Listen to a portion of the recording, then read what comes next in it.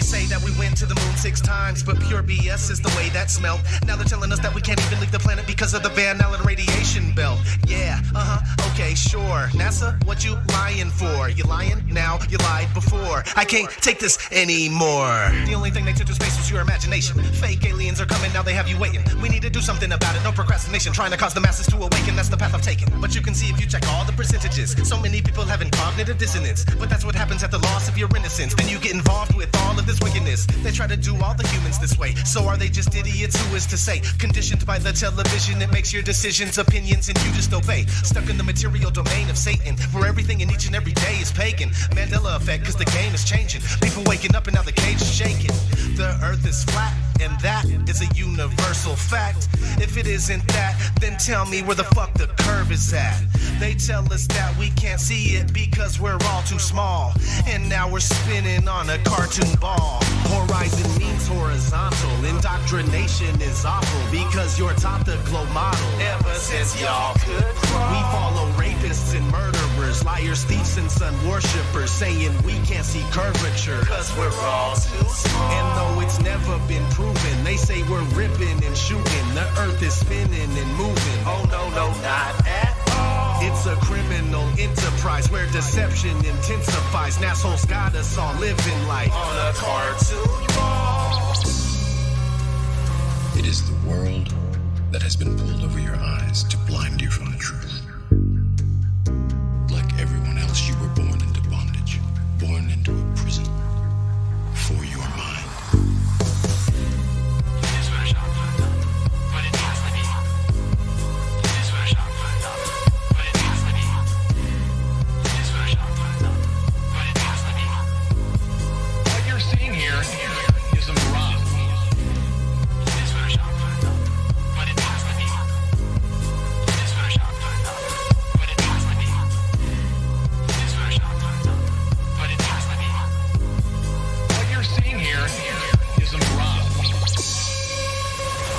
We accept the reality of the world with which we're presented. It's as simple as that.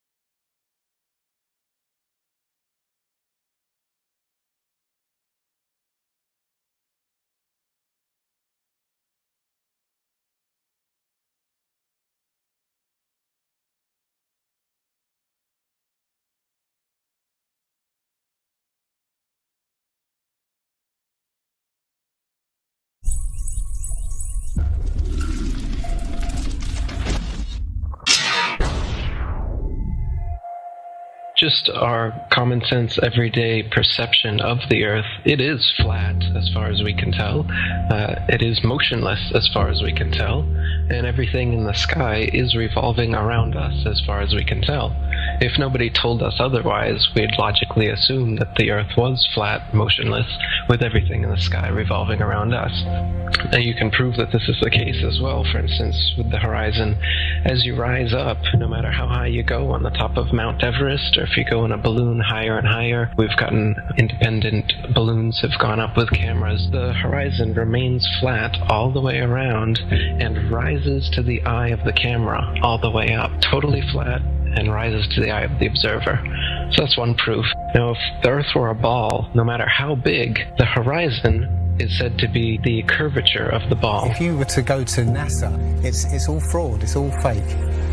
Pretty much everything NASA puts out is fraudulent. There are no images of Earth from space. Put an end to this topic once and for all, turn Hubble round and show us Earth in real time, but they will not do it. They can't do it. It doesn't exist. It literally doesn't exist.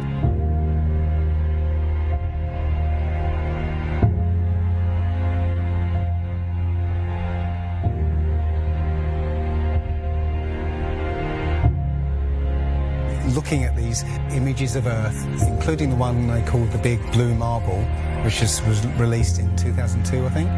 Zoom into it with Photoshop, you'll see where they've used the clone tool in Photoshop to take a picture of one of the clouds and stamp it in various places around the picture.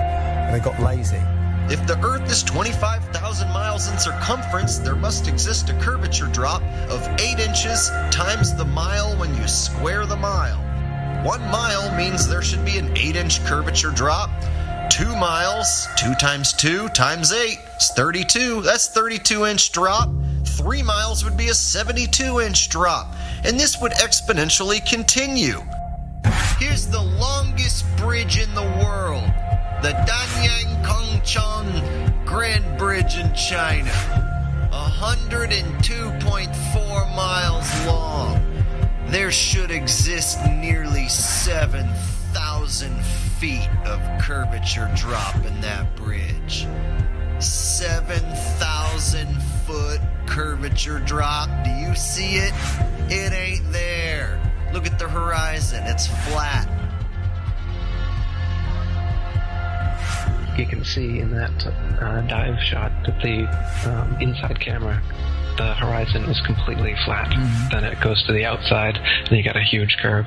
But when you're looking at some of the amateur balloon footage, some of it's lens corrected, and it's completely flat. And others, like the GoPro stuff, the horizon will fluctuate as the camera spins and tilts. The horizon will go convex and concave, a lens effect. It's obviously not the horizon shifting every 2 seconds as the camera jumps. Yeah. And when it's still, you can see all the way up, totally flat.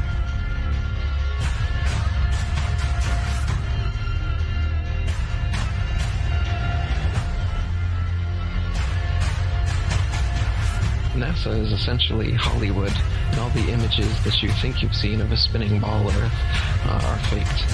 And all the amateur balloon and rocket footage that we've sent up there shows a flat horizon that rises all the way up. And that's impossible on a ball. Humans, for the most part, don't have a clue. They don't want one or need one either. They're happy. They think they have a good bead on things. But why the big secret? People are smart. They can handle it. A person is smart. People are dumb, panicky, dangerous animals, and you know it. 1,500 years ago, everybody knew the Earth was the center of the universe. 500 years ago, everybody knew the Earth was flat. Imagine what you know tomorrow.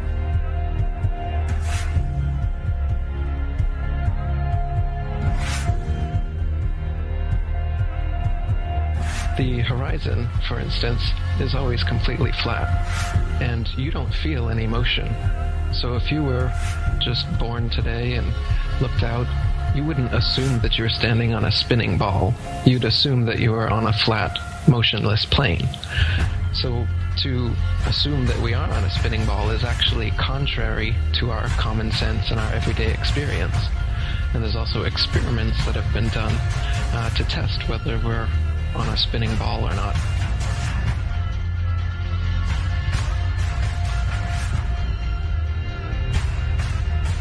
My question was, why, if it's a flat Earth, why couldn't you stand on the coast of California with a telescope and see Japan or Hawaii or something? And I think you know the answer to that. I'll let you answer that. Yeah. You can't see an unlimited distance. The lowest layer is the densest and not transparent. So if you imagine like a hot, humid day, the haze over a road, all telescopes will eventually blur out in that same kind of way due to the air. So no, you can't see an infinite distance. Is the Earth flat or round? It's round. Okay, now let's see. How do we go about proving that? Go to the seashore. Go to a seashore. Watch as ships sail away. They don't disappear all at once. No, first, the bottom will disappear. See, the bottom of the ship is gone. Now we can see midway up, and then the whole thing disappears. Now, ships came back. They didn't fall off the table. So people realized that the world is curved. I mean, it's a big curve, but it's curved. So, The process of testing claims, the world is flat, the world is round, is what we call science. Now, if you have a claim that can't be tested, that's what we call pseudoscience. Extraordinary claims require extraordinary proof. Extraordinary claims require extraordinary proof. Boats don't disappear over the curvature of the horizon. Boats disappear due to perspective.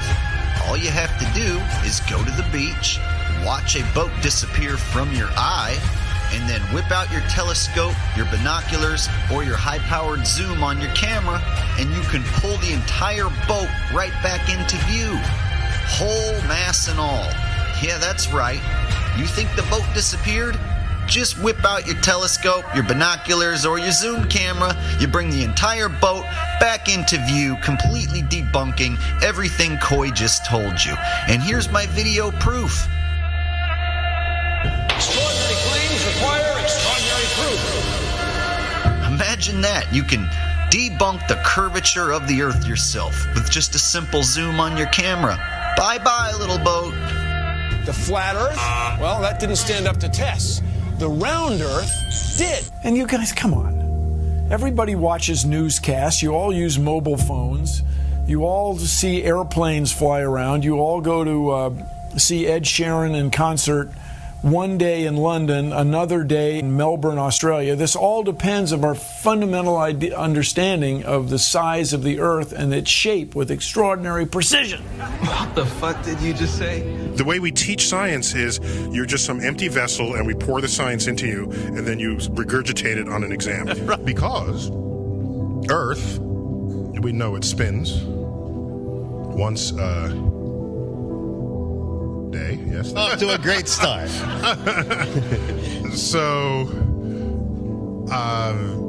you spin, when you spin pizza dough, it kind of flattens out. Yeah. Gets wider in the middle. And so Earth, throughout its life, even when it formed, it was spinning.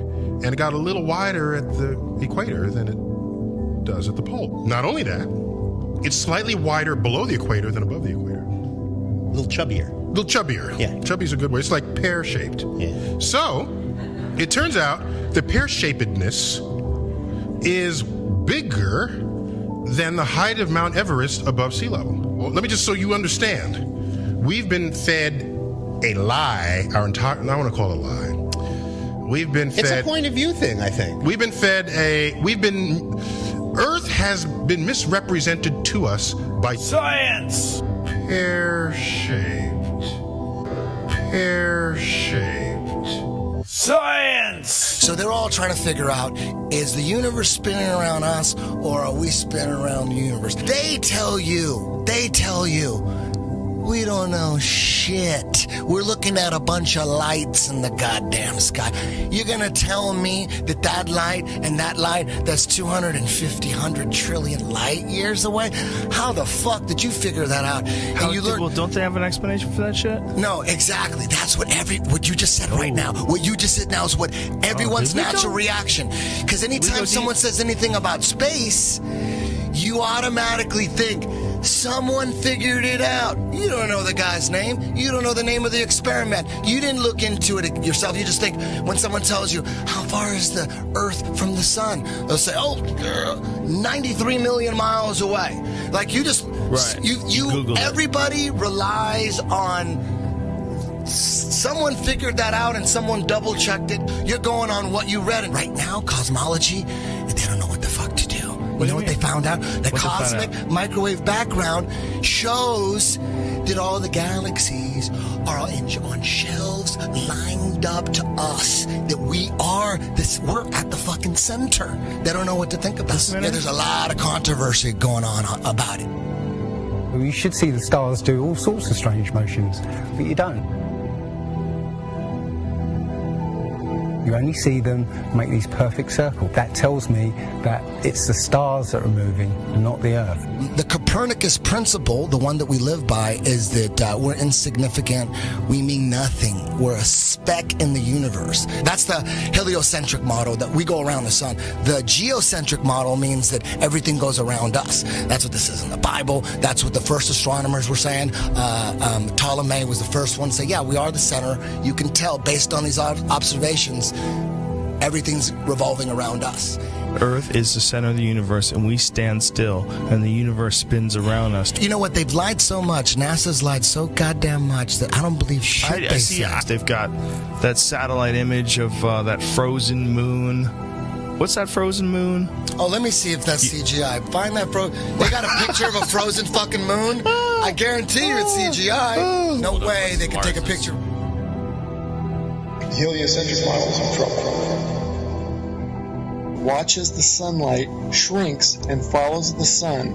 It's definitely a locally illuminating sun, not far away, not very big, and definitely not 93 million miles away.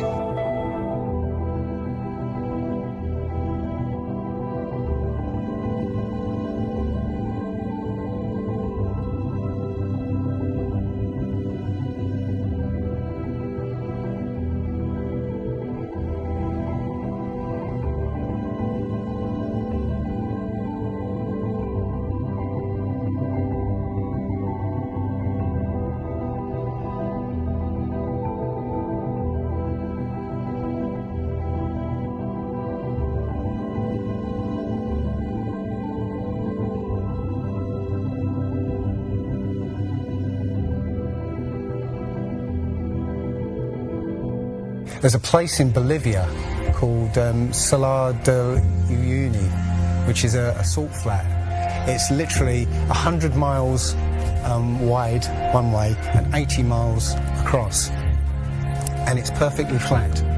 And when it rains, literally you get an inch of water and it looks like a perfect mirror.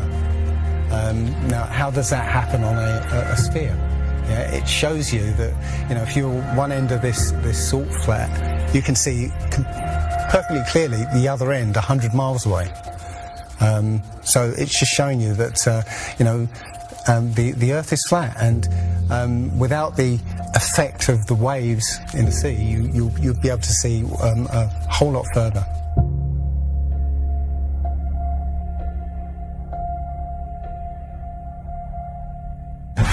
Took a picture across the Great Lakes from Michigan and was able to see, I believe it's Chicago, which he shouldn't have been able to see. And the television station basically said it was a mirage. I found this photo, Randmere State Park. This is from Joshua Nowicki, and what you're seeing here is a mirage. We typically would not be able to see this from the Lake Michigan shore. We talked about this last night. Conditions are right on the lake that we're actually seeing a mirage of the Chicago skyline.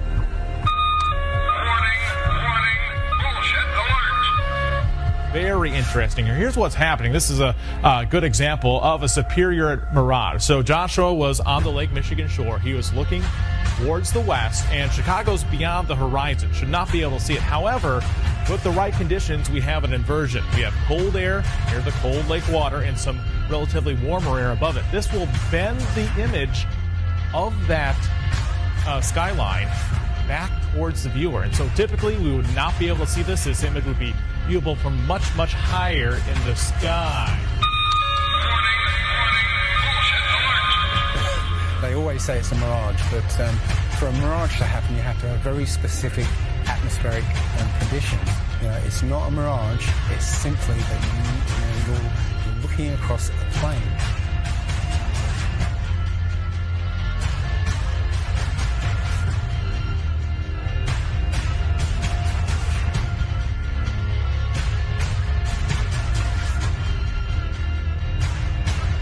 Now, how come in all these ball pictures, man, you can see all the continents pretty much, and there's just a little bit of clouds here and there. Man, it's like some of these pictures, like there's some where they show the Earth at night and you can see all the lights and stuff. It's like, you're telling me the entire continent didn't have clouds?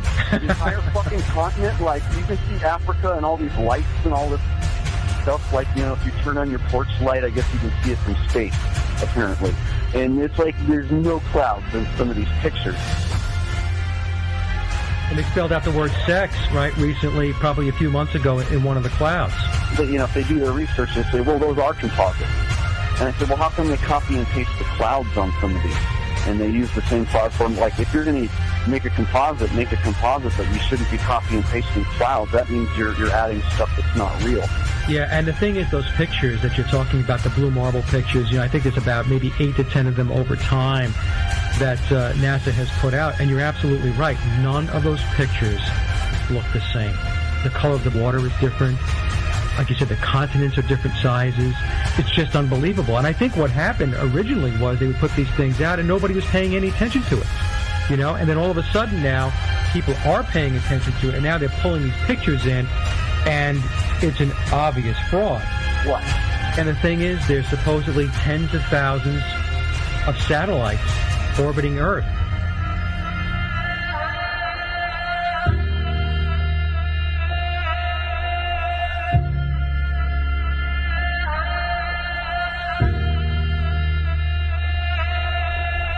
We can't get any close-ups of Earth. We can't get a view of Australia with the buildings upside down.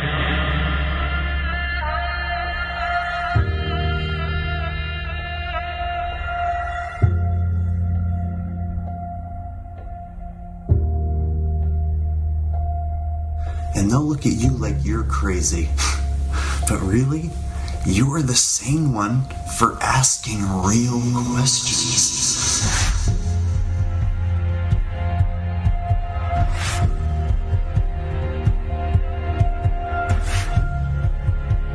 They're the fucking idiots for just repeating school book bullshit. That's how it works. I was taught school book bullshit in public school, and somehow I was able to break free and free my mind. You know how I did it? I watched NASA rockets explode a bunch of times.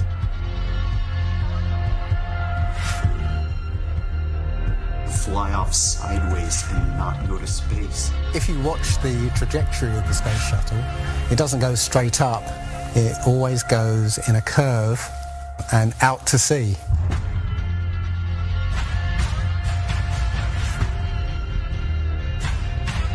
The point is, they actually go horizontal. The space shuttle goes horizontal. It never goes any further up. It goes horizontal, very, very low down in the atmosphere. You know, it's still in the atmosphere while it's horizontal, so it never gets any higher.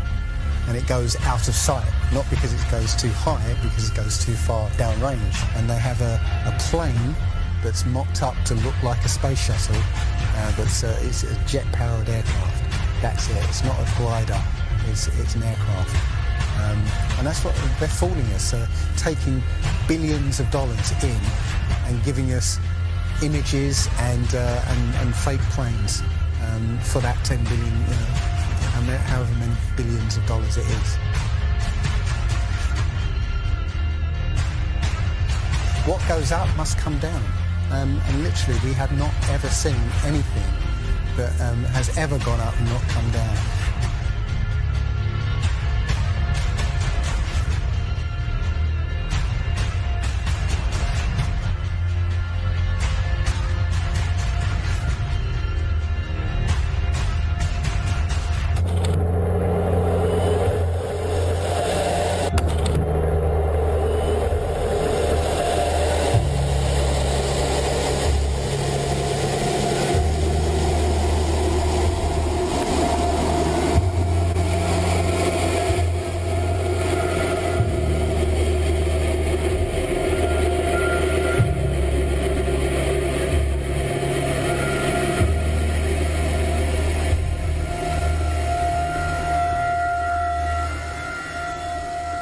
One thing I really want your generation to embrace is that the Earth is a closed system.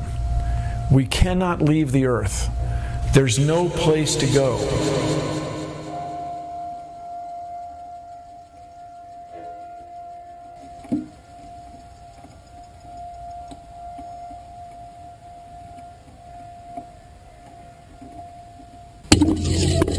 Rockets don't have brakes.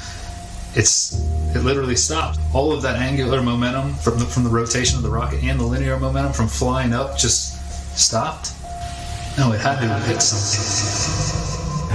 What did it hit? If it hit a solid surface, the rocket would have been destroyed, and most likely the camera too, so we wouldn't have the footage, and obviously that's not the case.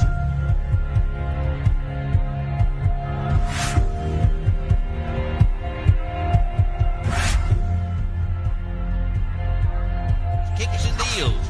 It's a long fly ball going back, and the ball shatters the sky, bringing the ocean itself down into the stadium. Oh, Simpson just broke this dream's reality wide open. I know we have still not shattered that highest and hardest glass ceiling, but someday someone will, and hopefully sooner than we might think right now.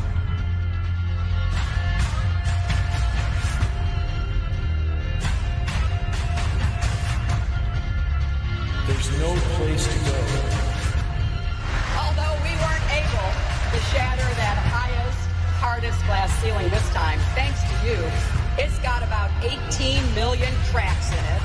And it may be hard to see tonight, but we are all standing under a glass ceiling right now. People figured out that we were an enclosed system. The more advanced we got, it would be the biggest thought on our minds. That's all we care about. If you could make a wildlife preserve 1,000 miles square, all people, all human beings would do is just be knocking on the fence constantly, going, why is this fence here? Who built the fence? Why are we in here? And so on and so on. Why do you think that Truman has never come close to discovering the true nature of his world until now? We accept the reality of the world with which we're presented. Earth, Earth, Earth, Earth, Earth, Earth, yep, yep, yep, yep, yep, yep, yep, yep, Earth, Earth, yep, yep, yep, yep, yep, yep. Earth. If you start here, and you go around long enough in the same direction, you wind up in the place you started from. Yes, Thomas? Why don't we fall off when we walk underneath, Miss Sarah? Because of a force called gravity. What does gravity look like? Gravity is something we can't see, but we know it's a great invisible force that keeps us all here on Earth. It's a natural force that keeps us all from flying off into space. We were always told that the world is flat. You were told right. Don't listen to her. I've been patient with you, Sarah. Lord knows I've been patient, but now your words have revealed you. The law of gravity was discovered by Sir Isaac Newton in 1687. That's almost 200 years ago, Uncle Evan. But there is only one law. The law of God. What is gravity? You have no idea. Okay, next question. Wow. No, here's the difference. We can describe gravity. Okay. We can say what it does to other things. We can measure it, predict with it. But when you start asking, what it is, I don't know. Einstein, in an Einsteinian answer, we would say gravity is the curvature of space and time. And objects will follow the curvature of space-time, and we interpret that as a force of gravity. That's probably the best answer I can give to a what is gravity question. Or why is there gravity? That's the best I can do there. I think that's a good start.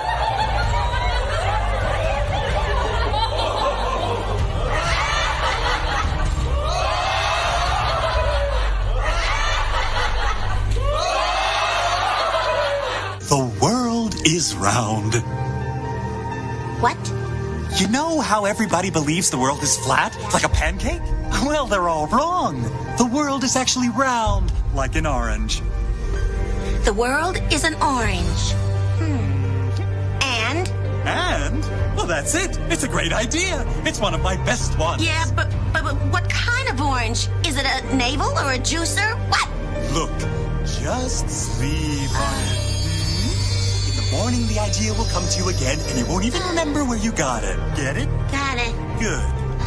I must say, I really thought you'd catch on to this a little quicker, Copernicus. What? My name's not Copernicus. I'm Charlene Sinclair. You're not Copernicus? This isn't 16th century Poland? boy, I screwed up. How do you brainwash? You repeat the same thing over and over again. You know, if somebody's resisting the concept, if you keep fucking repeating it, they'll incorporate it in their brain. Since you were a kid, you've seen this, but you've never seen it from that point of view. But your brain has three-dimensionalized. Oh yeah, that's the Earth. How? Through repetition. Let's just all get on our hands and knees and wait for a scientist or an astronaut to come along, or Neil deGrasse Tyson to come along and bestow upon us their knowledge. Now, as you can see, this is the evolution meter, and I've put God, the creator of everything, on the right side, and evolution on the left. I won't change my mind, because I don't have to, because I'm an American. I'm dug in, and I'll never change. Mac, look, you're wasting our time. You're not going to get us to not believe in evolution. And why is that? Because the smartest scientists in the entire world all agree that it's real. I'm glad you brought that up. Mr. Reynolds, these were all the smartest scientists. Only problem is, they kept being wrong! This is insane, you fool! I'm a fool because I have more faith in the saints that wrote the Bible? Yeah, because you just read the words of a bunch of guys that you never met, and you just take it on faith that everything they wrote was true. And what makes you think what your scientists are writing is any more truer than my saints? Because there are volumes of proven data, numbers, figures. Have you poured through the data yourself? The numbers, the figures? Well, no. No. Oh, interesting. So let me get this straight, Mr. Reynolds. You get your information from a book written by men you've never met, and you take their words as truth based on a willingness to believe, a desire to accept, a leap of, dare I say it, faith? Come on. Look, I mean, I don't even know how I'm supposed to respond to that. Like, come on. I rest my case. Matter tells space how to curve. Space tell... Did I get that right? The science community is ignoring a lot of the things that we're looking at. And so normal people are going out and doing experiments. And one of the experiments has turned up an amazing fact that we've not been told. And it destroys the whole idea of this heliocentric system. And that is the moon. Now, you can actually measure the temperature of the moonlight next to the temperature of the shade of the moonlight, and you'll find the moonlight is colder than the shade, the opposite from the sun. So the moon is throwing out its own light, and that light is the opposite from the sun. Now, that tells you that it's not reflecting the sun's light. It's producing its own, and its light is different from the sun's. So, the scientific community have not told us this, because they won't tell us this, because it destroys this idea that the sun is lighting up the moon. Everyone knows, like, if you're in sunlight, it's colder in the shade, right? So if it's 100 degrees in the sun, it's 90 degrees in the shade. You go to the moonlight, like especially in a full moon, especially if it's high in the sky, the moon is its own independent object. It is not reflecting the sun rays. The sun is its own object. Also, about the same size, which is, again, coincidentally, why the moon fits so perfectly in front of the sun during an eclipse. We always thought it was coincidence that even though it was 400 times farther away, that it was also exactly 400 times less diameter, which is why it fits. And the other weird thing about the moon, which everyone thinks, oh, it's just a coincidence, is that we never see the other side of it. It's constantly perfectly rotating, so we only see one side of the moon. Exactly one side. It's not like we have like a quarter of a degree every 5 years or half a degree here and there. It's always the same side. There are no coincidences when it comes to this system. It was deliberately built, but I think it was deliberately built to be detected. And I think we were naturally supposed to figure this thing out maybe as late as the 1970s, but the government figured it out first, and they have been spending a heck of a lot of money trying to keep it a secret.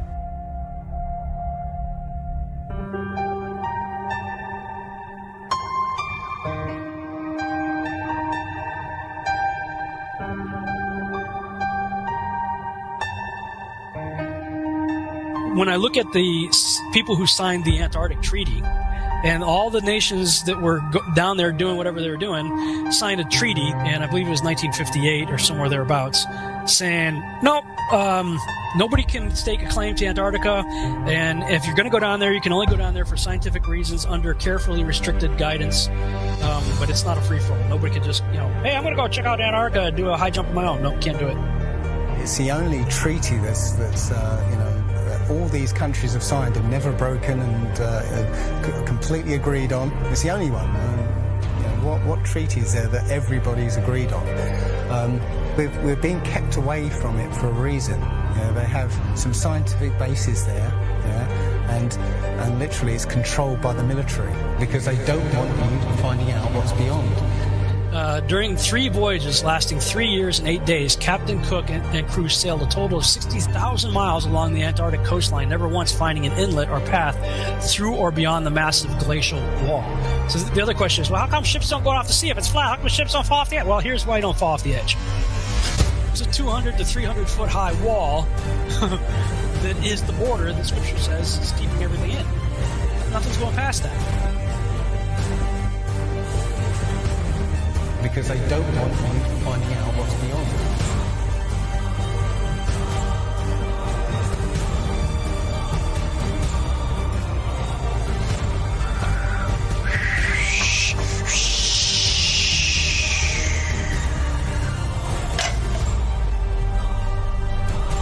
Personally, I think the unconquered South face is the only one worth scaling.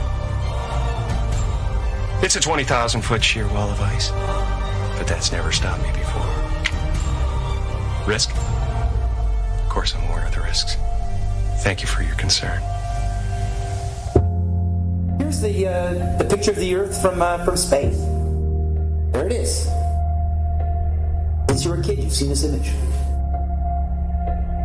But you've never seen it from that point of view. You've never seen that with your eyes from that scale of a model, that point of view, from outside of the planet's surface. Well, here's the first image that sold the whole thing. 1482. This is when they came up with this idea. We are on that thing. It's a ball. Hey, we should go to the North and the South Pole. We didn't do it yet. It's a fucking ball. Hey, nobody's even jumped up high enough to see if it is a ball. They can't do that. We don't have planes yet. It's a ball. You know what? We adopted this whole model 400 or 500 years before the airplane. 400 years before the airplane, pretty much. Beginning of the 1900s. They went to the North Pole in the 1900s. This is 1482. Nobody went to the top of the globe, to the bottom, or flew up, or built a skyscraper. It's funny that we said that this is what we're in right now. This is what we're on before any instrument approved. This is the first time we actually had an instrument of flight. Actually go high enough to actually fucking check out if what we agreed to 500 years ago was real. So if they were wrong after 500 years, the question is, would they tell you?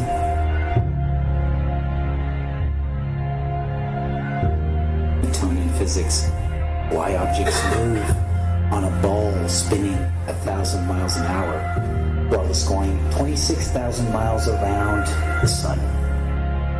Basically, the model we accepted right now.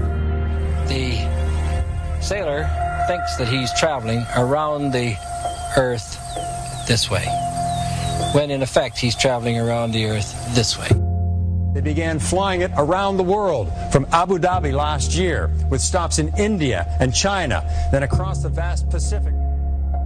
Does running around your neighborhood prove that the neighborhood is round? I was an airline pilot for Delta for 26 years. A pilot's primary flight instrument is his artificial horizon, which he has to be maintained level to keep from climbing and descending. From a cockpit, weather permitting, I could see hundreds of miles in all directions, viewing cities connected by roads across the flat plain as far as the eye could see. Nothing ever leaned. If a pilot is flying around the curve of the Earth, then he should be dipping the nose down, and every 5 minutes he should be dipping the nose down to stay around the curve. That's absolute proof that a plane flies over a flat surface rather than a curved one. But I went to the manufacturer of the artificial horizon, and they confirmed to me that it's completely mechanical, nothing electronic in it whatsoever. So it's literally just a gyroscope that can freely move.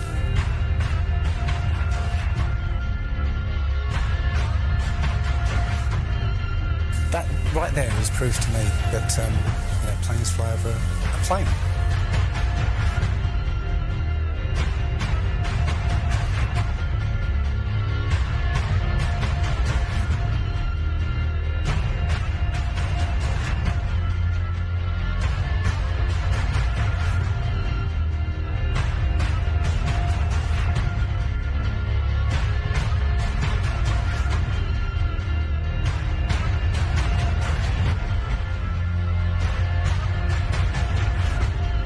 Flat Earthers, it's time. We are going to destroy the Globheads' arguments concerning flight routes.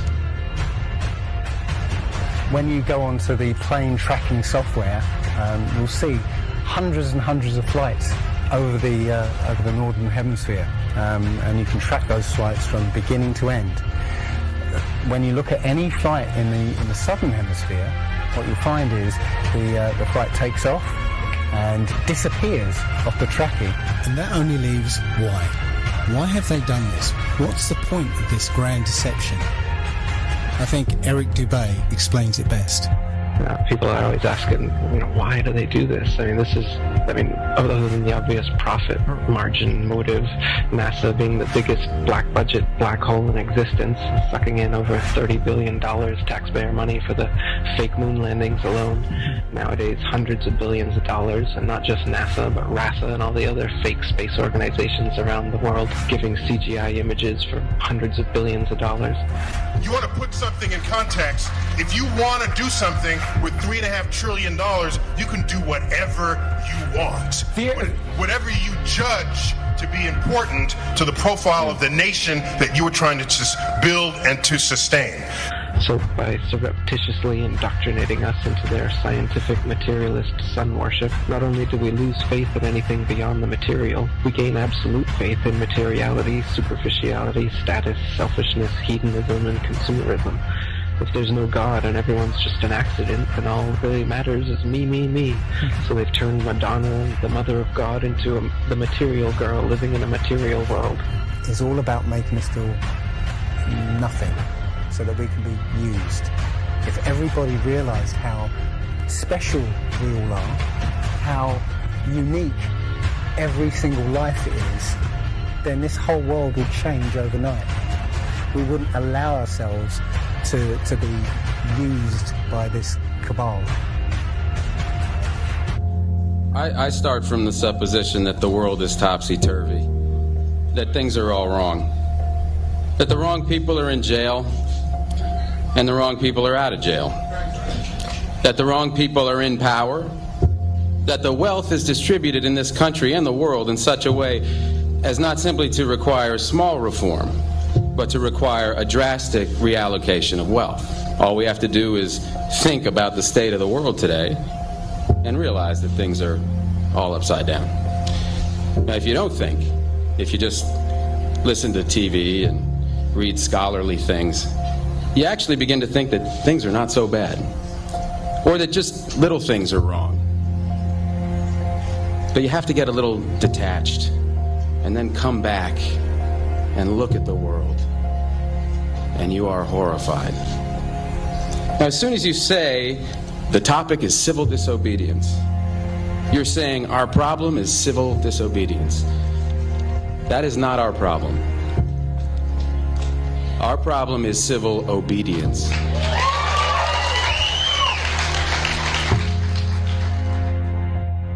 I think all our society is run by insane people for insane objectives.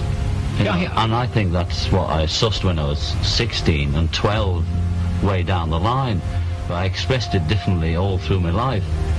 It's the same thing I'm expressing all the time, but now I can put it into that sentence that I think we're being run by maniacs for maniacal ends, you know.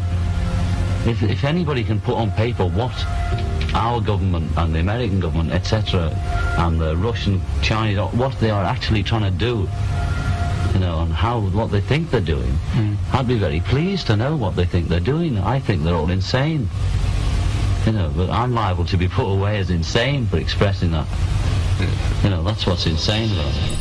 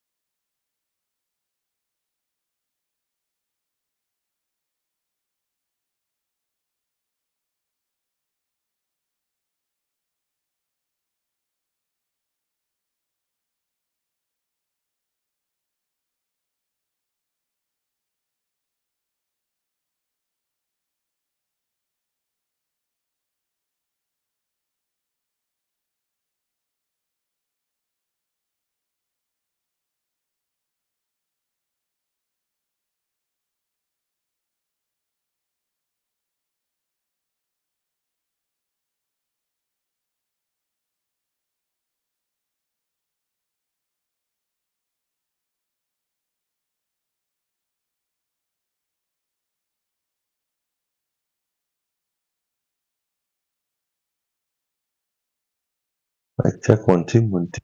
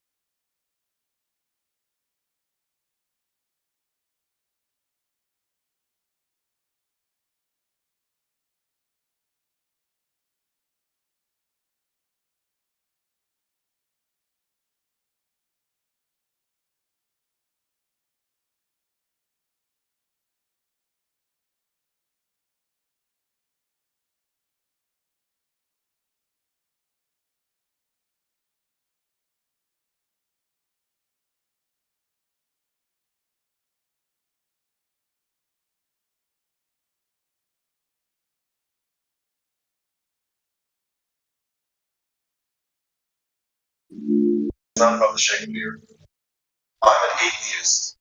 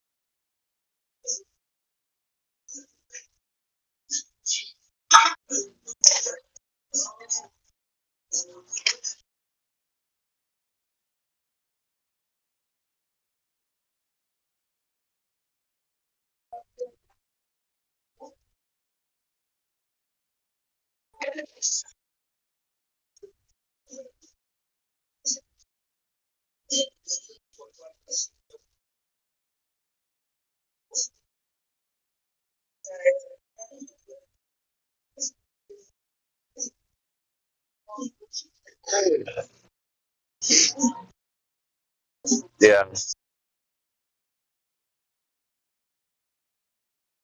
I think we should bring that recliner out here and put it right next to that arm. Just right next to that arm. Or leave a little walkway between it and the couch. And then you have two walkways, and that'd be fine. Right? What do you think? Because then we can put the brown leather chair from the garage in the bedroom. Because it'll fit. Just right there. Right here. Right put it here. Right here. So you can still get through here. So you can still squeeze through like either side.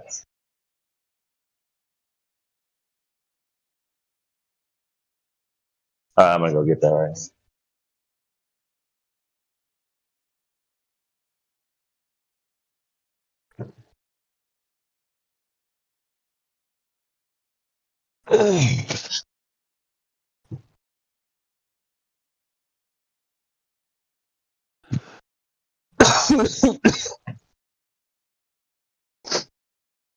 I don't remember how I got this through here. I might have to.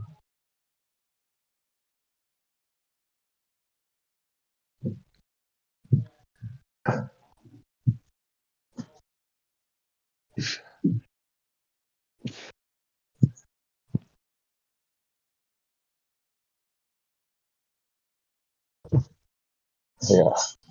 This is a pain in the ass because you have to fucking turn it on its. You have to turn it on its side. But it's actually easy after that. This is such a piece of shit chair. It's like peeling. It's like needs to go, but it still works. Bam. Well. So then you can go a little more. That shooting.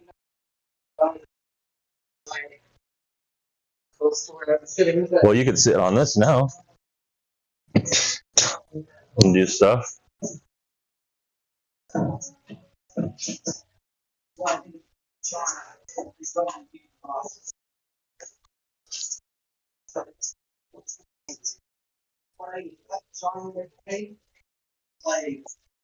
I like the wolf.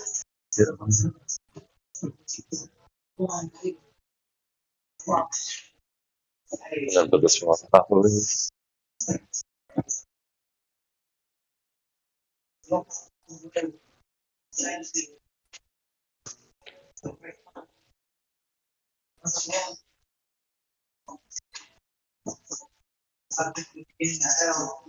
Yeah.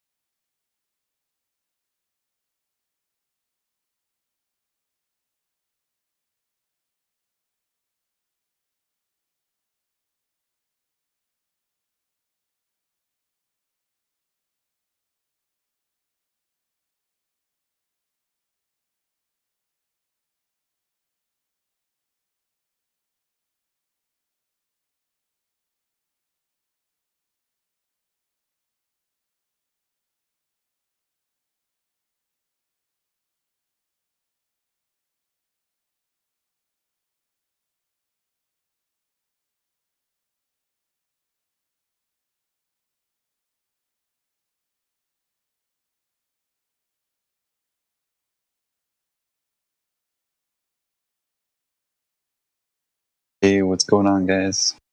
Good morning. If it's morning for you, hopefully you're just having a good day, working hard, hardly working. You know, that's what I'm about to do. But yeah, I saw the room was, a little short today, but kind of how it is in the morning, or at least how it was, I think, before Miggy started getting on that routine. And, I'll be the first to say I miss the guy. He definitely has a way with amping up the room. But it's a new day, and here for the flat earth. So of course, if there's anybody out there, still questions or just thoughts on the mind, I for one always appreciate hearing them.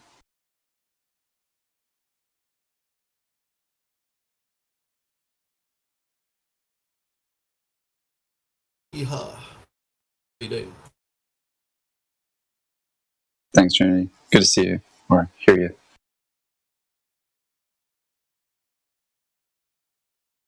you. Yeehaw! Indeed, as they say in Texas. Except they do it really, really loud and usually throw a hat. So that's usually a lot of fun. I don't know, we're getting to that moment where the sun starts to recede, at least from the quote-unquote northern part of the earth. I think it's pretty unique how we kind of all celebrate that moment when it hits the other side. The winter solstice, supposedly December 21st, as they say. It's never changed like all the other holidays. What I mean? What up, Jules? Pretty good. I'm in between. I just got off the phone from work, but I'm working on something right now. But what do you work on, if I may ask? Basically, it's like, so they're like orthodontist offices, like end user computers, like PCs is pretty much most of it. Oh, nice.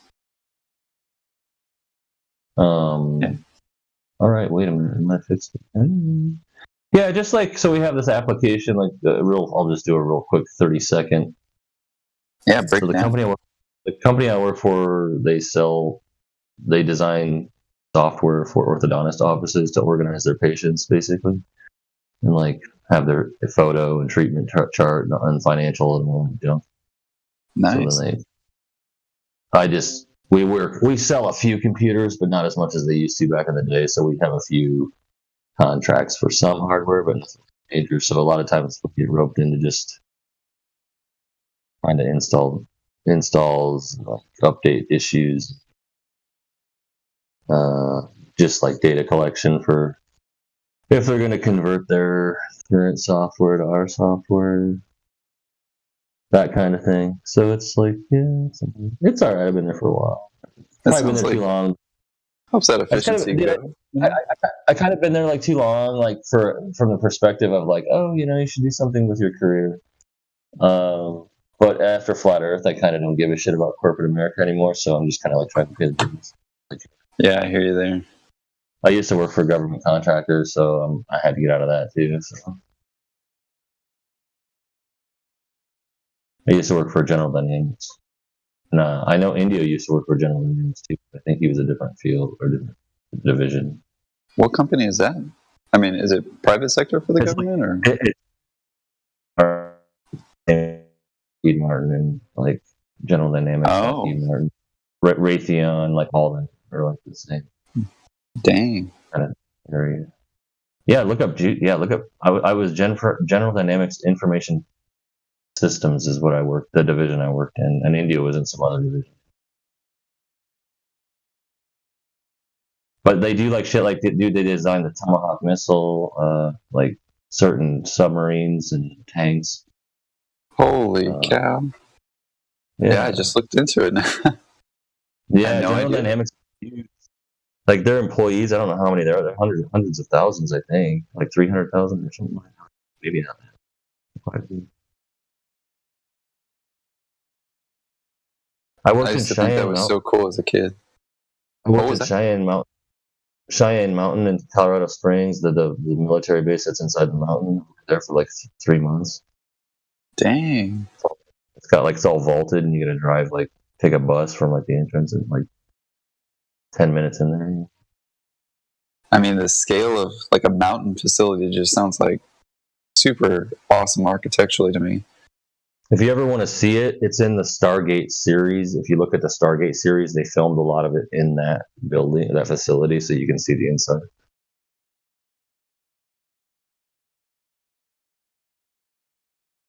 If you ever wanted to see the inside of it, they filmed the series for Stargate in that mountain. In that base. Really? Yeah, so if you want to see what it looks like, kind of inside. Yeah, I was just taking a look on Wikipedia real quick. Like bits and pieces of it. What happened to this computer? A NORAD command center? My gosh. Holy shit, do we have any calls? Might have to take a call here and see. That's awesome, man. You know, to know. Yeah, what is it? That's what you did. You just Google? What did you Google? NORAD. Just Cheyenne Mountain, Cheyenne Canyon. Is it Cheyenne? Like CHEYENNE? Yeah. Cheyenne Mountain Complex, NORAD. Yep, NORAD.mil. That's what you want. Yeah, I just wikied it real quick, and getting that little brief history, early history, 19th century, 20th century. Probably get the server flagged for this. Well, don't do that. It's just a .mil. It's public information. It's not like, it's just like NORAD. That's the official website. Oh, wow. Yeah. Aerospace Defense Command, dude. I used to work in there.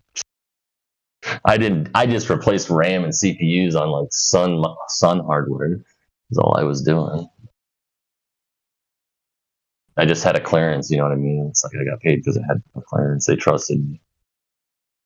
True that. No, that's still really interesting to me, that field. Now they're listening in on it. Who's this Joseph Lynch guy? We got to look his numbers up. He's in file here. You know, the CIA guys that are listening on the streams here. Oh yeah.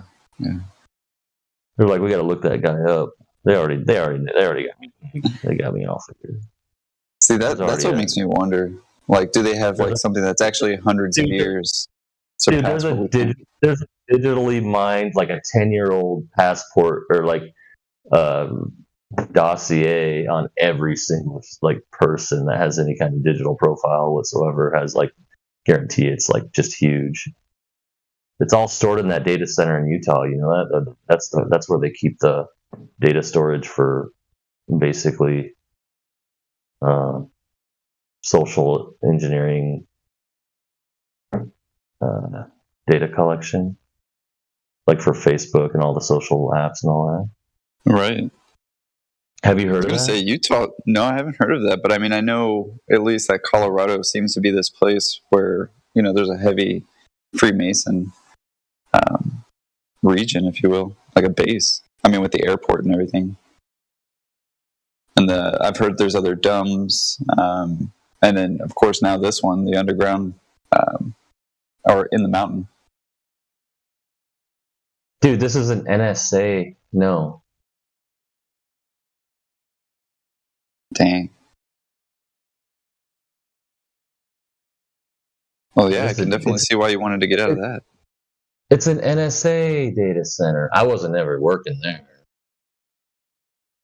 Here, look at this link. Live stream 50 after. Nice. Oh, dang. Oh, yeah, the logo. It says it all, right? Yeah, I know. Survey the eye.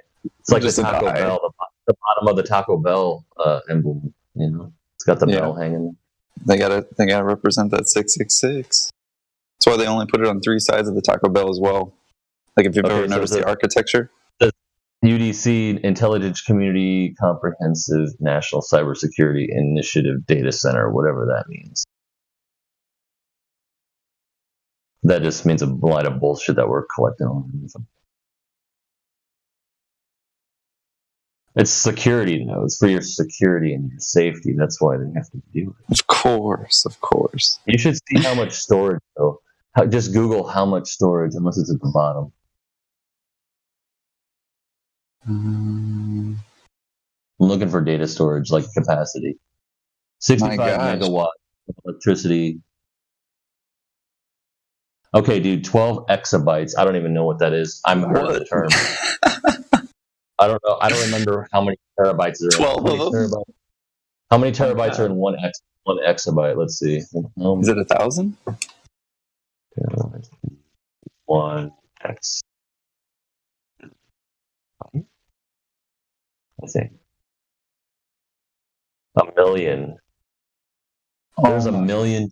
There's a million terabytes in 1 exabyte. Learn something new every day. 1 million. So it's 12 million terabytes of storage. My gosh. I mean, it sounds like a lot, but yeah. I mean, how many is that divided by 330 million Americans? Think about if you have a large NAS in like a small office. What is that like? Like 10 terabyte, maybe 8, maybe 5. I got 4 on me. So you're talking 12 million terabytes. It's a lot. Like, what are you doing with all that data? They're doing it. They're social engineering the population according to their social media apps that they're using. And that's part of it. The other part is they're just collecting information on everything you sign up for, and they're just creating. You have a digital profile footprint that they're going to end up using for people, say down the road, social cost, like social ramifications, whether if you do something or not, they'll shut certain things off. I'll believe that when I see it, but I think that's $15 to $20. At least 10 years. Like, I think we'll still have paper money for the next 7. Yeah. Like, there'll be a lot of digital the next few years, but it's going to be kicking off the next, like, probably few years.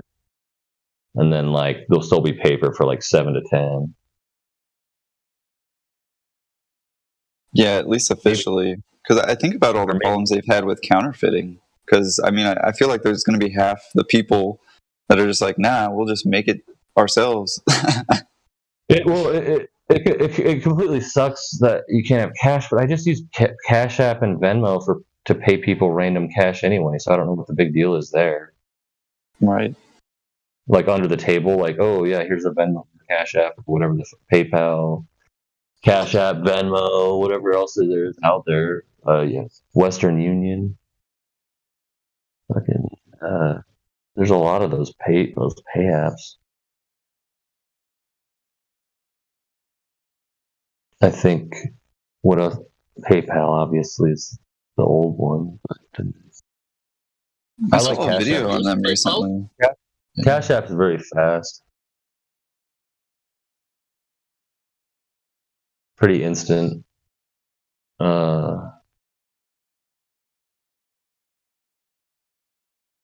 Another thing that's really cool, off topic, but if you ever go to privacy.com and get there, it basically allows you to put your bank account in. If you trust it, you trust it. I mean, I've had it for like 7 years, but you just tie it to your bank and then you create digital credit cards that you can use randomly in different manners. And then you can make it a burner, so it's a one-time. You can do it so it's like per transaction, per month, and you can set the limits, and like it gives you a card number, CCV and a date, and then you just use that, so you're not like putting your debit card online yet. Oh wow, it looks pretty streamlined. That's cool. If you create a burner, it'll stay open. If you refund something, it'll allow you to do it. But if it's a burner, it just works for the one transaction unless they refund it. How does this company make profit? I don't know, man, but they've got all my bank information. But see, that's what worries me. These I haven't been hacked. I haven't been hacked in 7 years. I've had it, so I mean that's good. I think they just kind of take everybody's funds and then they use it on the stock market and put it back. I would rather do that than put my debit. Yeah, I used to, and it's out there a little bit now, but not as much as it used to be. Which I don't know where the hell my bank card is. I'm supposed to show up. I just checked the mail, like yesterday. Maybe it was supposed to be. It's gotta be close. I can't believe that one terabyte. 1 million terabytes in an exabyte, and that data center has 12 million. Yeah. That's enough storage for a movie library. You can put some conspiracy videos on there. I wonder how much that is in audio. That's got to be like 1,000 years. I bet you they got all the shadow ban and taking down YouTube content backed up there too. They just have total access to it too. They've probably got stuff that's never touched the internet, you know. No, but I'm saying they probably got all those videos that they censored and took down. Oh yeah. They got all their content, dude. Odyssey's really good though. Anybody you send? Yeah, Odyssey's really good. Just go to Odyssey and do a search for whatever the hell you're looking for. You'll find it. You'll find it pretty good. You might have to scroll like a page, half a page, but you'll find it. It's pretty quick too. Yeah, it's fast. It's blockchain technology. I don't think you can take stuff off of there. I think once it's up, unless it's like bad. But I don't get how they would regulate that if it's blockchain and it's supposed to be permanent. I don't know. They would. Well, that seems costly. Doesn't it cost to put on the blockchain? Or is it their own blockchain?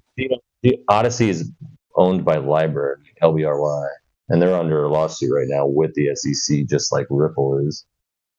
Gotcha. I don't know if you're into the crypto scene, but that blockchain lawsuits or whatever.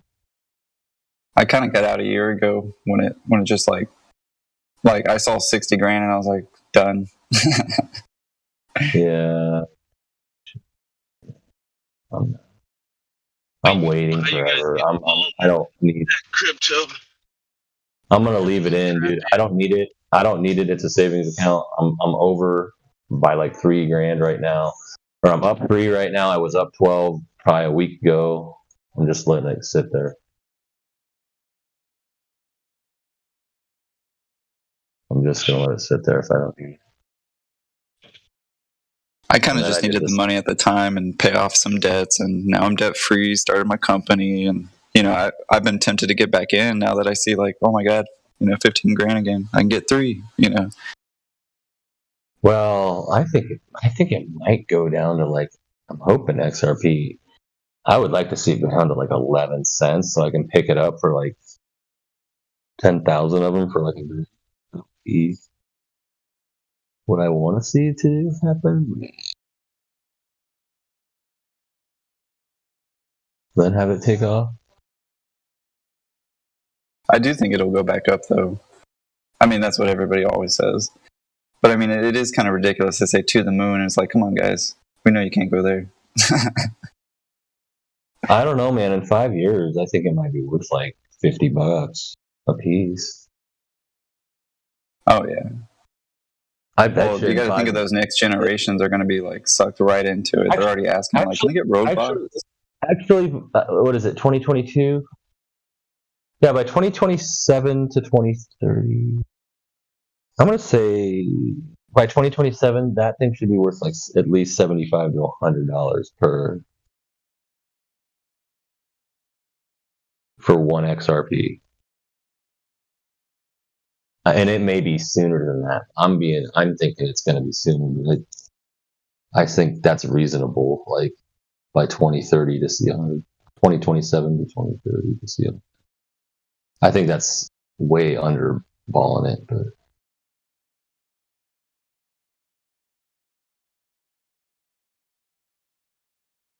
to see like retirement, what I would need for like retirement level, I could see that by 2030 for sure.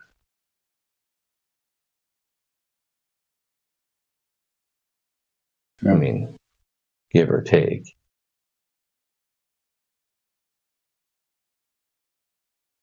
Yeah, retirement scares me, but not financially, but just like I'm the kind of guy who has to be doing something, almost two things at once all the time. Designing here and talking to you guys. And, what I would do, no, I would start my own thing. I don't know if I would do like just an online storefront or get a brick and mortar eventually or not. I would start it online and then see if it would work. And then if I had a good storefront product, then I would bring it in store and like duplicate it or double it.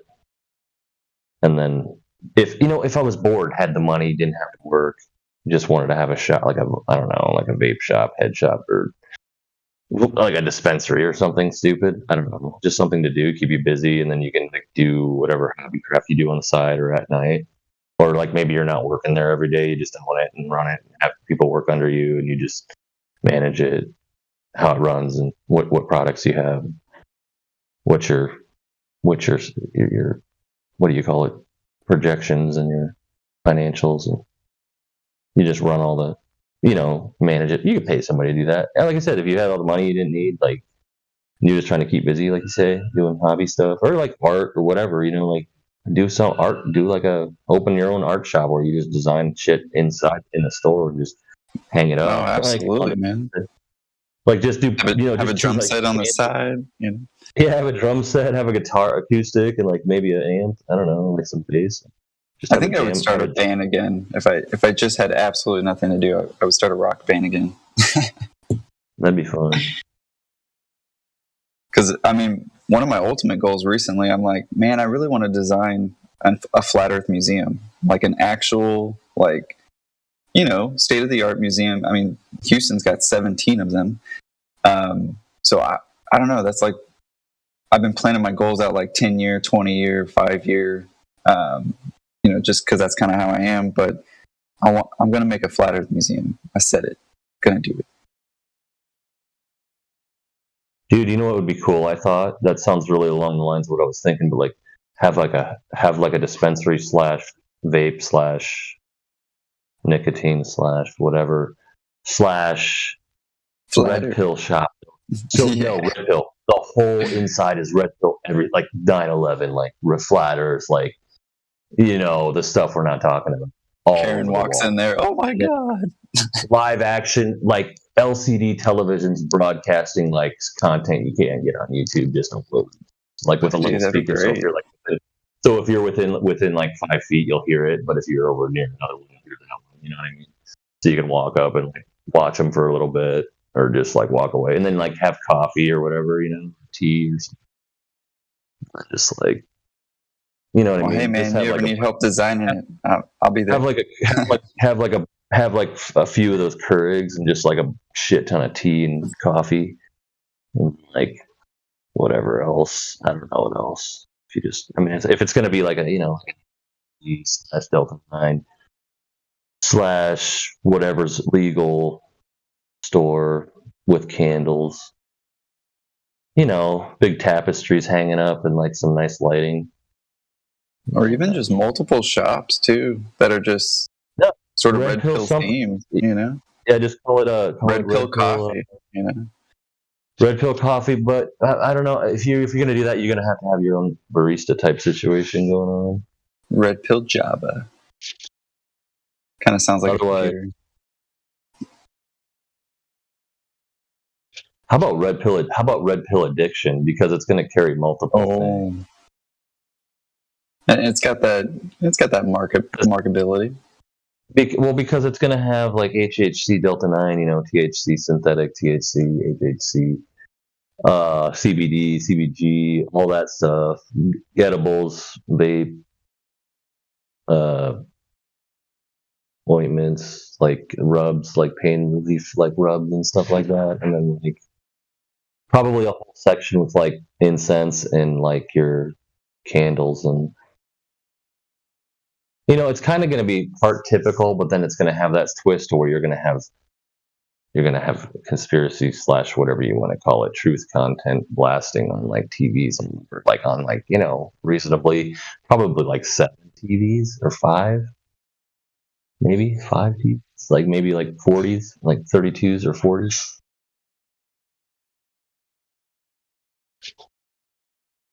And then just I don't know.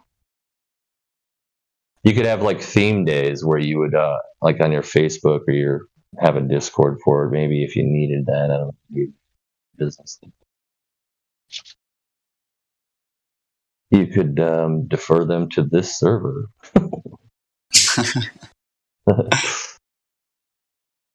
That's actually what I would do because it's the best server for. That's most reasonable where you're not going to get your head ripped off if you're halfway. Absolutely. You know, I mean, at least anymore. You used to be able to fairly easily get your head ripped off in like 30 seconds, even if you were being venue. But now it's a little better, but still.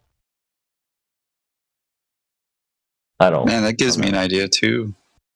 Like, if there was just kind of a side page in here for like Flat Earth or Red Pill sort of business ventures, and instead of investing in all this Bitcoin, like maybe we invest in each other and start a franchise.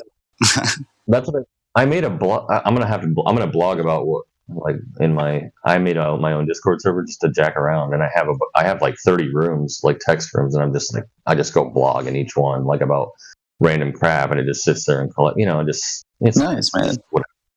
It's just like a hangout. It's like a virtual hang. I set up I got a music bot and everything I configured. It's great.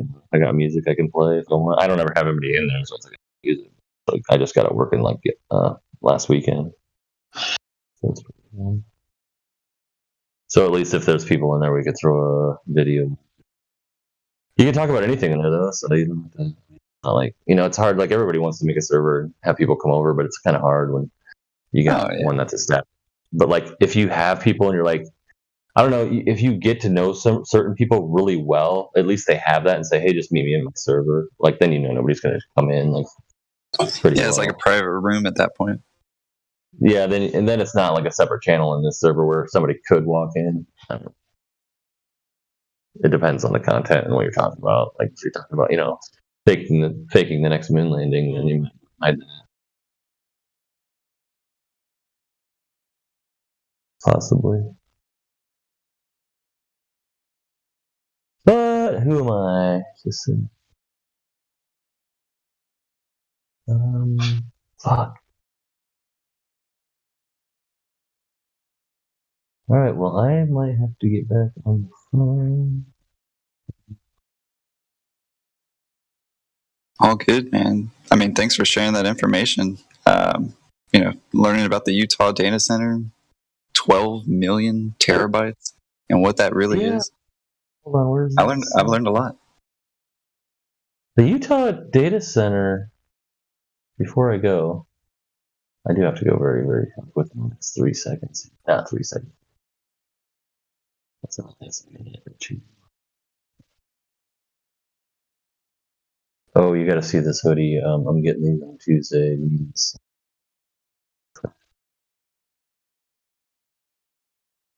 I got the link if anybody wants to kind of. Sure. This is her idea because it's what she likes to drink, but I know she's got me kind of hooked on it. Did it show up? Yeah, that's our hoodies. We got matching ones. Just gotta throw it in there. It looks blue, but it's white on black. Dude, Teespring's got some cool fonts. I don't know if you ever use Teespring, but you can one-off any hoodie you want. Just send it, and we'll be there in like 10, 15 minutes. T-shirt, you can do. There's girls, guys shirts, premium, classic, all weirder. The only thing they piss me off they don't have is big and tall. I wish they fucking had big and tall. Like fucking hoodies and T-shirts. It fucking sucks. I think there's T-Chimp as well, but I like the fonts and I like how Teespring works. If you're gonna make something, you can do something in 5 minutes and kick it out, and you have it ordered and you have it to you. You can express it if you want to pay like an extra 50 or 30 to 50. You can get like a 3-day or a 10-day, or I don't know. 10 days is the normal. If you want like a 2-day, I think it's like nice 30, 20. I don't know. But you can get stuff rushed if you pay a decent extra amount, probably like 30%.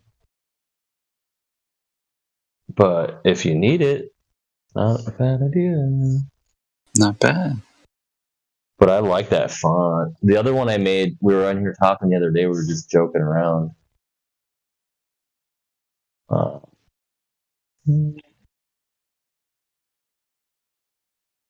you know the alphabet, right? So you got 6 as the letter F, right? 6. Usually G or E.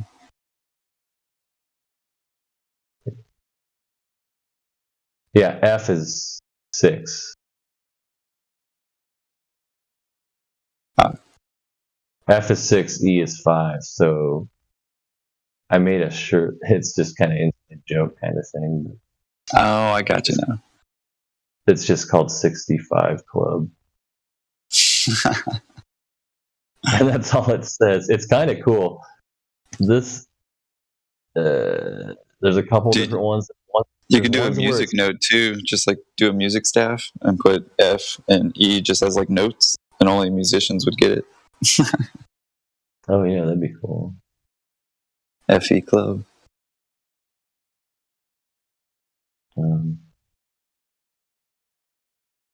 I wish I could sort this, but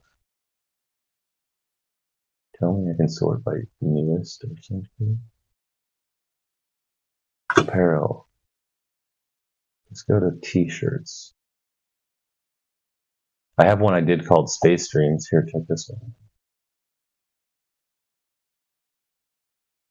And I have stickers of a lot of these. I should just post let me just post a link so you can get a link to my store.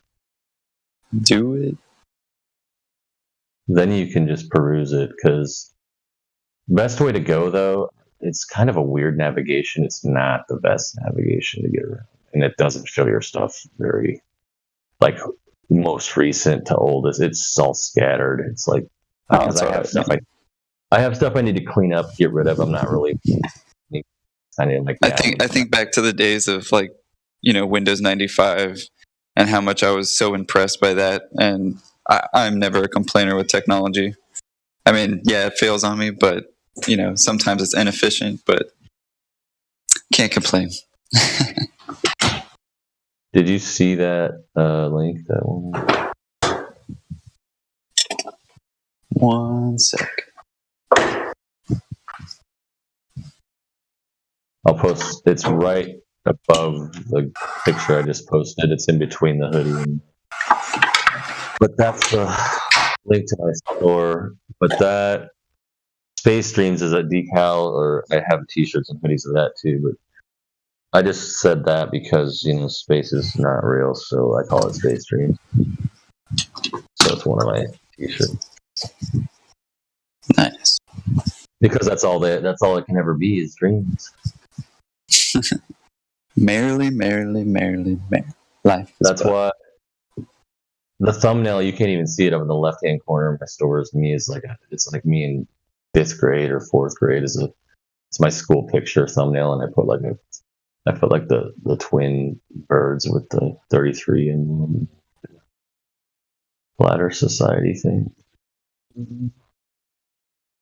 Damn, it was pretty nice. Good. What, the store? Oh, sorry about that. Yeah, is it like another manufacturer who makes a shirt, and you just kind of put the designs on them?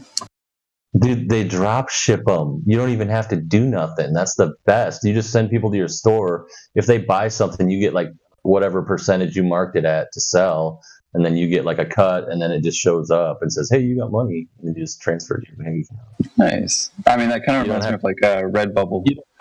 Like, say you had an event and you wanted to pre-print some sizes and stuff, you could, but you might lose money. You're just better off to give somebody a card with a QR, say, "Here's my store and my Discord," or whatever. Nice. And like you could just, you know what I mean? You know, I did like the obvious ones. Space may be the final frontier. I don't know. Are you in there? Yeah, I was checking it out right now. Okay. Yeah, like the Red Hot Chili Pepper quote, lyric, or whatever. I got a Globies made me do it. Dude, I got that coffee mug. I got a coffee mug with that. It's got the Fepe on the back. IPS. No, you know Infinite Flame. Society. Ain't no party like a flat Earth party. Do you know him or Infinite Plane? You don't know who IPS is? Nope. I mean, I've heard of him, but I mean, I don't think I've actually heard him. Like his voice? You haven't heard his voice? I mean, maybe I'm just not remembering. Okay, I'm usually like that. I got to see a picture or a sound, and then I might. Hold on.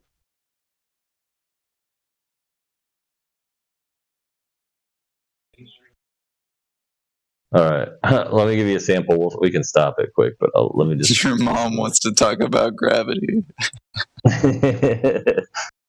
That's great. I could never wear that, but yeah.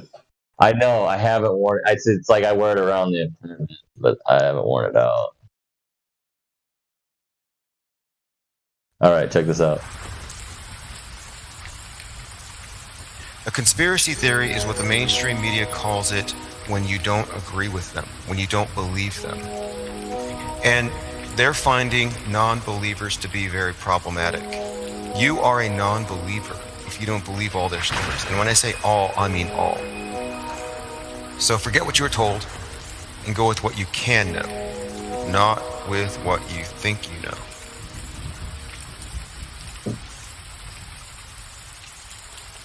And if you're not auto-hoaxing, you're not paying attention.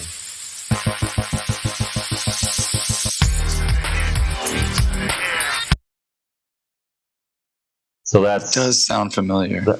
That's Infinite Plane. That's Tim Osman with an OZ, not Tim Osman. Oh yeah. Like OZ versus OS. The OS, I think he's OS. This guy's OS. The other guy's OZ. I don't have his book right here. I do have a book right here. No, I take that back. I don't know where the hell those books are. I have them. Where the fuck, dude? I just had a stack of his books somewhere. No, I've got. He's got this awesome. He's got these great books, like the Secret Religion of the Elite is really good, and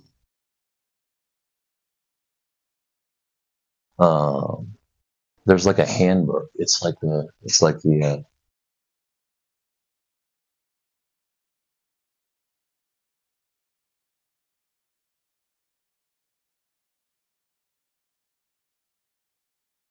The Flat Earth Activist Handbook. It's freaking awesome. There's 2 editions of it. I got both of them. I only borrow the first edition out to people that are serious about it. I won't borrow it out to anybody. Just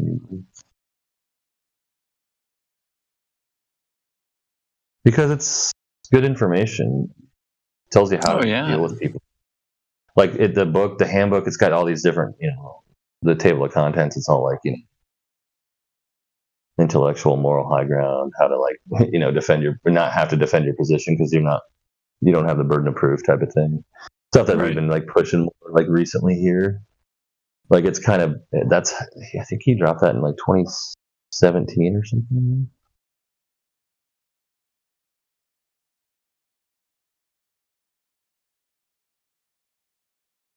No, I mean it's definitely a popular question. They're like, okay, well, I know about flat Earth now, and I know it. So what do I do next? And it's like, well, spread it any way that works for you. But I've been doing extensive, more on the weekend, but if I have time or when I feel like it. But I'll do Snapchat stories.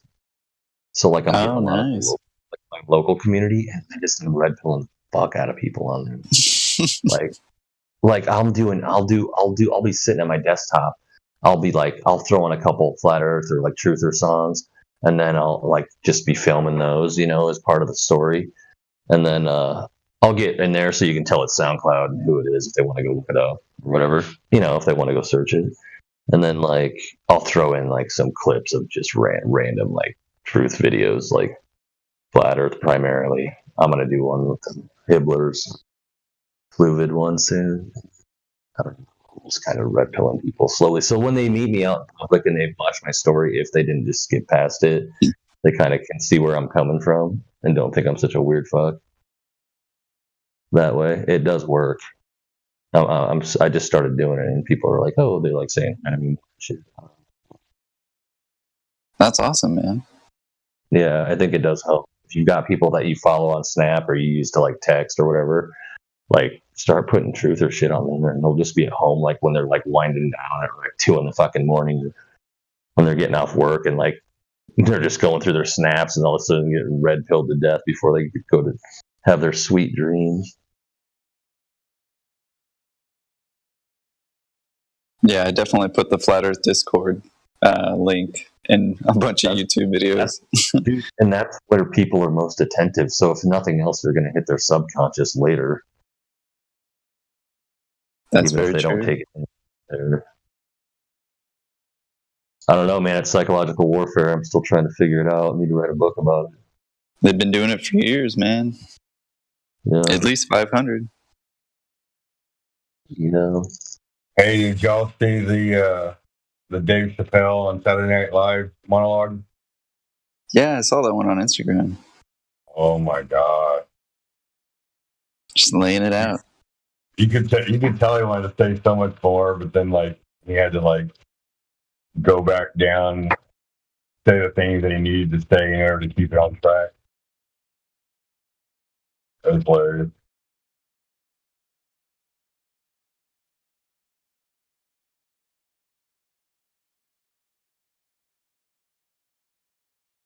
Yeah, things are coming out. He said Kanye got in so much trouble that Kyrie got in trouble.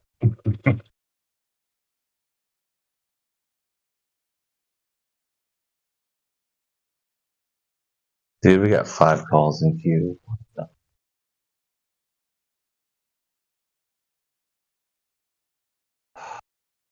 This has been a hell week, dude.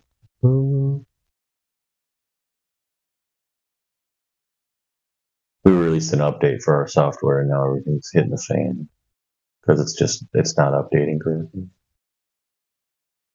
Dang, that's a great quote, Adam. Michael Faraday. Man, I bet things were popping in the mid 1800s. Dude, I want one of these things. I just posted in chat, totally off topic, but I want that pellet smoker. Eventually, maybe next year. It's got a side attachment that you can hook up. What? You can hook up like a barbecue of the future. But you can hook up there's a sidekick for it it's a propane. You can attach a propane tank to the other side on the right hand side and have a grill top, like a propane grill top, like a 24-inch on the right, I think. And then, or maybe not 24. I don't know. It's like if you look it up. But I don't know. I might just be old fashioned or Texan, but we just take a barrel, chop it in half, and put a grill on it. Yeah, you can do that. I like it gets that nice round and smoky flavor.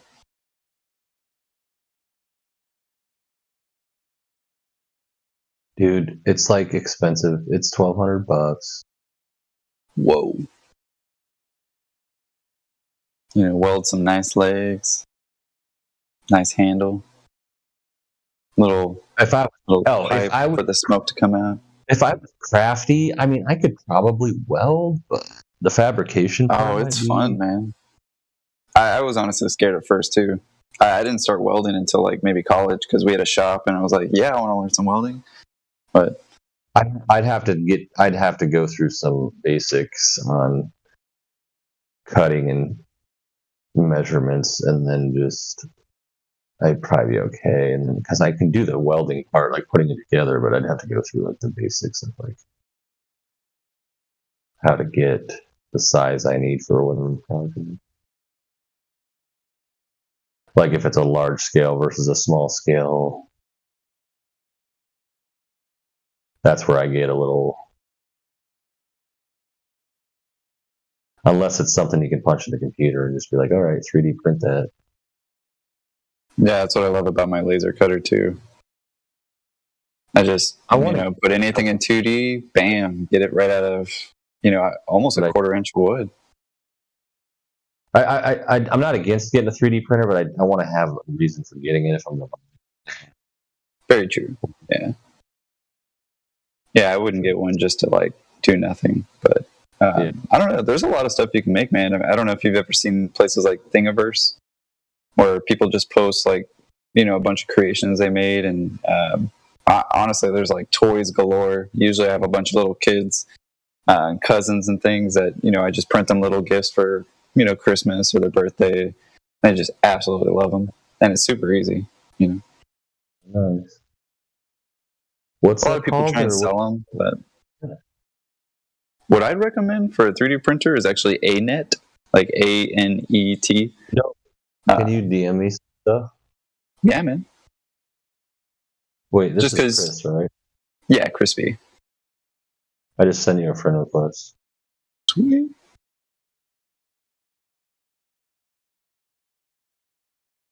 I sent one to Elijah a long time ago. He still hasn't entered. I don't know if he just doesn't check it.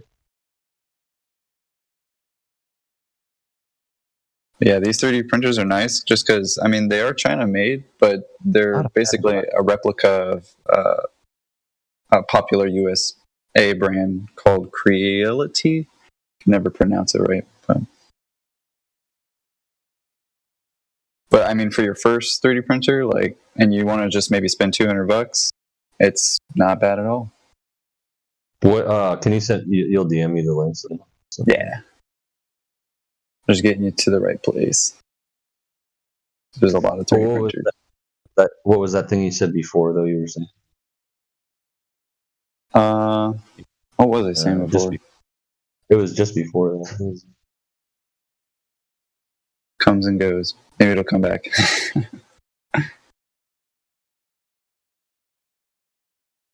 Yeah, it was something to do with...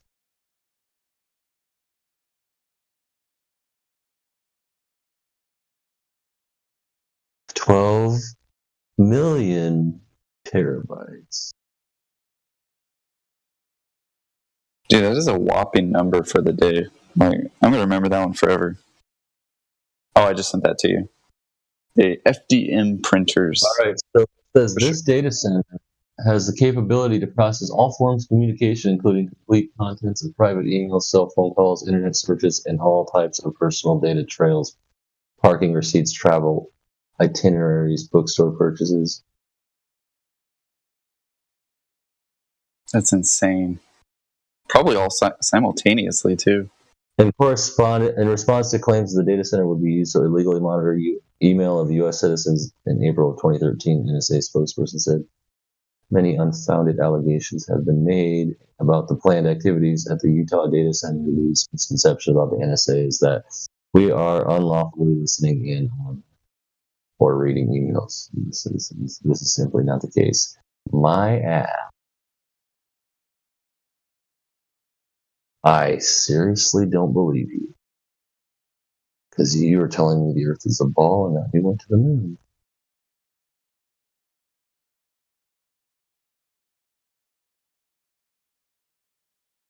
I do not trust him. No soup for you. No soup. No flat Earth for you. What's up with that? No flat Earth for you, sir. No flat Earth for you. That's what I say when they started telling me that levels curve. Just say, no flat Earth for you. I don't even say that. I just start walking away if they say levels curve. I say, you have fun with that. I will not talk to you later.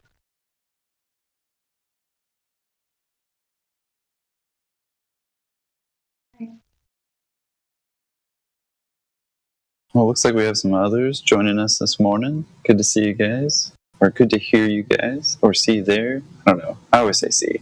But yeah, it looks like, of course, we got Adam, myself, Effie Batman, Glap Flo, Julius J, of course. We're just talking it up this morning with some pretty interesting topics, to say the least. Got King's Clown Kiwi, got Miggy here this morning, Morris, Rec, Sattermine. Is that a name change? I feel like I've seen you before. And of course, Carr, always there, tried and true. Morning, Ray. What up, what up? Morning. What up, Kyle? Yo, guys, what's going on? I'm just doing some vacuuming and whatnot around the house, but shout out, I'll be hitting the microphone shortly, join you guys. Hope all is well. Shout out from Milton, Ontario, Canada. Let's go 24/7. Chris on the mic, Julius J. What's up, guys? You know, just chatting it up, man. Yeah, keep that house clean. What do they say? Cleanliness is next to godliness, right? You got to have that nice space before you tear it up again.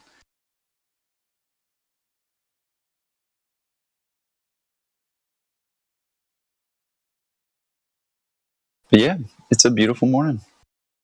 Sharing shops. I think we had some business talk in there. You know, some derivative topics, I think, aside from flat earth, but I don't know, man. It's almost like, I don't want to say you apply flat earth to everything, but when you start having this mentality of like, well, yeah, what if we just invested all of our money into a flat earth company, if you will? You know, could we make a change? Could we actually combat some of these things? Could we create a demand? I mean, and get, you know, as they say, get the ball rolling. I always think it's funny, these old sayings that we use, like shoot the bull or chew the fat. But yeah, that's what we're doing this morning. Just chewing the fat. Of course, always here for anybody who hasn't realized the earth is flat and stationary. Always willing to talk to you guys, answer your questions, and have a great conversation about it. It's kind of a new place here. You know, it's gone through, I would say, some changes for the better, right? You know, it used to kind of be an arena, and it was just an all-out battle. You know, in other news, we had some other servers that got taken down. I think they're back now. So, you know, we're there, kind of on the front lines, if you will, in terms of a pretty still heavily censored topic. To say the least. And, you know, for good reason, because they don't want to lose that control, which everybody, of course, asks about. So, yeah, if you want to have a discussion of maybe even why they lie, you know, it's always good to talk about, too. Of course, it's a bit speculative. It's like asking, why did the guy murder this guy in the apartment? Well, I don't know. But, you know, if you've already passed the fact that you've been lied to, we're always willing to speculate and have that discussion with you, too. Anyway, always a good time here. You know, I wasn't sure if Julius J had to fall back a little bit, so kind of just took over and, you know, sticking to that public announcements. Love it, brother. Good morning, everybody. Morning, Glad. Is it cold where you guys are, too?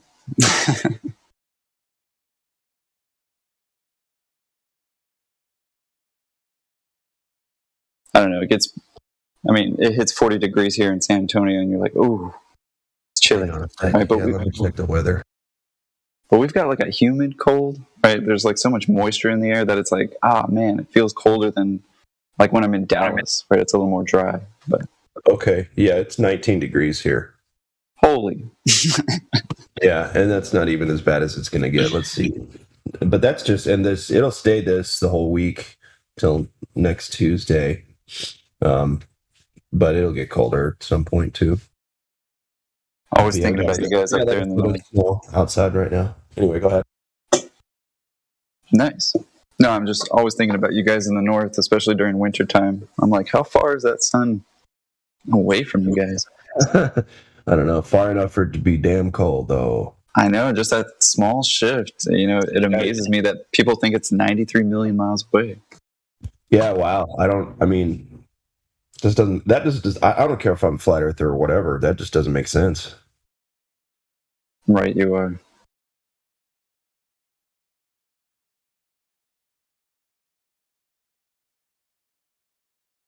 Yeah, and I think you're right on that point too. It's like it's not even really about the shape. Like it's not about the lie even, but it's just like it's wrong. Why would you knowingly go with something that that was wrong, right? Yeah. Maybe it is a lie, I'll say it. But at some point, we kind of have to like forgive him in a way. I don't know. I just have that feeling like it's going to take me a while, sure, but I'm just kind of like, okay, I'm over being mad at them, and now, maybe they need a timeout, but we got to get things back on the right path, But I guess that's why we're here. Well, yeah, I didn't know what the right path was until I found this group of folks. And I didn't think, honestly, that like the right path in my life was going to be something I found on a gaming platform. But, here we are. Absolutely. I mean, knowing a little bit about, the love background that you have and the life changing that you've had, I mean, that must be incredible. I have no idea what I did to deserve to be this happy. No clue. No fucking clue, man. I want everybody to have this happiness. I want it for everyone. Enemies, friends, I don't care. I want everyone to be this happy. Right on, man. I definitely feel the same way in some regards. Good, man. You sound calm. You sound like you're happy. Oh, yeah.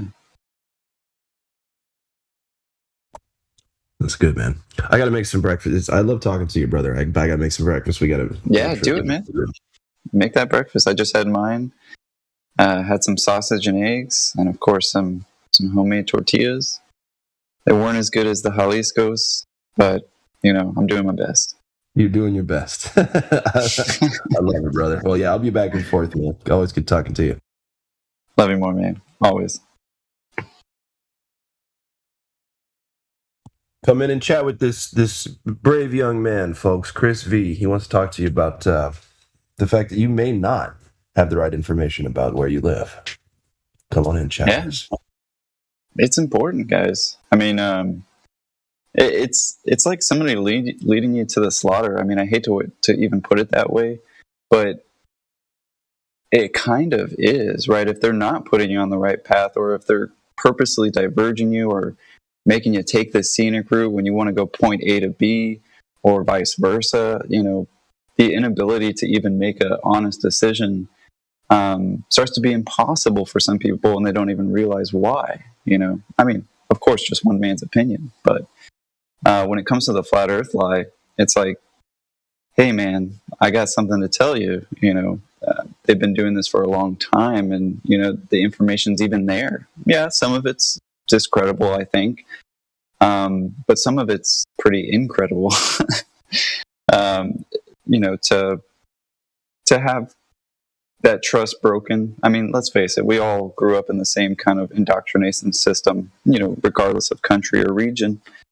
And they told us to obey authority, right? Trust them. You got to know your address and your phone number just in case you're ever lost. You got to go to these guys, and yeah, that definitely has a practical reason. But what it really was, I think, was just this program.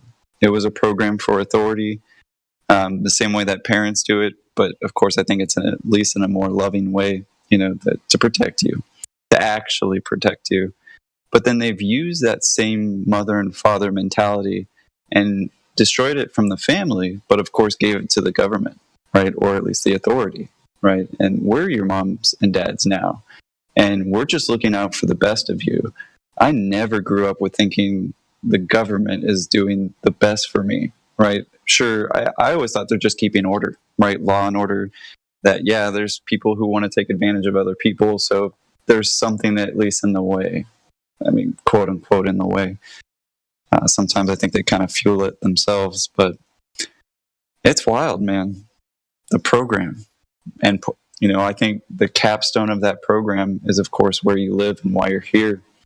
Now, I may not be able to answer those questions for you, but I can definitely tell you that it's not what they're telling us, right? It's not this spinning, wobbling space testicle, or pear-shaped. It changes. I mean, sometimes they even accidentally leave the cursor in the photo itself. It's sad. I mean, it's laughable at first, but then you're just like, oh no, wait, half of the population is falling for this still. And I don't think we should have to put up with that anymore. You know what I mean? I think we should go along to get along, right? I don't think everybody's going to agree, and that's okay. I mean, that's kind of the state of the program and how far we've really exited it. And, you know, myself included, yeah, I still got an ego too. It took me a long time to honestly start talking to you guys just because I really just wanted to, I'm a listener. I listen to what everybody has to say. And I know that you guys are, I mean, all these beautiful family characters to me, you know, just the way we talk here and the way we're honest and, you know, true selves. And it took me a while to be like, you know, also afraid of losing my job and things like that. And just because I like being a professor. I like being at least that one professor in there that is not going to tell a student what to think, but that you can be a critical thinker and that you can ask those questions. You don't have to see me as an authority. And at least have that responsibility to tell them, if they ask me if the earth is flat, tell them the truth, right? You know, which I kind of go back to a few weeks ago. I asked Matthew, you know, what do you say? Have you ever had a flat earther actually come up to you? And he was just kind of beating around the bush about it. He was like, no, you know, I actually tell him Miggy's 3 points. And I just kind of thought, I don't know. That doesn't sound like what an educator would do. Because what I would do is actually ask them, what do you think, right? Why do you think that? And that's a lot of what we do here. You know, it doesn't matter if you're still on the globe side or if you're on the fence or if maybe you're an OG flat earther and you were testing stuff yourself. I mean, I'm right there with you. And you got more questions. There's still some tests I would love to do. I mean, I've always wanted to take a drone out into the ocean. I'm kind of an inventor. I love designing things, but I've recently thought about air-powered drones, right? So basically compressed air pushing fins instead of electricity, or maybe it's still electric and maybe actually charging, an onboard battery and actually an air compressor that's moving these fins. But, you know, I'm also afraid it'll get shot down. But also, you know, drone antennas, right? To set up antennas on the way to actually get a scan of this earth, you know, because I'm a practical guy. I like to think in practical ways. You know, is there a way to get a real picture of the earth that isn't from Google or NASA, or one that's just for the people, you know? Because I don't know, I'm just a true believer in that the people deserve to know the truth if they want to. And I know I'm sounding pretty long-winded, but yeah, I mean, guys, would love to talk about anything. Julius this morning taught me so much. I'm 100% right there with you, Chris. I mean, you and I, what's really cool about when I got to 24/7 is you were one of the dudes that I connected with from an aspect of, hey, I like architecture too, and that's what I do. And then you and I interviewed on over on my channel, which one of these days I'll throw on the bot in the morning or something for a session. But what I really admire just hearing you this morning is you've come so far. And you literally just said it earlier, where you came from a place of being, you know, enjoying being a professor, but wanting to engage on the things that you observe and illustrating that to your students. I tip my hat to you, man, on your journey. And now you're making tracks, like great tracks. I tip my hat to you, man. Appreciate you, dude. Thanks, brother.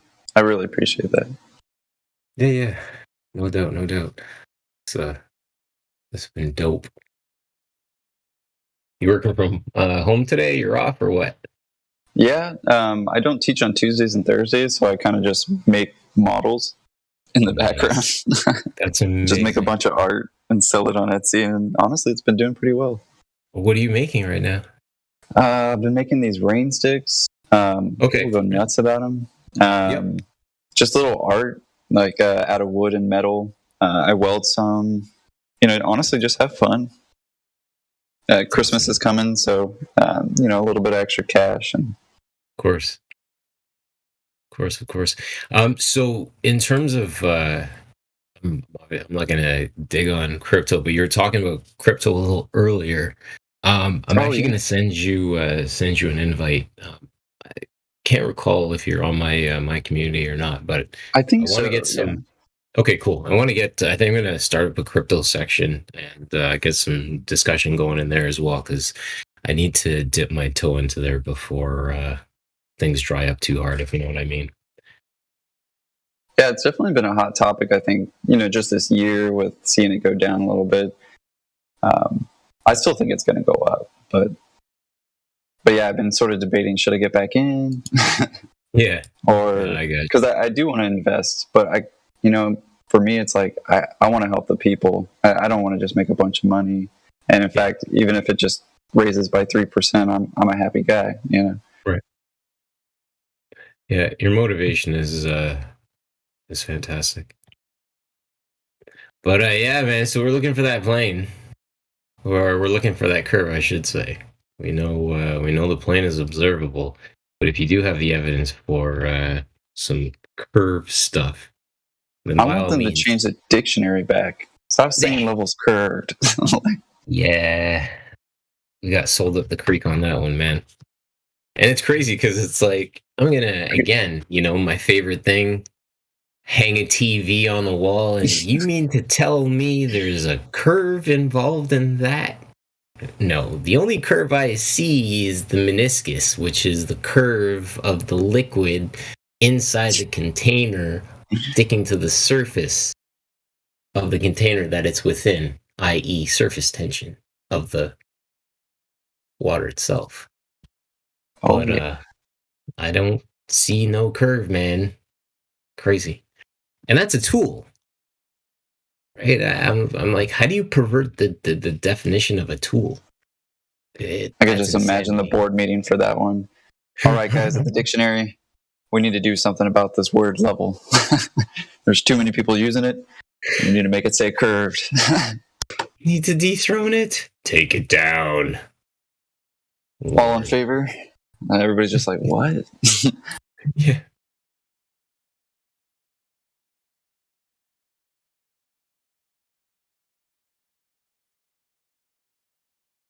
The other thing I've been obviously kicking around is how the idea of curve can exist simultaneously for everybody on a ball.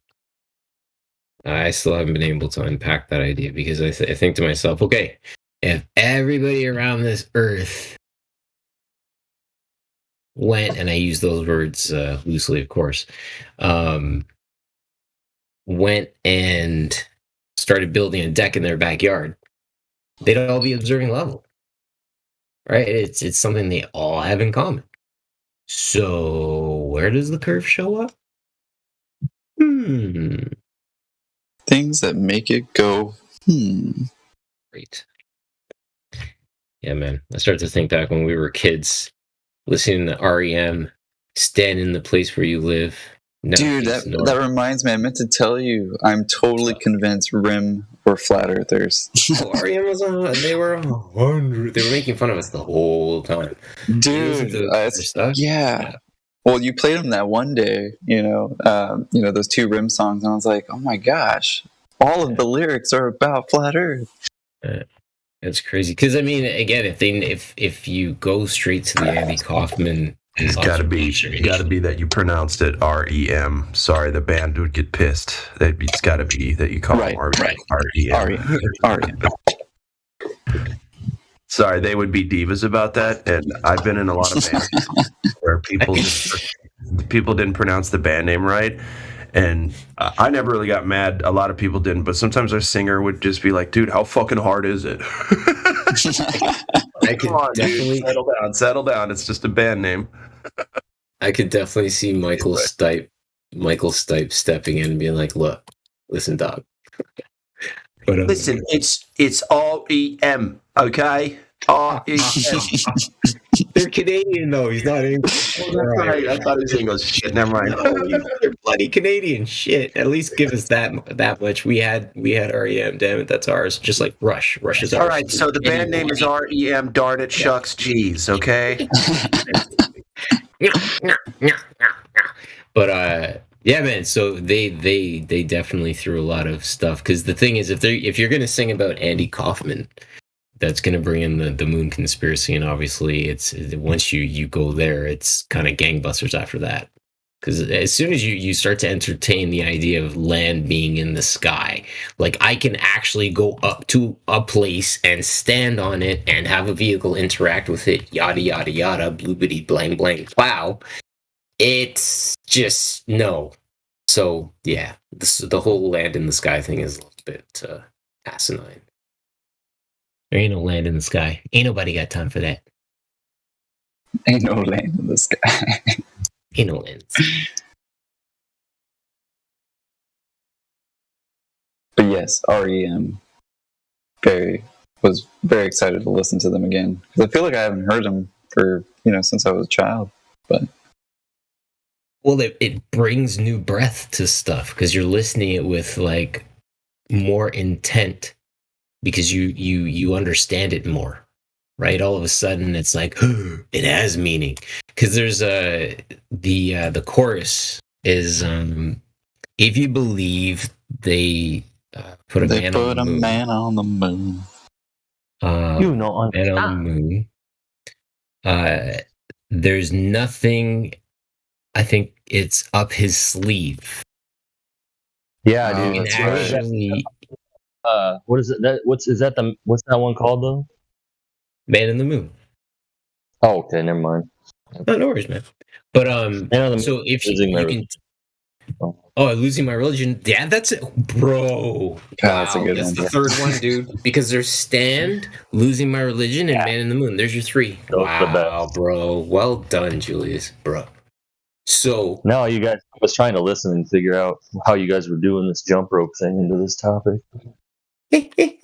Well done. Your timing was impeccable. You came in on double Dutch time. That was awesome. Double Dutch, yeah. Like he came in on the one and the two. But yeah, so the chorus is if you believe they put a man on the moon, there's nothing up his sleeve, nothing is cool. You can actually, I've changed it to there's nothing up there to see, nothing is cool. I thought it was something. I thought it was nothing was cruel or something. Is that nothing as cool? Yeah. If you believe they put if you believe they put a man on the moon, there's nothing up his sleeve. Nothing is cool. That's why I thought it was nothing up his sleeve, nothing as cruel. Like as in like how dare they say they did this when they didn't type of situation. Yep. No, that's what I think. It's like you can change it all the hell way up, man, because it all works. It all works. There's multiple different avenues there. I'm sure they sang it live multiple ways because they know. Like, hey. Yeah, they could have insider lyrics that were just. We're gonna sing version 2 tonight for the guys in New York.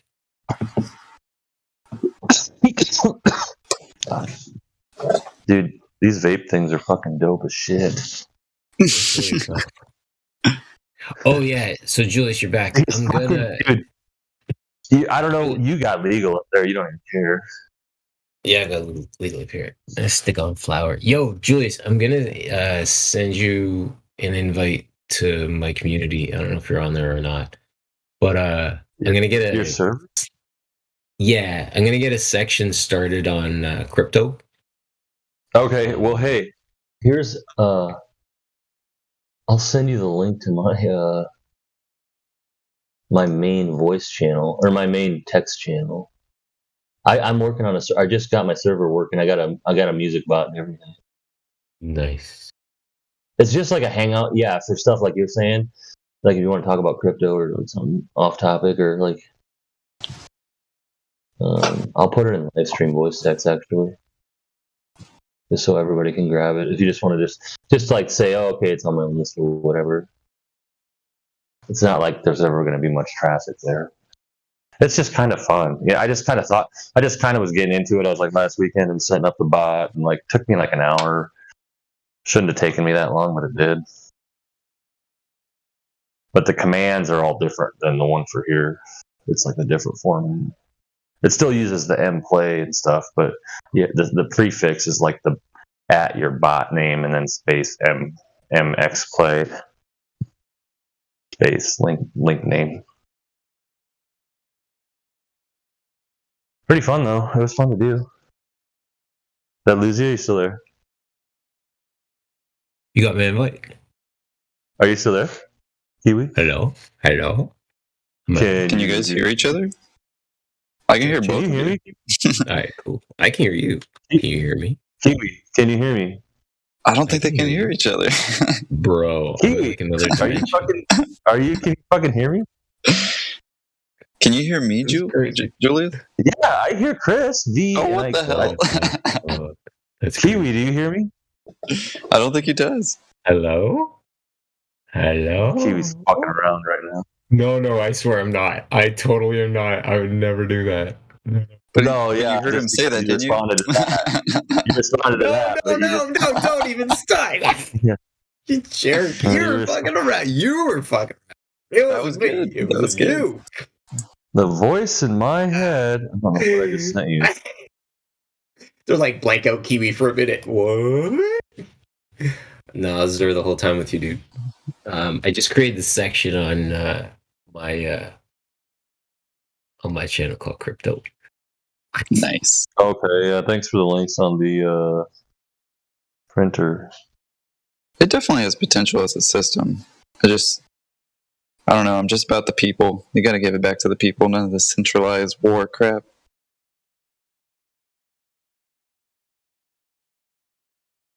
Alright, nope. Hey. Alright, I got your link.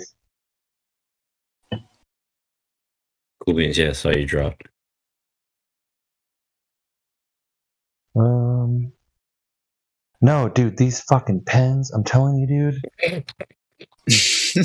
I don't care. First if it was you the like MMJ the other day, and now you're on about the pens, bro. You're gonna like No, the pens. Look at the voice text. That little bastard, get one of those. I don't care, man. If you have done the reading, I just researched this HHC shit for like 7 days. Oh, HHC. And like, sorry. Yeah, it's derived from the Delta 9 tetrahydra, cannabidiol of the hemp plant, and then the only thing that they do is some guy in 1944, something atoms like replaced the dual bond of carbon bond with a hydrogen bond. That's the only difference, and so they can't. So it's like synthetically created because they took out the dual bond and replaced it with hydrogen bond, and so it's called HHC after that. But it's technically you can't say it is THC because it's not after they put the hydrogen bond molecules in there. And it's funny. Oh, sorry, go ahead. Listen, the only chemically what this will do to your body and your brain compared to actual marijuana is it molecularly with the hydrogen atoms in there in place of that dual bond, it makes that structure, that molecular structure, more sound than that of the original like THC molecular structure. But it's only 80 times as potent as THC. So there you go. Damn. Yeah, but try one of those to still try one of them. Get the indica one. Well, be sleepy all the time though. Sleepy. They're not though. That's the thing with the HHC is it's a more of a focus. It's a focus one. I bought mostly sativa. I only bought 2 indica things, and I bought 2 indica, and I bought everything else with either hybrid or sativa. Nice.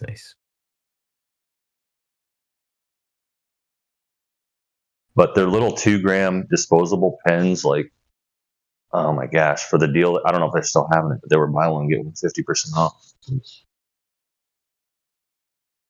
Definitely worth just trying if you haven't or are curious. All right, man.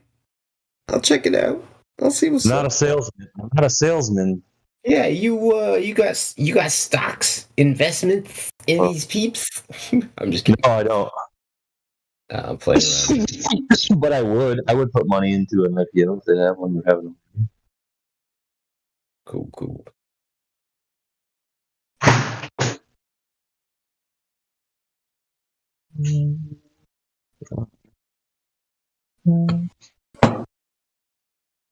So I was thinking about the analemma, gentlemen, and the analemma, the pattern of the sun recorded on I think it's whatever, according days, but it makes that fish pattern. Now the thing about, I think you guys were talking about earlier, the distance of the sun in relationship to the crazy globe and how the temperature changes with the variation of winter and summer. I was thinking about the pattern of the analemma and how it relates to the orbit of the sun. When I say the orbit of the sun, the pattern of the sun. Sorry. I like that pattern. Thank you. The wider, like in the northern hemisphere, I believe, depending on obviously where the sun is pictured, the wider the analemma, I would imagine that the sun is having that would be the summer pattern. And then as it gets colder, the analemma pattern would narrow. You know what I'm saying? As the sun transitions between the tropics, that's how the analemma widens and closes. Does that make sense? What do you think? Or am I way off base on that? Well, that analemma also changes depending on where you stand on the flat and stationary Earth. Like, for instance, it almost looks like a perfect figure eight if you're at the equator, right, where it's going between both of the tropics. But it, for lack of a better term, is kind of like a perfect figure eight. Now, I haven't tested this in Australia. I've never been. But, when I was in Bogota in Colombia, I was actually very fortunate to also be a flat earther at that time, too. So, I was kind of looking at it for myself. Of course, I didn't get to stay a year there. But, yeah, it was terribly interesting that everything was towards the north, just because I'm in Texas. So, sorry about that. I still see it towards the south. But yeah, it does change. So, and I've heard it explained kind of with and I hate saying this word, but a celestial sphere, right? So and it's basically just a projection, right? So if you take what we're looking at the sky and you basically wrap it in on itself, back into basically the sun back into a straight line, because, well, basically it's a curve, right? At least if you're standing on the 23rd parallel like myself. But normally it's a large curve, right? And they even say that it's this large curve, right? If you've ever seen a sun chart diagram and things like that, it's always a little crescent moon shaped, right, of both the summer and winter. But if you actually use a celestial projection, right, and you turn that line into a straight line, you'll see that it actually makes this analemma, or almost like a sine wave, right, where the sun is essentially going back and forth across the equator line, right? But yeah, I mean, just to kind of answer the question, I think it's best to note to some people, like, not everybody sees the same analemma. Well, yeah, that's exactly it. I'm actually thinking that. Actually, hold on. Give me a quick sec. I'm gonna find a picture so I can. This will work. Okay. I have to, man, Windows 11, Shift, Windows key, and the letter S for snap or snip. I'm so glad Windows finally got on that. Brother, holy, I'm like, I don't have to print screen and then crop. Oh, okay. Here we go. Here's the thing. And I'm just, again, I'm spitballing right now. We know that the sun varies in its pattern based on its orbit between the lines of between the two lines, right? Right. Between the two tropics. What I'm saying is the upper, let's say the left side of that orbit that rotation, whatever, that pattern. The small piece. Yeah, would be at, let's say, one line of tropic.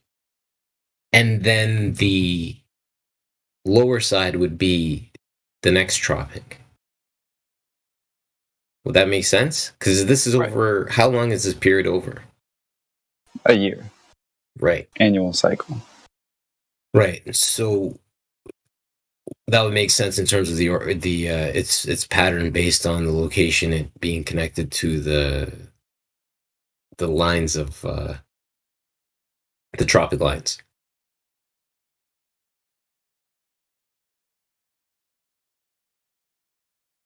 It was a great shot, by the way. Oh, I typed in NLM and went on Google and grabbed whatever I could. Because it is definitely not as easy as it looks. Oh, hell I've tried it and did not get it. But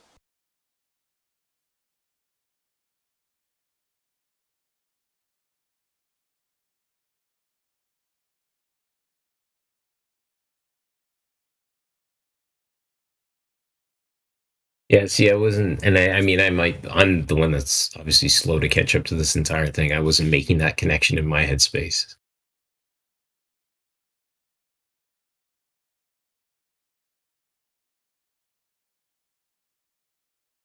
I was just bringing up SunCalc because you can calculate this analemma as well, like based on a location that, say, like you're not in, right? So I mean, I kind of just wanted to explain it too. Now that we're here talking about the sun.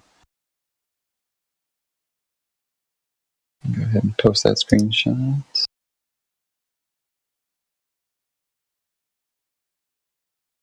Because it's really just kind of like the noon point, right? Or really, honestly, any point as long as it's taken over the same time. Yeah. Because it doesn't have to be solar noon either. You know what I mean? Right. It's just in that path, and I don't even want to call it trajectory because I really don't know if it's because it seems like it's flat, right? Sort of moving in that pattern yearly, sort of in a flat plane.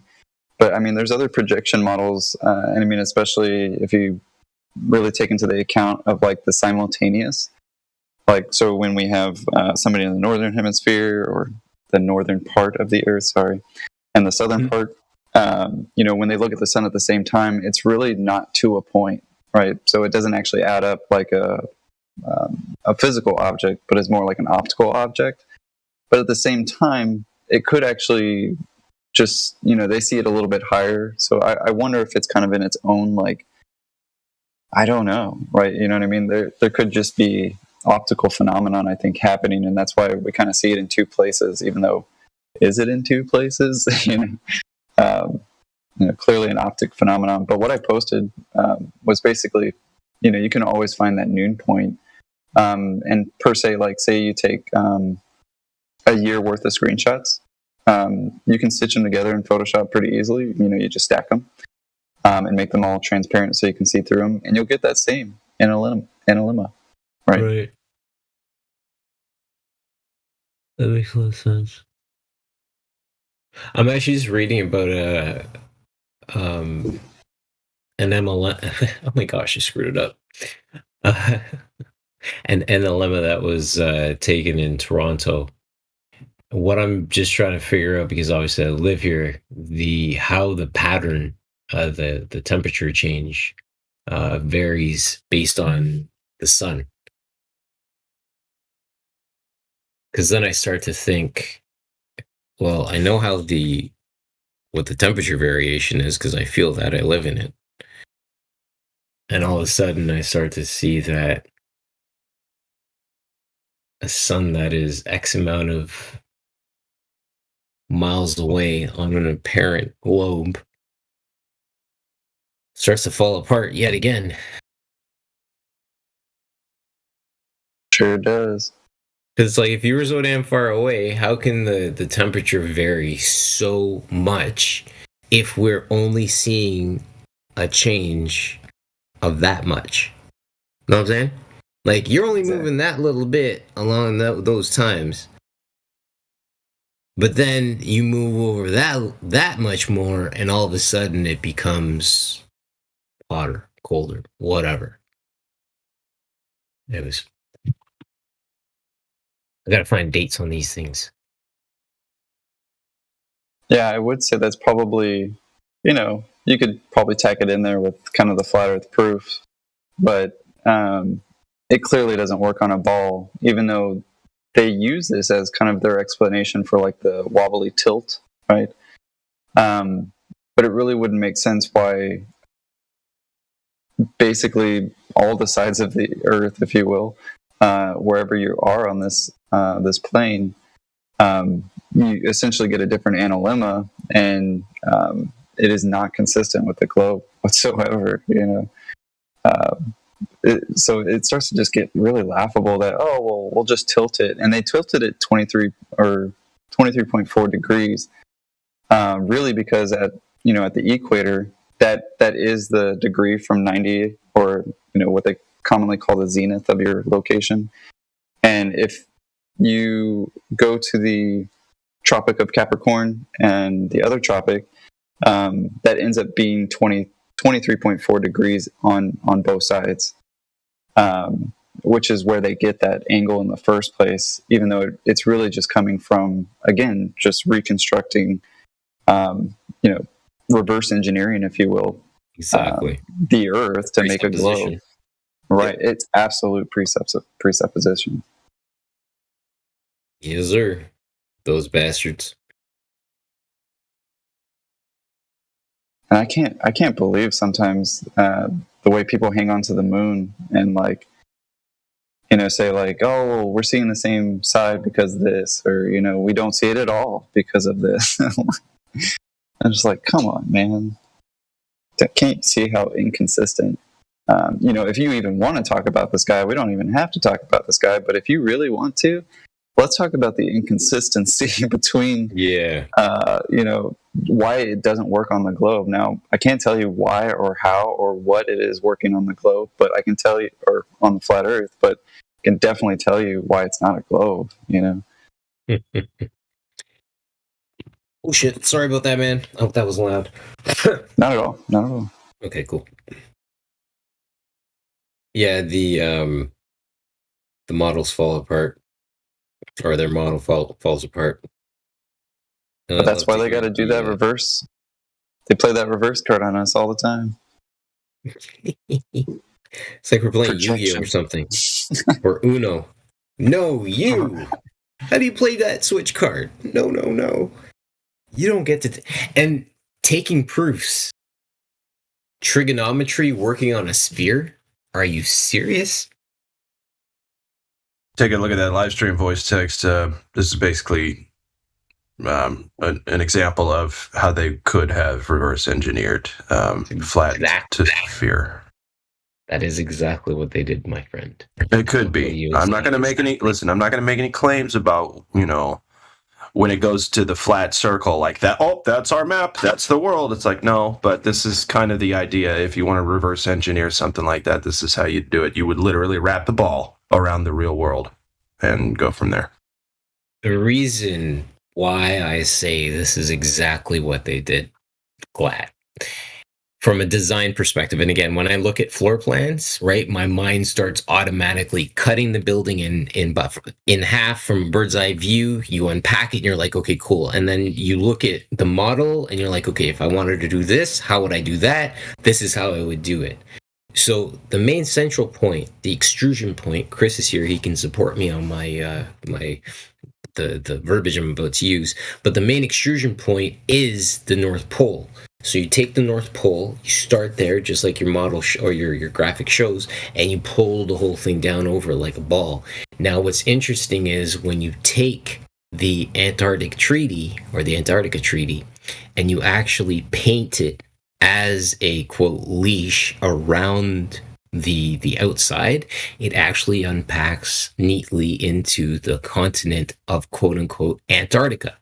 The last point I'll make before I withdraw is the deformation that exists of the land masses of Africa and Australia and New Zealand because they're in the southern hemisphere.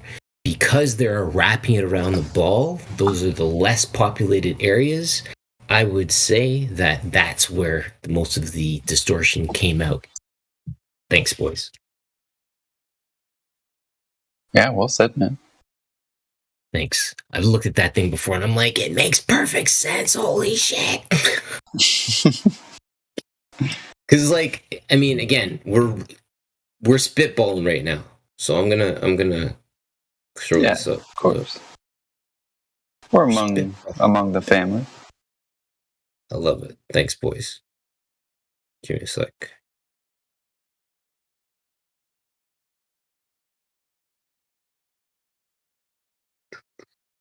I just gotta find it. It's like buried in my phone.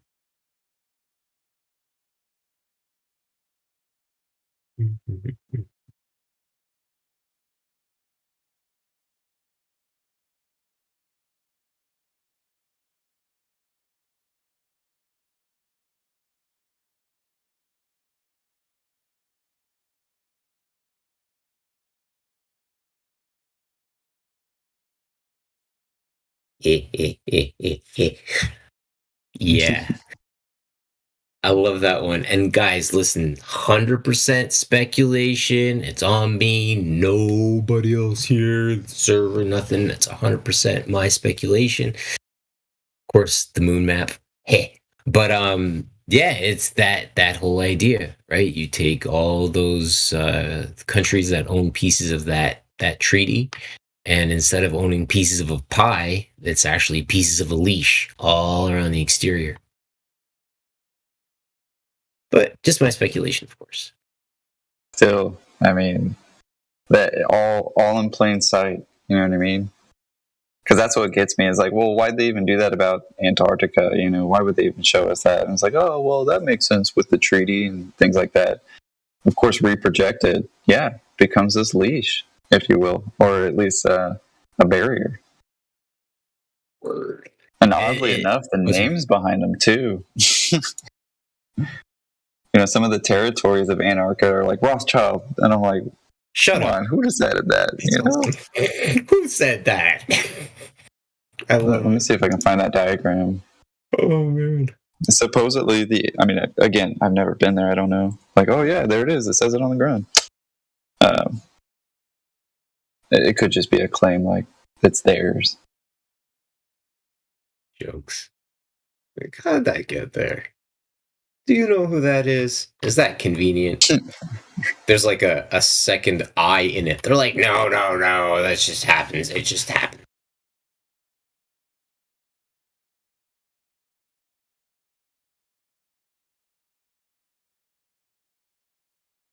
Yeah, there's got to be a list somewhere.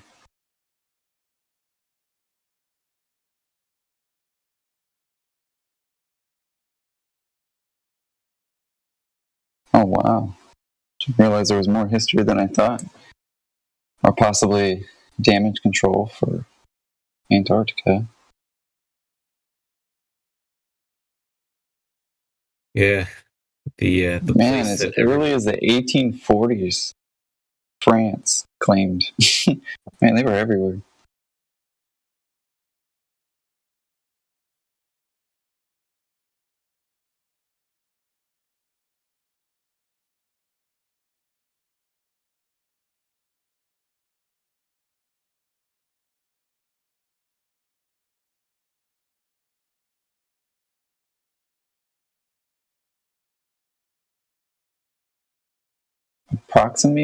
Approximately a population of 1,000 people live in Antarctica, apparently.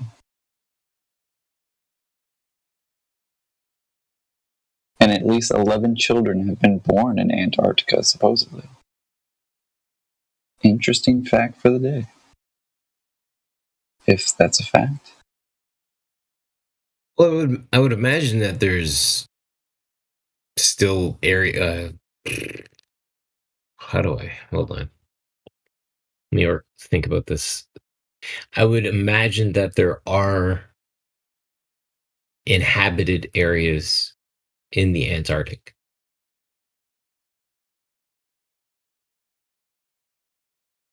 Because there's like weather stations out there. What is it now? Newman Meyer Newman Meyer, or something like that. Station is one of them. Something like that. So I'm wondering if there's potentially civilization, like not just campouts, if you will.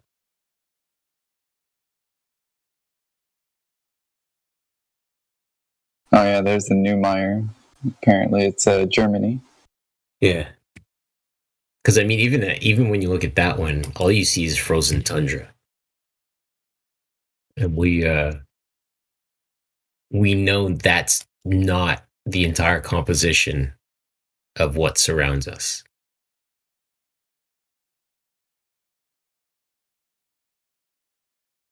Because the other place I look to is Australia and New Zealand. I think about if we had the ability to launch a go fast rocket off of Australia and New Zealand, one of those coasts, what we would see. Oh, absolutely. And we're too obsessed with the frozen tundra. The frozen tundra is frozen. It ain't going anywhere. Look the other way. It's the other way. Yeah, That's what I that's the want. funny thing. That's the one thing I'd always never get is like they're always talking, oh, global or climate change, whatever. And it's like, well, doesn't the ice have the same displacement whether it's frozen or melted? I mean, if you were taking a glass, filled it with ice, filled the rest with water, and then let it sit there till all the ice melts, and it still never overflows. You know what I'm saying? Yep. So I don't get why. Oh yeah, completely. I don't get what I'm matters. like, shouldn't Venice be gone? I don't get what matters. Like the only thing that would mess things up is if the sun like stopped working or moved far out. Like it just say like 1 year was like during the winter solstice, the sun was just like fuck off. I'm gonna keep going outwards instead of coming back. you know, that'd be fucking hilarious, right? Like then we just all die, or we'd have to migrate to the new path of the sun. Otherwise, we'd freeze to death and go to the ice age, right? Brings a whole new meaning to follow the sun. Unless like that whole theory about with Weiss, they had that way back with what's her name, Sylvia Smallstorm, where they talked about a new sun being reborn out of like the Mount Meru location and like coming up from the center and then starting a new cycle. I don't know. That sounds like a fairy tale to me, but yeah, just a little bit. There could be a sun being born out of the earth. Well, I will say, going to scripture, there was the original light. And that original light was always there from day one. Sun and the moon came in on day 4. So the idea of black hole sun, won't you come? Exactly. So we'll see, man. It can be interesting for show. But there's a lot of proof there that there is some kind of inner Earth sun. Or actually, no, I can't say that. There are rumors of an inner Earth sun. I'll say that. Yeah. Can't say. I mean, definitely diagrams. But it makes you wonder too. Like, super speculation coming up here. But like, what if it is like an opposite side of the flat Earth, right? And you can go into this donut, and there is sort of this opposite world, or something to the effect of something down there. Just because we always have these anti places, right? Or the parallel worlds, or they've been throwing out parallel universes for a while, and it's like it's another jab at maybe something that's as above, so below. Right. All these things that are like that. That are like, wait a minute, what are they talking about? One of the things that comes into my mental is the 24-hour sun. There's no sleep in heaven. Talks like that. So I then start to think to myself, what if there is just this landmass that is on the other side, and up is down, and the whole concept is just inverted. And it is in fact a land of a 24-hour sun where everything is lush and green and waters and I don't know, man. Or maybe it's the back of the machine. You know, I don't know. Whoa. It's what's behind the curtain. You know. Yeah. I don't know. They won't let us go north or south.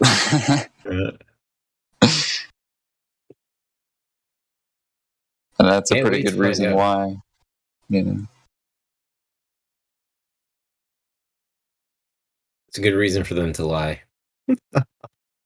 We don't want to go. Yeah, if that was We my gotta keep them position all and there here. was, I was outnumbered millions to one. Oof, I'd be real scared. You know.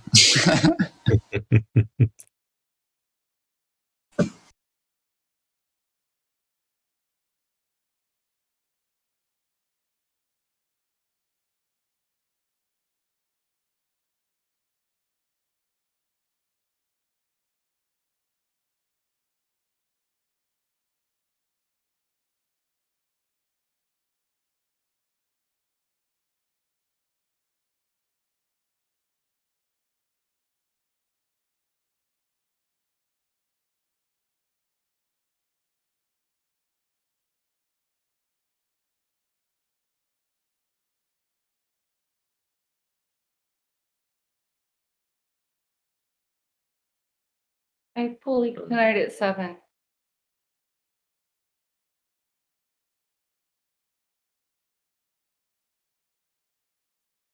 that you, Julius?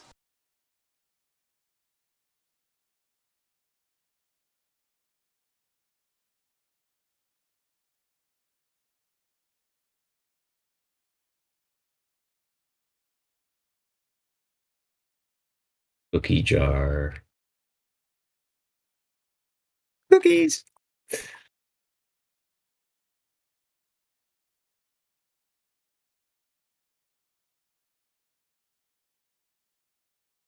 I don't know. I'll post a link for the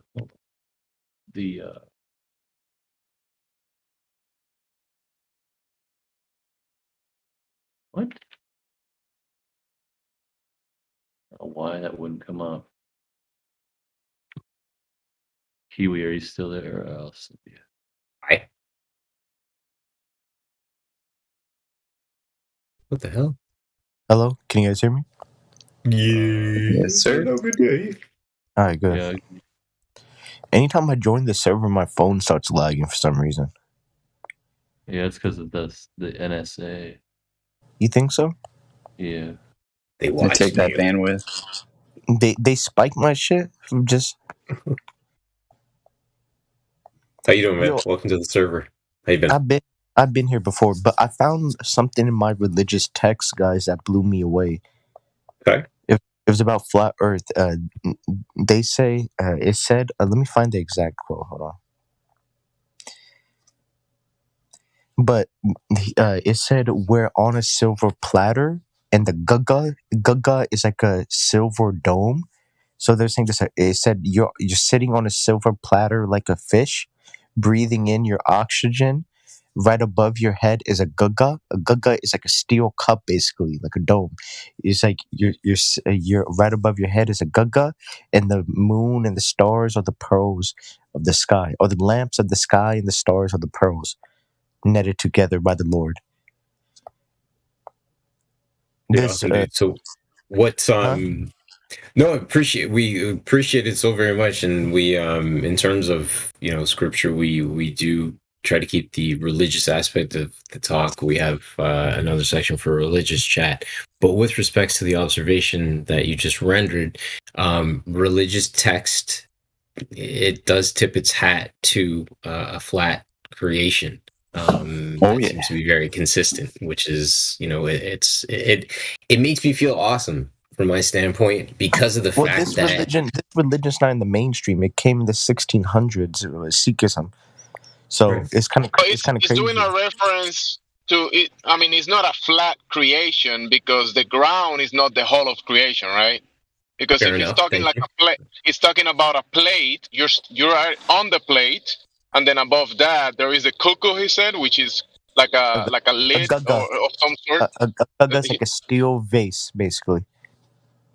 Yeah, but it's kind of falling aligned with most of all of our all of the descriptions from all of our ancestors that describe this realm that we're in, right? And it kind of everything falls aligned with many of the other descriptions, because people will kind of describe it the way they want it. In a sense, like in yours, they say a silver plate with the lid on top and that kind of stuff. Yeah, but you could get that similar description from many of the other ones from many regions of the world. Yeah. That's an interesting one. I never heard the silver plate with the cuckoo. You said? Hold on, let me find the exact quote, bro. Thank you for that. That's interesting. Can you post it and I maybe will. post the book that you got it from? The Sri Guru Granth Sahib. That's like the holy text. Yeah, But post that for us. let me Please, find so you we the can have exact the quote. context.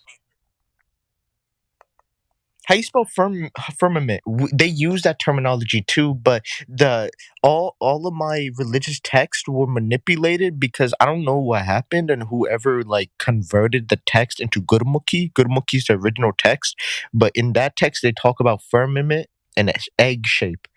They're saying the Brahman of egg, but Yeah. the conversion of languages really they set like one thing I realized, they set a standard and a worldview through the language, so they limited our perspectives through the language, so they gave us like this like this like creative. Watered down version of the communication, or like the spelling of it. They kind of like That too. filter it That's to mean to kind of say something else. The words that have an actual meaning, it's been changed into meaning something else. So when you read it, you can read it and get something, but that's what it doesn't mean actually. It means something else in reality. When you go to the actual context of the real world and how things actually work, the language has been kind of like adapted to the fantasy version of things, in a sense, because they have been adding that linguistics or those that language of the fantasy reality that we're supposed to be living under. So kind of like have made like an amalgam version of the languages and replace the original text with interpretations that are based on a false foundation.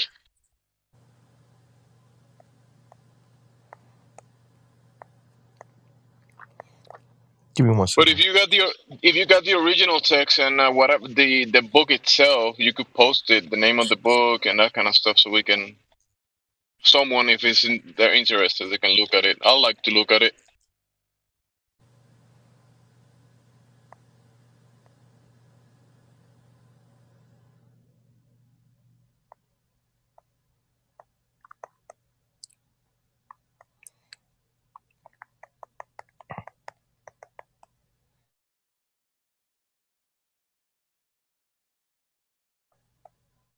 I think what you were saying about the change of the language is similar. I think from the Abraham religions, people say. I think that the original or one of the originals is the Hebrew, and it's been passed down to many languages, and a lot of the words have been changed and the meaning of things. So it might be a similar situation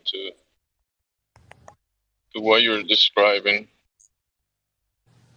When the wording is changed, it kind of changes the context and the actual meaning of the text.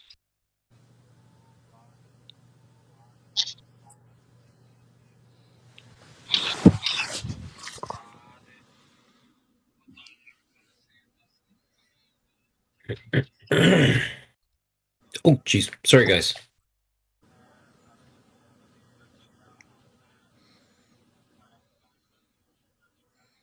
Yeah, the perversions of texts are crazy. You were asking about the word the firmament. It's FIRMAMENT. But even if with respects to different King James versions of the Bible, there's the NKJV, the KJV. There's different versions within that, and you look at Genesis, the beginning of the of Scripture. They talk about what was created on the second day. There's mentions of the expanse, mentions of rakia, firmament, space, vault is another one. So right from hop, they are starting to pervert all kinds of things.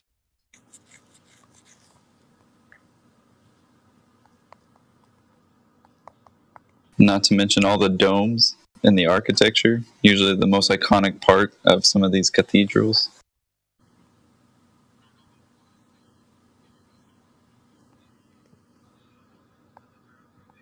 That's great. That's a great find, man. I'm trying to find it, bro. I'm having a real tough time trying to find this. Oh, I think I found it. Yes.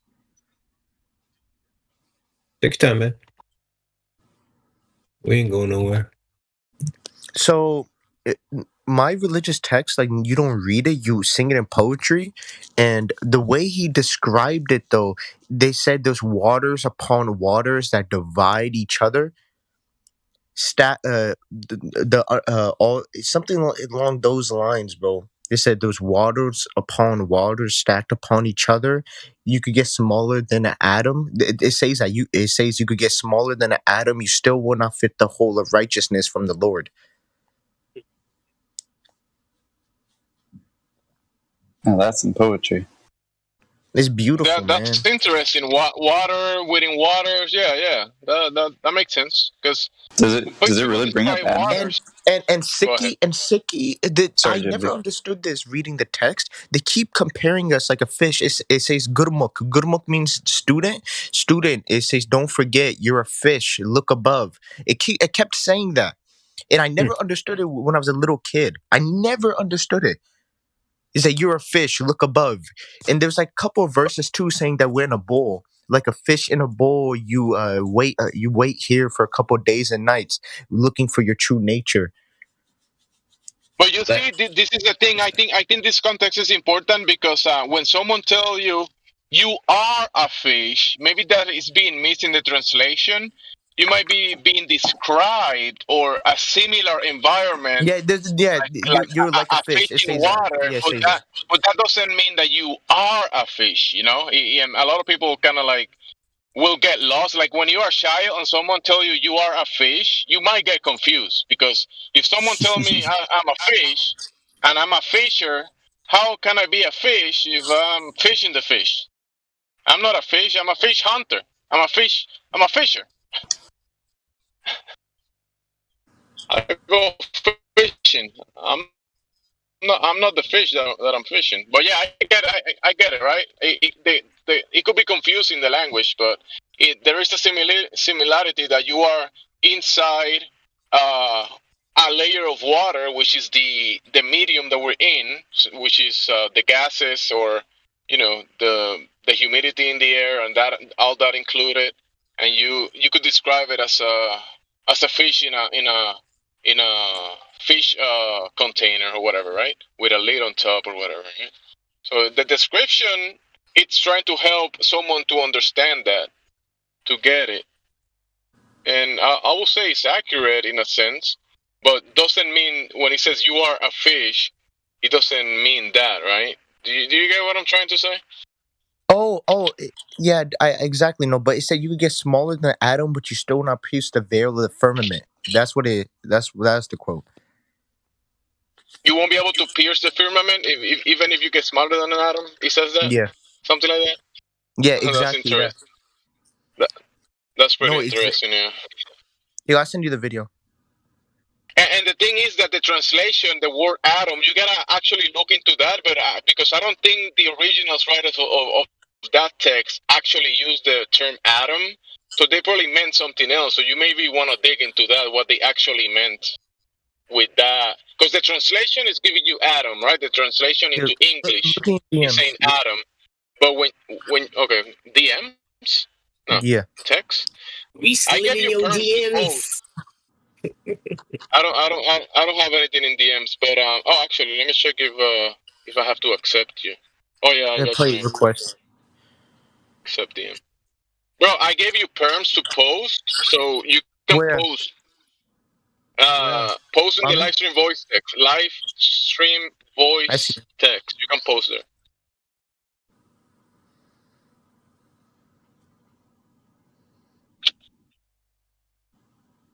I like this kind of stuff. You know, obviously we do keep the religious stuff a little bit on the side, but it's important context because Can I? our ancestors had we call it religion and all that kind of stuff. We label these expressions from start? our ancestors trying to express things to us, putting Can I it on start? text. But Can I start yeah, the bro. secret Well, religious philosophy corner? Because I know the Muslims got one, the Christians. Can I start my spiritual side of the Discord, the religion and philosophy section? Can we do a secret? what do you mean philosophy? Isn't there a philosophy channel already? Yeah, but there's a Quran one, and there's like a religion and spirituality. There's a biblical one. That one, religious spirituality. Yeah, that one. You can post there. Yeah, but can I get a section for Sikhism? Because there's so much in that text about flat Earth, and I really want to compile all of them together. Like you So mean do you like a want? channel to post that stuff? Yeah. Do you want me to compile it first, then come to you, then you could make it, so I could send you? Possibly. I gotta check if Let's I do can that. create a Let's channel do because that. I think Let's the do that. admins have to. Let's do that because I'm coming to you with the idea. So let me show you the work. You know what I mean? So let me just compile up some videos and some resources, and I could send it to you. Can you make channels? Are you the right man to go to for this? Now, there's many people in here that are moderators. I'm not sure if the mods can make channels. Maybe I have to check because I can create roles, but I don't know about channels. Maybe, possibly, but there might be possibility that the channel could be created for you to post that kind of stuff. But I think it will go. It will go into spirituality or that kind of side of this. Yeah, it would. Probably would. Hey, what's the name of the religion? Sikhi, Sikh. All right, thank you. We came around in the 1600s. But you see isn't that like an offshoot from Muslim? No, we're extremely distant. We're actually our philosophy is really ahead of its time, but we were actually like executed by Muslims for not being Muslims. So we were killed by Hindus too, and but offshoot the Islamic text, they have a lot of extreme like concepts about the Lord. We believe the Lord is in like everybody, and you just have to meditate upon him to activate him. So that means through righteous action and gaining virtue in this life. This is the value of the human life. You have to you have to clean the insides. It was very against like religious rituals. Our founder, he hated like religious rituals, the emptiness of it. If you want to become like full, you have to dive yourself into the Lord. That's pretty interesting. That's very interesting, actually. I will say. The thing is that when we label it religions, right, and our ancestors kind of describe this place with their understanding of it, right, and they describe the world, as a, let's say, motionless, horizontal, level plane, realm of some sort. Today, the modern people call that religion, but people in the past describe this place the way it was in many ways, right? They describe their experiences and things in a certain way. Yeah, but like I feel like the truth, right, of the Lord and like life is found in every walk of life. You know what I mean? Everyone has a piece in the corner of it, like especially if you view it from like a religious text. One thing we need to realize, we need to separate religion text from like a organized religion, because that's like a Ponzi scheme. religious text is just like the backbone of that scheme, you know.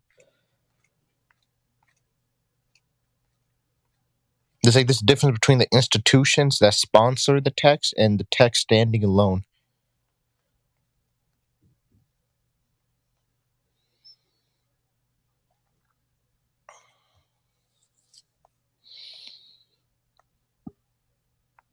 I think a lot of the writings and a lot of the descriptions of many of the groups of people, it's been very underrated and kind of like misplaced on this religious context or whatever, So like, how do you and kind how of do you discredited, very, very discredited in many senses. And I think it's do you a think lot of like people the just Jews, hand wave it because of that reason. you think the Jews played a role in like because they say like a lot of these Jewish institutions, they were like part of the translations of a lot of these like texts, especially biblical, Quran, and all these texts. So when we talk about like weaponizing language, you think like the group of the Jews were like leading that charge? Possibly, I don't know. Some people might have more context about that kind of history, but Yeah, but there whatever is the case, definitely a group of, because when you say Jews, you're referring. I mean, you're talking about a big group of people, right? And whoever call extremely big. themselves Jews, there's so many groups that call themselves Jews, right? Yeah, you're extremely right about that, man. But like, we could say there's a group of people controlling least like the spreading of information. Least like we could I would see it say, from yeah, the there is definitely a group of people that is doing that, but today there's many groups of people doing that. You know? well. Let's trace it back to like the printing press, right? That's like the first form of mass information. Let's see who was in control of that first and follow that paper trail, right? It leads to the digital trail, and all that connects back into a handful of group of same people, bro. You know, the same or like, look, I'll show you. I have this really nice like PDF showing like these like companies changing their brands and logo over the time. So Oh yeah. one thing that's really funny, if you just follow the money, you could find out a lot of things. Same thing about the COVID bullshit. If you just found the money and where they traded at, you could literally, you know, that's all you got to do is follow the money.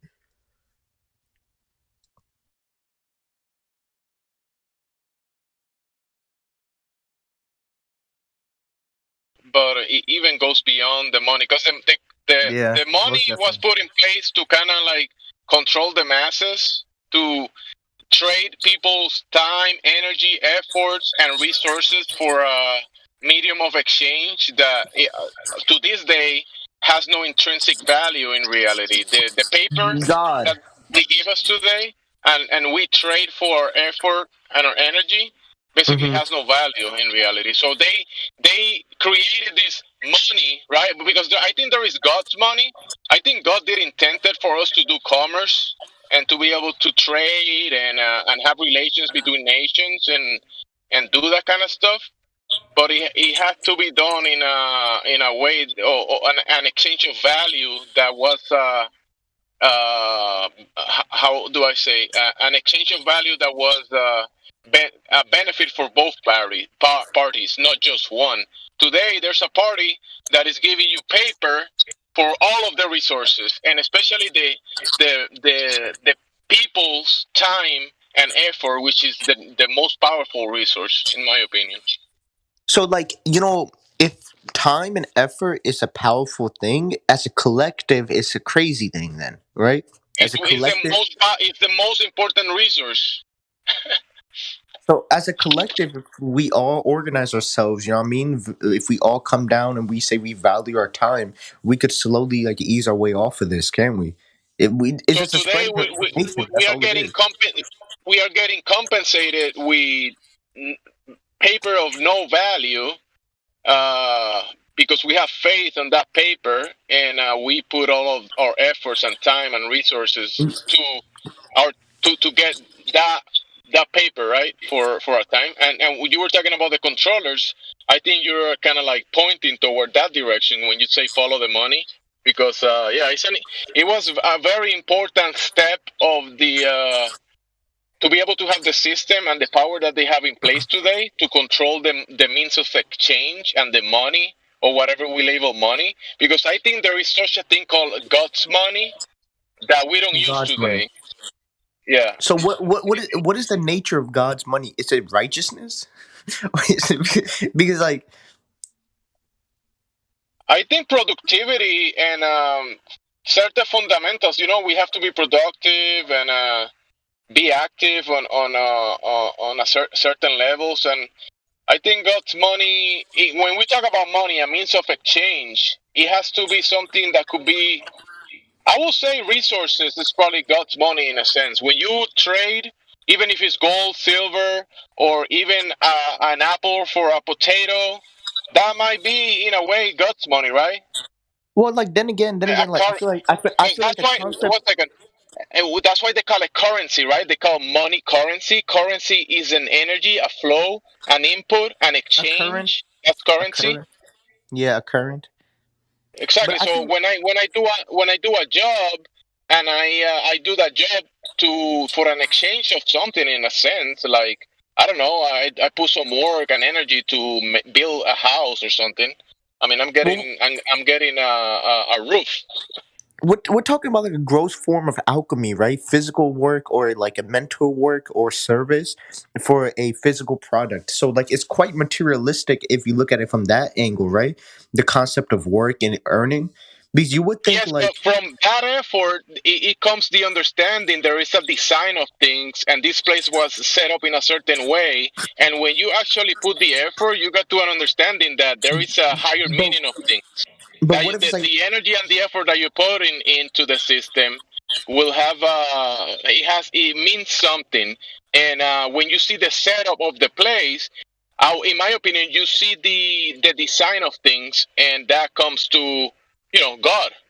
well, I would think like the currency of God will be an intrinsic feeling that arises from you doing service, right? That'd be Oh quite yeah, you're getting a good exchange from that, like having this joy from having a family, getting a wife, and Mhm. making children, and that feeling of that. Definitely, that's a huge currency in my opinion.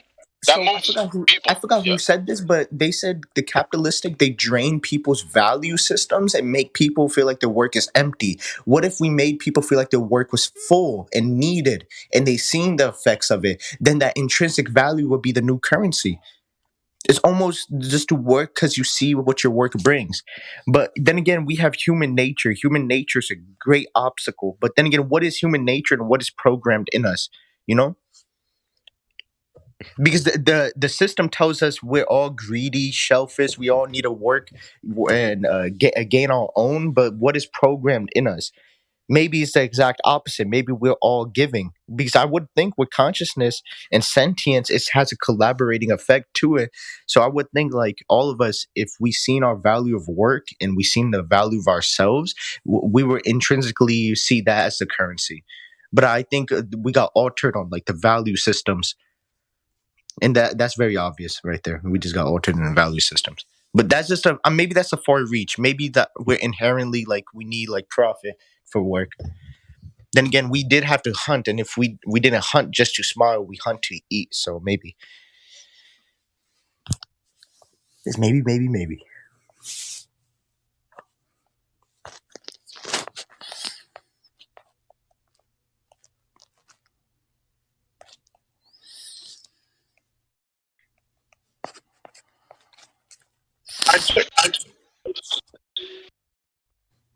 Mike check. Yeah, what up, bro? No, I think you have a good point. I think you looking at something that is important. It's been it's underrated.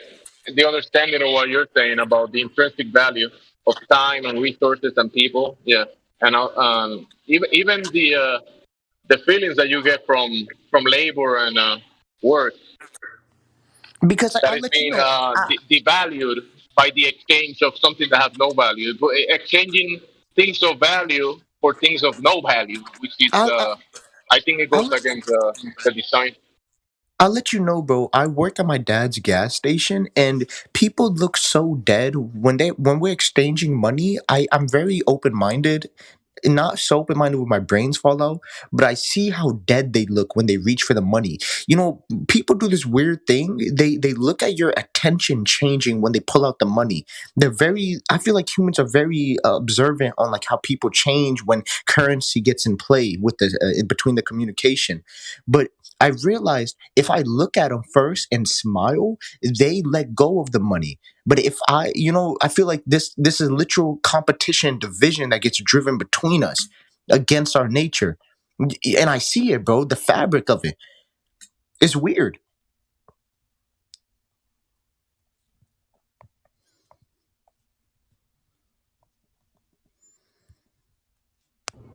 It's interesting you say that. I don't know the full context.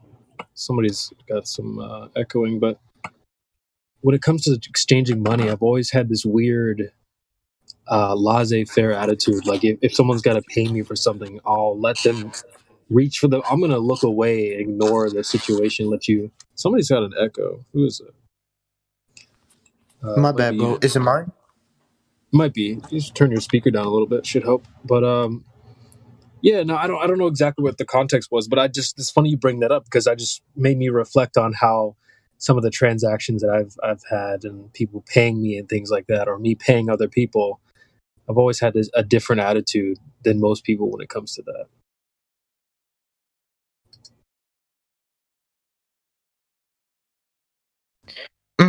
I get what you're saying, but you see what like I'm trying to describe, bro? Because like I feel like there's like this big cloud almost. There's like a defensive cloud that comes out of it, you know? I'm gonna bring this back into language, you know, like we were just talking about being weaponizing language and stuff, but like I feel like money and currency was one of those things that allowed us to step over our like righteous, virtuous side of humans. You know what I mean? Because there's something about money that it really communicates something really complex in a simple way. You know, and I think that there kind of throws away this your own system because you have this thing that is valued and condensed into a small thing. So maybe we feel like we have to condense ourselves almost not to be the money, but maybe the persona and the action. Because you can even see work. People try to work less for the same amount, but it really doesn't work like that, you know? So like when it comes Yeah, to the psychology, when it comes to a psychology effect of money really spread out. Like this one philosopher said, we constantly get advertised the best quality, and we spread that same energy to relationships. We try to find the best girl, the best this, but that's not practical for reality. But we've been advertised high end quality and this and that consumer products that we spread that consumer ideology onto humans. So I would say money has that same effect because we see it happening when you consume items. So I would assume money has the same effect.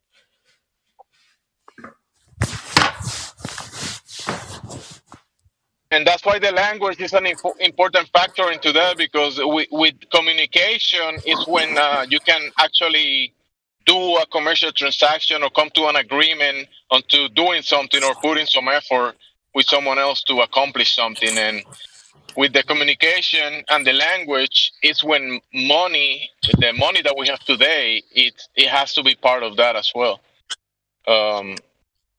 Yeah, the language that we use today includes a lot of the fantasies.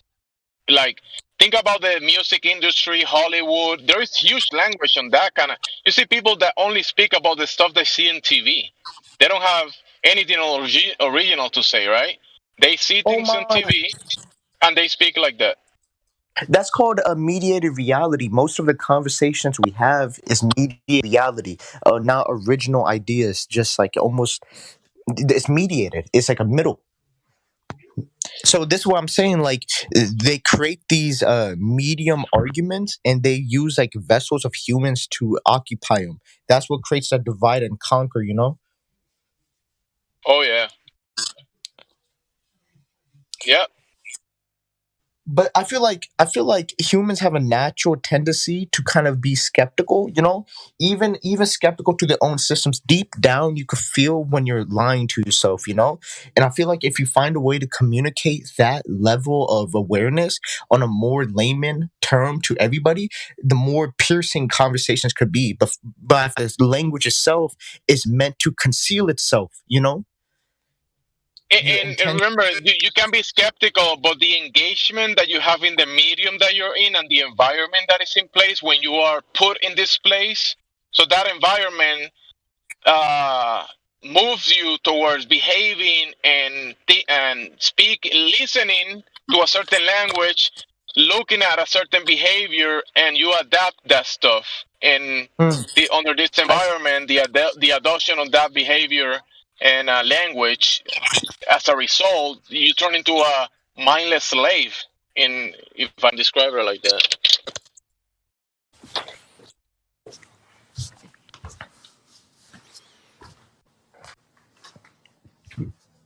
Hopefully you get what I mean.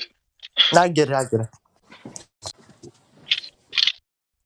But you're right. People are skeptical, but remember the engagement in the environment and the system is the propaganda of this kind of behavior is the thing. I think you're so right. I think you're 100% right because I feel like the container that these communications, like these talks, happen is very important.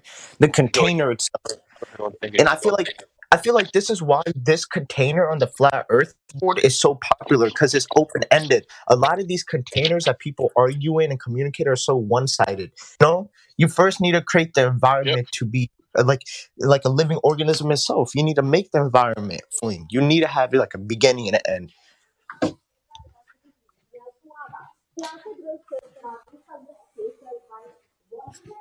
Yeah, there is a beginning and end. Yeah, on everything. Yeah, and this is what you need to define in the beginning of these conversations, right? Like a container.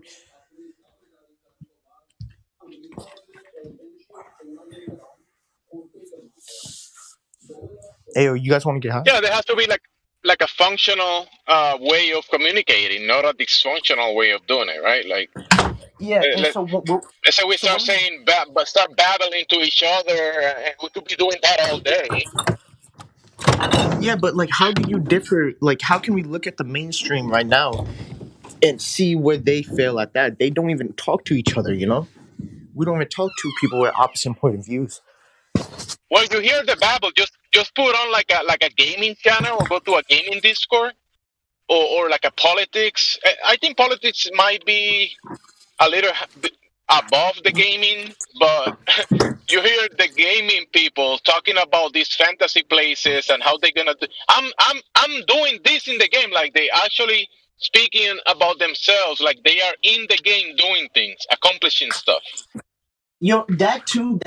But have you heard them try to conversate like during action games? It's the same thing way as like almost politicians, you know?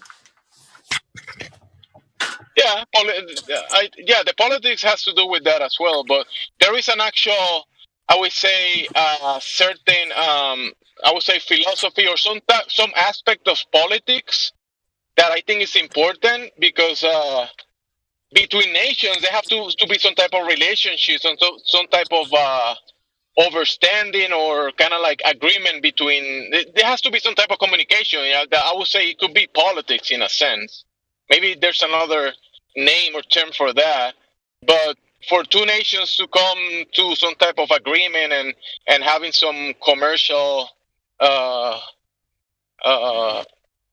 transactions between each other, you're gonna need people to communicate and in a sense have politics between them. But it's still commerce in that sense. Because these days the politics and that kind of stuff have been taken over and made into a pony show, clown show, obviously. But I think nations should be able to communicate and kind of like do things between each other for sure. Times are changing. I feel like the truth is coming out.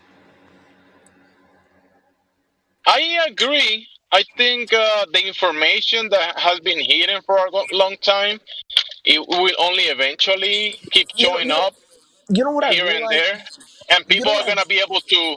I think there is a fundamental design to the peoples that But people we gotta. actually realize what the objective reality is. Doesn't matter how much lies. This is why the propaganda of the lies and the system has been pushed and incentivized and forced through your throat and your mind and through the screen every single day, because deep inside, deep down, everybody knows it's BS. So And, bro, and yeah. one thing we gotta realize, we're the first you know, what the internet did to information. You know, what did the internet do to information? It democratized it. It gave it free work for anybody that has access to it. It decentralized it in a Yep. sense, I And think.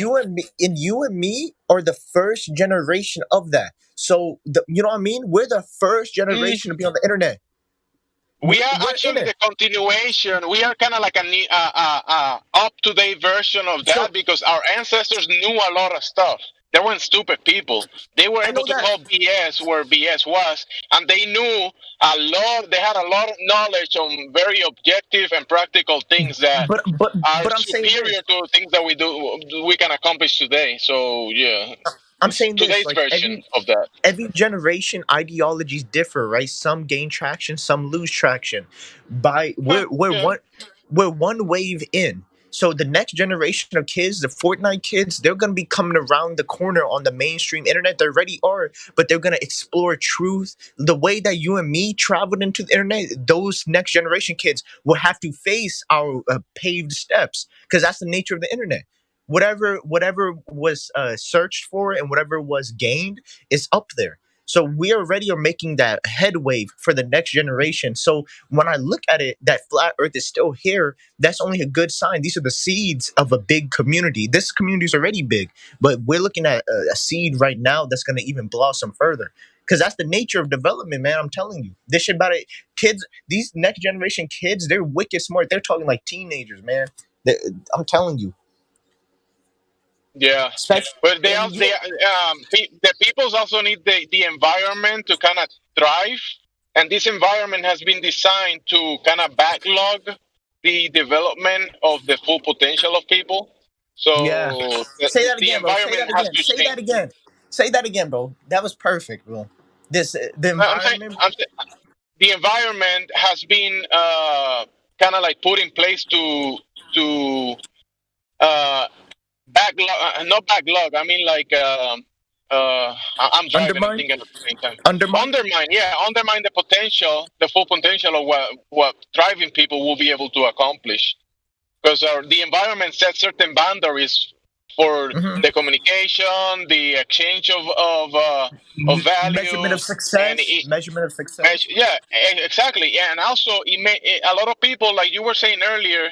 I think a big thing as well is keeping people under fear and sick with physical sickness. That also kind of like is a detriment to what people can actually accomplish, because when you spend time worrying about the fear and also the sickness of your body or maybe your family member, that actually is a huge detriment of your full potential, I will say. You're right. And also the information. I know people call it the information age, but I think that's why they have the censorship at full speed, because the information it's available, but they have to keep the lie going and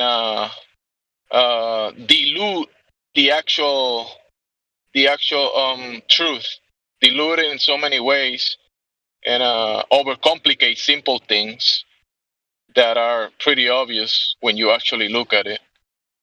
And when young people's mind are kind of like clogged or in a sense oversaturated with bad information, that kind of molds the behavior of people in either in a good way or in a bad way, depending on I'll say on the information and the environment. But deep inside, I think I see people trying to be functional and caring, loving. I see a lot of goodness in most of the people, but the environment and the language has been used to program us into some type of dysfunctional behavior that ultimately will have an adverse effect, which is, I would say, being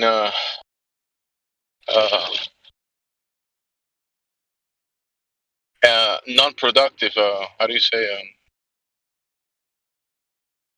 Deficiencies and not productivity. Oh my goodness.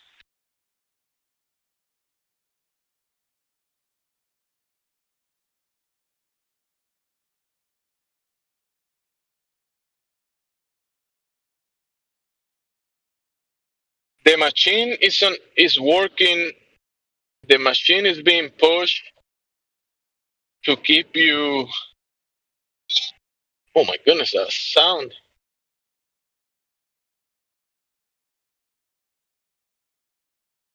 He dropped out. Anyways, yeah.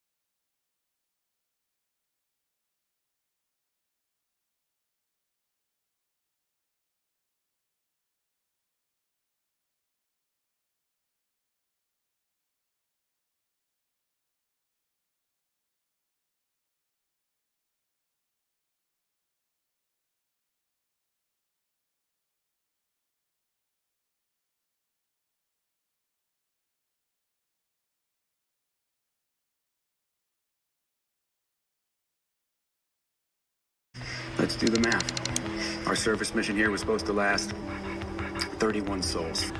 Pretty much 8 months through, and we're looking forward to getting back home, seeing family and friends. This guy is kind of like the real-life Matt Damon character from The Martian. Hey everybody, this is Josh Ehrlich calling you live. For 8 whole months, Josh Ehrlich lived in a simulated version of Mars. NASA runs a variety of fake space missions on Earth. These simulations, called analog missions, allow scientists to study what a long space mission would be like for the crew. It's always been a little bit of a dream of mine. I mean, my dream is to become an astronaut and head to Mars. Ehrlich was the biologist on the crew of the High Seas mission, a NASA analog designed to simulate living on Mars. The High Seas mission has happened 5 times so far, always in a remote part of Hawaii. Like Matt Damon's character Mark Watney, Ehrlich's focus was to grow vegetables inside the habitat. The crew could go outside of the habitat, but not without wearing hazmat suits, meaning no fresh air, and the only plant life the crew saw, touched, or ate came from Josh's little garden. To see and just to watch the crew members eat a vegetable for the first time, like a real vegetable, not something that's dehydrated or freeze-dried, it was a truly worthwhile experience as a crew member because you're providing to them. Not only is it logistically challenging to live inside a geodesic dome for 8 months, even if you're on Earth, it can also do a number on your psychological state. One of the biggest concerns with a long space mission is the impact it has on the crew's mental and emotional well-being. It's one big psychological experiment. So, what's it actually like living in isolation with just 5 other people for 8 months? It slowly adds up till you realize, man, I miss feeling the wind. I miss getting a sunburn. I miss jumping into the ocean. Josh's duty to his crew and to the mission kept him invested in the project. But dedication in itself can't be enough to keep everyone sane and on good terms with each other, right? Conflicts will come up. People will inevitably get on each other's nerves. Communication, when you all are on the same page, man, you can do anything. If there's something bother you, just say it. A few words can go miles to getting things done, to accomplishing. This guy sounds like Kiwi. Josh says what he learned on this mission can be applied to anyone. These aren't just rules to live by when you're trapped in a dome in Hawaii pretending you're on Mars. Always keep in the back of your mind that we're all in this together. And that can be spoken both for high seas, but also here on Earth. How we treat our planet, how we interact with each other, how we live with family members and friends. We're all in this together. So let's focus on going forward, not backward.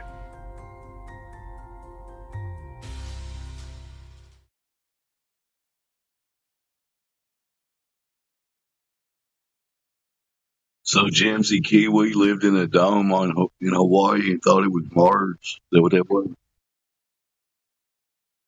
I think he was being a double agent at this point because he was in the Mars simulation with NASA, working for NASA. Wow. And now he's here talking about flat Earth. I was just going to mention it's weird we still don't have any direct measurements of this Earth's curvature. Go ahead, back to you. So how are they gonna make it to Mars if they haven't measured the curvature of the Earth? Don't they need that to be able to travel to Mars? Definitely need that radius number, as far as I know, Jamesy. Back to you. Wow, I think they missed the first step. Then how are they gonna make it to the second or third or last step if they miss the first one?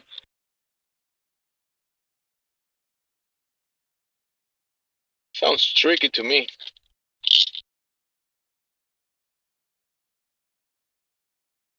Am I roboting?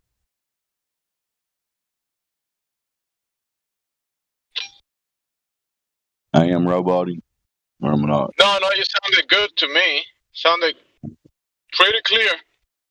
Just checking. I'm mobile. Even with your accent. I'm roboting maybe. Well, I'm mobile and dancing around. Back to you guys.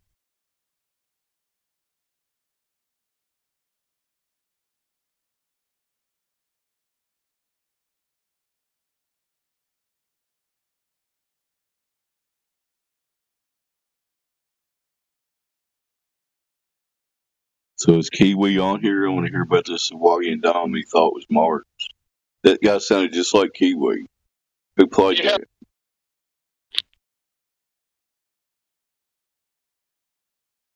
That's what I think. Kiwi was there, so he should tell us how fictional Mars feels.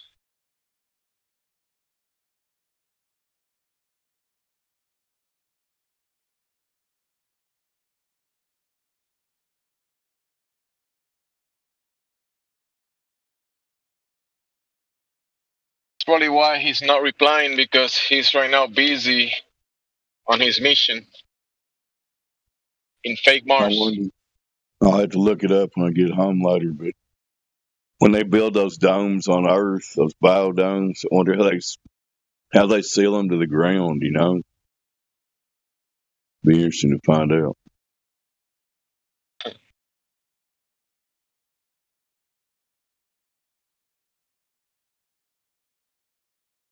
I don't think they're 100% airtight. They might be. I don't know. Earth's still not a ball, though. I'll shut up.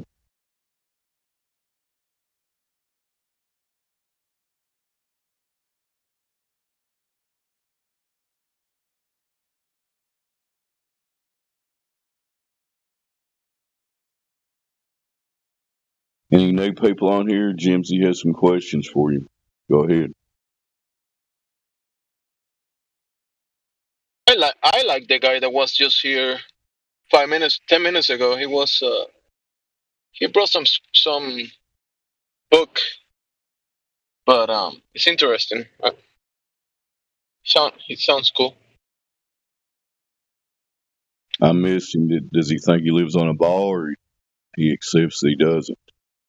No, he said that a book from his I guess his ancestors, that it was some people that was conquered by the Muslims, right? So before the Muslim conquered them, they had some type of cosmology, right? And the cosmology speaks about horizontal plate. So it was a plate like a fish.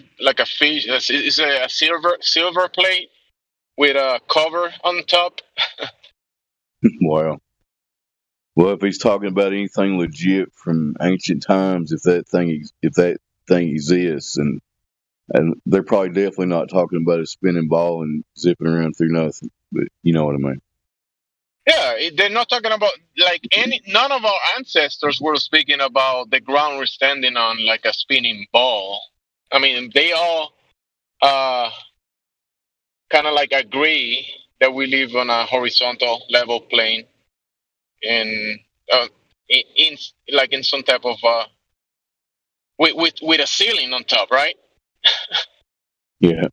I mean, to even postulate this spinning ball theory, you got to skip the first 3 steps of your senses. You don't feel any motion, you don't see any curvature, you don't experience any of this globe stuff. But then, if you assume all that stuff, then you're on a spinning ball zipping around through nothing. That makes sense, right? There you go. They're doing the opposite of our ancestors and people of the past, because these Globers are claiming the total opposite of the actual experience. It's the nonsense, actual nonsensical claims. Yeah, I like when you emphasize that, because it literally is against your senses, nonsense. It is nonsense, yeah. You walk outside and you're like, man, it's a great day for the globe to be spinning. Said nobody ever. I'm probably starting the robot. Sound good, bro. You sound good. Clear to me. And are you driving? Because I'm driving and I can hear everything you're saying perfectly. So that means we must have a good connection, both of us. Well, our satellites magically came in line one time. That'd be awesome, wouldn't it? Synchronicity of the satellites, man. I can feel it. Yeah, I do have my GPS on. That's probably having a good effect on the connection. We have been joined by CB. I believe he thinks he's on a ball that's in motion through nothing. Correct, CB? That's right, guys. I'm getting pressured. I'm getting told that just start to believe again. And when people chant 33 times in a row, it's a globe. It's that has a large effect. I'm starting to feel the effects of the chanting. So I have heard it. If you have You're even projecting. You're even projecting the effects, because CB means curved ball, right? CB. Yeah. You know what? It does. Certified baller. Certified baller. It can be many things. There's not much you can do if you run into the right glober and they tell you the globe story just the right way. I can understand where you're coming from, man. You would just start ignoring your senses. Makes They sense. kept just saying it's over and over. It's a globe. It's a globe. And like every time they said it, it just hit harder. It just made me consider the globe again even more. So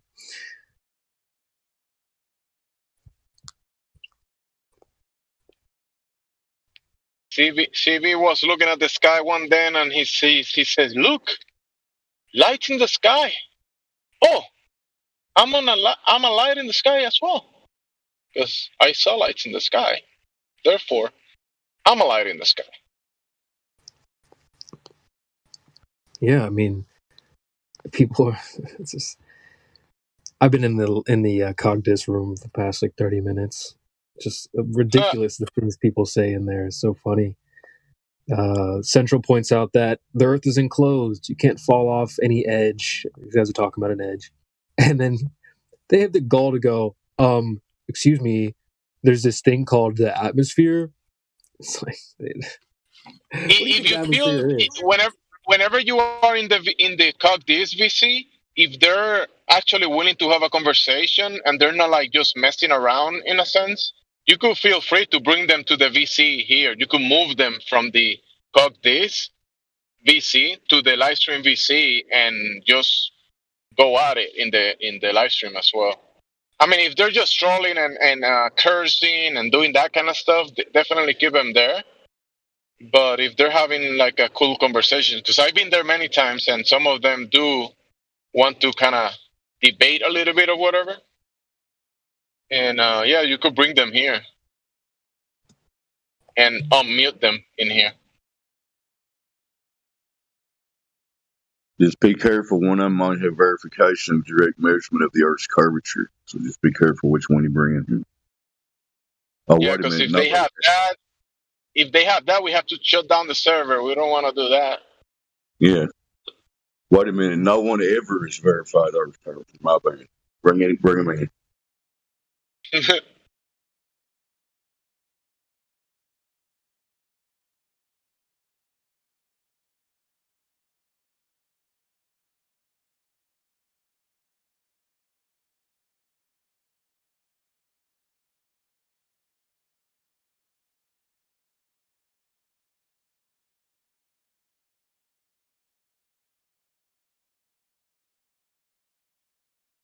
yeah, talking to Globers in the damn Cogdis room is like asking them to spell red like this. Spell red. Red? LSTER.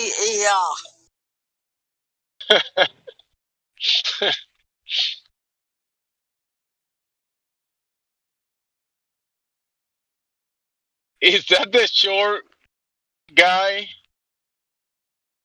Yeah. that looks like a Yeah. cartoon character? Yep. He looks like Mr. Popo from Dragon Ball Z. Oh my god. That's offensive to Mr. Popo.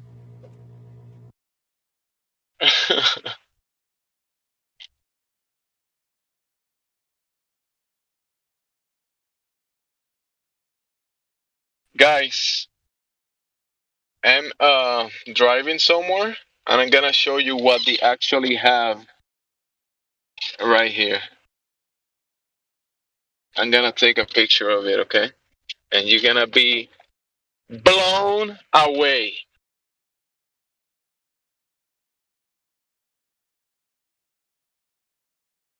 For this thing.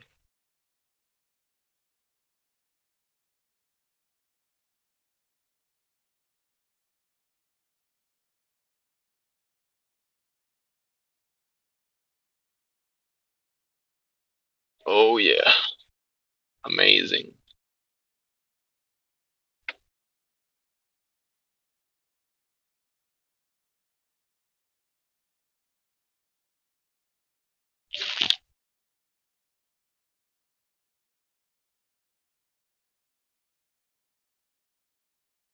When you got a couple of band members in the chat trying to get back in the server. Just call anonymous. You call anonymously. They know me. They know my voice. They'll know me. Are they in Cogdis? Please. No, I'm just. There's nobody. Okay. Was that a recording from their secret meeting? It's somehow fell into secret. It's hilarious. Yeah. Guys, look what I got. I'm just in front of this thing. It's amazing. Like out of this world. Amazing. Look at this.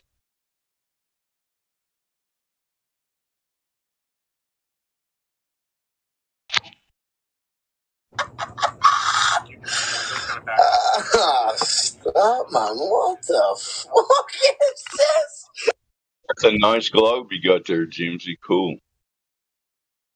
Oh, it's huge. It's all muy telly now. This is it's called Babson College. It's an actual university where people are being taught, and there's university professors and that kind of stuff. And some people say no, they don't teach the globe in university. They don't do that. They don't. So They don't indoctrinate people with the globe. to and from class, they're walking by a big ass globe, so they're not indoctrinating them. Okay, gotcha. Yeah, we're walking around. Yes, you see, we have a depiction of the thing that we are walking on. We have to make like it's on a pedestal, literally on a pedestal. I mean, they can't just model it the way it is, you know? Why can't it just be rotating, and why does it need a pedestal for it? Yeah, an emotionless ground, right? Why can't it be just like why they don't use the gravity or the anti-gravity, and they just make it float against the bigger ball, like the moon and the planets do? Should be able to do something like that. Manipulate gravity. They would be I able mean, to if show there's you. gravity, there should be anti-gravity, you know? They have to be in the space reference frame to show you that, and you guys know this. Come on, man.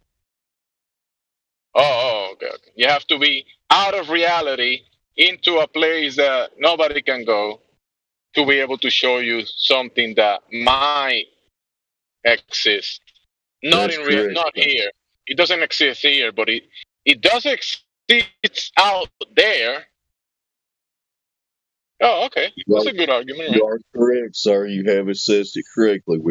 It's a reference frame that we know exists, but there's no way we can show you it exists, but it exists. So there you go.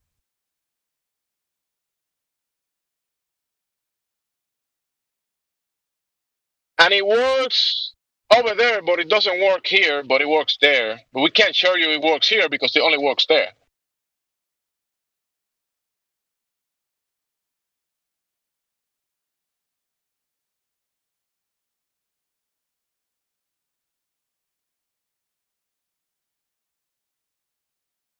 That's correct, Jimsy. You Florida guys are slowly learning it. You're getting it slowly every day. Good job. You just got to believe, man.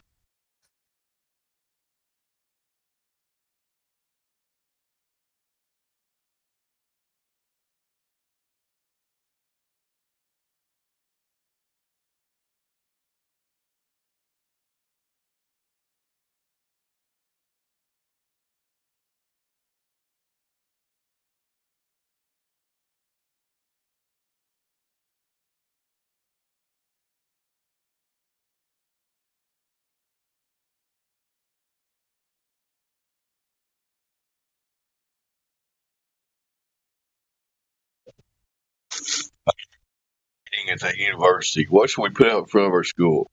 Well, how about a big ass globe? Yay! Everybody votes yes. Anyway.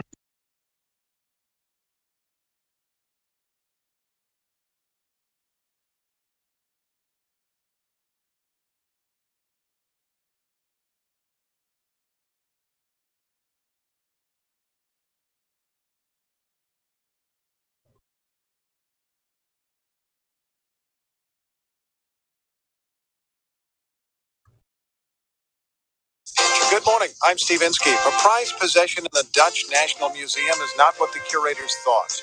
Back in 1969, the Apollo 11 astronauts visited the Netherlands, and the U.S. ambassador gave the Dutch prime minister what he said was a moon rock. No doubt it gave a warm feeling to the U.S. ally, but when an expert saw it in the National Museum, he said he wasn't so sure it was real. Geologists have now identified the moon rock as petrified wood.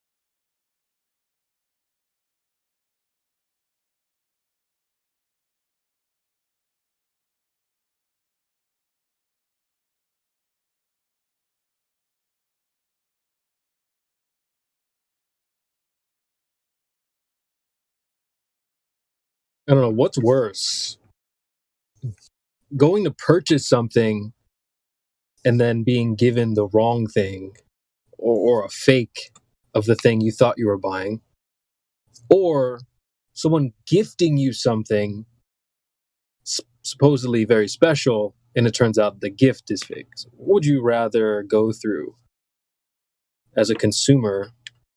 Would you rather purchase something and then it turns out it's fake, or would you rather be given a gift to put on your wall, show everybody, and then turns out that's fake? Well, yeah, CB, it's not just that. It was given to you by a very good friend as a gesture of goodwill. And then you find out it's fake. How humiliating. Good point. That's a good point, actually. It's not just some random person that gave you this thing. It's somebody, not just some random person. Maybe there was some kind of mix-up at NASA, and they grabbed the petrified wood instead of the moon rock, and they went. That's hilarious. Got to cut them some stuff. Oh, Dave.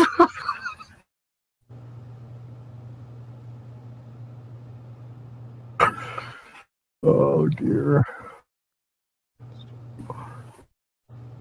NASA could say that too. They would be like, oh my gosh, we just grabbed it out of the petrified wood bin instead of the moon rock bin.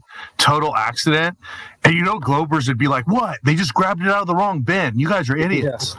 Yeah. Come on, guys. You don't realize they have a separate bin for the petrified wood?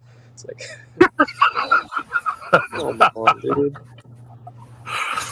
Oh dear. Just that one fact alone should make any normie go, what? Fake moon rocks? What are you talking about? Yeah, why would they do that? What did we go to the moon 6 or 7 times? And we're handing out fake moon rocks. Shouldn't we have like a plethora, like just mountains of real moon rocks at this point? I mean, dude, you reminded me, like when I was a little kid, I would actually collect rocks. I'd have a box of like cool looking rocks and stuff. So yeah, you don't think they would be bringing back a bunch of rocks? Come on, dude. I just went camping in the woods with my kids, with a few of my kids this last weekend, and I walked around and picked up rocks for my littlest kids to bring them home and say, hey, look at this rock from Earth. Yeah. It was fun, dude. I kind of I get some nostalgia thinking back to the box of rocks that I had. It was actually pretty cool. Had some good stuff in there. Do you have any moon rocks, bro? Ah, dude, you know what? They kind of just petrified into wood, so. CB, when you're playing with that box of rocks, you were playing with your cousin. You just didn't know it. You know what? That's why I liked them so much. It was my family. There's no such thing in my world as life, really. That we're very complicated rocks. What? Bro, what? I actually think of myself as a very complicated rock. I am made of things like iron and copper and manganese. Bro, what are you talking about, man? When you sit down on a mountainside and you're there with a rock, those are your cousins too. Hey, yo, what the fuck? What a maniac. Who would ever say something like that? What the fuck? But a retard. Oh, that's right. We're not supposed to say that word. I'm sorry. I won't say retard anymore. I'll take the retard back thing. Just tell me if I say retard again. Retard. Never mind. Stop it. Honey, what's up, man? I haven't heard you in forever, bro. Why aren't you allowed to say retard, bro? I'm just joking. I haven't been here. I haven't been on in like a month. Taking a break from reality, I guess you could call it. Who said you're not allowed to say retard, bro? I'm just joking with myself, man. Don't worry. Off the table. That's funny. My wife told me I'm not allowed to say that. She said, you can't use that word. That You can't means use something." that word. Just that one, that one's... Yeah. I got to be careful not to say it around her. It hurts her feelings or something.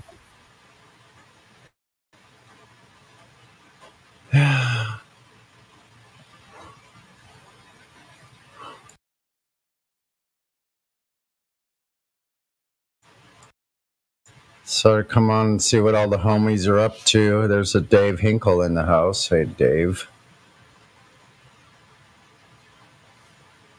Fellow boomers.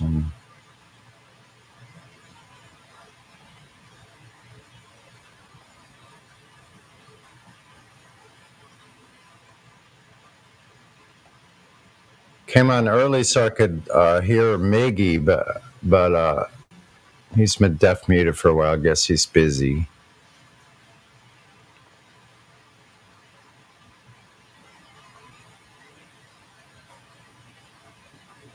I'm probably roboting, but hi. Here. Oh, hey, you're all right. It's all right.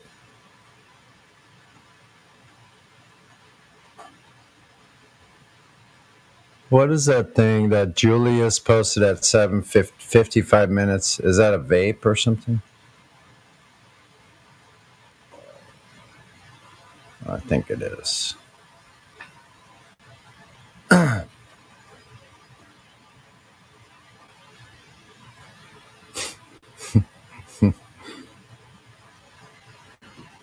I'm laughing because I'm just catching up with the live stream voice text. Good stuff. Oh, yeah, that's a good.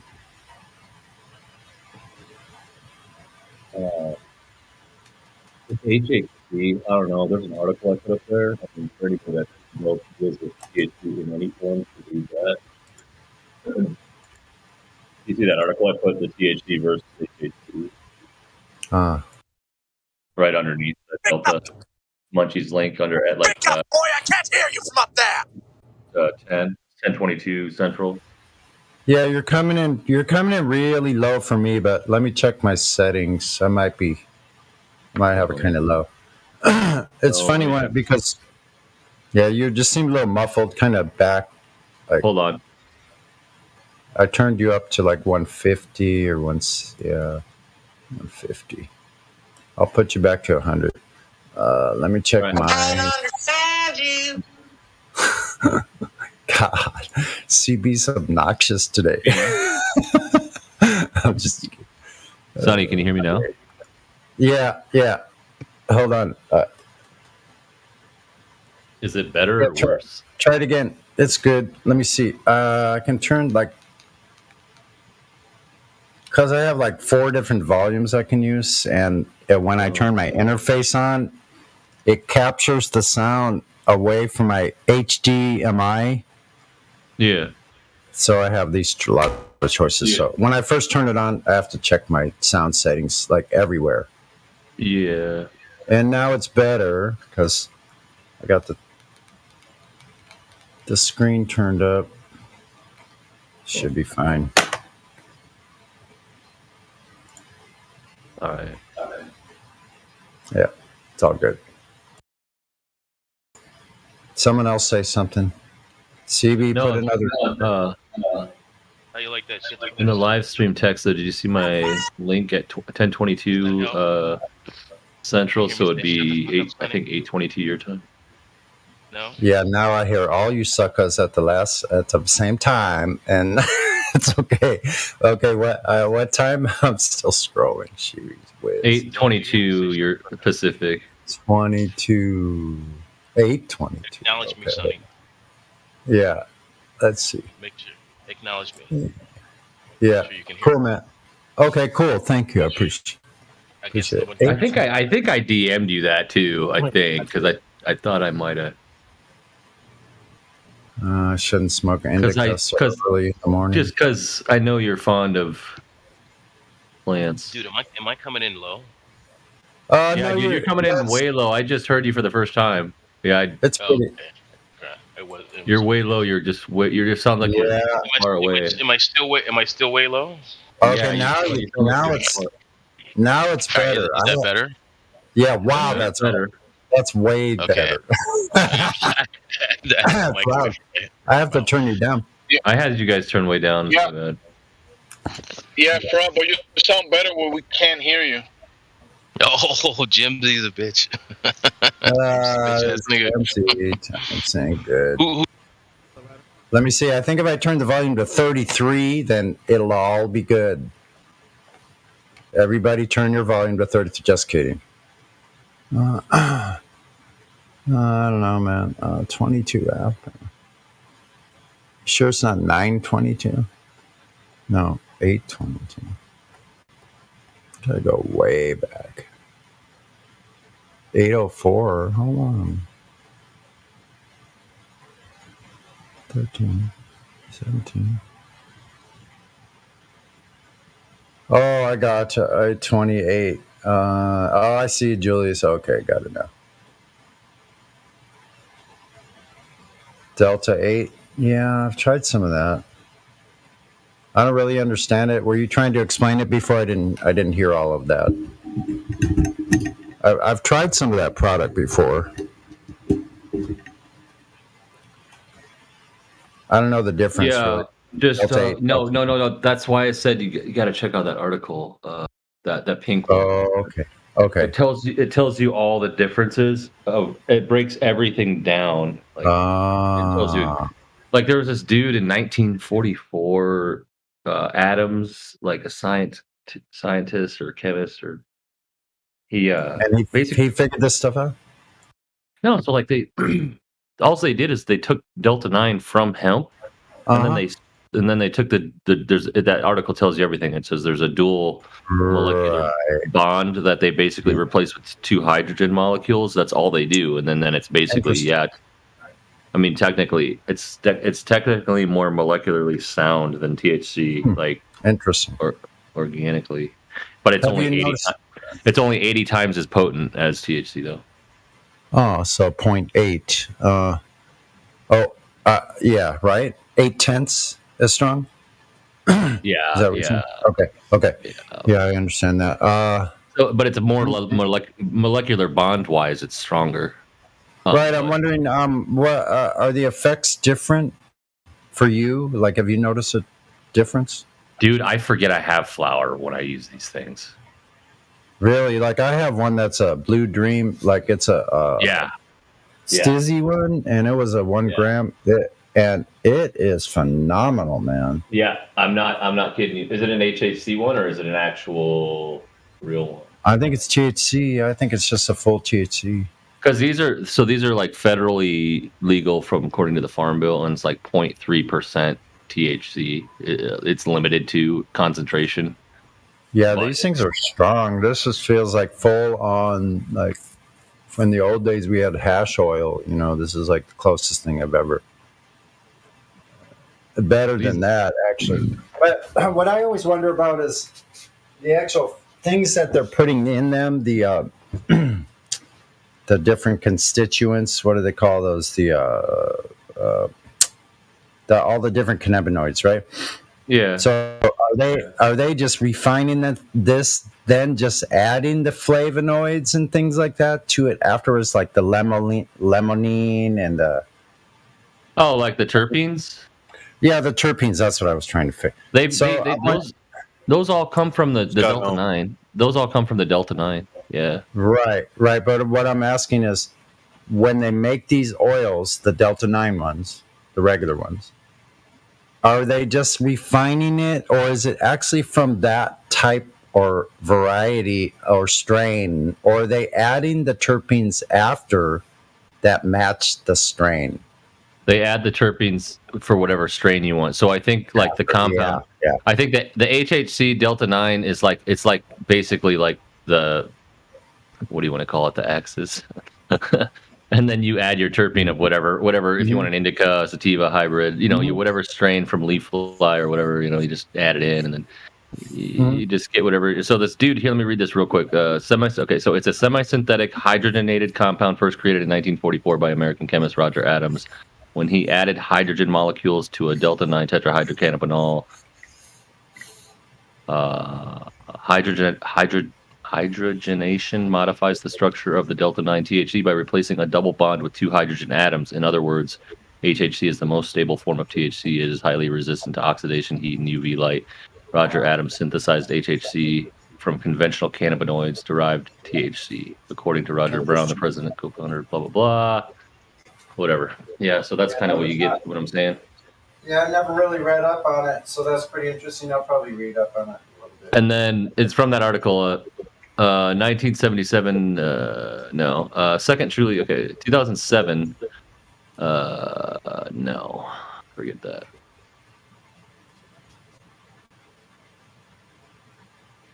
So how is it produced? Hydrogenation process carried out in the laboratory produces HHC. This is a similar process used to turn vegetable oil into margarine. It involves additional of hydrogen atoms and chemical structure to stabilize it. Typically, THC is saturated with hydrogen in its presence of high pressure and a catalyst like nickel, zinc, or palladium. This breaks THC's double bond chemical structure and replaces it with hydrogen, forming HHC, yet the cannabinoids' effects and potency remain essentially unchanged. So it's about 80% as effective as standard THC. I bet y'all drinking that wine too, aren't you? You're smoking them tweeds and everything. Here, structurally, the difference between Delta 8 and 9 THC is the position of the bond on the chain of the carbon atoms. This means that Delta 8 THC, the double bond, is on the 8th carbon. Delta 9 is on the 9th carbon chain. That's where the double bond is located. So when they make the HHC, they just break that. They break that double bond with nickel, zinc, or palladium. And then once they break it, they insert the hydrogen dual structure bond to replace it. And that's how they get HHC. So technically, after that modification is done, it is not anymore THC. It is HHC. It's its own thing. Interesting. I don't know. It makes. I just found it really interesting because I just and Hey, if you live where Sonny lives, you don't need none of that for real. Yeah, I'm in Iowa, so I'm kind of screwed. I got hookups, but it's really nice if I can't get something. Yeah, I think it's good for people who I guess their state isn't caught up yet. Yeah. Are you talking about illegal drugs? I've tried some of the These aren't illegal. I'm not talking about illegal. I've tried some of the Delta 8 before. I didn't notice a whole lot of difference. I mean, it seemed okay. Yeah, so the problem is now they got all the hybrids. That's what you got to get into is where they're mixing THCO or HHC with Delta 8, 9. So there's so many milligrams. There's so many milligrams per in each gummy now. So there's these heavy ones that Koi came out with, and they are 125 milligrams per, which is insane. I get edibles that are 4,000 milligram chocolate bars. I have them right now. What? I'm in Canada though. Did you say 4,000?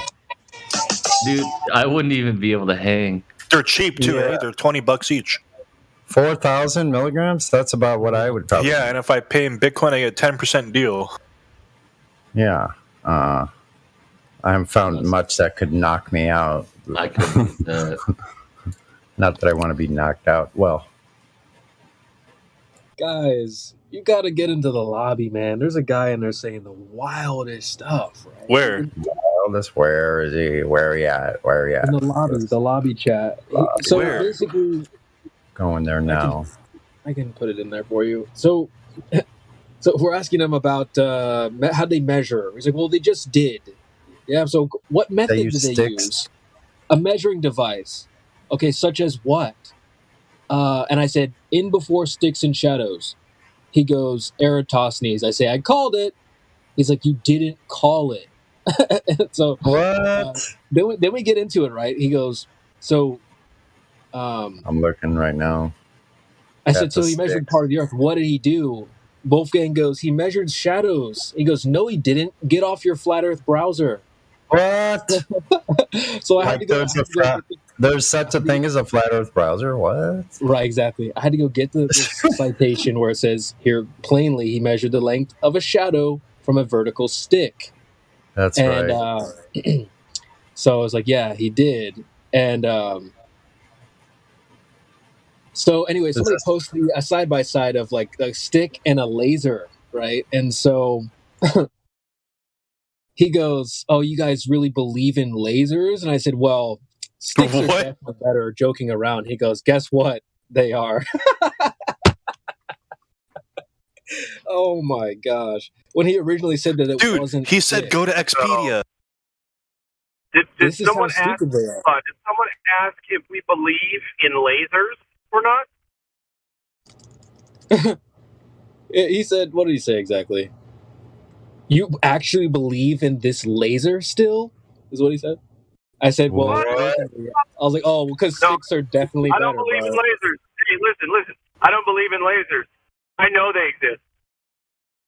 Exactly. I have one. I found it on the ground. I'm going to actually take pictures of this. Some kind of surveillance device. It has a microphone, a switch, a power inlet that you put a power, like a 3-volt power, and it's a freaking laser in a little aluminum box.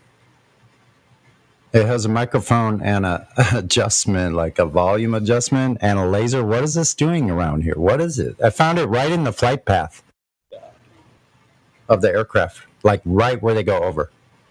So I don't know what. Awesome. I picked it up. I took it home. I got it half apart. It's got a fan inside of it. I'm gonna take pictures of it. Someone blacked out. Someone spray painted the lens. Like it's all really very strange. Wow, dude. Yeah, you gotta Yeah. show that. Yeah, I will. I'll take a picture. I'll take some pictures. Give me a minute here.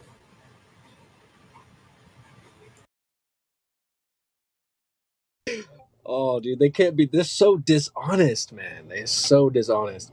I told him that, well, because he said that no, he didn't use sticks and shadows, and I said, well, did you even read what you Googled? And he said, well, I didn't Google anything, just based off memory. I don't remember exactly. And so after being corrected, I said, I pointed out how he goes, it wasn't sticks. And then he turns around and says, actually, it was, and they're better than lasers. And he goes, well, I never said there weren't sticks. Oh, my goodness. Bro. Unreal. That's right. Guys going Lies off are of unreal. misremembered, but he's an expert. Okay.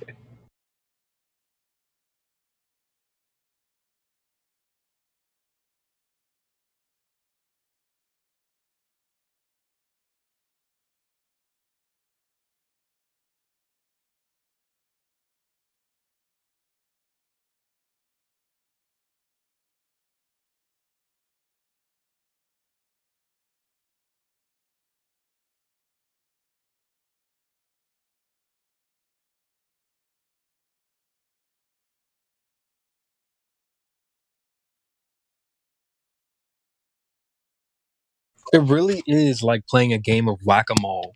I can't see it any other way. Like, it's just how slimy and greasy these people are. Most of us are willing to plant your feet in the ground and stand there. This is my stance. And I'm not going to move. But you start talking to someone who doesn't have those same standards, they're going to shift. They're going to shift around. They're going to pop up in different stances, like a freaking playing whack-a-mole. You know, you bop them on one point, and they're just going to pop up in another area. It's just crazy, man. It's so slimy and greasy. It's ridiculous.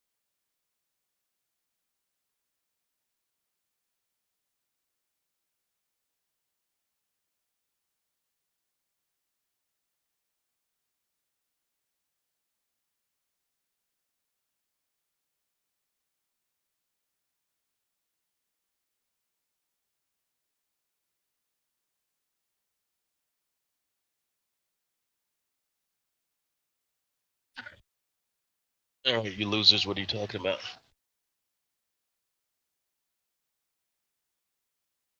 Just talking about how weaselly these globe earthers are. This guy was saying that no, Eratosthenes definitely didn't measure any shadows or anything. You got your information from a flat Earth browser.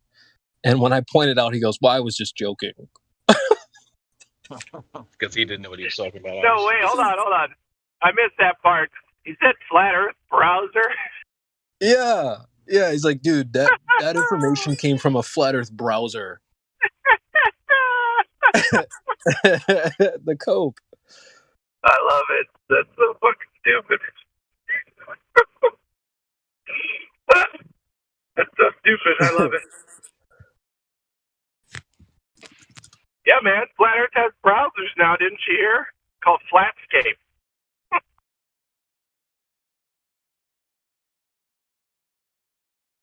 Yeah.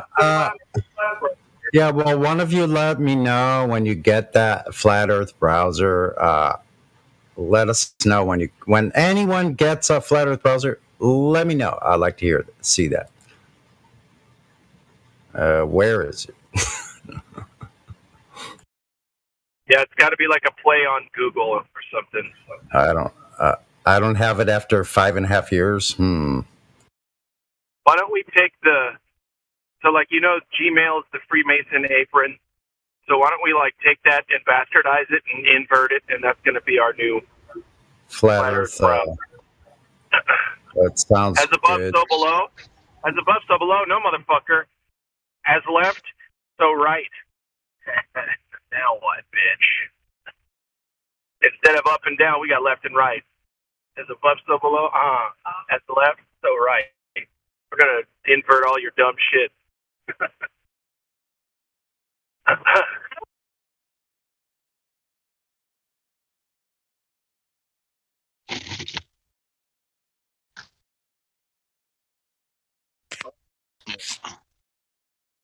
Amazing, just the craziness that will come out of a globe earther. Just for the sake of having to defend it, you end up saying the most ridiculous stuff. No, they're just not very intelligent. That's the problem. Yeah. I guess. And it's not that they can't be; they just choose not to be. This is what I find fascinating about people, because no one's stupid, no one's dumb. I mean, you're not a moron. You choose a level of understanding that you have and knowledge. I mean, if you don't want to grow anymore, you just stop, right? You don't want your brain to expand anymore, and you don't use it. And this is what they choose not to do. It's a choice, They choose to stunt their growth intellectually. So, I mean, that's on them,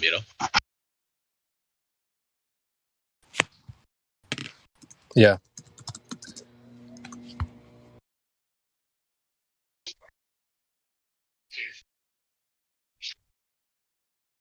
This airport's getting busy, man. I just need to get the hell out of here by now.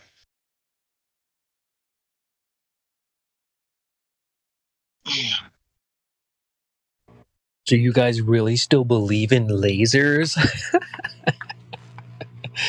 Oh my! It's funny.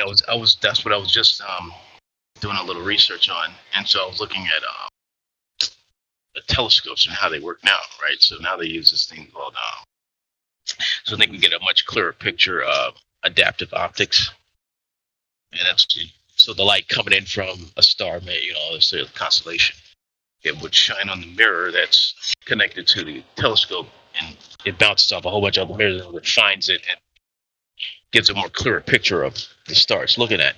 But when they use a guide star to focus on the star that they're searching at, so if they're looking up at a certain position, then the star next to it is the guide, and then they use that to triangulate with the star they're focusing on. But if they don't have a guide star, then they create one, right? So what they do is they fire a laser into the atmosphere up to create something with sodium and I forget the other element, but it creates an artificial light source, and so that gives them the arc seconds, I guess, whatever they want to call it. I was briefly looking at it, and so it gives them a position. Then they focus on what they're looking at, and the light coming from that, so they are able to manipulate the atmosphere with the mirrors because it's the atmosphere is causing the distortion, so for them not to get such a clear picture. So when they do this, clears up the focus, blah blah blah. But anyway, what I was thinking, like, wait a minute, and this is what Glovers don't see, right? So they're shooting a laser up into the atmosphere, millions of miles, right? So and that's on the vertical. So all you would have to do is just shine it on the horizontal, and it's the same thing. So they don't realize that. All right, so why isn't that laser light being refracted around the Earth? How come it's going straight up, right? I mean, this is the simple logic that they refuse to accept. If you can point a laser straight up, you're already defeating refraction, what they want to claim. Because if it's going straight up, it's going to still curve with the Earth, right? It's not going to just all of a sudden just pierce the atmosphere and no, it's gone, it's in outer space. It would do it on the horizontal too. It's not just going to do it on the vertical. It would do it on the horizontal. So they're so stupid. This is how stupid they are. It's just so funny, man. They can't get simple. It's just simple understanding. They refuse to understand. But you know what I had to do? I had to because what it is like YouTube has removed all of that stuff. I used to have all of that information, so they removed it. Like all my stuff was deleted, and you can't even find it again. It's not even there. So I had to go to DuckDuckGo and look it up, and that still took some searching, and then I found it, the original piece of information that I had a long time on this subject. It was fascinating what these guys will believe, man, and what they won't believe. Good. There's a looker. I honestly think they're just trying to go against the flat Earth just for the sake of it. Like, they want it to be wrong, but that's why they don't often have. They're not making a case of any value, Like, imagine we're in front of a judge. They're just going, "I don't like their argument, Your Honor." It's like, that's not going to win you. You don't have a case. What is your case? It's like anything they say is unintelligible. It's like they're not making any sense. It's like, bro, you're just rambling. You haven't done any research whatsoever. Yeah, imagine trying to be like a representative. You're the lawyer for this globe, and then we start cross-examining you, ask questions. So how big? What is the size of this globe? I don't know. Do I look like some expert? It's like, so you don't know things about your client, but you're here to defend it? Well, you should just let me win because I've been a lawyer for 50 years. That's not how you win a court case. Sometimes you don't even need a lawyer. So the lawyer is not going to automatically win you just because his credentials. So what evidence do you got? Let's make your case. Need to get that. The attorney is there to turn you in to a turn. Gonna turn you in. That's what he's doing. I'm getting paid for it. We're gonna turn you in. That's funny. That's what it actually means. Attorney. A turn. Turn. It's gonna turn you in. Check it out. It's legalese. You know that the attorney speaks legalese, right? Not law. He speaks legalese. True.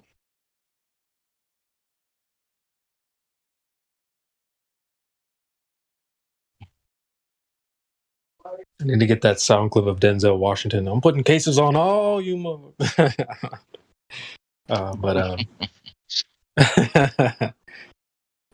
But yeah, man, they don't have a case. Is that court case real of Zen Garcia? Did he actually go to court over flat Earth?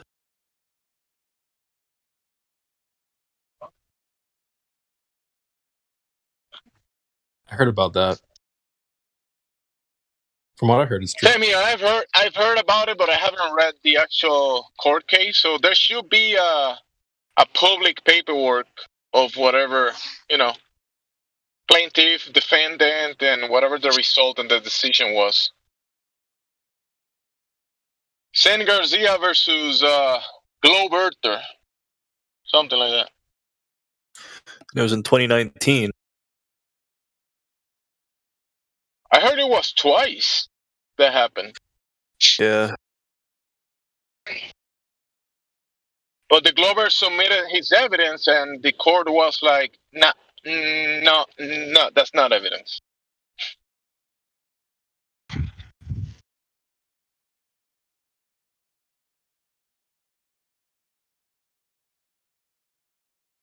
I don't really Actually, know the context this guy has a bounty. He's offering $15,000 to anybody who proves it's a globe. Yeah. But that's why he was sued, because someone claimed he proved the globe, and San Garcia didn't pay him, so the guy sued him to get paid. But in the court decided that he didn't provide the evidence, I think. Yeah, I think I heard about that a while back.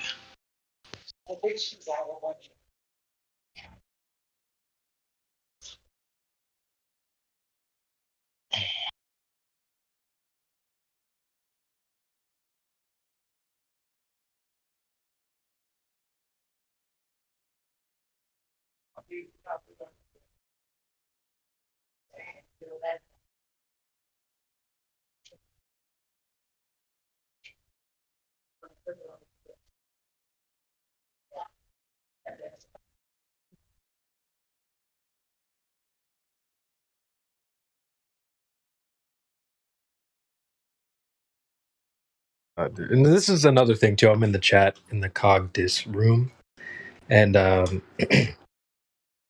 one of my questions is like, "Do you think your room is moving?"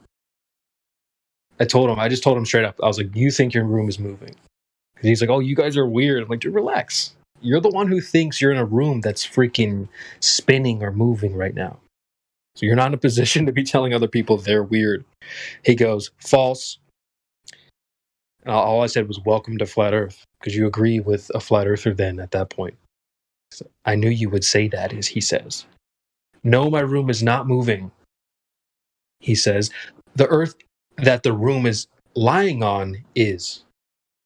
So we have a moving earth with a house on that moving earth that isn't moving. Right? Oh. How do we prove it's moving, though? Because the sun's moving. That's why. Oh, does that mean the ocean's moving too? Yep.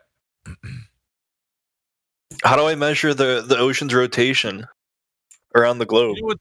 You know what the weird thing is? You don't need a rocket ship. You're on one right now. Yeah, NASA's already got me in it, bro. It's the mind trap. You're already in a rocket ship, man. We're flying through space in this ball, you know?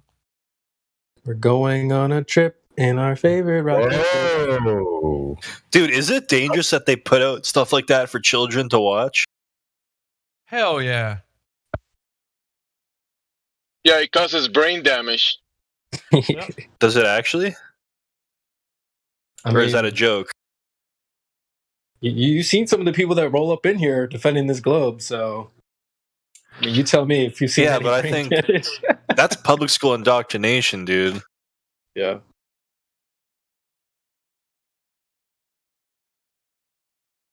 Miggy, did you see what I posted earlier?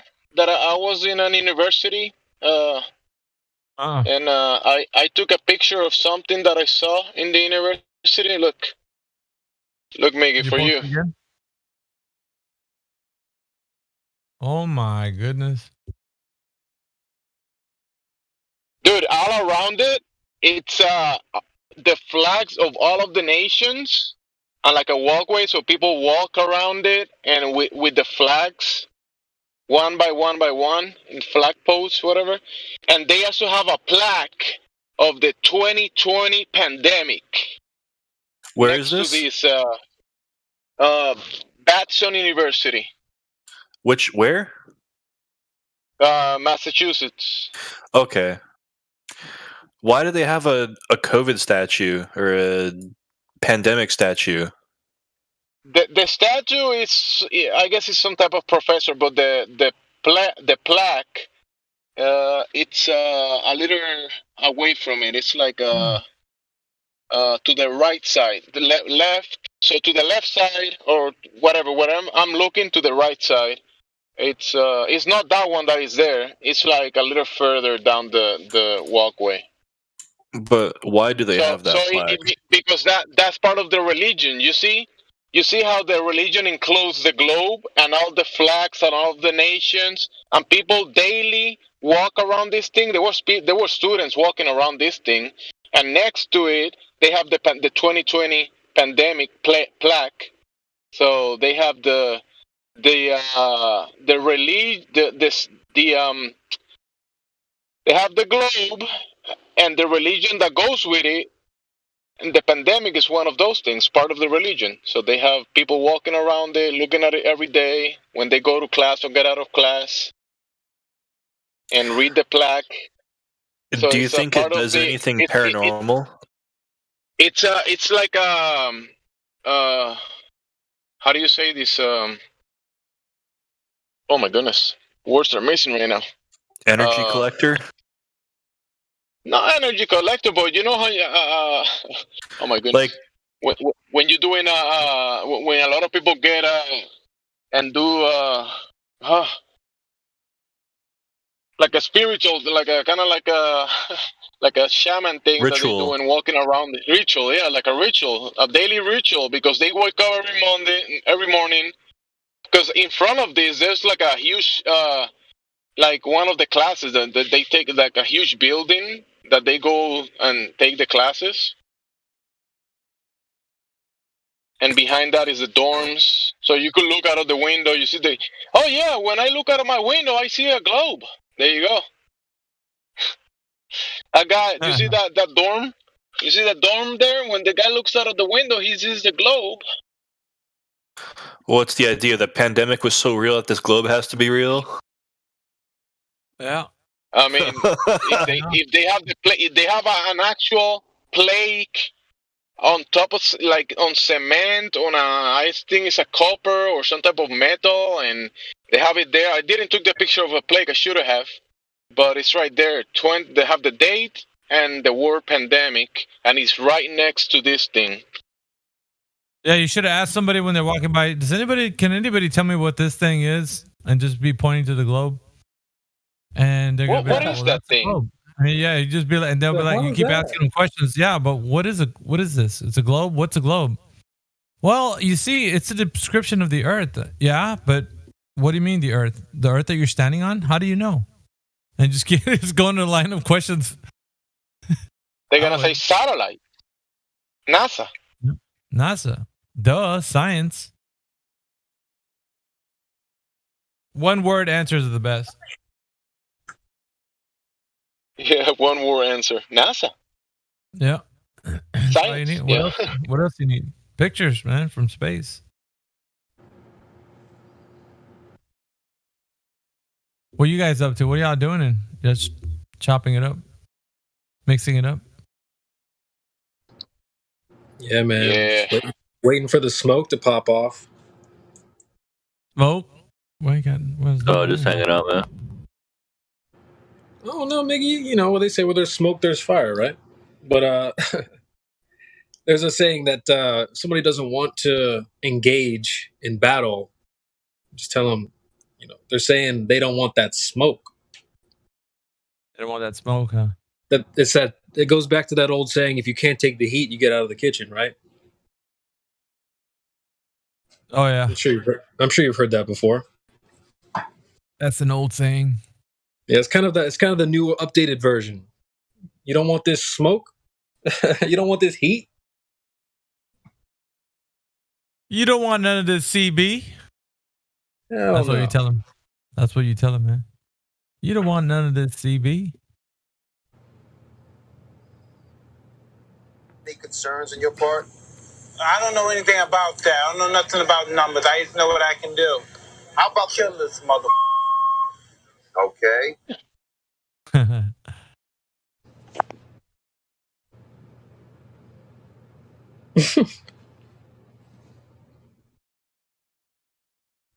You on break, Mickey, or what's up, man?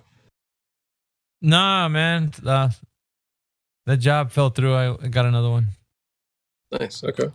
I know. That happens a lot for me too. Yeah, because I putting a couple applications out there, and I got a few calls. So I was trying out this job. It was a no-go. Robot check real quick. You're coming in fine, Mr. Dave. What's up, Mickey? I had a question about the big ass globe in Massachusetts or whatever Jimsy's talking about. Does it say on it somewhere not for educational purposes? I was just curious. Yeah, but you got to look underneath it. Yeah, you got to get onto the bottom.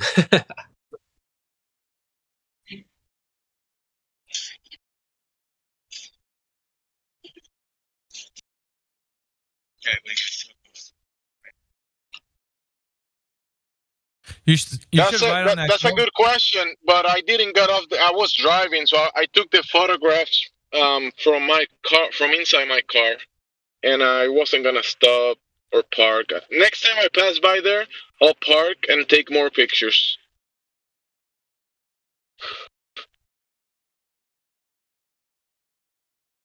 You know, they have to give that legal disclaimer in a sense, right? This is not real, but y'all think it is. Go ahead.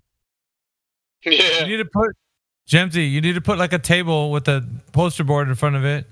The Earth is not a globe. Change my mind. And right in front of that, just sit down with a cup of coffee. Yep. Globes are dependent on a motionless, horizontal, contained environment. Prove me wrong. Change my mind. This globe is literally on a pedestal, on a literally, man, motionless ground. It's actually on a freaking pedestal. Yeah. That's okay.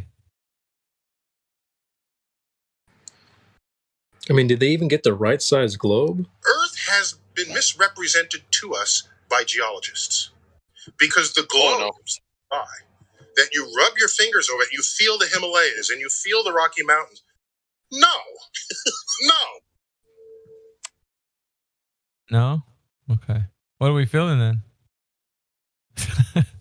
No, okay?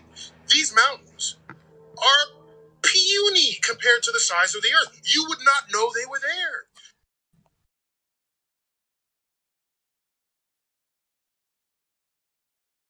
Neil's always a barrel of laughs, isn't he? I think he always talks about being a big space giant as well. If you were truly that size, some big cosmic giant lumbering through space, coming upon the Earth, rubbing your hand on it, the depth of your, what do you call these? Your finger. The fingerprint mark. The depth of that. Oh my gosh. Entire range of distance. Why is it always about rubbing their balls, man? Like, what's up with that? Why does a giant have to rub his balls? Like, seriously, dude. Like, isn't that like what's the term for it? Oh my! And every time he's about to talk about balls and the sexual part of what he's trying to say, he starts stumbling within his words because he doesn't want to say it. Have you noticed that? He does that like all the time. Yeah, because he's saying it but not trying to say it. Yeah, because he knows how it sounds. It sounds that ridiculous, man. Yeah. Guy. Oh, dude, that's so funny you say that, guys, because yesterday I played a clip of somebody trying to tell QE that horizontal was defined by gravity, and he had to do the same stuttering in between those words to make sure it didn't sound as crazy as if you just flat out said horizontal is defined by gravity. He was like, horizontal is, it's a today, Junior. Exactly. Today, Junior. Always have to stutter their way through it, huh? Because they know they're wrong. That's why. All it is.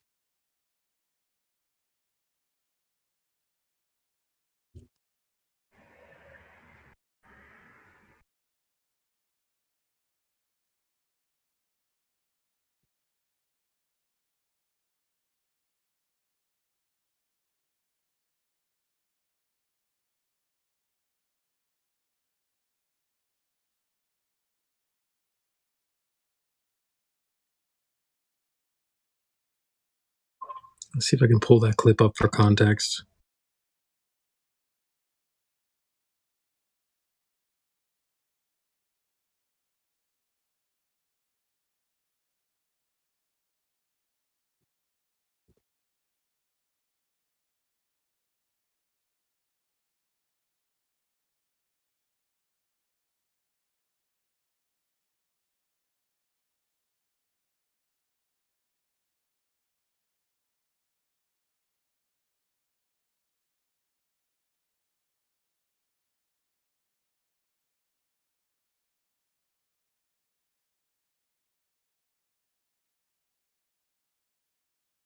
Glober with proof.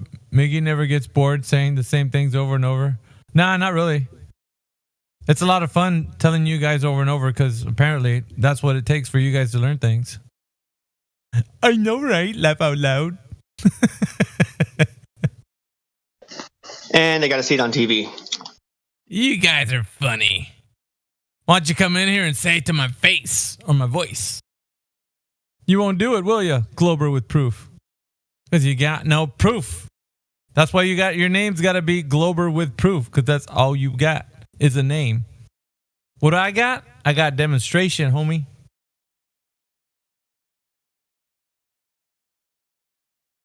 Tell me again how your globe makes sense. Oh, that's right. You can't. Toodles. Bubble. Yes. Okay. So horizontal is not a geometrical category, right? It's the fact that is opposite of vertical. Not sorry.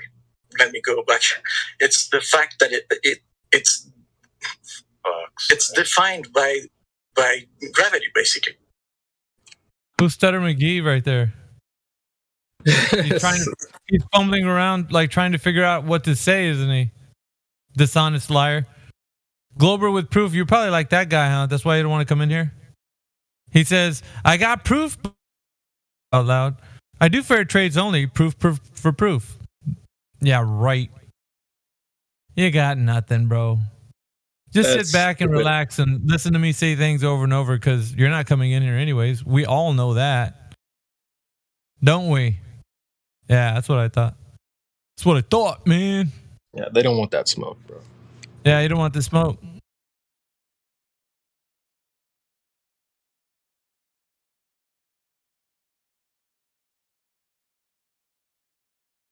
So just kick back, relax, enjoy the show while we pull the plug on your already life support globe.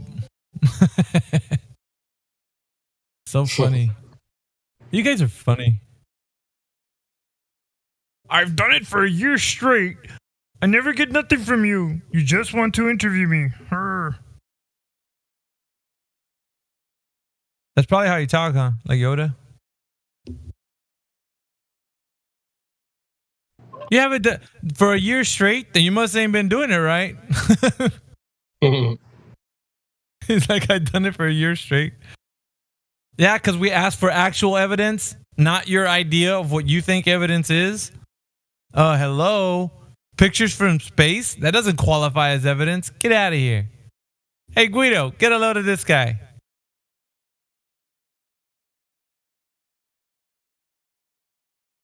Yeah, dude. You can't handle the truth. Yeah, you're being here talking about how water curves around a surface of a globe. No evidence. Actual evidence, he says. Give an example of actual evidence and provide one for your pizza, Earth. Pizza? What? Talking about Willis? Hey, yo, what the fuck? He's talking about. Wait, he said he's been here for years? How have you been here for years? He's talking about a pizza. He's talking about a pizza Earth, man. What's wrong with you, man? They're like he must be hungry. They're like 6 or 7 years old. Like the pizza. Freaking pizza. Look, I gotta hang on, man. I got a GIF for you. 1 second. This one sounds about like what you're doing right now, man. Check out you might catch the voice being delayed on there, but the image will come through. So just keep your peepers on the screen, will you? You wouldn't think someone would think about That's that. about you coming downstairs trying to tell me what the Earth is right there. Wouldn't you think someone with an adult mind would think, I'm going to use the name Glober with proof? All it's doing is saying, like, if someone didn't have proof, they would have to use a word like that, with proof. So anybody that has proof, you don't have part of your title as has proof. You just have the freaking proof. Okay. Hey, by the way, why Glober with proof? That's super redundant, but appreciate your try. Like, exactly. You're extremely, extremely redundant with Glober with proof. Like, you have to actually say Glober with proof. Yeah, bro. Come on now, That's man. no different. Yo, it's no different than we're all sitting at a poker table, right? And you basically have just drawn ace and king on the back of your cards. You're sitting. We can't see your hand. We know you got a 2 and a 3, but on the back you wrote you got a winning hand. Like, hey guys, can I sit here and play cards with you? I'm a pretty good card player. It's always fun when the panel decides to read YouTube chat. You know what's fun is that there hasn't been a challenge for us at all, period. You guys like to stay in there in your little happy, safe space where nobody challenges you at all. And you can say things and you can mock and you can't do anything else but sitting around stewing each other's juices while we over here are handling the heavy lifting and teaching critical thinkers, the ways to look at the earth and not just the way you guys say it. So you can stay there and sandbag each other and hang around the water cooler or whatever it is you got. Maybe tell your friend in the cubicle next to you, if he can take over your shift because it's getting boring or whatever, however you do it, and then clock out and go home. But no, this is what we do. So, yeah.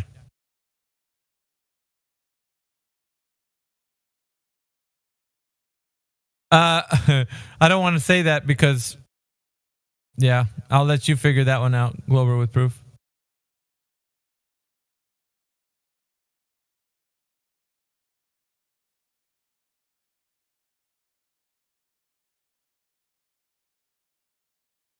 Can you imagine somebody's name being like Flat Earther with proof? That'd be redundant, dude. Oh my goodness. Flat Earther with proof. Yeah. Zero finesse. Emphasis on proof. Yeah, it's just like literally no different than saying, "Yep, I have a winning hand here, folks." That's called bluffing. Yeah, these are the same guys. These are the same guys that when you're playing games with them, hey, I know a fun game we can play. It's called I Win. Right. Let's do all the things that you want to do.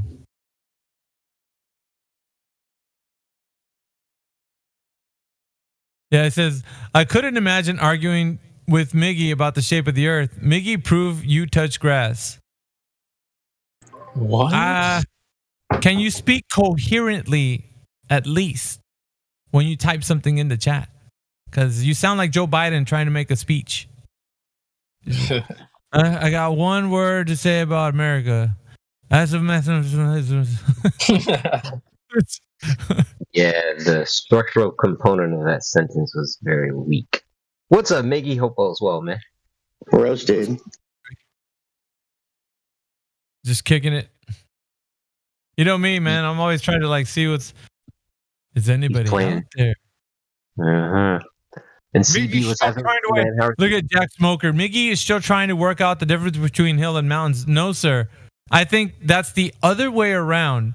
Bendy Light, who's in your little fan club that you guys always high five each other. Hey, it's Moxie. High five. And then you got Bendy Light coming here. Hey, low five, dude. Like, you guys, why don't y'all, arrange whatever meeting you want to have beside that water cooler that you guys go to every day and deal with y'all little high fives and low fives there, and leave the rest of the real conversation to the people, the genuine people. But yeah, you guys, you got nothing. Why don't they start their own Discord? Well, I'm just saying, man. Like they got cubicles, so they could just like stand up and say, "Hey, what's up, dude?" And the other guys next to him. Because you guys, they always say that, "Oh, it's about time for the morning cup." Yeah, well, why? What do you think that is? You just clocked in, duh. And then there they go sandbagging, mocking, and then they're like, "Well, time to go." I'm like, "Yeah, sure enough, man, right on time." You guys clock in, clock out. No, because that's all you guys. All you guys do, hang out in the YouTube chat. Meanwhile, we are here waiting for anybody to talk to us about the shape of the earth, which none of you guys want to do at all. Listen, I'm not scared of these guys. They think that I think that they're scared. Oh well, if they're scared, that's all I know. I'm gonna bring the pain to them, and that's all. Then we're gonna see how tough you are. Tough guy, like tough guy. All the time in prison, always. They're tough. Whenever they ain't tough. When was the last time you guys ate a whole fresh pomegranate? I'm so fortunate. That doesn't work on a globe, Sonny. So, pomegranates don't grow on a globe. Period. Glober is doof. Yeah, Glober is doof. Glober is news update. Here's a news update. I'm sure everybody wants to hear this. You never heard this before. Plants don't grow from burning gas or plasma.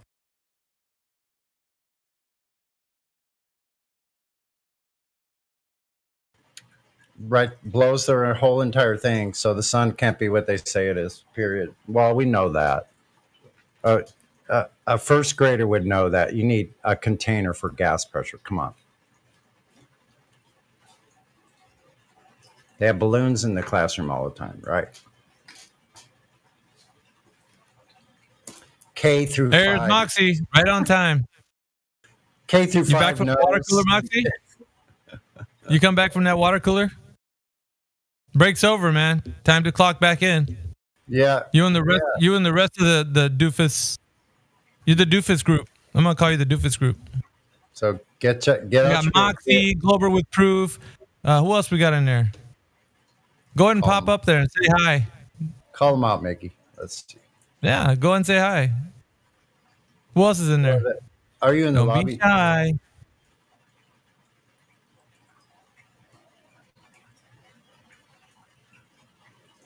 Yeah. K through 5 knows Earth is not a globe. Who's that? Who's K through 5? K through 5. There he is. Kindergarten to 5th grade. Bobby Steels. With your powers combined, you are the doofus group. Yeah, really. Doofus. I like to they need little theme music. I would like to see how mixed up their little papers are. They, if they have like a file on like what they're supposed to do with Flat Earthers, like that must be the most doofus document. Next week they're gonna tell Moxie, we're gonna have to have you go to the basement. Yeah, and he's gonna be like, but I got my stapler, and you know I just still need to know with my stapler. Yeah, we're gonna have to move you down to the basement. Yeah. Hey, did you guys ever watch that show on MTV called Yo Mama? I think it was called Yo Mama. It was like when I was in like 5th grade. Let me see if I can pull this up. But yeah, I mean, just old school Yo Mama jokes. We haven't done anything like that in a while. It'd be funny to come up with some like Globe Mama jokes. Like, yo, Globe's so big. Yo, Mama's so big. She has her own reflection index. Yeah, that'd be funny to do something like that.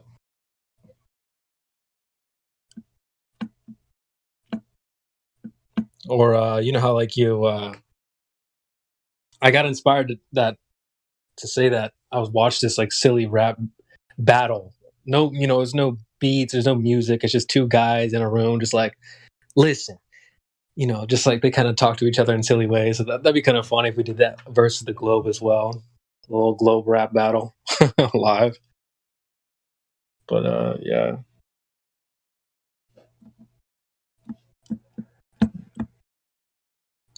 Yo Mama on MTV, 3 seasons, 2006.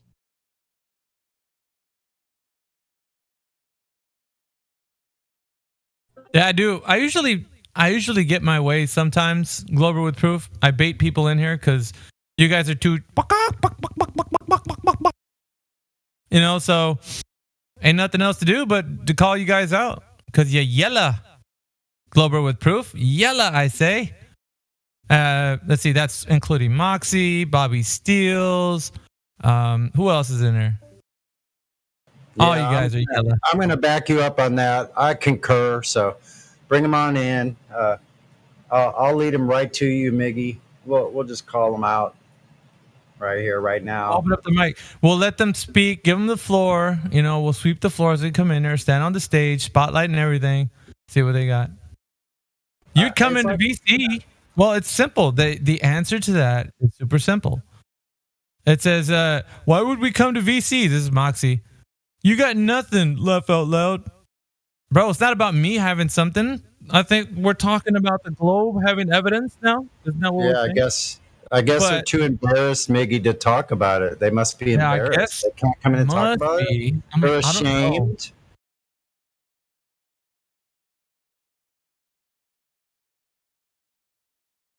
Nah, I don't care if you... Honestly, to be honest, Bobby Steels, I don't care if you come in here or not. You could not show up one day and never come back, and I would sleep just fine. So it doesn't really matter if you show up or not. Nobody cares about you, Bobby Steels. He's begging for us to go in there. Nobody cares, dude. You could skip rocks here for all I care. Doesn't matter to me. You want to feel special. That maybe that's your reasoning for saying these things. Oh, they're just begging for us to... I don't care. None of you come in here. As a matter of fact, you guys can all stay there with your little doofus group. And meanwhile, the big boys over here will handle the conversations. You know what I mean? So, see, Bobby Steels always says, his begging is hilarious. Nobody's begging you, doofus. Stay there and chat it up with your friends. Begging? You guys wouldn't even do it for me. Around the Globe cooler. You guys meet... You better not take long breaks, though, because your boss is monitoring you guys. Remember that. Oh, and you got to meet your quota. You got to meet your quota. You got to make sure that you sandbag enough people. How many people did I sandbag today? Let's see, that's 5. Okay. Yeah, don't forget about that. Maybe they can't talk because they're double and triple veiled. Yeah.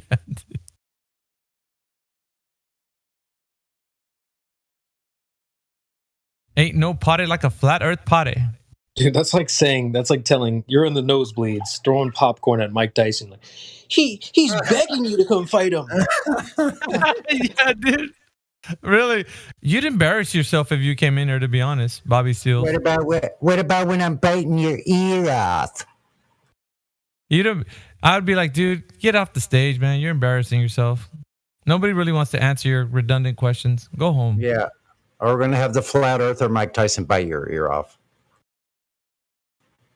Mike Tyson to the VC check-in. Mike Tyson. Don't nobody ever talk about me biting your ear off. I don't know anything about that. I don't know nothing about numbers. I guess you guys forgot what season this is. I think CB should remind you. Season 9, mother. Season 9. If you don't know what the goes on in this show by now, I don't even know what to tell you. What do you not understand about that? What? Really? Exactly. That's what we're talking about, folks. We got people that don't even know what season they're on or in. They're actually in the season. They don't even know they're in the show. So, what is this guy's name? Glober with Proof? If this is what you really want to do, but bro, you blew it. You blew it. Welcome to the Flat Earth Discord. Look at freaking Moxie, dude. Anyway, he says, get on topic. My giggle quota ain't done yet. Ew. Dude, you need to go away with that. Freaking. But you can't. Yeah. Okay, go Florida. What's wrong with you, bro? But you can't ever threaten the production crew here. Yeah, that's right. You Yeah, the just don't do creeper. Moxie, you're a creeper. We have to That's worry pretty about you, man. creepy. Nobody we gotta says start jiggle. we have to start cataloging these strange effects or that the Globers are experiencing. We'll catalog. Glober with Well, you. we actually have a catalog. He's like, hop on VC and then what? Watch you malfunction over every word. That has more than 3 syllables. I'm sorry. Crazy. Drives me crazy. Are the pussies and the posers. They get here and the camera's bothering them. They get nervous. They don't want to fight. They don't want to do this. Those Yeah, tips it are seems awesome. to be. Dude. I like them. Just like that. You're here to win. I understand. Did you come here to win this show? Yeah, I did. But well, you have an opportunity now to get back on another team. You can go home and do push-ups and cartwheels and off and whatever the you want to do. You're wasting his time and my time and your own time. Yeah, so quit it with these global cartwheels, whatever the hell. That's good stuff. We're not. I love it. I love how We're not relevant putting that up is. these- It's like, are you here to win this show? It's like, yeah, I am. These conjectural cartwheels are malfunctioning. Play my theme music, CB. Give me a walk-in. Give me a lead-in. Here's Miggy.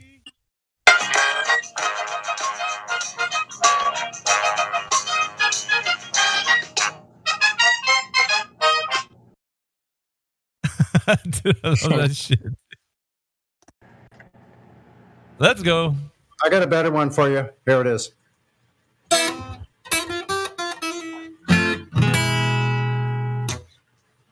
Here's me. Oh shit. I can't beat that. Got that old Southwest beat going on there. That's right.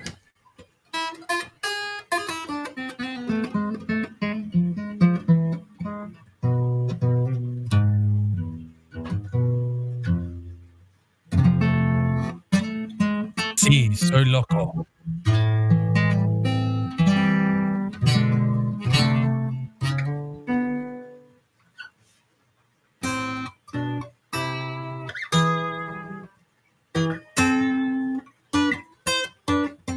Muy bien, Sunny.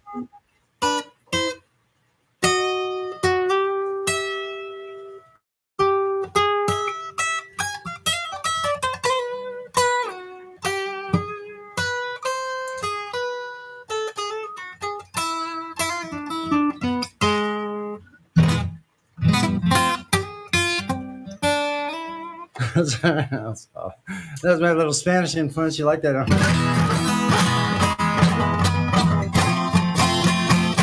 There you go.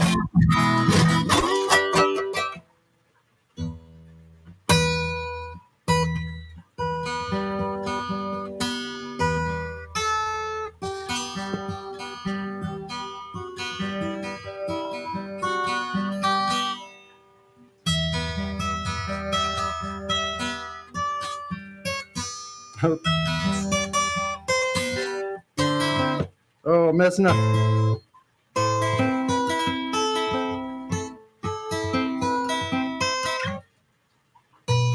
Why does it sound like the beginning of a song that I remember?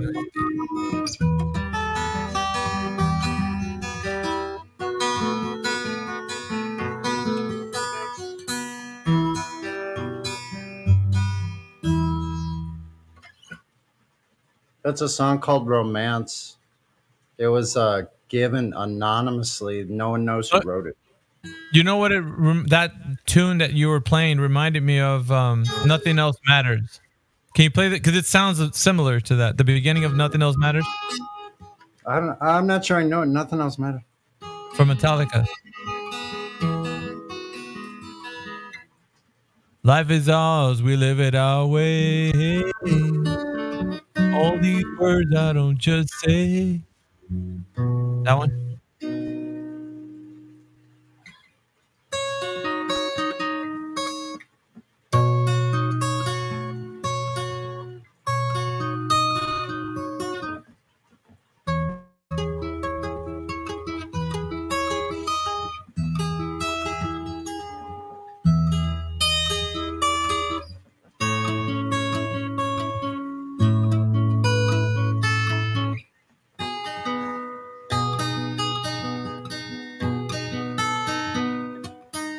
That's a hard one. Good.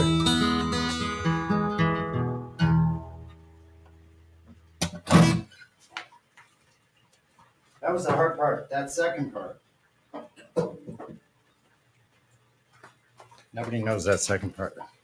But Sonny does. No, there's probably a few.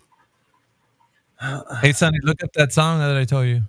Just to see, like, it almost sounds similar to the one you just played. The tune, anyway.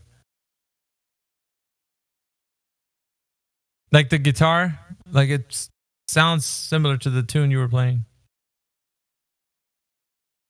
Okay, hold on. I'm looking. I must be behind. Hold on. When did you posted it?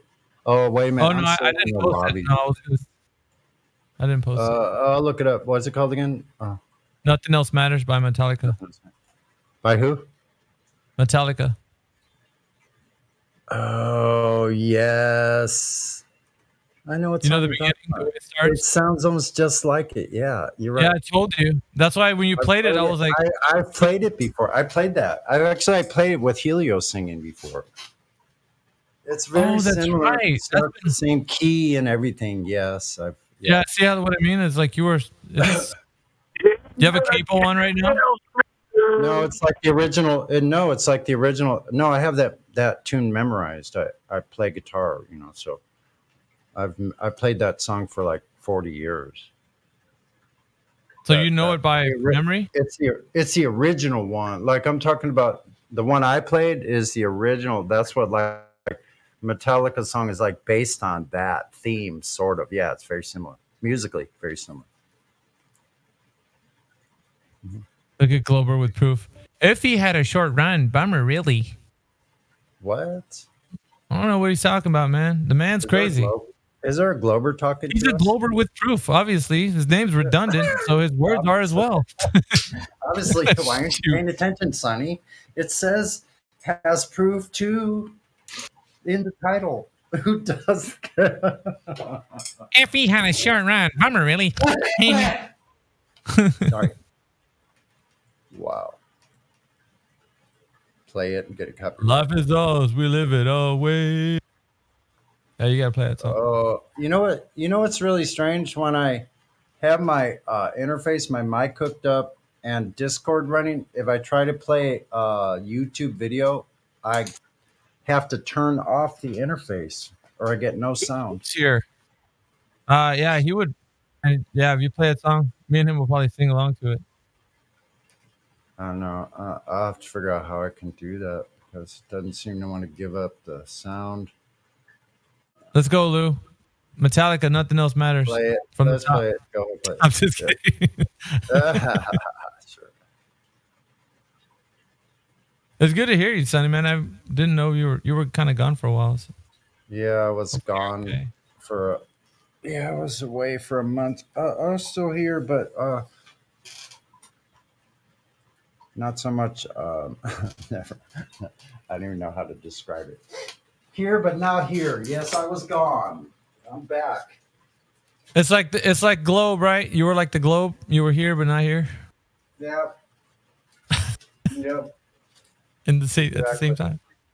Sort of like that. Earth is curved. You just can't see it. Earth is spinning. You just can't feel it. Really.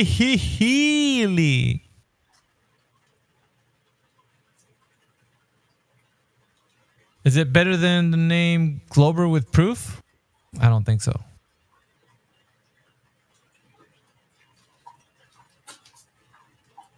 Oh, you know what would have been better if you actually named yourself Glober with proof and evidence. Yeah, that would have been better. With proof and evidence. Mm-hmm. That sounds great. The proof doesn't have to be about the globe. It never is. Life is ours. We live it our way. All the proof that exists, it's flat Earth. It shows it's flat Earth. Anything that's actually flat Earth shows it's Earth is flat. All the proofs that the Globies try to give have nothing to do with the Earth at all. It's about the stars in the sky. They do that every time, don't they? That's mostly That's hate true. that. Well, what about the moon, the sun? It's like, what about them? Like, what are you looking at something else other than the Earth? I'm just going to sing a how's little that make any song. I'm just going to sing a little song. Let's go back to the hardware store, make a little song about going and asking them to measure the ceiling light so they can put They're in like- their flooring. They're like, Same but thing. my star trails, my star trails. No one cares about your star trails, kid. Anti-clockwise, clockwise, it doesn't matter. They're stars, right? They're not the You're Earth. not going to measure the floor with your freaking disco bulb, okay? Look at freaking Moxie, dude. Artemis smashed flat Earth into tiny little pieces all over your seeking for the dear life. That's so hilarious. Yeah, Moxie's. Obviously, Moxie's name is the opposite of what he doesn't got any Moxie. So No Moxie. you should be anti-Moxie. That should be your name. Should look up the etymology of that. Let's do. Shall Look we? at Glover with proof. They're all in there screaming and clapping for faster rockets. That sounds kind of ill when you think about it. Freaking, that's a little racy, man. I don't even know if we should be saying those things. They're screaming and clapping for faster rockets. That's, What the hell? Moxie, here it is. Here's I bet you didn't know you were. I bet these guys don't. They don't know what they're typing, dude. It's like they type no stuff and they're like, "Oh shit! Did I just say that?"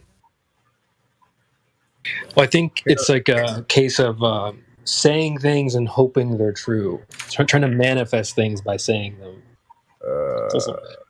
And Don't really work. no one's clapping and screaming for faster rockets on your end, bro. No one is. What? That ain't happening in your world. Might be happening in our world, but not yours.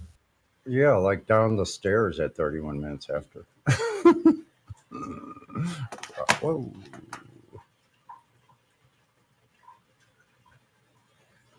Rock down them stairs. Sasha, is that a picture of you on that avatar that you put in there?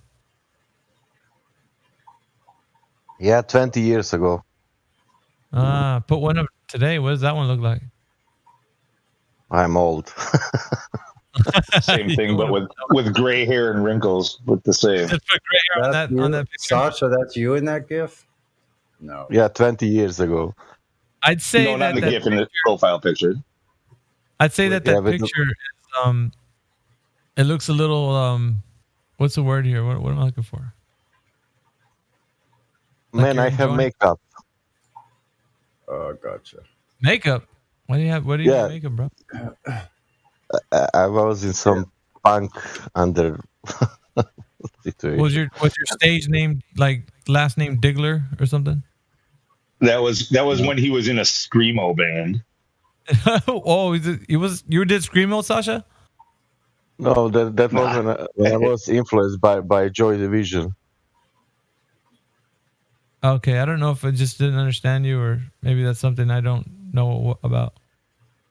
You need to listen Joy Division then. Oh, is that a band? Joy Division? Yeah, yeah, You were in that band? yeah. Really? Bro, what'd you Go look play? it up. Come on, man. We got a star in our midst here. Celebrity right here. Exactly. That would be great if I was in that band.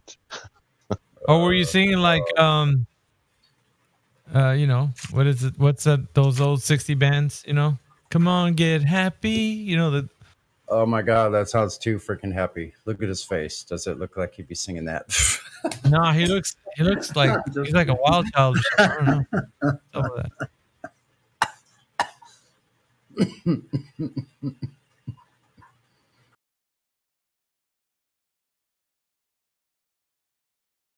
It was back in the day, Sasha, when you were a party animal. Yeah. You're not a party animal no more? No. You're just an animal. Rawr. Yeah, rabbit. Rabbit. Yeah. But that's true. This is like a forest, and you can choose to be lion or rabbit or. You don't want to be a white rabbit, dude, because the bear might pick you up, and I'm rainbow rabbit.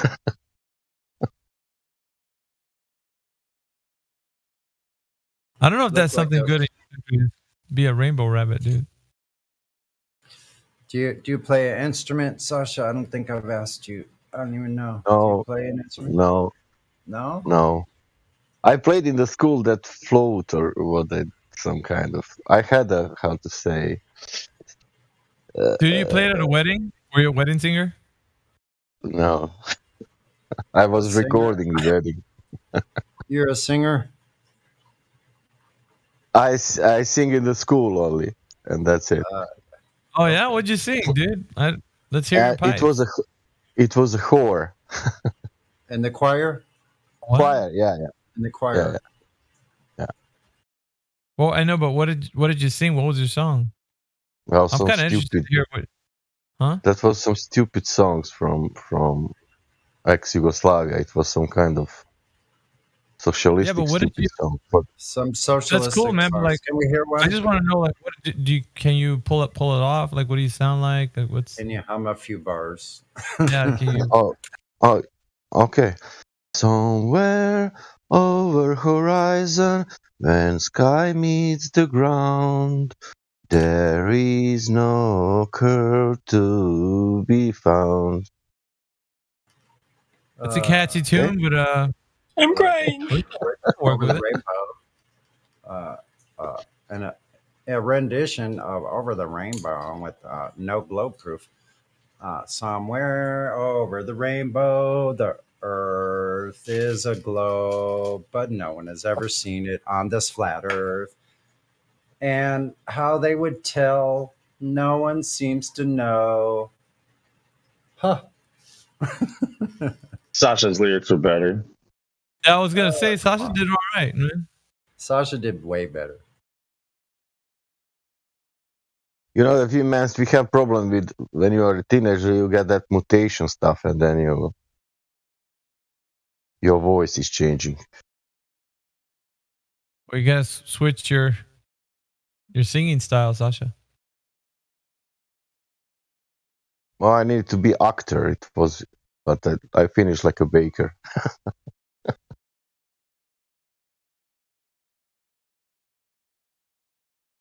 Damn, Donato, what Earth is that, dude? Waterworld. Or philosopher. That was my main.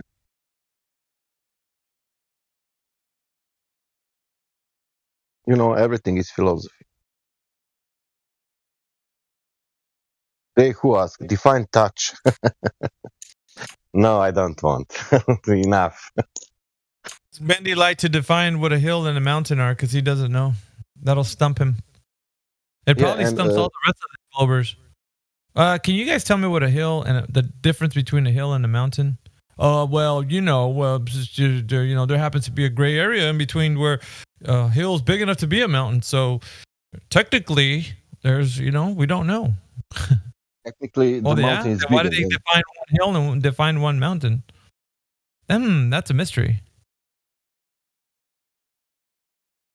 They live in gray areas, dude. Where's the Kármán line? Oh, some people say it's 62 miles above the earth, and others are saying 80. But really, it's just just go up in the atmosphere and you're in space. I read an article yesterday, Miggy. 2 days ago, they say that they proposed it's actually 12 miles closer, so now 50 miles instead of 62. Yeah. Stuff like, and I was seeing that too. And Wait, they keep. I wasn't listening. They're moving the Kármán line in again. Yeah. Yep. Yeah, they say space just got 12 miles closer. There you go. Space confirmed. Well, for now. For space confirmed for now. It's settled science. It's settled science, but it's not settled science. You know what I mean? Do you know what I'm saying? It's settled science, but not settled science. Unsettled, settled science. Yeah. Do you see the stars? No, they didn't see any stars. So check it out, man. Cody from the Blue Origin, Jeff Bezos' little field trip up into space. He didn't see any stars up there. It was all black. He could see nothing but the blue of the Earth. And all of it too, because he saw the whole complete circle, he said. Yeah. So all because the you can time. see, because you can see the stars. Oh yeah. You know, and pretty much all the time you can see the stars. Yeah. It's not which a is black cool thing. void. I mean, it's black, but there's all kinds of little polka dots. There's all. We should play that clip from them just so they can compare. Do you have that clip? I can pull it up. Yeah. I should play that It's clip. the one you've been playing, right? Yeah. Yeah, I got you.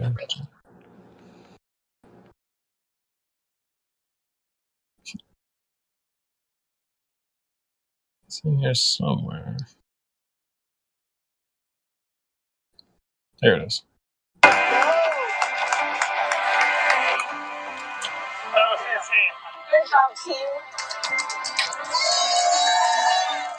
We went to space! Cringe. Can't hardly hear it though. Oh, you need to turn it up?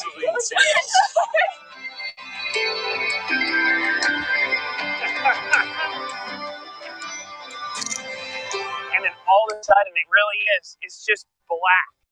Just this perfect circle, super bright layer of blue all the way around the Earth. Biggest of all time. Shout out, Moondell. Told ya. So, which is it? Is it black or? It's all black. Cody confirms it's black. It's all black. Except for the blue. Dude, it's got to be nice to be so rich that when you create like a high altitude plane, all you have to do is have the world redefine what space is to say that you're an astronaut. Oh, yeah. Freaking Matthew Learns didn't even know. I was like, dude, where's outer space at? He's like, well, you know, everybody can define it differently. I'm like, no, you can't. What's wrong with you, bro? You're supposed to know about the globe. Like, you're a teacher, you're an educator, dude.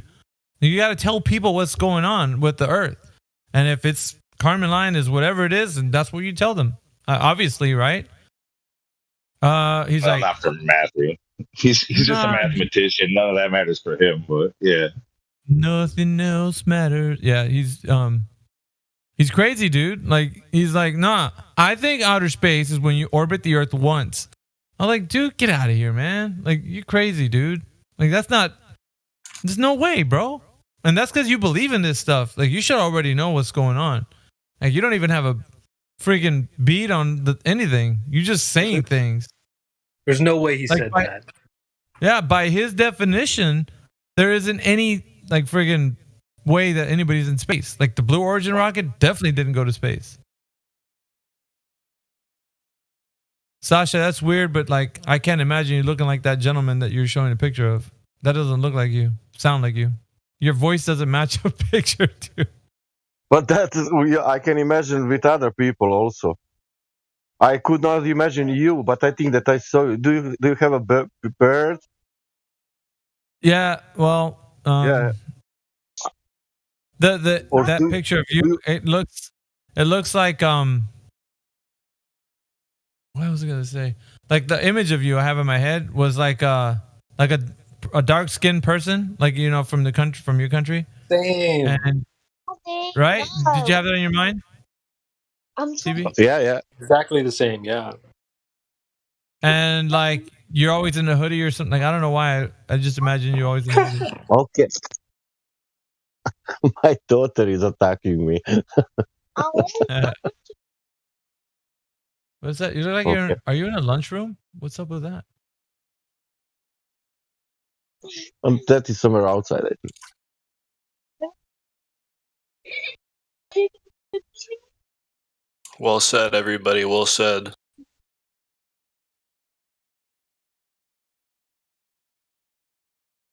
Globers, come out and play.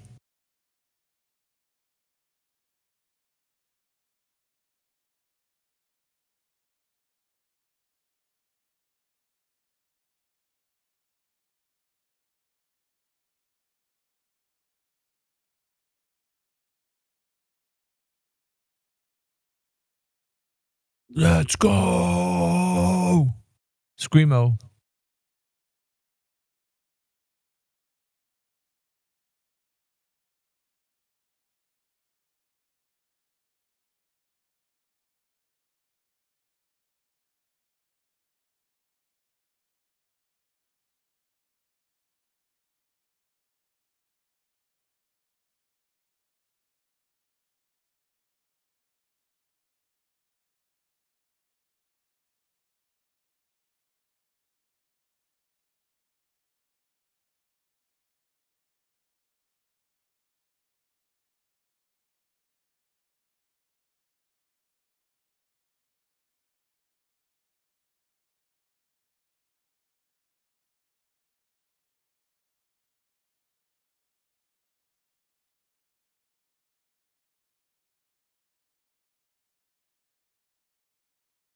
Moment of silence for the globe.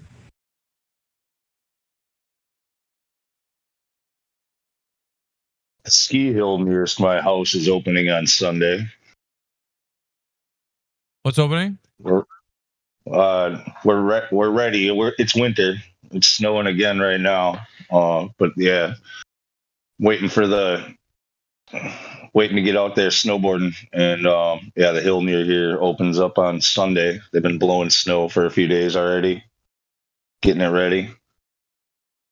I bet you're chomping at the freaking bit, dude. Like you're ready. Well, yeah, because like right now it's coming down like a blizzard, and we like left work early because of it. But it's like, it's no good for working in, but it's real good for playing in. The thing is that the hill's not open today. It's not open for a couple more days. I'm like, fuck. Yeah, I'd love to just take off and go straight there. Well, as long as the white stuff keeps coming down, man, you're in good shape. That's gonna be amazing. Hey, Donato, man, don't take it the wrong way, man, but you look like a drug dealer in that, like one of those high-level drug dealer mafioso types, like Italian mafioso types. Is Donato here? Freaking Donato. Yeah, he looks like he's smuggling cocaine. Oh, okay, I had to go look. Yeah, he's got about 20 keys in the trunk, dude, just like chilling.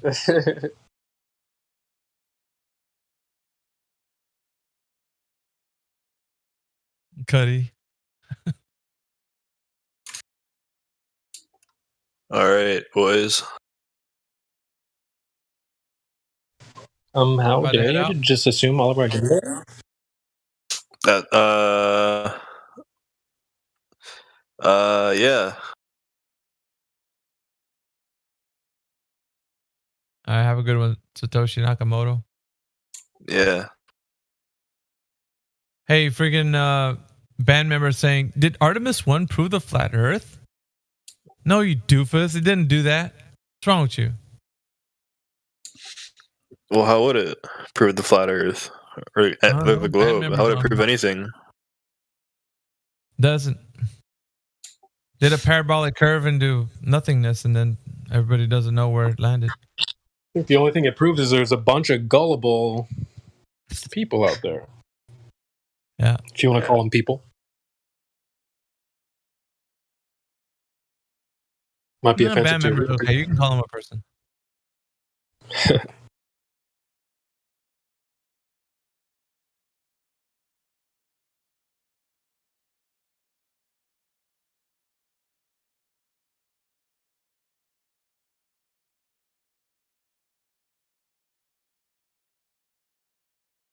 Evangelist's willing to come up in here, so we'll give him that much.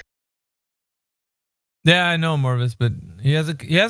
Well, from the last time he hasn't come back in here. I had to leave the last time he was here.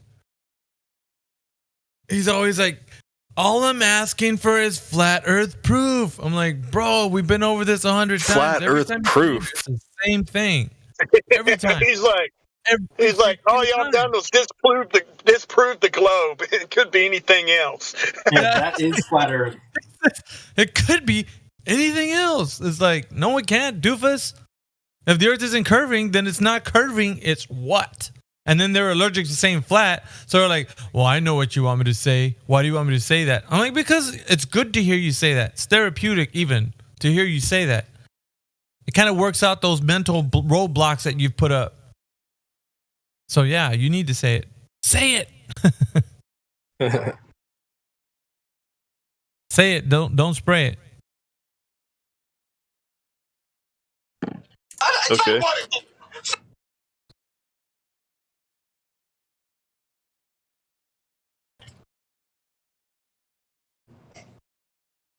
Okay. He said, I said flat Earth surface measurements would be nice.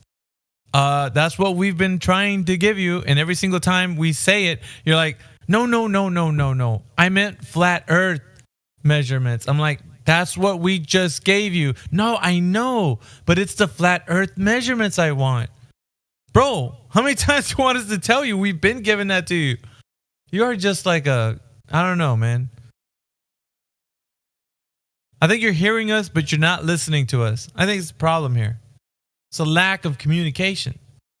Like what kind of measurements? How much does he want to know? He wants to know how much the flat Earth is curving. Zero curve. It's like that's what I freaking said to him, dude. There like, it is. No curve. Freaking, what do you want us to? He's like, I know, but what are the measurements, dude? There isn't any. When there isn't any measurements, that means it's not curving, huh? I mean, doesn't that make sense? Sure does to me. Do you speak any English? You understand the words that are coming out of my mouth? Do you understand the words freaking, that are coming out of my mouth? I love that, dude. It's so good. I bet you $1 band member will come back in there. No. That's not what I meant. I meant the flat Earth measurements. Like, I promise you, he'll come in there and say that. And then I'll just be like, I'm out, dude. I'm out. Can't do this.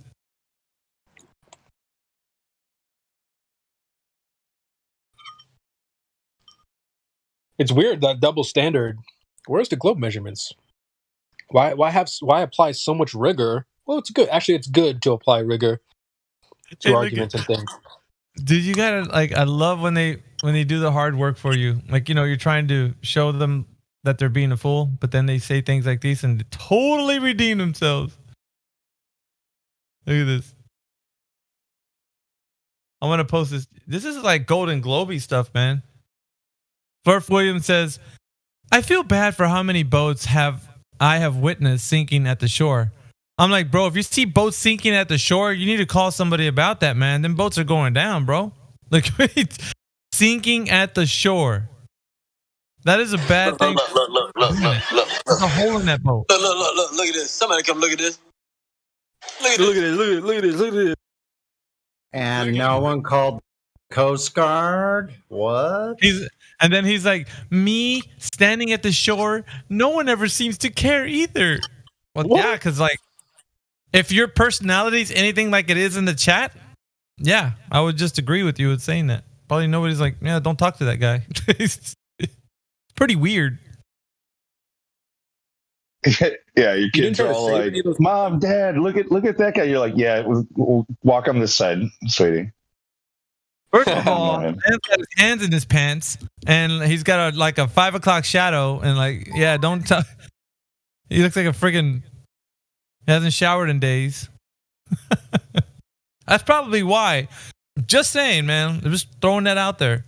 Little nuggets of wisdom. Miggy, you're the king. Just saying, bro. Like, I hate to break it to him, but that's probably why.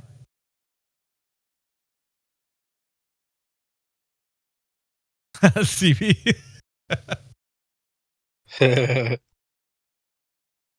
Oh my god.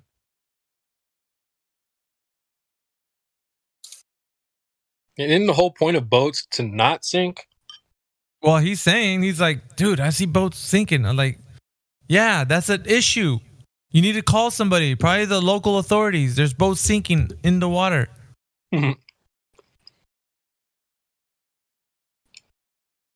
But if you're just standing there and not saying anything, well, that's a problem.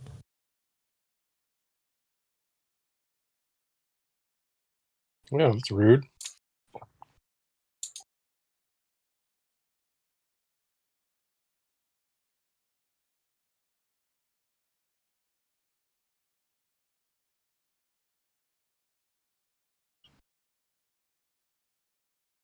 Who we got in here? Same old. Amish Exorcist. That's a cool name, dude. When did you change it to Exorcist? Oh, bro, I don't know if you're actually Amish or not, but I was watching this video because it caught my eye on YouTube. There's a bunch of people, like Amish guys, and they're moving this freaking house, dude, like from one place to the other. Oh, I saw that. There's like 50 of them, right?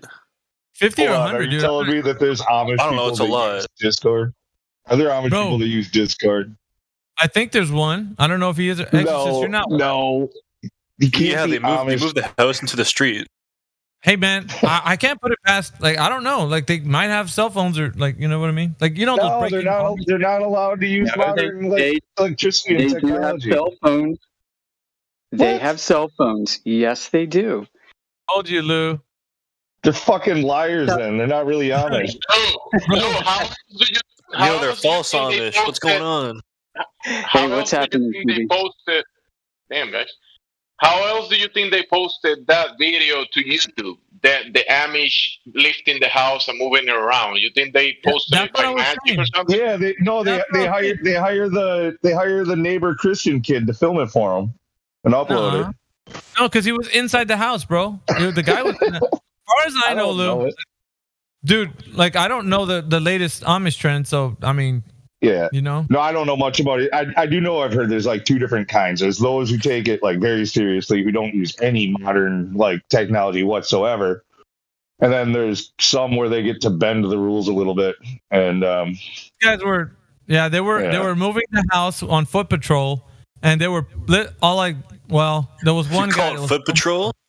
Yeah, dude, like okay, they had 2 feet in a heartbeat, but I mean they were getting it done, bro. Like that's what I gotta say about them. I mean, it was like, how big do you think that? It was like a huge barn, and it was like it looked like 100 people all together, but it's somewhere in like between 50 to 100, something like that. But it looked, and then they moved it like, I don't know, half a mile, and then it was like, and I'm exaggerating probably on the distance, but then the younger Amish guys came in there, and I guess they were gonna. I cut off the video afterwards. I was like, this is pretty crazy anyway. But if you've seen that, you know what I mean. Like I was thinking like this, bro. If somebody was to accidentally trip, you know what I'm like, you go underneath the house and. Oh yeah, you're done. You're done. Yep, you get trampled. No. Amish, you know what I'm saying though? Have you seen that video? I don't know if you. I've seen stuff like that in real life. They actually do that, and I think it was Lou who said there are like 2 levels of Amish. It's true. We had some Amish build our house, and they're allowed to use heavy machinery. There's a guy running a Bobcat. I mean, it's kind of crazy, and I think the rule is they can't. I think they can't get to the work site using modern conveyance. But then once they're there, they're allowed to use they're allowed to use machines as long as they don't own them, and they rent them. It's really weird, but yeah, they can use machines. They do have cell phones. It's how they get business. They'll have like one that they share with not allowed group, to own them. A group voice box, so you can press 1 for Ishmael, press 2 for Ezekiel. I mean, it's kind of crazy. Whatever works, man. I mean, yeah, but I tell you what though, man, those guys are probably way better than any one of us right at the moment. They live off the land, and they don't need anything. Like they don't need to, well, I mean they need some things, but yeah, but not the ones that are relying on modern machinery and shit. They're just like us. Yeah, I know. Well, they got 1 foot on this side and 1 foot on that side. Yeah, I think they have a lot more knowledge of the land. Even so, even though they can and do use some modern machines, they definitely know what's up. I mean, I have it on good authority. I've mentioned this before. If you've heard this and sick of it, sorry, but a good friend of mine actually helps and works with the Amish communities in their education system, and she's like, yeah, they're all flat earthers. It's crazy. They still teach that, and not crazy, but I mean it's crazy to think about because there are millions of them, and they're like at least all over where I live, and the vast majority of them would take up our side in this matter. They're not swayed by crazy Jesuit conspiracies of a globe. They share absolutely no love for the Jesuits and the Catholic Church, and also they were born out of the Reformation movement essentially. Yeah. So there's that. Yeah. Do you know, like, can some people be converted into that, or do you have to be born into that? You can convert. I think they're actually growing. A lot of people are trying to join these communities. That's what I've heard, at least. I don't know for sure, but I've read about that too.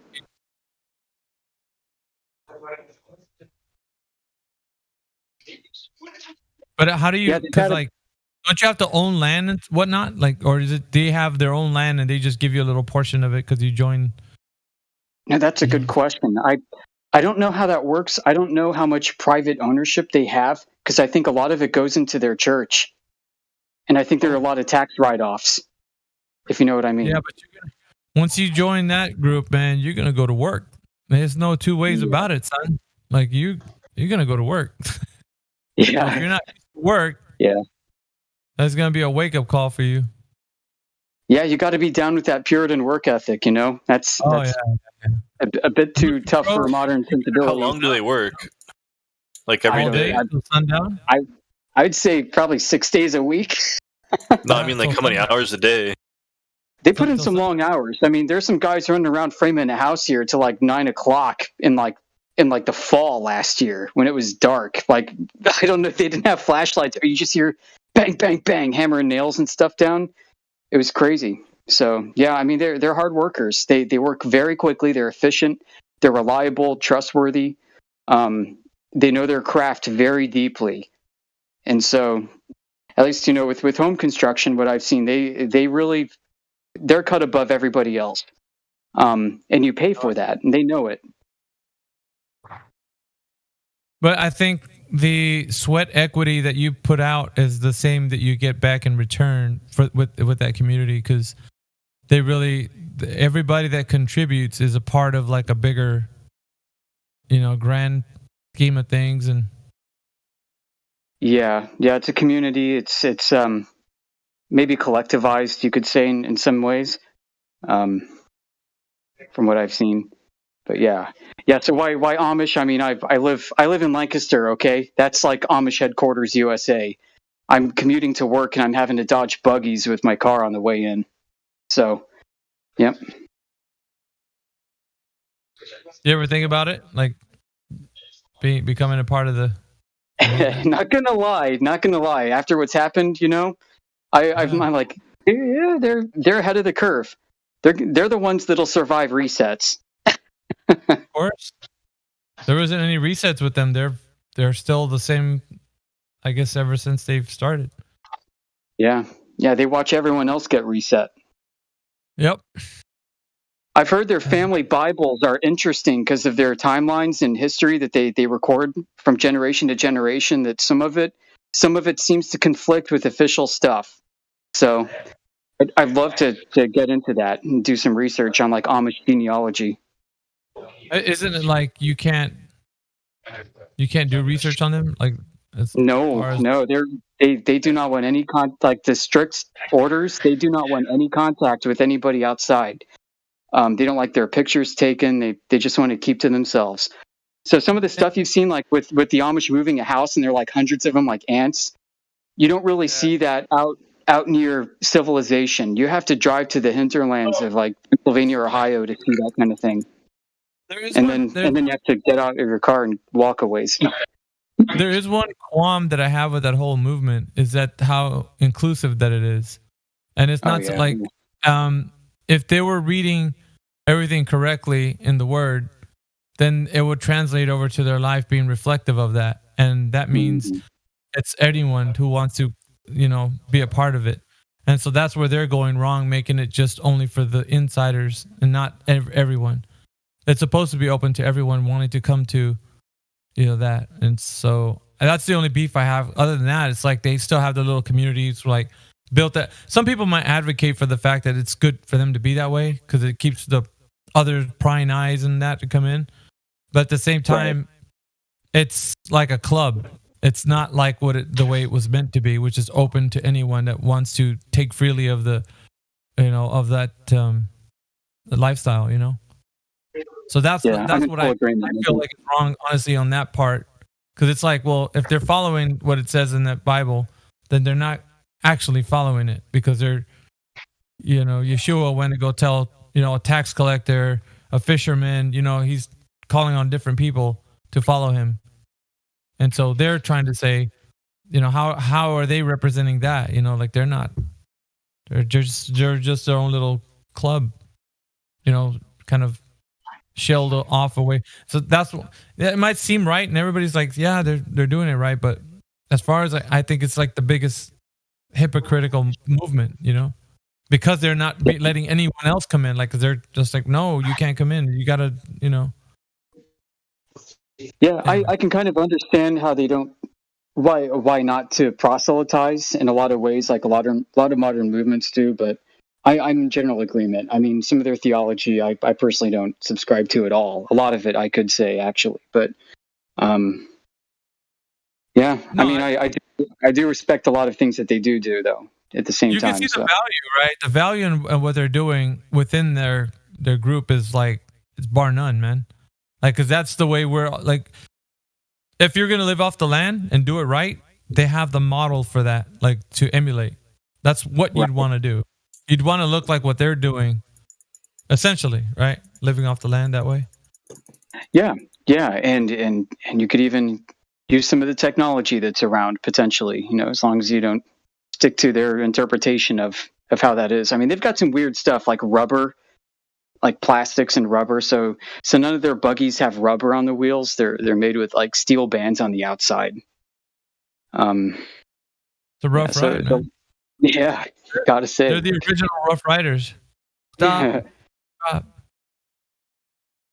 Yeah, I poke fun, but no, they're pretty legit, man. I mean, as far as that goes, I just like I said, I disagree with some of their inclusiveness. Yeah, they really do stick to the 17th century norms. Yeah. Well, and that's why they. I mean, I guess I'm no expert on the Amish, but like the whole reason why they choose to stick with the old ways is because they believe that eventually all of this is going to come crashing down, right? And so they don't want to lose touch with the old ways. They know it's going to be needed in like the end times. Isn't that basically what it comes down to? Basically, so yeah. So then for that group of Amish who are allowed to use the internet and use internal combustion engines, don't you think that they've fallen away from that? What makes that like actually like part of their belief? They're like Amish, to what it means to be Amish. Yeah, probably. I mean, compared to like the old order or whatever, I mean, yeah, for sure, they're probably seen as heretics. You know, but the older they're kind of playing the long game, though, aren't they? Yeah. The older ones, I think the ones in like the old order, like they're okay. So there's I don't want to say strict, but there's another word probably I'm looking for. It's you can't step out of line. Like there's consequences to, you know. They deal with their own, I guess. Rules? Yeah, rules of living are strictly laid out for sure. And you can be shunned for little things. So things that we would say are little. Like all that stuff, yeah. Mm-hmm. Yeah, treatment of women too isn't too great in their communities as well. I mean, there are lots of problems with that. So, yeah, yeah. But still, I mean, it's a fun screen name. I've been using it for a little while now. I love it. So it triggers people. Like you got Globers coming in saying, "You're not really Amish, are you?" It's like, all right. That's how they sound like too. I like that. So, yeah, I'll keep it for now. Although CB, man, you change your nick way more than I do. So, I don't know if he's here. Sure, I'm gonna change it right now. Yeah, okay then. No, I've been listening along. I'm just doing some dishes and stuff. Yeah. So Bob the science guy is in our chat. It's Shamrock's Banks Observatory. He's totally over the moon about that Artemis launch. Oh. It's halfway to the moon, guys. Halfway to the moon. No one cares, Bob. What are they gonna do? Nobody believes it. Nobody cares. Yeah, he's like, oh, halfway to the moon. So freaking what? What are you gonna do this time? Story? With all the computer animation, are they claiming that telemetry data is being fed to some supercomputer and they're doing these renders based off of that? Dude, from what I saw, no, it's literally just graphics that they throw up there to try to explain what's going to be happening. Like, it's just like, I don't know, just it's not even that. Yeah. That's dumb. So wait, what I'm confused is, are people accepting the graphics as live footage? So I've seen some people say that.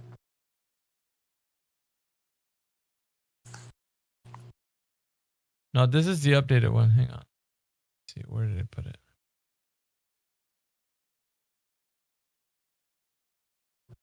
That's the updated one. He's got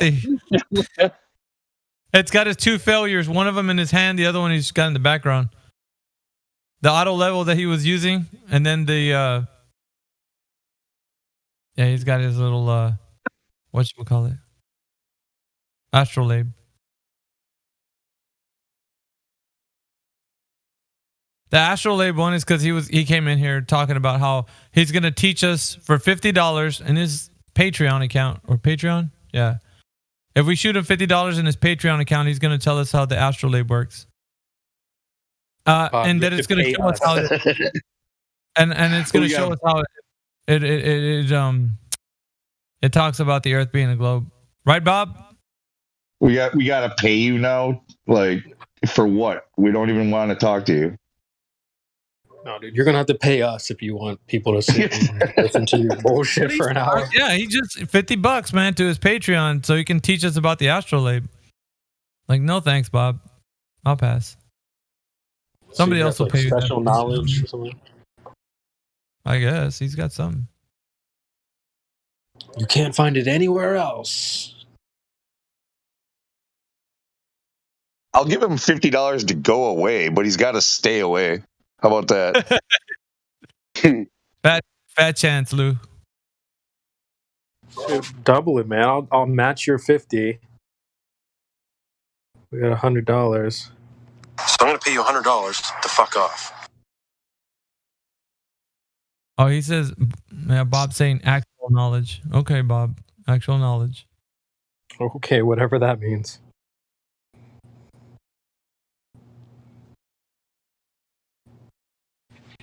We've been talking about we can't even get you to talk about an actual horizon. Dude's over here got 17 horizons in one picture. We don't want to hear how the Astrolabe teaches that the stars align with the globe. It's no, you guys full of excuses.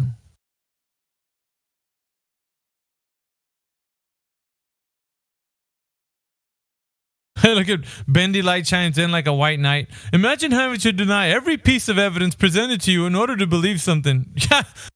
Yeah. That's what we keep saying. That's what we keep saying. That you guys are doing every single time. Hey, Ben. Do me a favor. Shut the fuck up. You and Moxie. Was Moxie a girl? By your powers combined, you are the Doofus Group. Was Moxie a chick or? I have no idea, bro. Well, let's just assume she is. Shut up, bitch!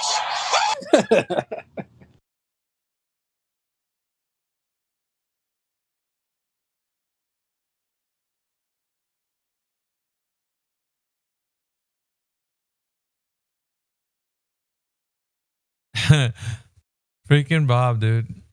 You're the one that's damaged, bro. You think something's going to the moon. It's halfway there. Bro, Bitcoin's going to the moon.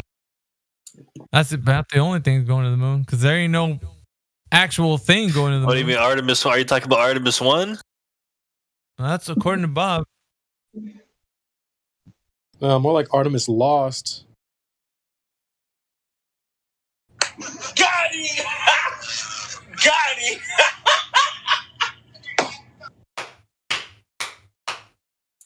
Dobrze. I'll be tracking it with the telescope if the weather clears. Bro, what are you gonna be tracking, man? Oh, yeah, I need some. Give us some photo evidence of your tracking. Can you take pictures through that thing? Oh, that's hot. He's gonna look through his telescope. That's hot. I see it. There it is. Bob, that's a firefly. It's gonna be tracking. Check the a blimp chat. in I'll the post sky. exactly. I'll post exactly what he's about to do in the chat. He'd be tracking a blimp in the sky. The Orion That's his space. shit. You're not gonna be able to. So he's gonna be tracking a rocket with his telescope going to the moon because it's halfway there now. But when the sky clears up, he's gonna see it. Okay.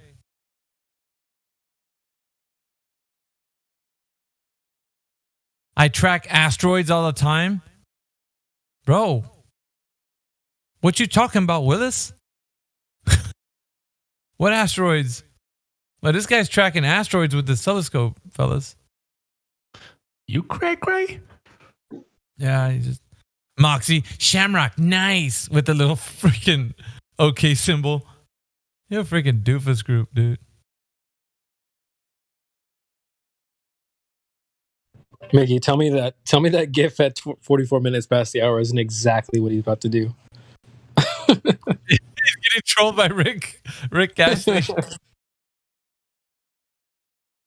You're no stranger to love. You know that gas pressure requires a container. That's a good song, actually. You get trolled, though. Rick rolled.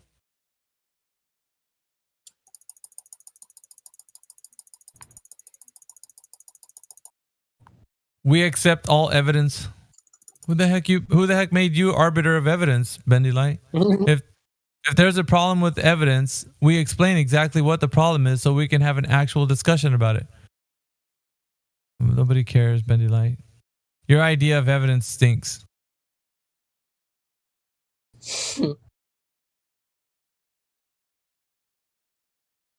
Yeah, I don't want to listen to your imaginations, bro. Like, that's boring. This is what I imagine the rocket would look like at this distance away. So what, dude? Draw it on a piece of paper or something. That would be more believable because I could actually see you drawing it.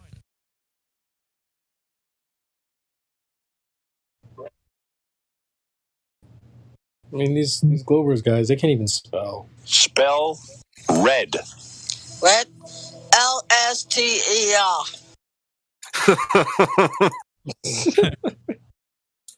Nice. Way off track.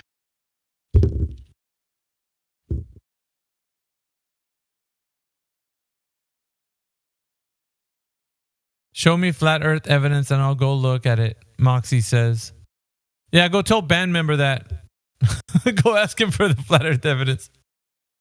He's been wanting that forever. I just want the flat earth evidence. That's all I'm asking for. We already gave it to you like 500 times. How many more times do you want us to give it to you? It's like a fish asking, like, "Where's all the water?" It's like, dude. Yeah, but you gotta put emphasis on that, CB. Where's all the water? Like he's talking underwater. Hello, how are you? I am under the water. Why are you running? Why are you running? Why are you running? Why are you running?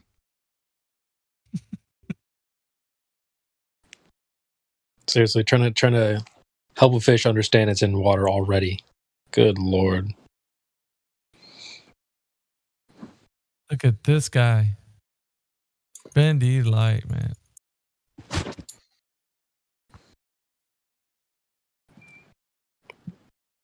They asked me about Artemis. I mean, it's all right. Like, overrated as fuck, in my opinion. I mean, Look what he put it. I put it in the live stream voice text. All because you can't comprehend water being able to bend. Now for my next act, I'll pull a rabbit out of a hat.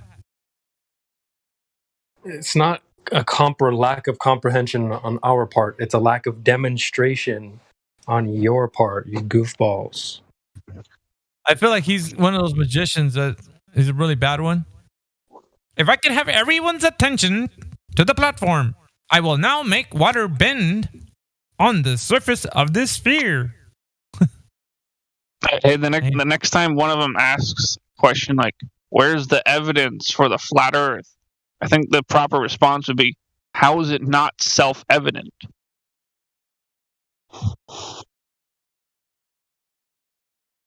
Hey, you tell him, Orion. What does that even mean, man?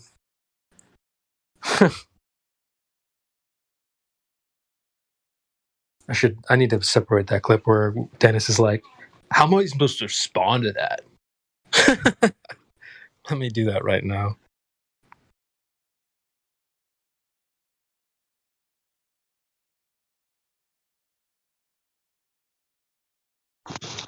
If we could see or measure, or if we could see curvature of the Earth from our front door. But how? How? And it would be self-evident, that it's a globe. But how? We don't see. I'm trying right now. Well, anyway, I'm just saying, things that are obvious are self-evident. I think they forgot to tell you that you got to put a fisheye camera up to your eyeballs first.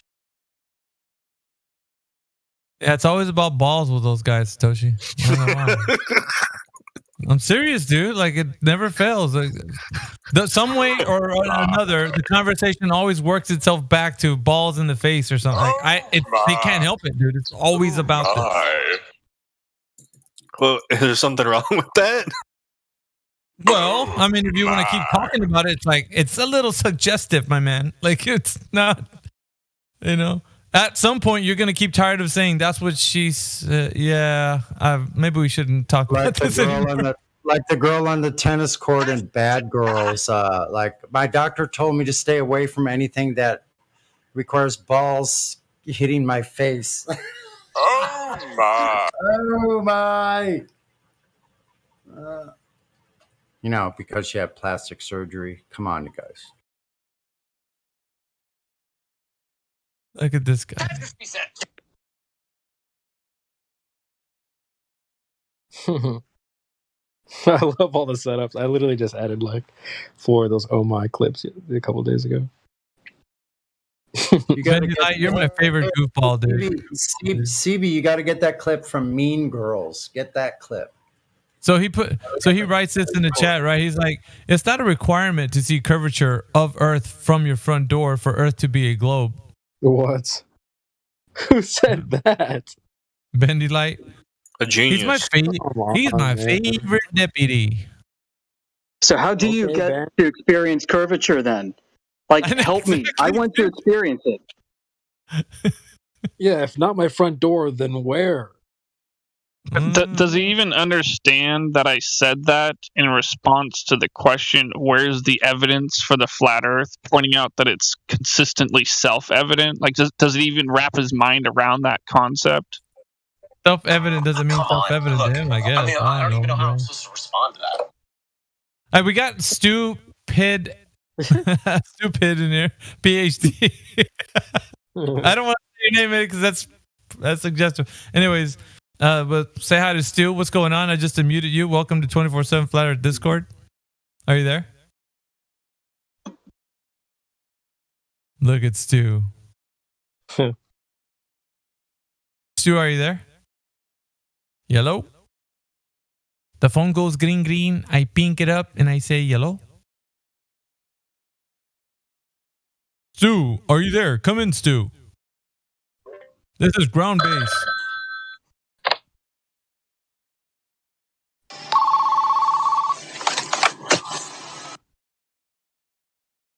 Hello.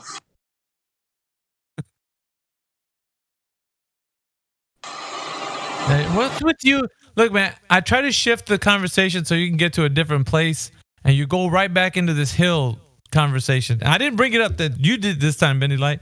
He's like, if I looked out my front door, it would not be self-evident that the Earth is flat. It would be self-evident the Earth is a hill. But you don't even know what a hill is or a mountain. Bendy Light, you're the bro. What the hell is he talking about? Yeah, I gotta say, as far as silly ass global responses go, that's a pretty good one. He said the Earth would be a hill. What the fuck? You fucking donkey! Who dat? Some goofball in the chat. Oh, he's got us now. Oh, I guess the Earth is a hill.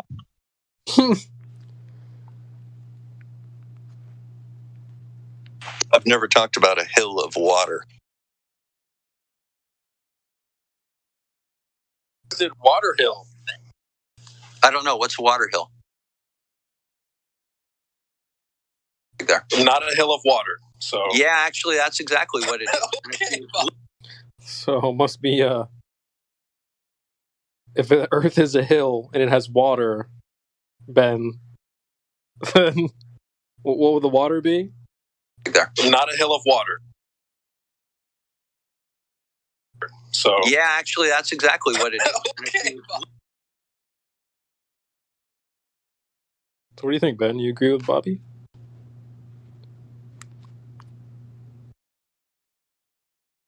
Well done.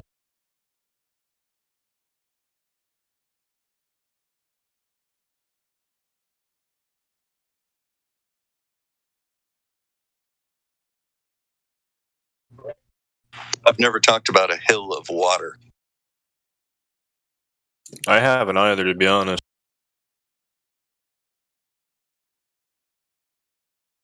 Yeah, but what blocks boats?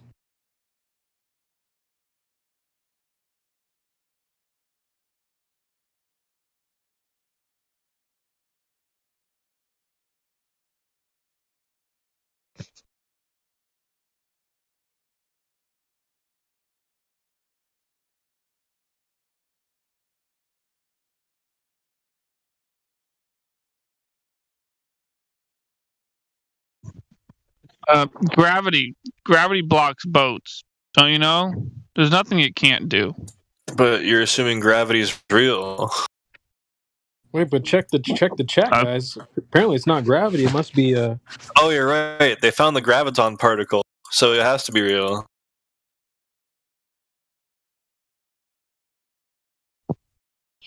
No, it's graphraction. I'm sorry, it wasn't gravity. It's graphraction. It's the answer to whatever your question was that I can't remember now. Well said. What's blocking the bottom of the oil rig there?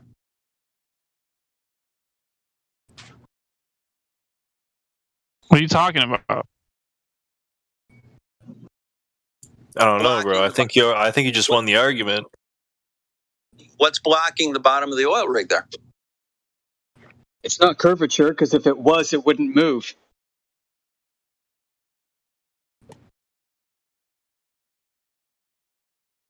Well, Bob says there's a hill of water in the way. We should ask him, does he acknowledge that it does move? Does he even acknowledge that?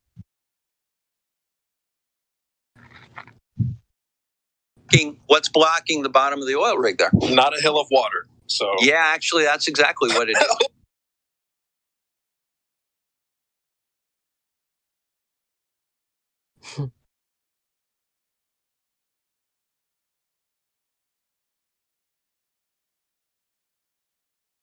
What more do you need to say?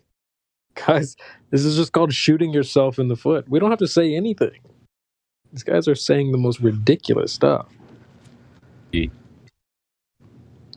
guys think the Earth is flat? Like we got 3 mannequins, a Shaun the Sheep doll, and a Snoopy doll on the way to orbit the moon right now. Right now. And you guys think the Earth is flat. That is nuts.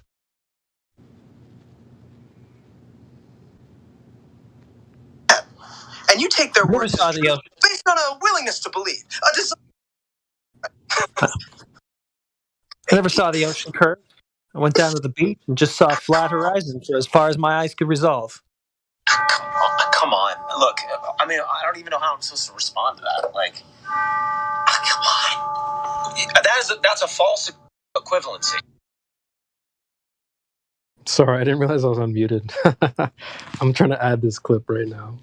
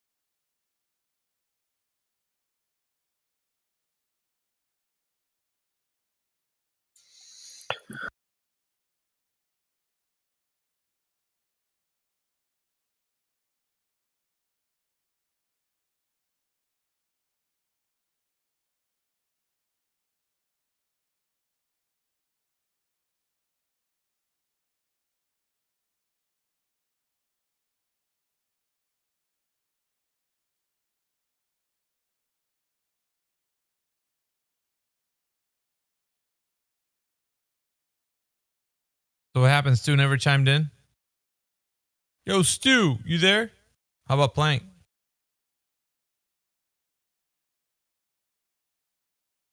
Hello, Plank, are you there?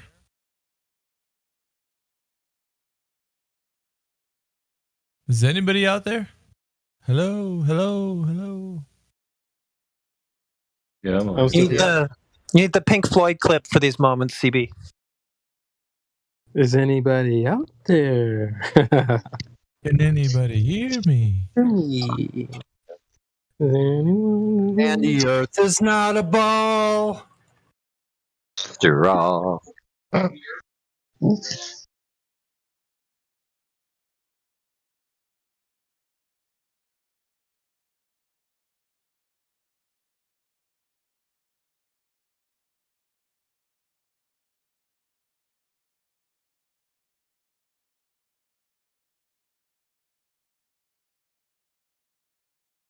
So if I go outside and observe that the sky is blue and then someone else says, no, it's not, it's just refracted to look blue, it's actually green, is the burden on me to prove it's blue?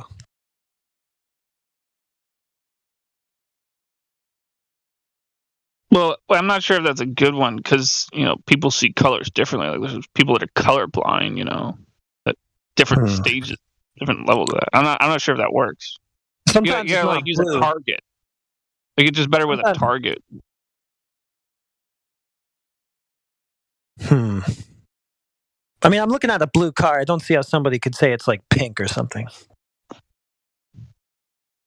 Well, I mean, there's very few people out there that are completely colorblind and basically see life in black and white. But I mean, there's very, very few people like that. But like take for instance that individual. Like, what the hell does that statement mean to them?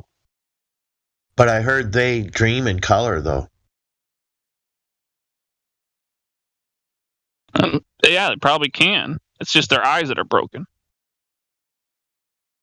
So the burden is on me to prove that this car is blue? God damn it. No.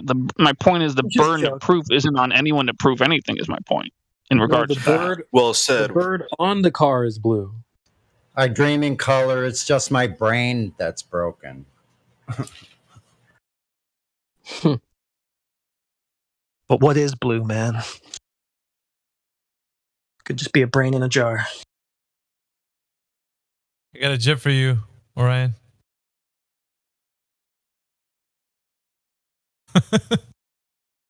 Remember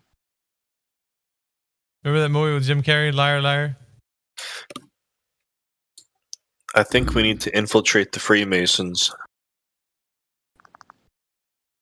Happy trails, Satoshi, if you're going to do that.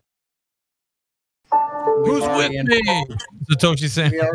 We already did infiltrate them from the inside through the information. We found the information they thought was secret. Now we have it. Who wants to storm the castle? Let's go! And then nobody's following him. Breaking this shit wide open, too. That's right. Oh, what's his face comes here every now and again and does that. Hollywood. I mean, are you guys still on Discord? Like, why aren't you guys? We got to get to Antarctica, guys. Like, every time we come. Yeah, no, again. Hollywood, you remember? Like, every time. Yeah. Last time they said he was pretty docile, he didn't really, like, say that or whatnot. He wasn't really pushing that. Yeah, he got banned several times for that statement. He's given up the dream of going to Antarctica. But he would usually say that. I mean, guys, what are we going to accomplish here just sitting around talking about flat Earth? We got to go mobilize and go to Antarctica. That's where it's at. Like, What did he was always doing that. Oh, right. I just fixed my chair. Speaking of Amish quality work, I do damn good work.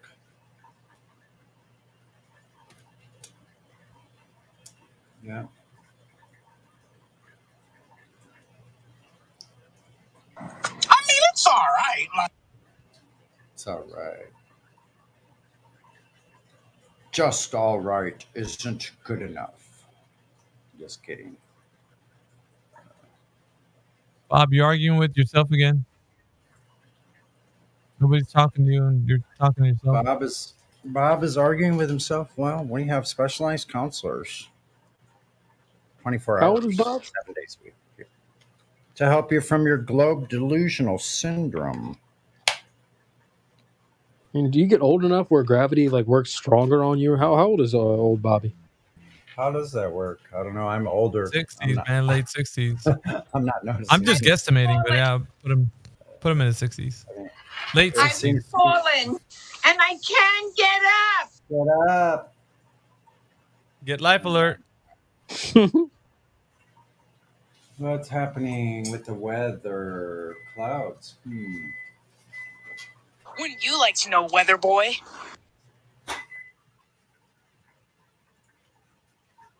Wow. Quick draw McCB. Gee whiz.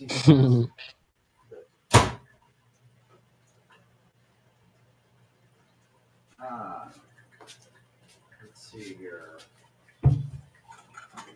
Does Ben think we'll like recognize his voice or something? Or is like a reason why they don't want to come in? Just call anonymous. You call anonymously. They know me. They know my voice. They'll know me. Please, you got to do it for me. I'm begging you. Please.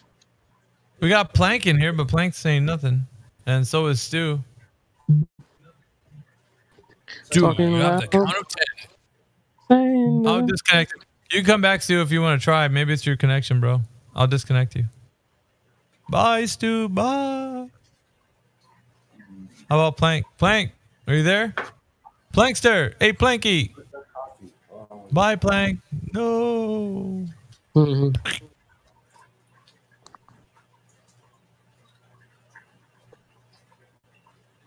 Hey, Planky. Planky. Did you get rid of How him? about Mooney? Mooney, are you there? Hello, Mooney. How do you do? Mooney? Miggy, can you hear me? Yeah, I hear you now, man. What's going on? I missed your sweet velvety voice. I'm bringing back the butter, baby. Why are you gay? Why are you running? Why are you running? My fault. Huh? I'm watching YouTube. I'm just listening. Oh, yeah. No, I'm just, taking head count here, see who's here. Checking pulses, making sure everybody's still alive. Good to go. Look at us. Hey, look at us. Look at us. Huh? Who would have thought? Not me.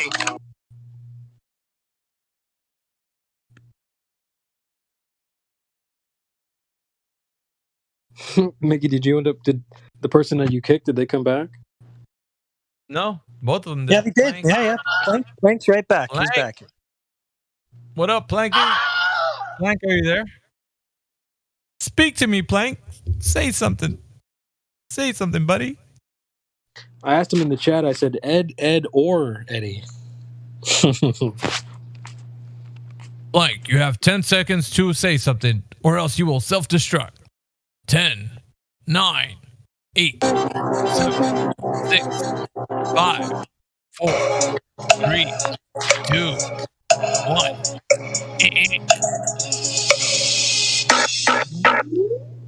He walked out on his own. He's like, I'm out, man. Peace. I gotta go. I can't hang with you guys. Run. Dun, dun, hey, yeah, there's no parking on the dance floor, man. We gotta get some people up here.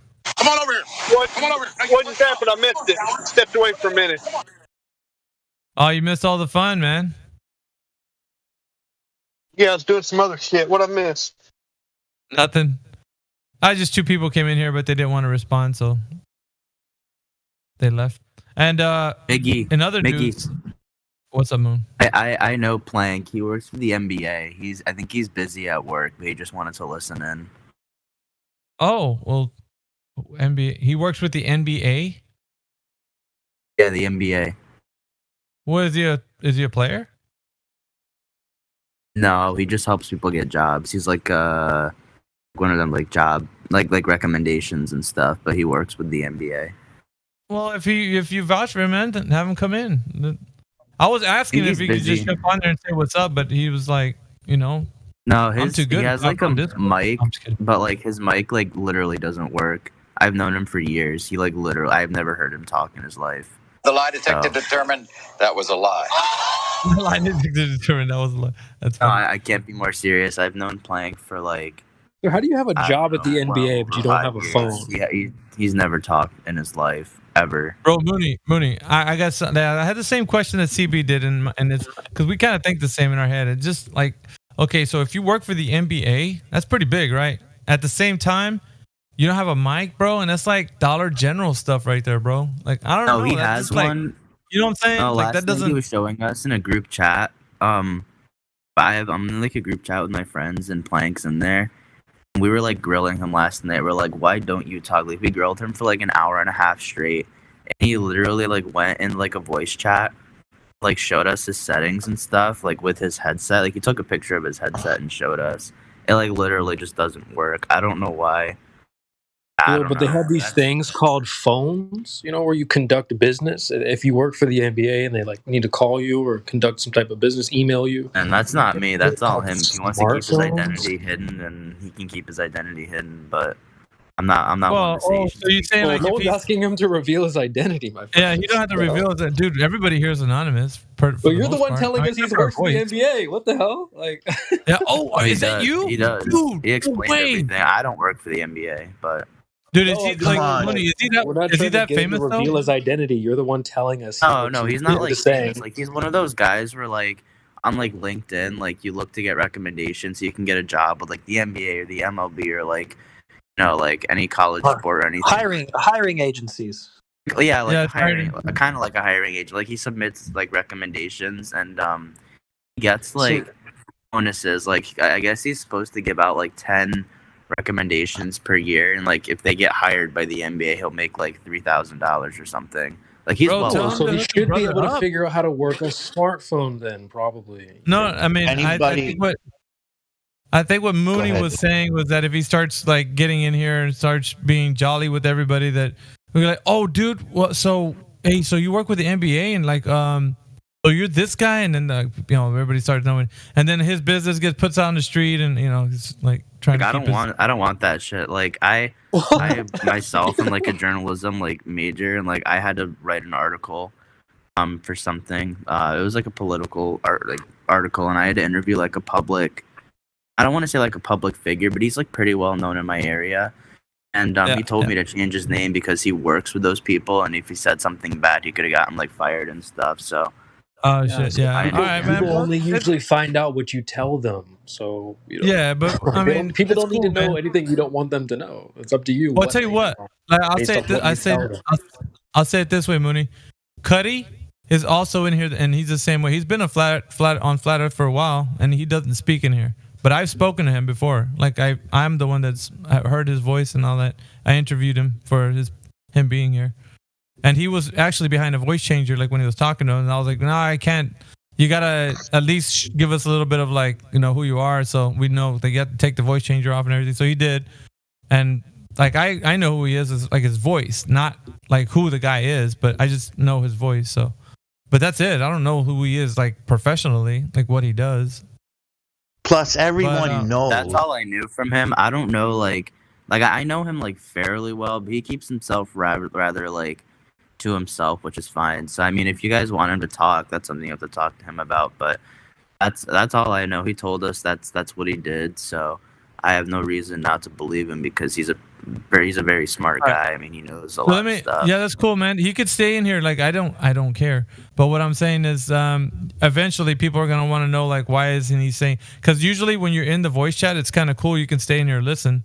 But if you don't want to participate in the voice chat, it's like, well, there's a live stream for that. Like that's what. But I'd rather him be in here. If he wants to come in and talk to one of the moderators and say, hey, look, this is who I am. On the side without being in front of everyone, and that's cool. At least somebody will verify, yeah, he's an actual person. He's not just like a bot or whatever. I can promise you he's like an actual person. I've seen him. He just recently took a trip to Hawaii. He just got engaged, so like congrats to him. But But can you see from our part though, like Mooney? I guess what I'm saying is for the server, it's like you could say, man, this dude is legit, man. This guy is the real deal. He's this and that, and we're like, okay, but that's what you say. We don't know that. Like for us, like we need to ask the guy or whoever's behind that. And if they want to tell us, that's fine. But like they don't, they don't have to just like. There's no doxing involved. What it is just like being honest with us and like, hey, I'm a real person, you know, yada yada, whatever. Yeah. They don't have to tell us like a life story and like I work over here. This is where I live. None of that stuff. It's just basically acknowledging that you're a person. That's it. That's all it really is. And everyone knows it's easy to hide behind a VPN and a computer screen. I mean, no one can figure out who you are, ever. Yeah, I mean, and that's the what I was saying. I don't know about that. I think people can get doxxed really with anything. It's not a dox worry. It's just that he just doesn't talk. Like that's literally it.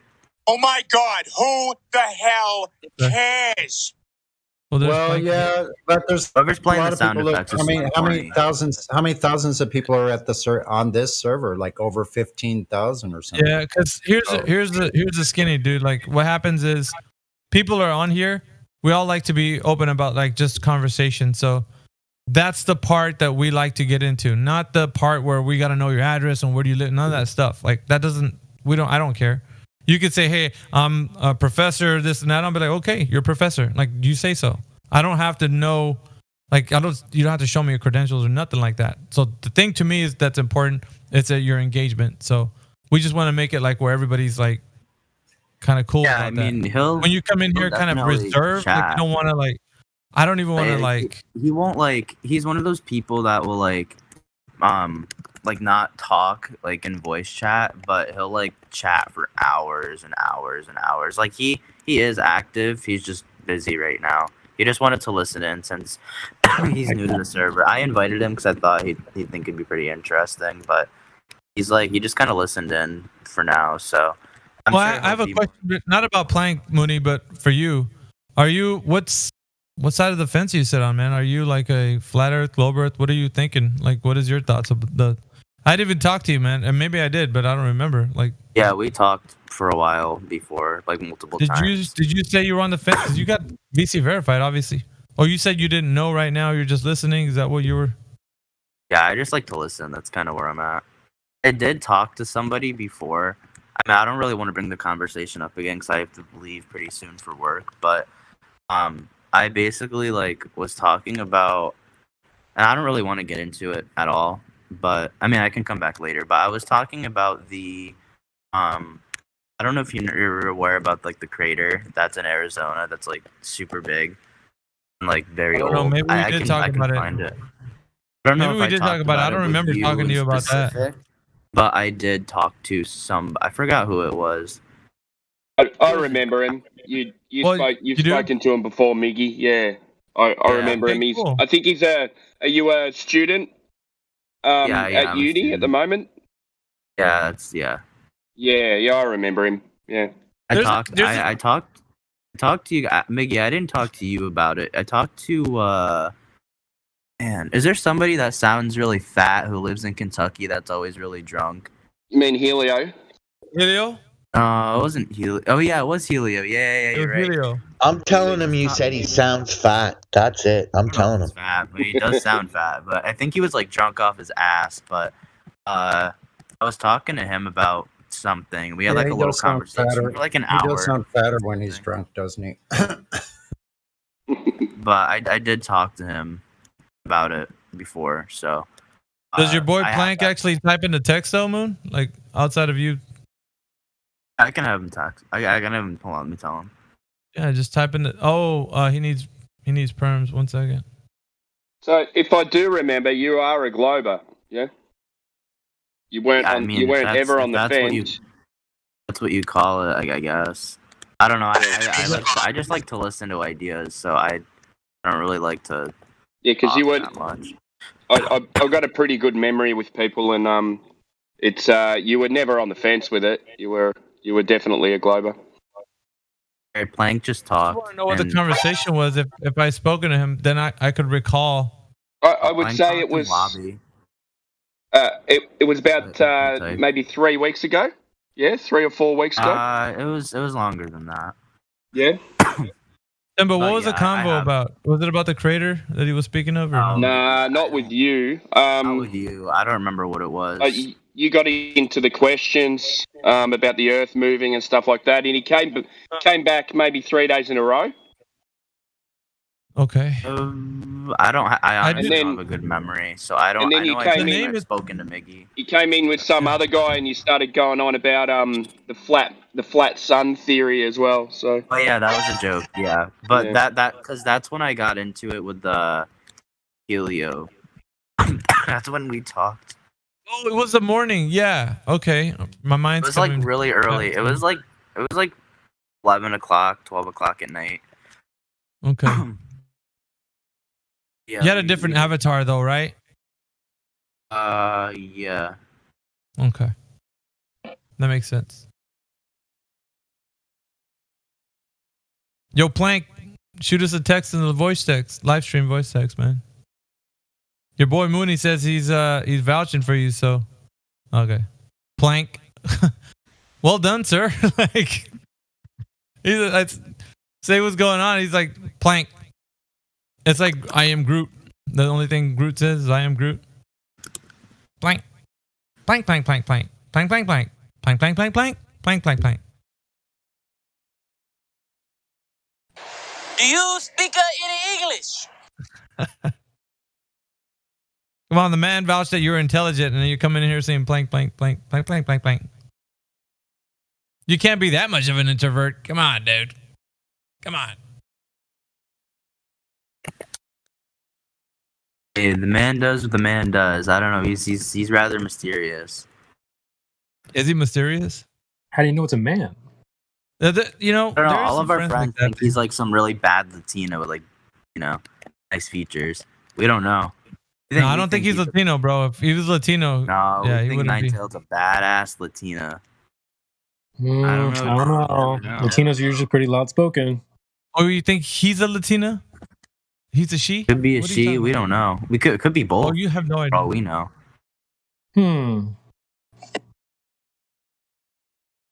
That's kind of what I'm.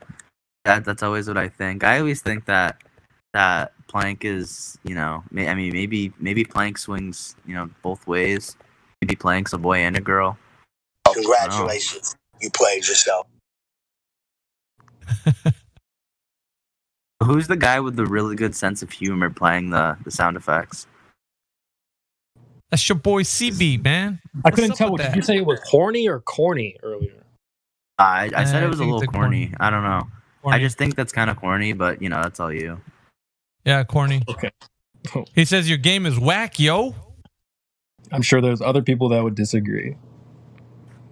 Are there He's pretty unfunny ones legit. in your posse? Yeah, maybe. But Damn, Mooney, what you got some knives? You got some knives for CB today. What's going? CB, what you do to this dude, man? Why has he got knives for you, bro? He's got them daggers on you, man. Like, what's up with that, homie? What you I don't doing? know, dude. I've been in a bad mood recently. I just came off of bronchitis, so it's been tough. That'll do it. I haven't been in a good mood. You feel me? Well, I mean, oh, that's right. You're the one with the sore throat. Yeah, I remember now. Yeah. Damn, dude, that's been like 3 weeks. I would be pissed too if it was that long. No, I caught it Friday. Last Friday, Saturday, in that area. I've been on antibiotics, but it's been tough, so I've been in a bad mood. Feel me? Oh shit, dude. Yeah. Well. You can make those.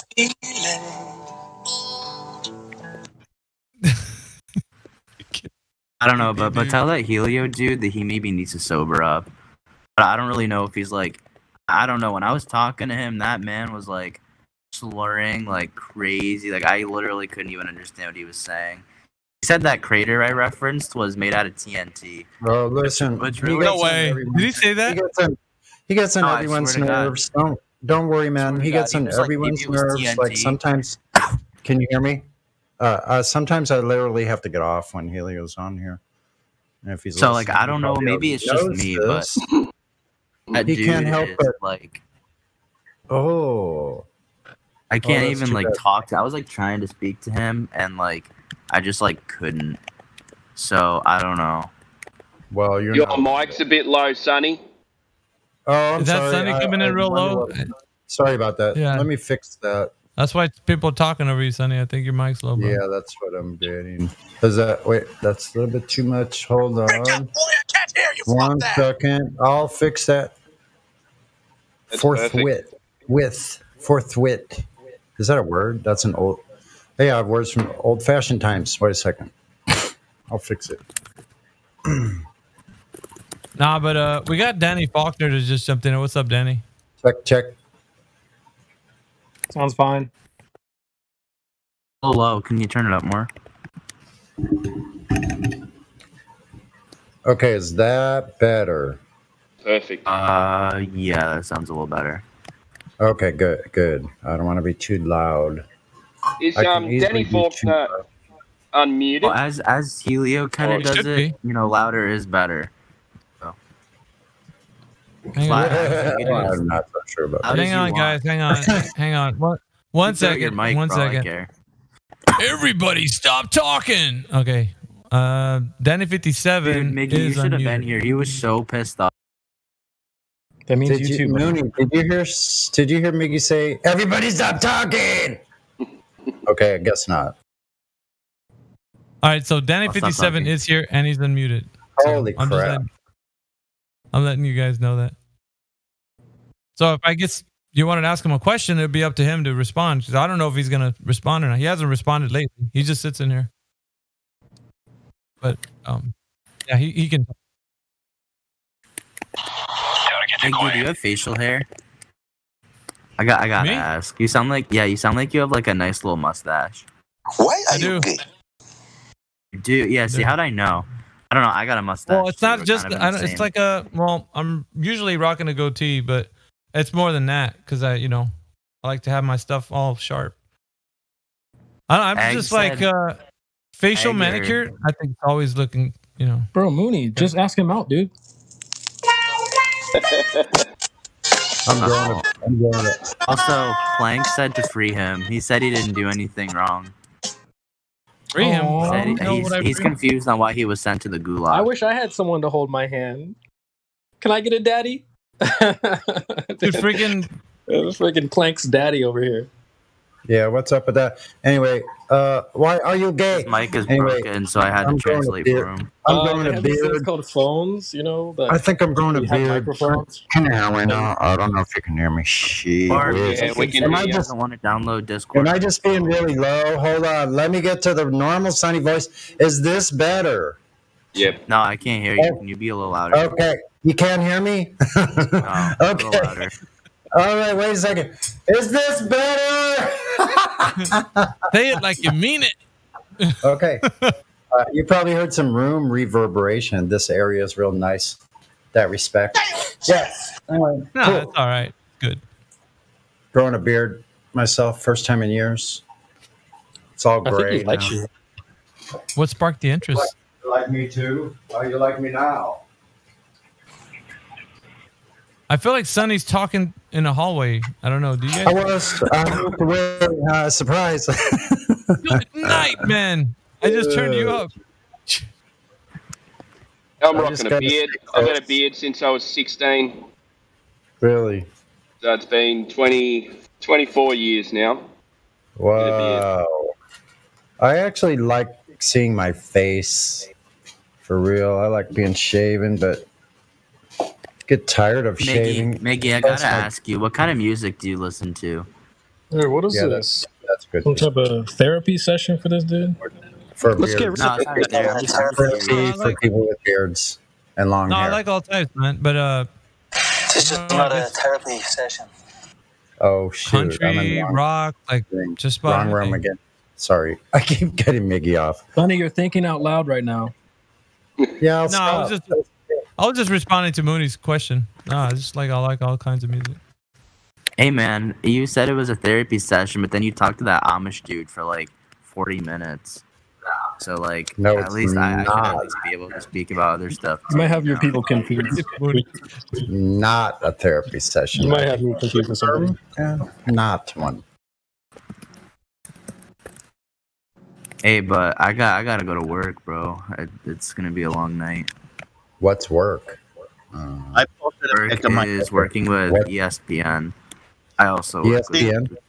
I work Does with that mean you can ESPN. tell the future? Does that mean you can tell what's going to happen in the future? Just kidding. That's What do not a you think lie. of my beard? You work for a sports net. You work for a sports network, right? Yeah, that's not pretty a cool. lie. I can literally show you my schedule.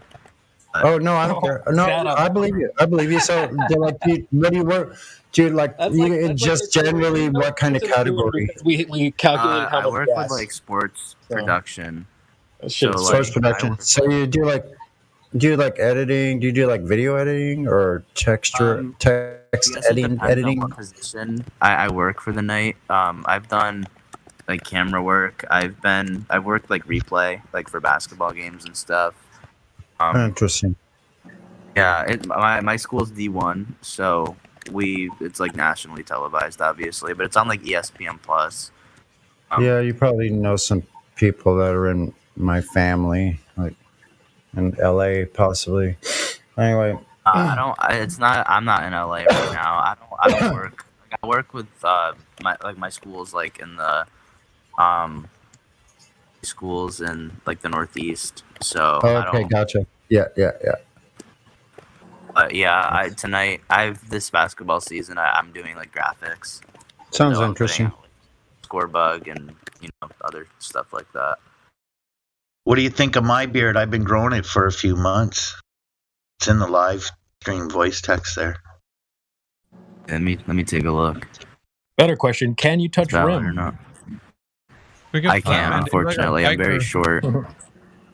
You a biker, bro? Basketball in high school, You probably though. are, huh?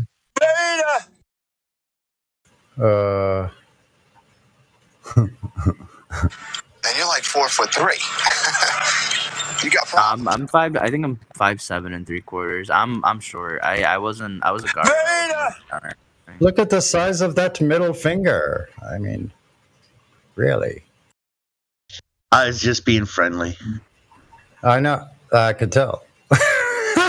I'm sure we get along just fine. See, Mooney, he's not scared of doxing himself. I'm not. Listen, I don't mind people coming and see me here in San Diego. I'll have my battle axe ready. I've been sharpening it all week. Hey, a lot of people know, like, You who think I I'm am. kidding Like, I have about a the axe. bunch of online friends. Like, they all know. They could like pull my fucking parents' mom's Facebook if they want. So they Yeah, can we pull do my that. grandmother's Facebook. Like I'm not. No afraid to, one's like, interested expose in that, myself. though. That's No, like, I know. I was just making a comment because somebody said I'm not afraid of doxing myself. That's all. I don't really give a fuck, and I'm sure you guys don't either. No. Yeah, that's me, the guy with the beard. I live in Ottawa, near Bayshore Mall, on Richmond Road. Is that a spliff? You know this.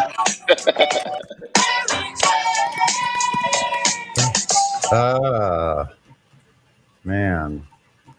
Some of these some of this Kush varieties, wow. Yeah. Anyway, never mind. I digress. I bet y'all drinking that wine too, ain't you? You're smoking them tweeds and everything. Smoking them tweeds. I thought that was something I put on an amplifier. Anyway.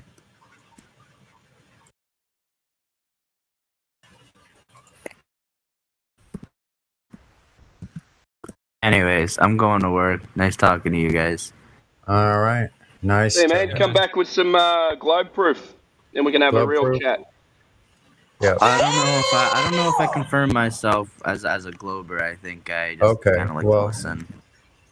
But It doesn't matter. There's still no glove proof, so you could try to bring it if you think you can. Like, we welcome all.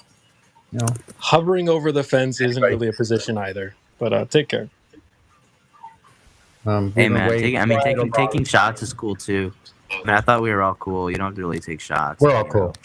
Some of us are growing old, waiting for a glove proof. He's got daggers for Julio's you. not here, bro. For some reason, dude.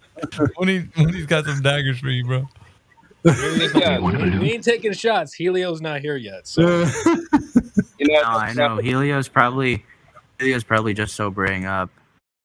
Don't worry. He'll Shot across the bow. All I said was Okay. hovering over the fence is in a position. You're the one who's like, Yeah, that whoever's on the that's okay. soundboard, it's corny.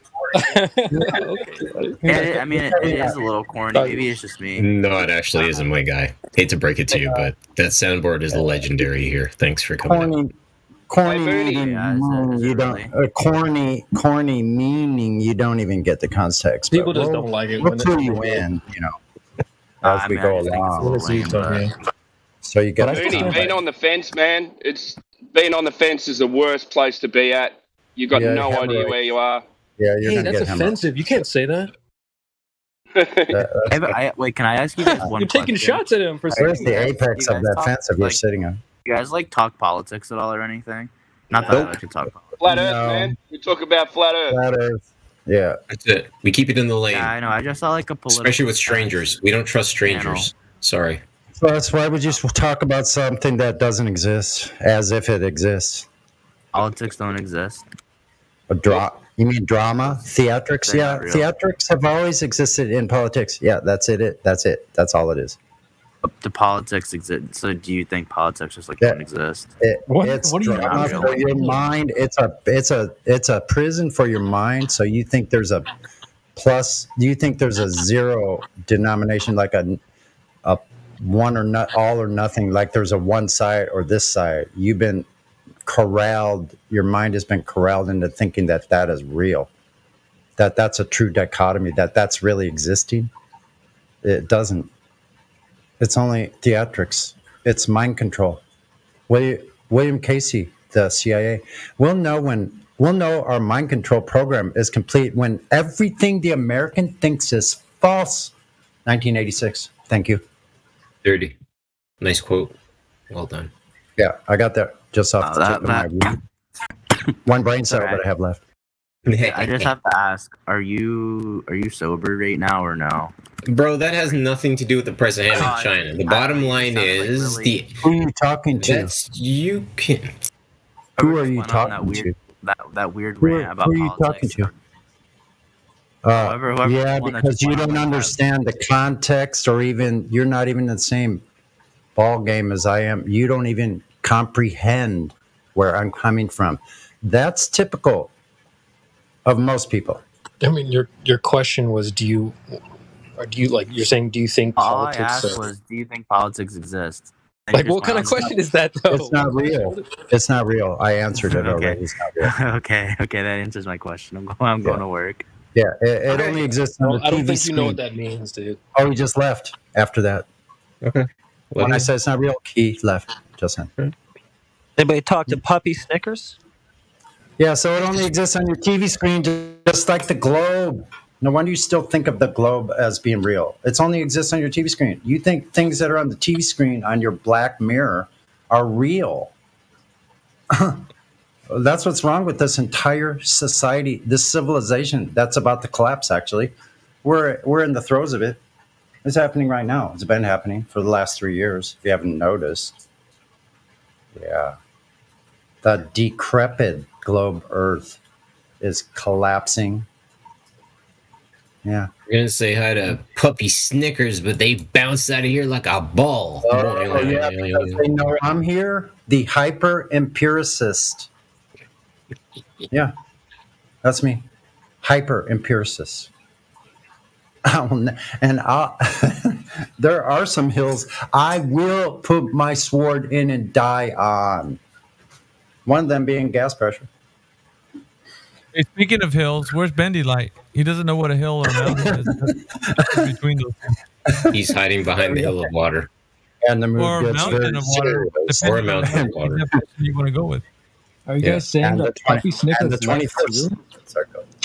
I'm sorry. I'm a bogo. Two opponents in quick fashion, and Curtis Harper has walked out of the ring. Wait.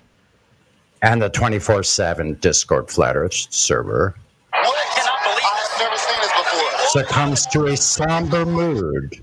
All right, Now that Sunny showed back up. All right.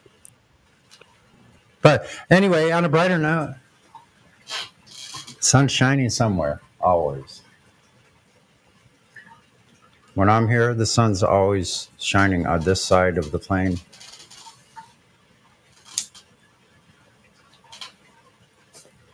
That's right. You ever notice how in the blue sky, though, sometimes there's dark rain clouds and lightning and thunder? Frightening, isn't it? Yeah. So frightening, they just straight up leave the arena. Why would they be so scared? I don't get it. People are scared of little old Sonny, maybe, and Miggy. And CB's the bomb. all of you cats out there.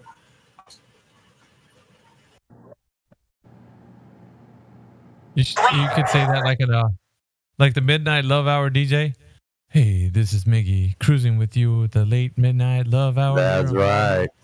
It's a sunny show, flat Earth. We're shining all night long. That's right, Miggy. We're inviting all you lovely guys and gals to come in here and chat with us about the flat Earth. That's right. What do you think? The Earth is a globe? We'll be here all day. But we're hitting them tunes all night long. So if you're turned on by the truth of horizontalness, there's a word, just created. We are too. I don't know. What do you think, Danny Faulkner? What's going on, bud? Water's achieving mountains. Danny Faulkner in the chat. What's up, Danny? I haven't had the pleasure of meeting Danny. Well, he's come in a couple of times, but he only answers certain questions. He doesn't answer all of them. So if there's something that he likes that's pertinent to like what he knows to speak on, he'll speak on it. Other than that, he'll just stay quiet. But here's the thing. Here's the thing. I'm just looking for like literally a hello. Hey, how's it going, man? It's nice to meet you, because it's like you're hanging out in a coffee shop and this guy's just sitting there quiet as a bird, doesn't say a word, and you're like, yeah, that's okay. Danny will speak. I say, here's what I say. If Danny wants to talk, he can if Miggy wants to, I would just say Miggy and Danny, like, let's keep it like that. If Danny wants to speak, because we can get ahead of ourselves. That's what I would say. I hope you can hear me. I know I'm talking a little lower. That's probably why you didn't hear me earlier. I'm not as loud and boisterous. I can be, but anyway, yeah. Wait a minute. I just kind of wanted to catch up with what just happened. So the person that left, takes me a while to digest information sometimes. So this person that left, so he asked me if it was under the influence after I said that politics and theatrics, that they're the same thing. Right about that? Or that politics isn't real. And he asked me if I was, okay. I just wanted to. He was experiencing heavy gamma vibes. He was experiencing heavy gamma. So he was under the influence of gamma. Yeah. That's wild. So we know what we're up against. It's not very hard to detect, like, as you can tell. Miggy and I smell it before it gets here. And a lot of us do. But I was going to say, I think it's great because you guys know the context I'm coming from most of the time. You know, like, definitely. I try to provoke thought in people. So, like, sometimes I come out, it seems like left field. I usually have a plan. I'm not just, like, throwing stuff out because I'm, like, some whatever. Yeah, I'm throwing stuff out there like I'm a savant. Yeah. Literally. That's... say that, but it's good to be back on, and it's good to have a stable world to work on top of. Stable world to be working on, right? You need a stable platform to work on anything, right? I was actually having an issue with that, so I set up a custom house. My office actually rotates as I sit in it. I don't really like to sit. I get sick if I'm in a room that's still. I need to be in a room that rotates. Okay, sir. Then if you're going to go that route, then I would say what you're going to need is some spin dampeners in that house. No, I like the spin dampeners. You like to spin. Well, you might be. We might be able to adjust it with a special mechanism for you to get it to the actual optimal spin that you and your loved ones prefer. Yeah, I got a whole custom built house. Since you're gonna go all wacko, I mean, I'll just follow along. Go ahead. Is that optimal spin 1,000 miles per hour? Well, it's adjustable. You don't want to get stuck at just like a treadmill, right? Sometimes you feel like walking, sometimes you feel like running. I mean, maybe 1038.8 might be more suitable. Yeah. Or can make And a then maybe you range. can adjust it to the elliptical orbit as well. Yeah. You could have a elliptical house. Elliptical Well, the whole orbiting house is dampening generators. nah, man. Just the whole house is custom built. Even the driveway curve. Careful. Oh. You can make your car disappear over the curb. Sonny, what you doing right now? Huh? I'm working with some tools. Sounds like it. Yeah. Making a whole bunch of ruckus. Sorry about that. I'll stop now. Maybe just raise. You could raise your gate up a little bit too. That might help. I could lower the gain or move further away. Not the gain, the sensitivity, so that it'll block out some of the background noise. Let me see. Let me check that. But yeah, man. Got a whole custom built house. I'm just allergic to flatness. I don't like stationary or flat, so the house has a curved driveway. You can make your car disappear behind the curve, then bring it back with refraction. Just got to click the garage button, turn that back on. Yeah, all the walls are curved. The floors are curved. Got a spherical bed. It rotates. I mean, it's the bomb. You can make rubber duckies disappear behind the curve of the water in the bathtub. Okay, how's that with the crisp noise reduction? Is that better? Better, yep. All right, good. I think I made the sensitivity not so wide open. Yeah, that sounds much better. Awesome. So, yeah, I think, what's his name? Brian on Flat Earth Debate, he has a custom kitchen he talks about with the curvature and all that. So I just went to the next level, make sure just do the whole house. So it's not a single thing flat in the house. CB took one circle and he started offsetting that bitch everywhere. You got circles everywhere. Curvy curve. Well, it not necessarily have to be circle. Like sometimes, you just have like a wall, but it's just curved. So it'll be like concave on one side of the wall, and then you go to the other side, and it's convex. So it's Did you guys see this surveillance device that I found under the flight path where the planes fly? And do you see what I posted earlier? Hold on, I'll post it again. It's a laser, but it has a microphone and an adjustment for different settings. It's got a little fan inside of it. It's a little metal case about 5 inches long, 2 inch and a half wide, and it's kind of angled down, and it's a freaking laser. Freaking laser. Freaking resist. laser. Freaking laser. Here, even that house, they have to go sit in the curve. Go sit in the curve. I'm going to post pictures. Hold on. Freaking laser beams attached. So I'm trying to get you guys to help me out with what this thing is. I'm going to take pictures of the device itself and the boards that it has. That laser device itself is at the other end. I'm going to take that off. Someone had spray painted over the lens. I'm outside and find things like this. Hold on. I actually found this at night. I was out on my bike. I see really good at night. But when I go out, I see everything. Here we go. Here's the first part. Here's the let's see. There's one. Oh, yep, you'll like this one. Someone can tell me where this comes from. Like, who would have made this?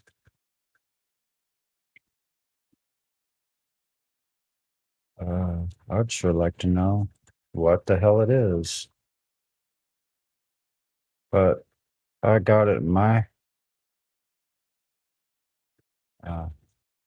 hands now, and I'm disassembling it. So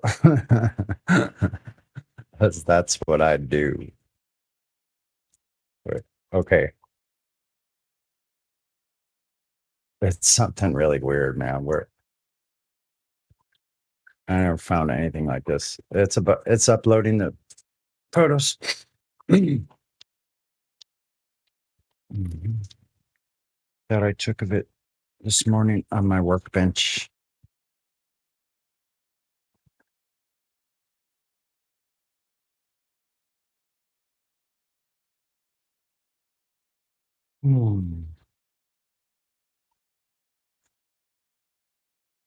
All right, they're coming apart.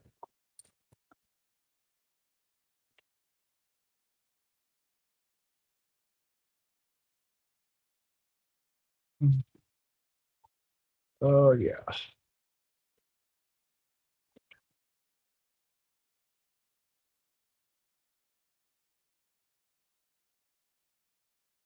Pretty weird, huh?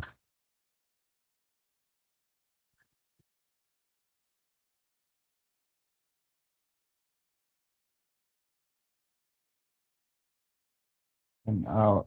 Let me take this other end off now. Oh, fly. Is that a speaker or is that the fan you were talking about? What's that? Is that sun-looking thing on the front? Is that a speaker or is that the fan you were talking about? No, the sun looking thing, that's where the fan is. Now, if you look at the first photo I put at 49 minutes, it says laser aperture. It's literally stamped on that aluminum. This thing is a laser. But on the other side where you see those controls, it has a microphone. Literally, it has a little microphone in it on the board next to the fan. Better check it for a tracking device. Why what I thought that was, Sonny? It looks like the back of one of my LED grow lights. No kidding, but why? This is a laser. You think it's a... no, man. Why would it have a microphone? No, I'm just saying that's what it looked like. The one photo of the back of it. Yeah, where the lens is. I'm going to take that side off now.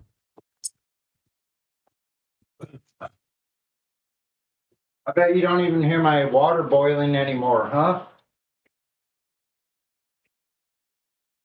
That's right. That's right. Don't even hear it. Oh, that's awesome. Great.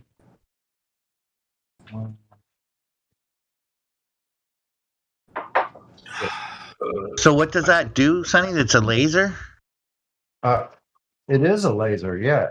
I'm taking the laser side of it where the laser is mounted on the other end. I'm taking that off now. Where the lenses are. That was spray painted over for some reason. Now, why would someone spray paint it over? Now, that could be a secondary artifact.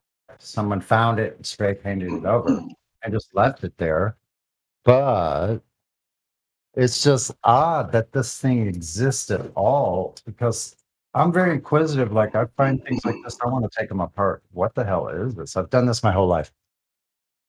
I mean, it's part of what my job is here. I take shit apart. But anyway, and learn how they work, put them back together. Wow. Now you talk about that. Do not expose to the naked eye. Wild. Yeah, shit. Yeah, so it's not powered. It has no power of its own. Sorry, I didn't mean to cut you off, brother. The other gentleman, Sonny, go ahead. I was just saying, now I was thinking about the water dripping in the background, which is normally on, and then Sonny taking this apart. I'm imagining him in a lab with a lab coat on, just like a crazy scientist, you know? What? Crap, what is this thing? What the heck? Oh my god, this is bizarre, man. This thing has a. Wow, this is tripping. Oh shoot! There it is. Wow. The whole top of this thing came off. Wait a second. It's a laser. What the hell? It's a little mini laser. It has a rotating lens on it or something. What is that? Wow. Friggin' FBI, CIA's banging on Sonny's door. You found what we're looking for. No, I think I found something. This has a disc attached to a motor and gears in front, and it sits in front of the lens. It's a, it's what they use to magnify it or something. How bizarre is this? In this small of a compartment. With frickin' laser beams attached to their heads. So hold on, what is that part? It's some kind of a fucking sensor or something. Wow. This is so good.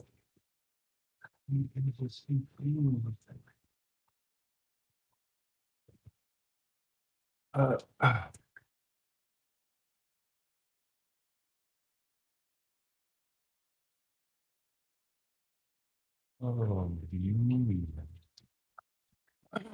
this is like a homemade laser.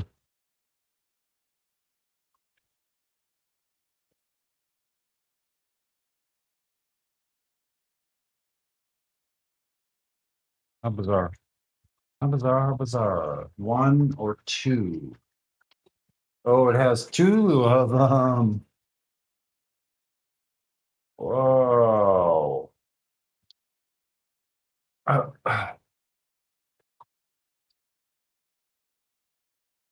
Okay.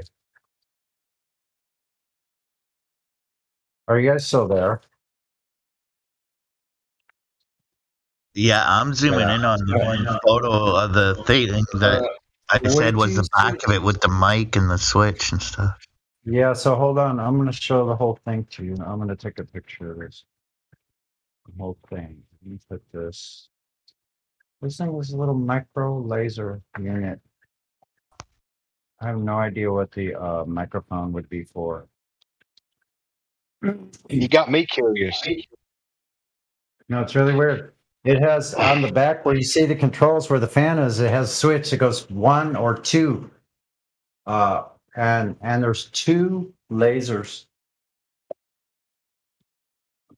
And it says 1 is on and 2 is off. What the fuck? Yeah, and look, I'm going to show you a picture. I'm going to take another picture right now. Now, let me make sure I have my data cable. That one. I need to turn your camera on. I only have one cable that I can transfer any images from my phone. None of them work but this one cable. Okay, Boomer. Here we go.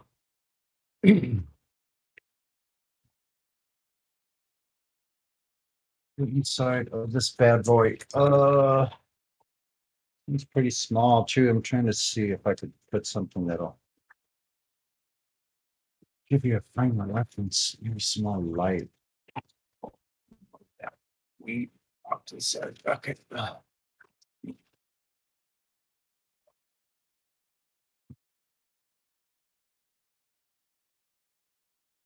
Yeah. Oh.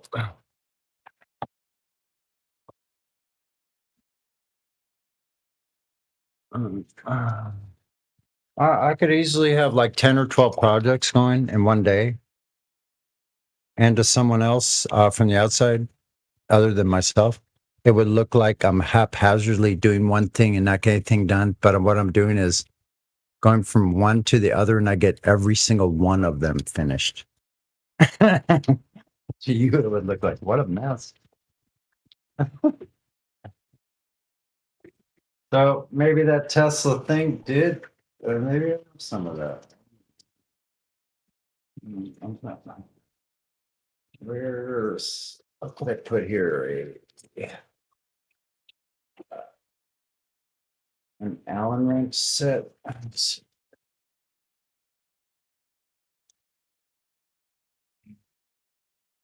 Where's the sensor?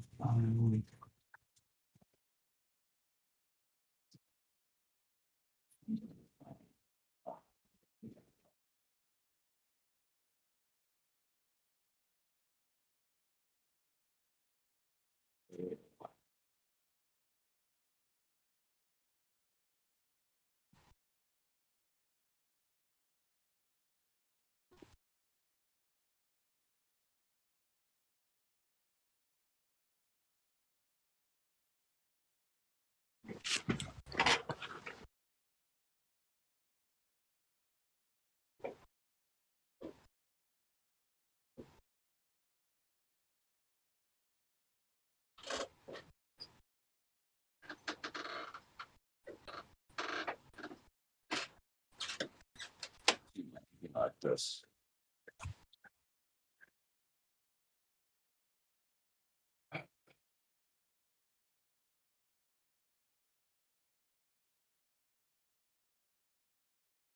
It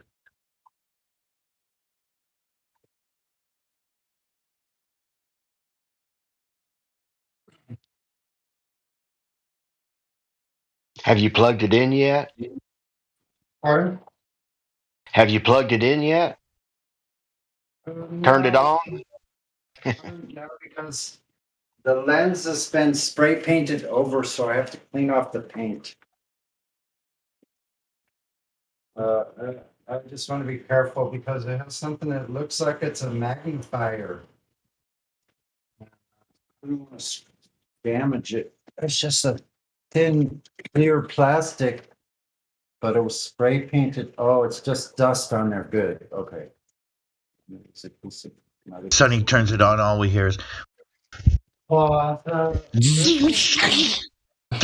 Sonny, are you there? No, I doubt that's going to happen. It could be a disc reader of some kind. I work with amplifiers that have over 300 volts DC that could stop a person's heart. I work with those kind of things. Do you think it could be a disc reader of some kind? What? Like a what?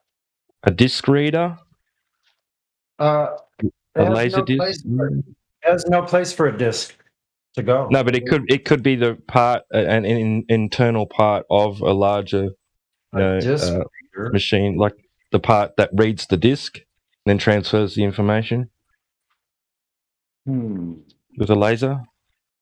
I'm not sure, and I'm trying to figure out if it has some way of transmitting, because I don't understand why it would have a voice microphone to recognize. I know these components on the board. I could even trace out the circuit probably. Components should be careful. It actually has it already has it traced out on the board itself.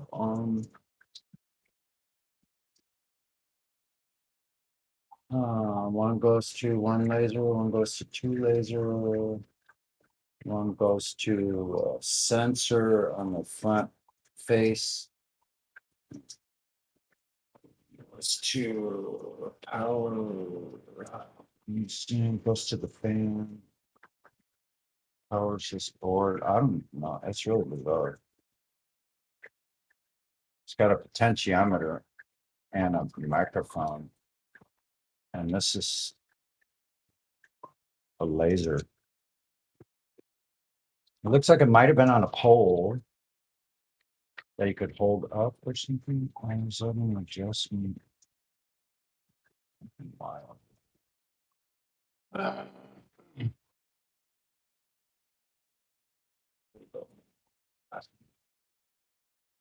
It's got a plastic lens on it.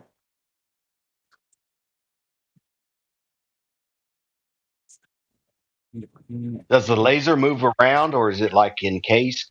Or The lasers are mounted on the bottom side of this enclosure, and in front of them is plastic lenses that rotate with a motor. Like you can adjust where the lens is. That's probably what this rheostat is for. So it's like a light show, maybe laser light show. I don't know. Could be. It's got a sensor on the front. That's all 32. Look at that.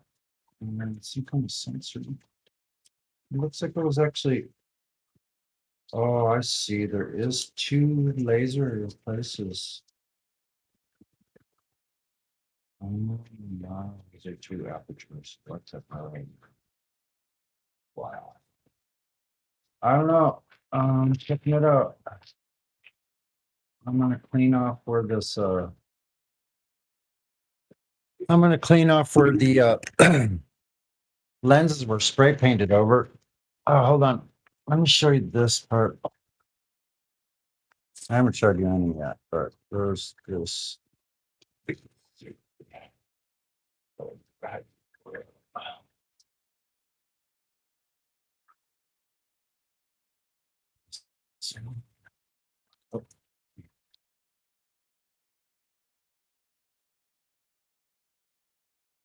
I'm going to show you the mounting of these 2 lasers. Little tiny things.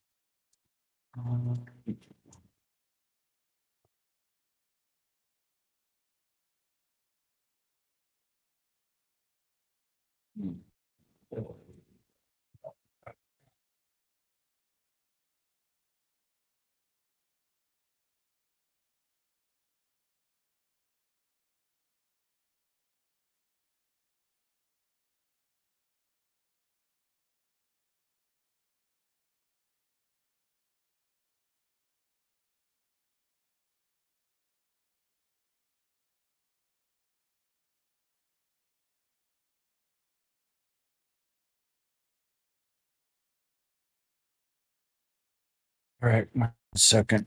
I'll put some of these pictures.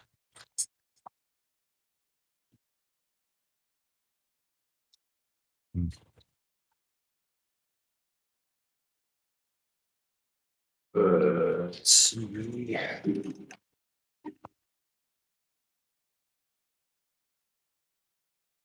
Sonny, the old man from the sea.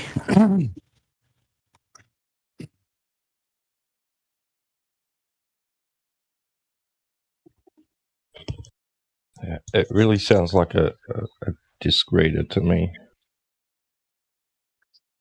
Here we go. 1 second. I'll have that in a moment. Where'd you go? SD storage. There we go.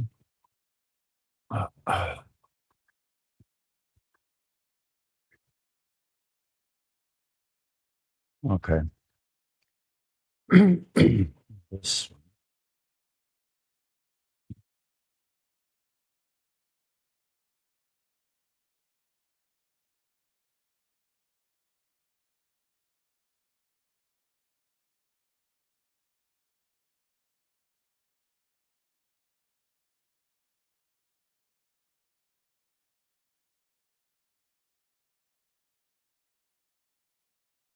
What a weird device.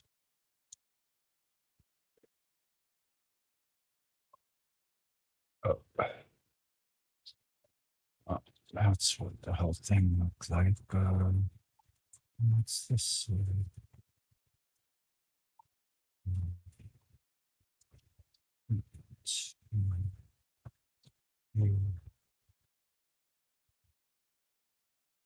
Up.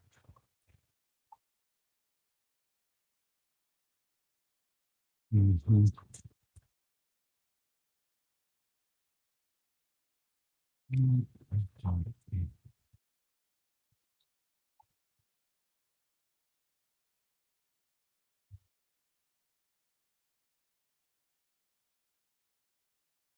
Oh, dude, I thought it was cute. That guy was like, "That soundboard is corny." It's like you're just mad because it got used on you, fool.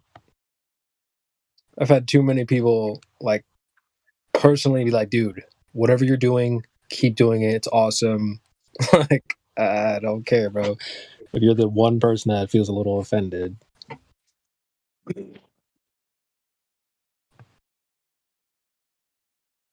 It's corny. Okay.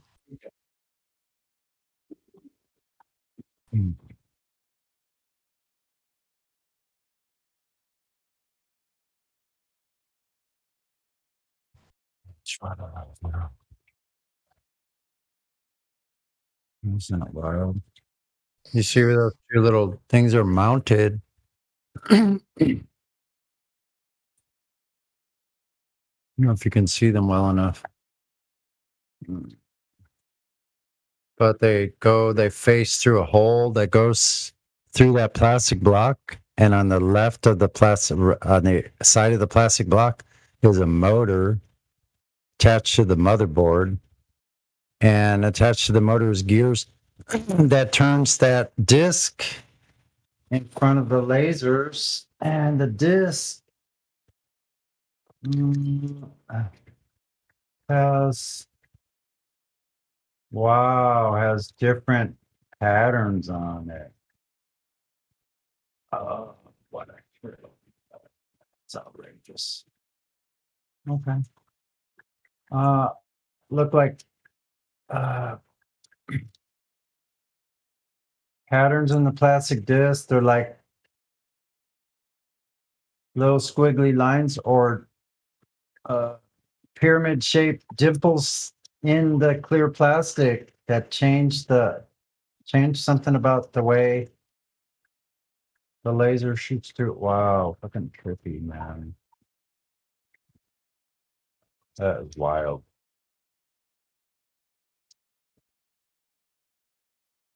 Yeah. Seems to be part of a larger device. Yeah. It doesn't look like it was attached to anything else, though. It has one hole in the bottom that looks like it might have been a pole attached to it. But that's it. Like, there's any other place where anything has been attached to it other than where it has that one hole. And everything else is screws holding in the apparatus on the inside of the box.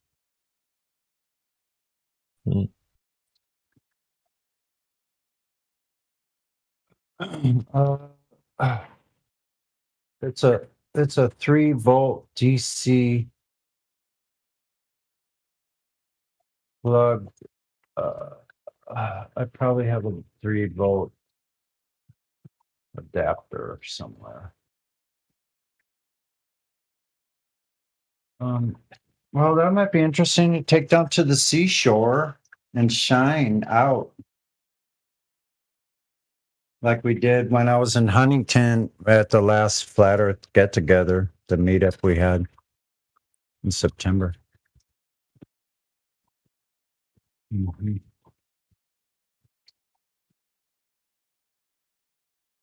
That was wonderful.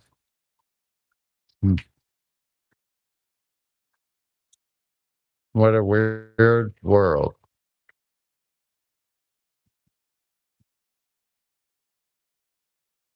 Anyone else seen anything like this before? I'm looking right now. I have something somewhere around here that has the same casing as that thing. Yeah, but it's just it's just a car. Basically, it goes into your car outlet. You know, the little car plug or whatever, and then it's a portable. Or it's like you can plug outlets into this box, but it just has the same casing as the thing you're posting. But I have to find it. Well, maybe a common casing then that somebody uses for different things that you can buy. Yeah, it might just be like a universal casing. That's what I'm starting to think. But this one is actually imprinted on it, and it has the CE symbol. Well, that's some kind of certified electronics. And I don't know exactly. I'll look it up. I forgot what that emblem means. But it actually says Laser apparatus. Yeah, a laser aperture. It's basically as a warning. Do not expose to the naked eye. Laser aperture do not expose to the naked eye. Right, printed on it. It has an international symbol of Okay, I found laser it, Sonny. on the top of it.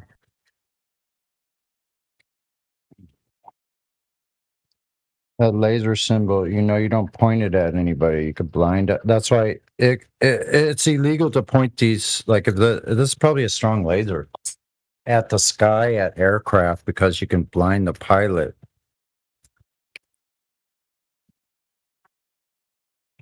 Really bizarre. All right, I'll post the thing I found now. I found it.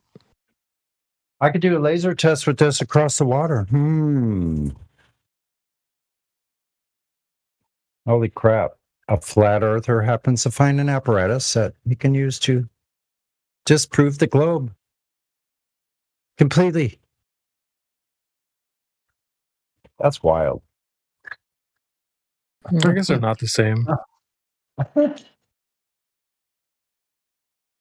They just look kind of similar.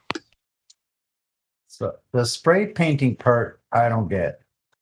That part, I don't understand. I don't understand that. One goes straight through the clear lens, and the other one goes through closer to the lens.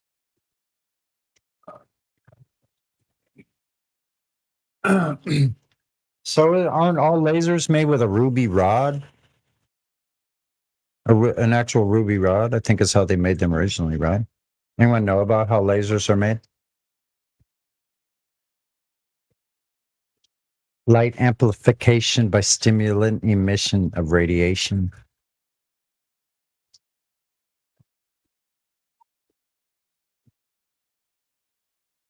I had friends that were nerds that built their own lasers in high school. Nerds. Sure.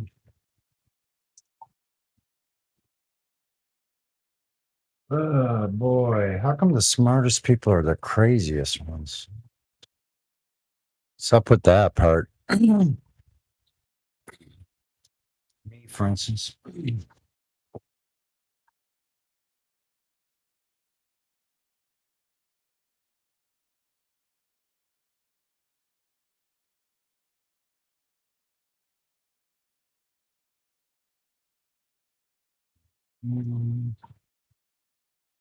I could think of a lot of things this could be good for.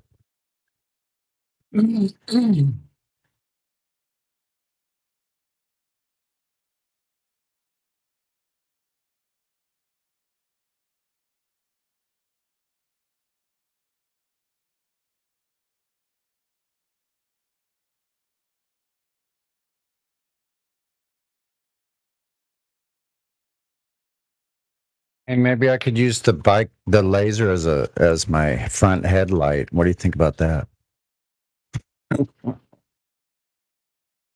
Can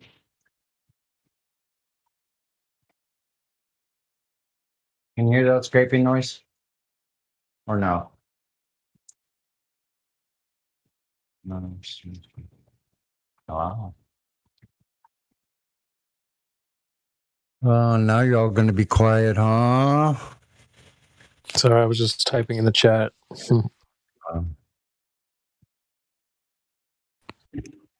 Okay.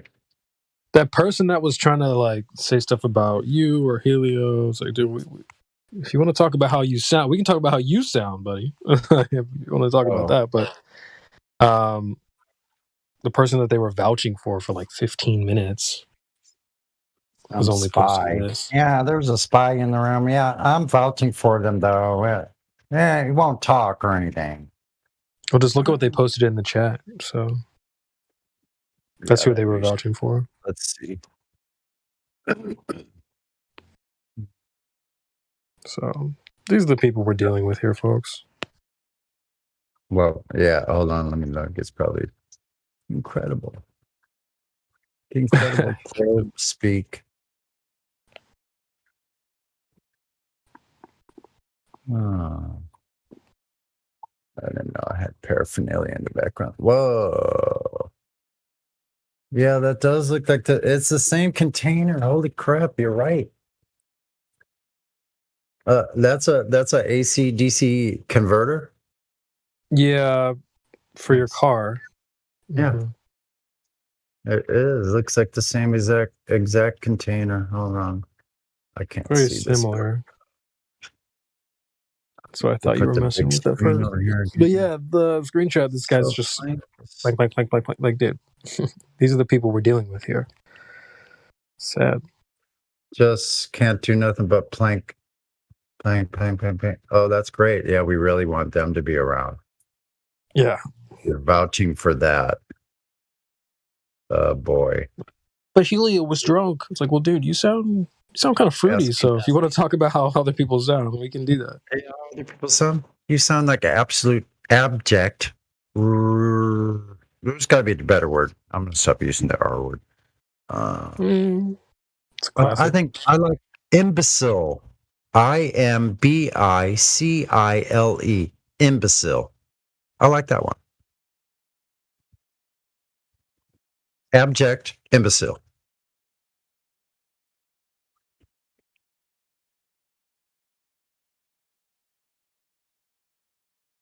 I got to go back and check my little outdoor fortress, which is I'm rebuilding because someone decided to terrorize the nature and destroy nature as it is. So I have to rebuild it back. Painful process for them. I got all day, every day.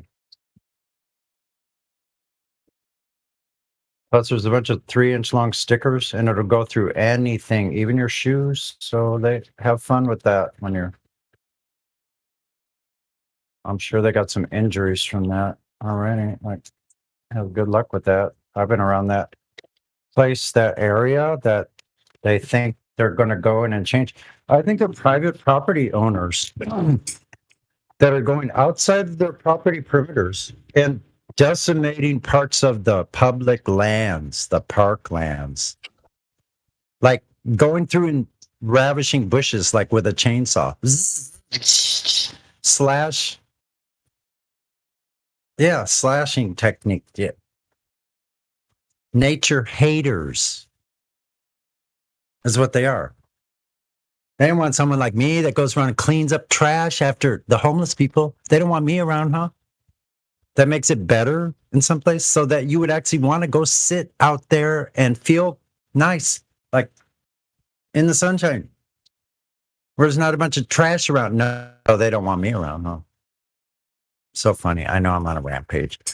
I get on several of these a day. I'll get off it now.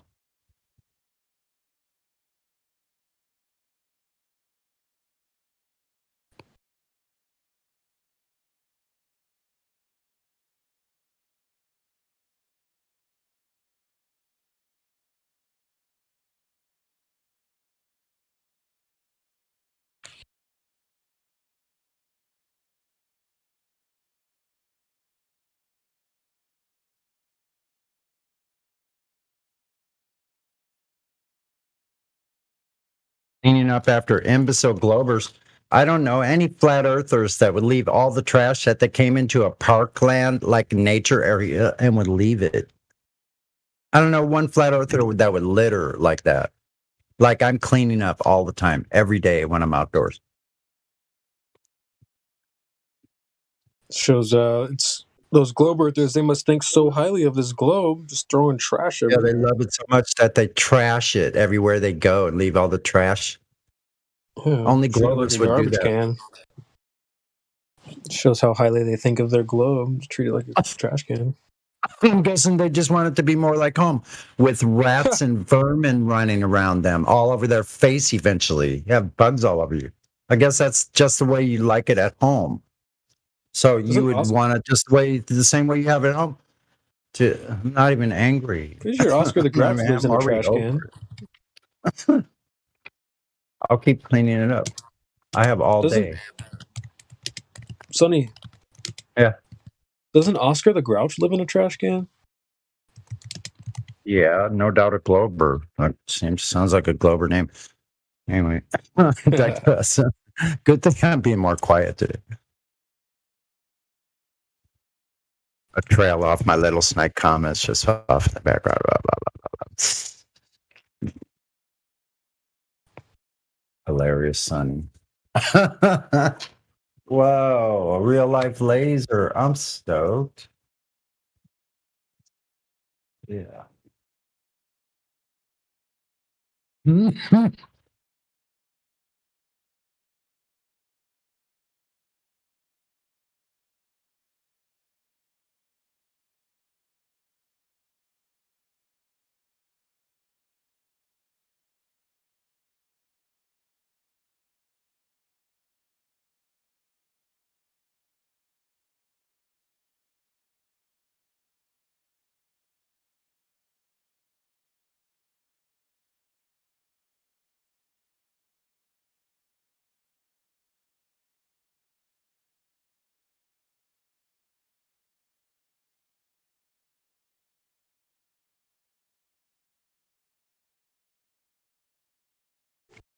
They got a character on there named Oscar. They treat this guy like shit the entire show. They judge him right in his face. Oscar, you are so mean. Isn't it, kids? Yeah, Oscar. You're a grouch. It's like, bitch, I live in a fucking trash can. Oh, you Glober, you dirty Globers. Hey, CB, you got to get that one thing from Mean Girls movie, man. Got to get it. Get it today. What is that? They're in the tennis court, and the girl goes, "Why aren't you playing ball today?" My doctor said I can't be around anything where balls are flying towards my face. And then the one girl goes, "There goes your social life." What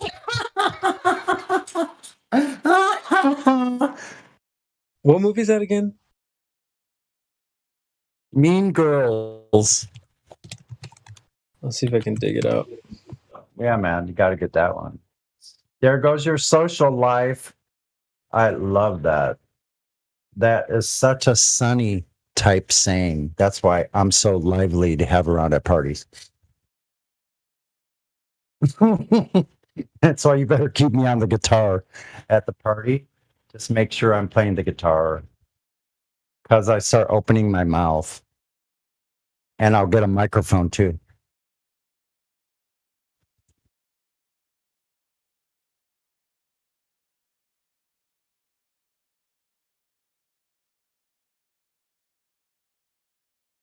Yep. I can't wait though. I'm still waiting for the epic of all flat earth gatherings with the music and the whole thing. Like, I want to be there for that. Like, when all of us are able to do this, I don't know, like, doesn't seem to be a lot of motivation from a lot of camps, but there are those amongst us. They have a drive to be out there and gather. Have music, food, dance, frivolity, and flat earth truth. Like all of it. One huge place. All right. I'm not able to find that clip. Probably just in the movie. I bet there's already a clip of it somewhere. You sure it's Mean Girls? I'm pretty sure it is. I thought so. I'm pretty sure. Okay, hold on. Let's find out. Yeah, see if you can find out. Maybe it's in one of the cheer movies. Stupid cheer movies could be one of them. I have no idea. I used to have kids. Let's see.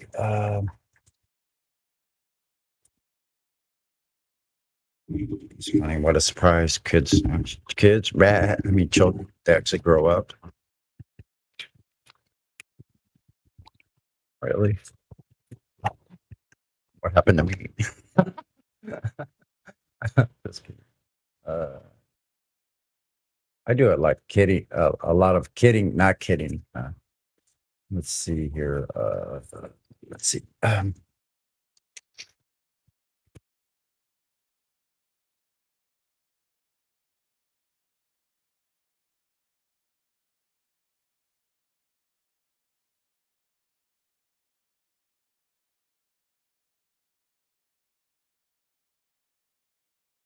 Just putting it in as a quote. Sang in movie quote. Let's see if that works. It's a colon. That's different. All right. What's that?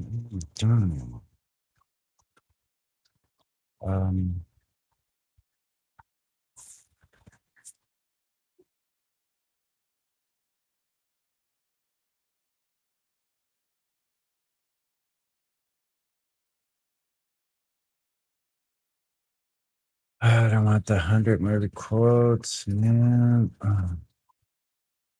Wow.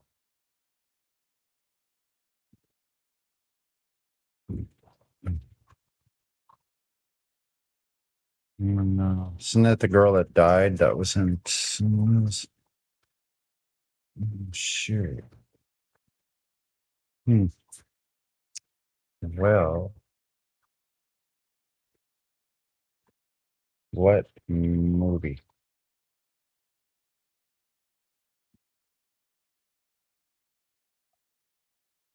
Movie was this?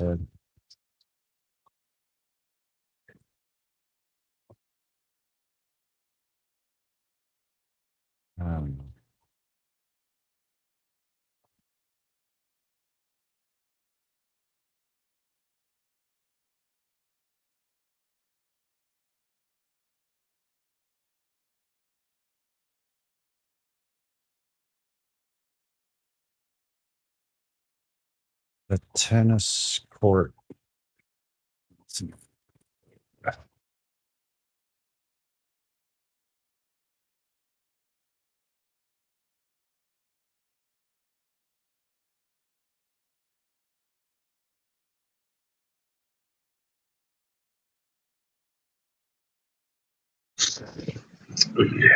What is it?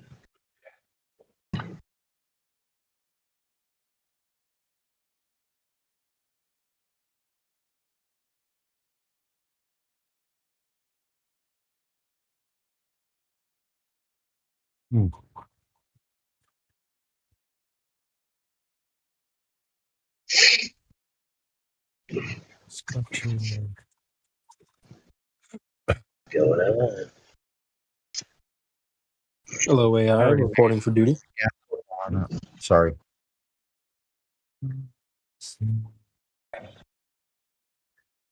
Knowing where you're at. Yeah.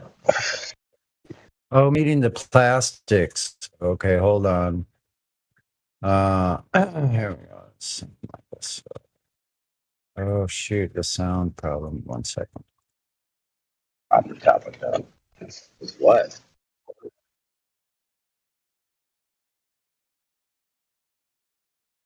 I have sound problems. Like when I'm trying to play YouTube, I have to like turn off the interface completely, or I hear no sound from YouTube now.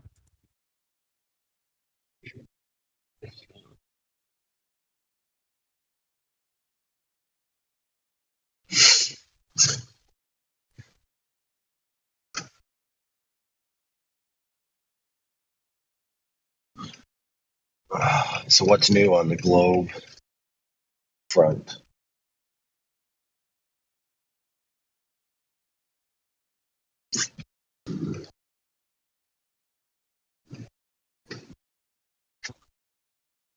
Nothing. The same old, same old. Boats go over hills of water.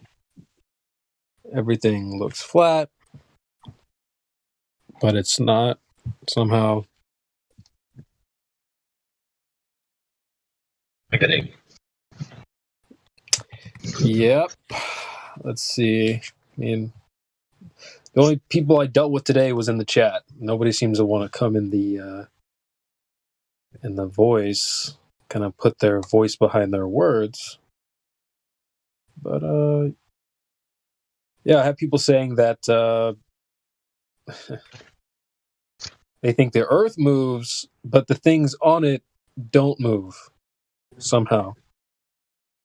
So people just sound like absolute nutters.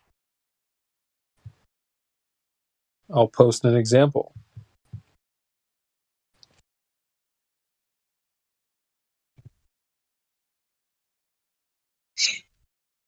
We already had that forever. It's relativity. All that nonsense.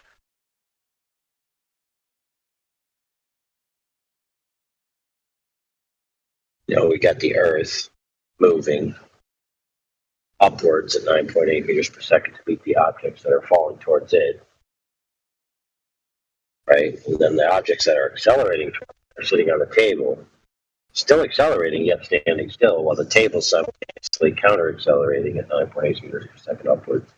So everything's moving in multiple directions, contrary to their previous directions, while simultaneously standing still. Makes perfect sense.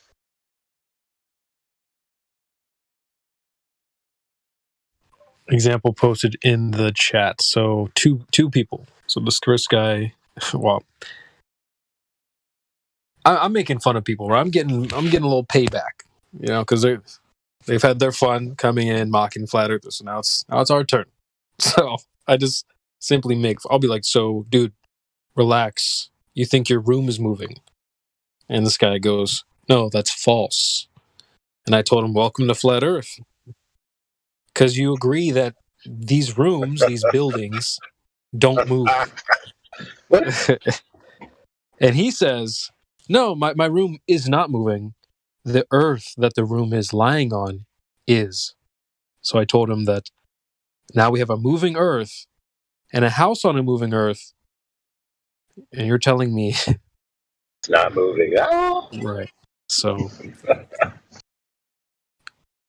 it's moving sideways and backwards and forwards and upwards and downwards, all at the same time while not moving. Yeah, and then all at the same time, not at all. So, yep. Guys, we're not the ones confused. It's you. Okay, it's not us. Yeah, we're simply saying. More, good. That's the more logical position, right? They're like, oh, it's so logical that we're moving in 11 different ways while simultaneously standing still. That's logical. And the idea that we're standing still, oh my goodness, that's irrational, illogical, immoral. Exactly. It's exactly what I was going to say. So, yeah. We're simply saying that these buildings that we all live in, they don't move. And you're calling us crazy. So, I need to step back and do a little self-analysis.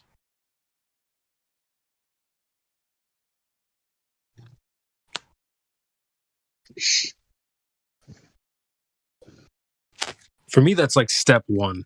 The earth doesn't move. If you can't figure that out, then like you might struggle with some of the other details because they're a little bit more rigorous than that.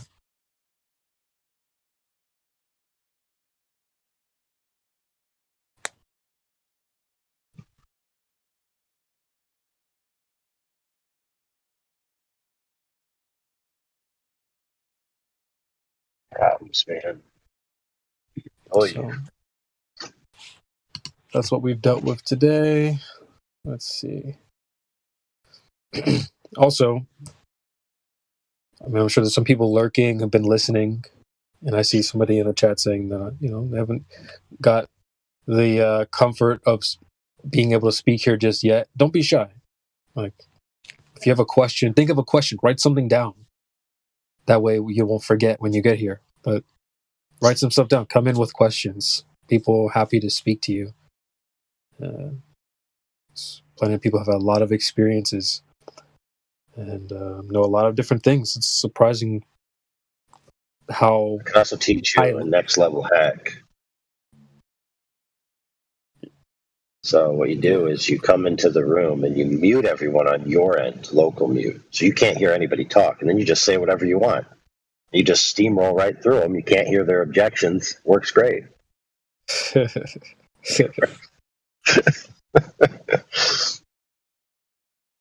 I honestly wouldn't be surprised if that's happened over the years.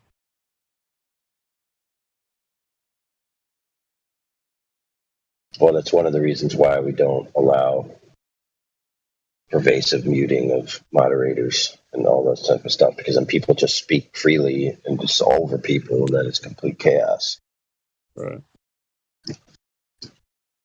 Well, for that matter, actually, people shouldn't be muting anybody. Like, not for any extended period of time. Yeah. You know, yeah, for the same thing will happen. They'll still be talking over each other. That only happens when someone's just really salty. You know, like, oh, I have a. I was going through old clips yesterday that I just had saved away on my iPad, and one of them was this dude being like, "Oh, dude, I don't have any feelings, man. It's just QE keeps cutting me off," and it's just just funny, man. Just dealing with people who like if you're gonna mute someone, it's like you have a personal beef with that person. You know, it's usually always that you just don't like this person, so I'm gonna mute you. There's also a thing where people accidentally are scrolling through the names and they mute people, and then the system doesn't really tell you who you've muted and who you haven't on an easy way to notice. Right. So you'd be having this long conversation, and all of a sudden somebody would be like, "Hey, do you hear Jonesy?" And you're like, "No." They're like, "Oh, yeah." I know what you mean. No doubt with Discord, too. Sometimes it just puts people on mute that you did not mute. You not intentionally or unintentionally. Sometimes all of a sudden they're just muted. You don't know why. That's true. I'm gonna go through my list and check and make sure everyone's unmuted.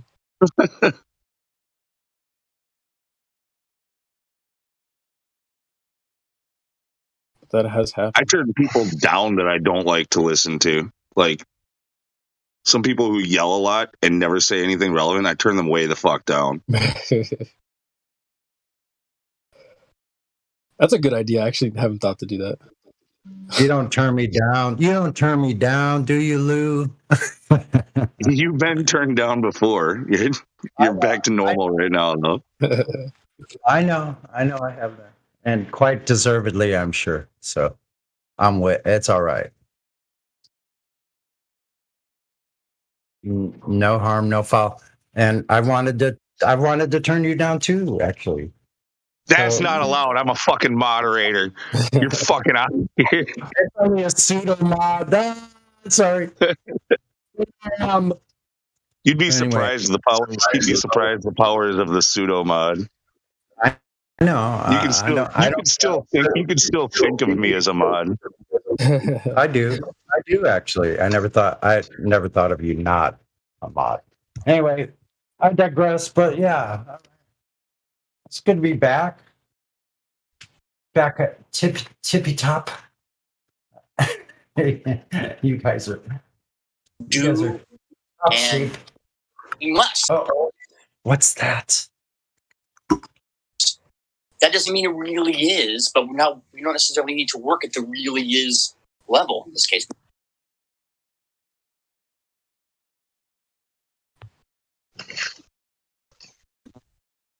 And all that stuff goes out the window with the latest hotness. You know, so for example, you could say, well, space-time is a conception.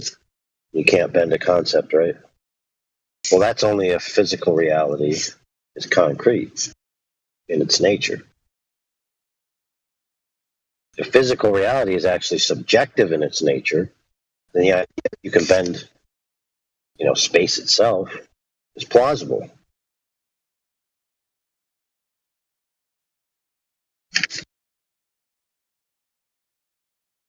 It's also a lot of these appeals.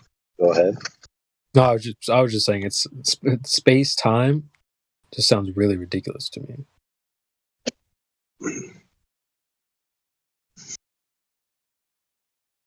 It sounds kind of like a time zone. Like, what is that in space time? People were saying Let's it see. was physical. Let's see. It's like 3:45 here. What is that in space time? Like, dudes in the chat the other day were saying time was physical and that we wouldn't even be aging if the Earth wasn't moving. Isn't that funny though? They're asking they're Not even asking kidding, for dude. something- You're asking for something, Lou, that there's absolutely no reference for because none of it exists. Isn't that amazing though? That there's even dialogue for these things that we could talk about here, like space time. But if you try to figure out how much space time is there in this amount of time, there's no reference you can go by to get that information because you can't have a reference for something that doesn't exist. Thanks for making that clear. Well, and I make it like I don't know.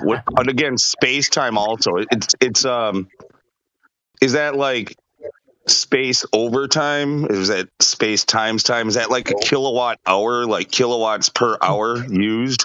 Like I don't get it. Like what the fuck is it? Is that like overtime? So you just do 1.5?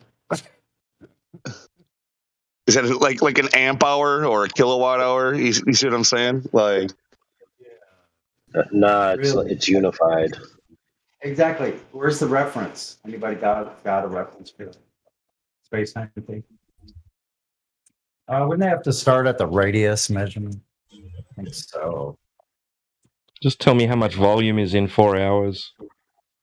How much volume? Like 4 hours. Yeah, exactly. yeah, we'll start there. Shit, tell me how much is in 1 hour. Tell me how many kilowatts are in 1 hour. Oh, excuse me. Kilojoules. How many kilojoules in 2 minutes? Does it correlate? Just like the globe. Interesting. Looking for the concurrent non. I'll think on that one a little bit. The concurrent non-relevance of the globe dialogue.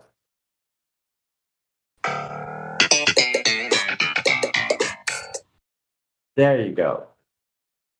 That's what I'm talking about. Sonny boy.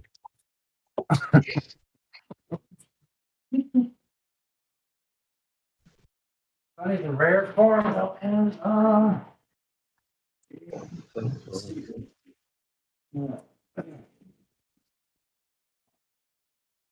my goodness.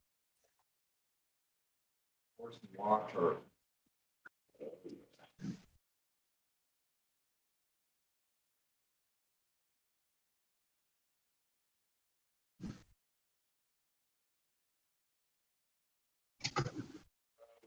Oh man. Yes.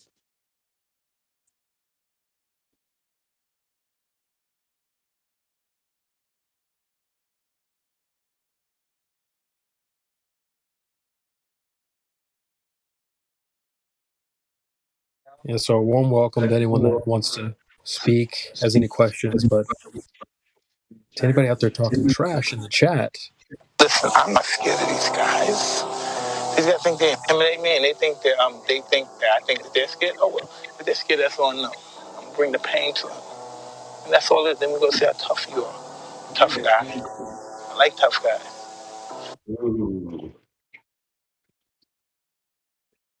They ain't tough. When they get confronted, they ain't tough. When I bring that pain to them, they ain't tough. They ain't never. They know what they're doing around. That's right. See, you got to get the clip of him if you don't have it of where he's like, I ain't never heard nobody say nothing like that. I only heard you say that. That's good. Yeah, you know what I'm talking about. Like when you get talking about rape allegations, I never heard nobody say that. I only heard you say that. Nobody else said that. I'll see That's if I can alive. find that. That's really funny.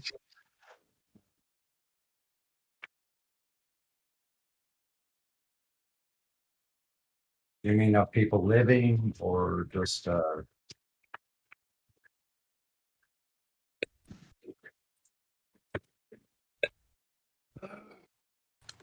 Imagine we live on a flat fucking world. All this time we thought we lived on a round planet, huh? what? Imagine you're on a flat planet. Did you say that? Imagine we live on a flat fucking world. All this time we thought we lived on a round planet, huh?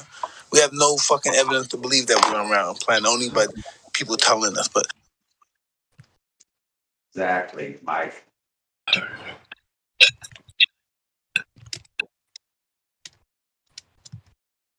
Like my dad would always say, smarter than he looks.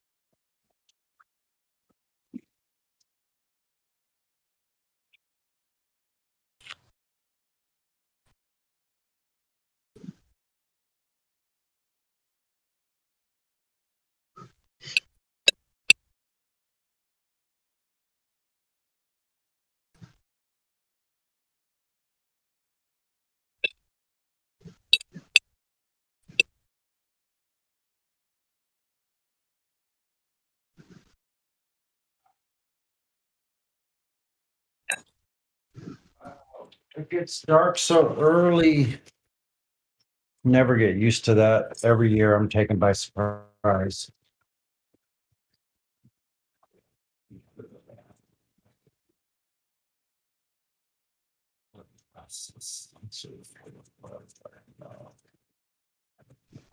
Yeah, I bet I could shoot this laser 5 miles across the freaking water. I bet any money I could. So I'm going to go with on the other side.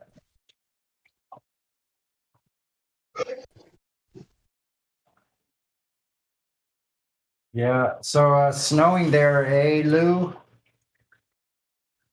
Oh shit. It's come to a stop pretty much right now, but yeah, we got cold and windy, and yeah, we've had kind of scattered on and off snow for the last couple of days.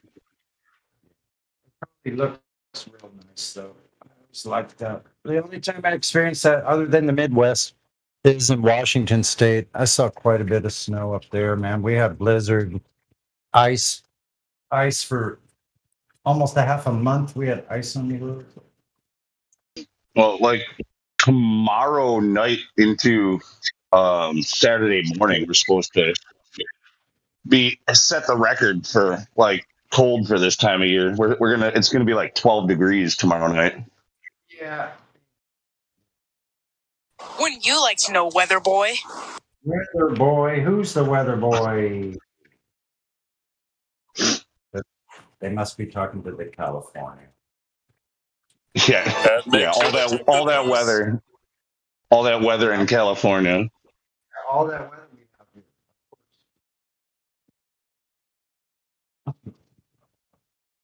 And make sure to check the news. All right, we're gonna have the rest of the comedy hour here at 24/7. Right after these. Watch channel. After these important announcements from our sponsors. Who's Brought to you by Spice Forex. Spice Forex, because Spice BB is pissed. See, that's it. Thank you. From Yeah, Spice. Sonny.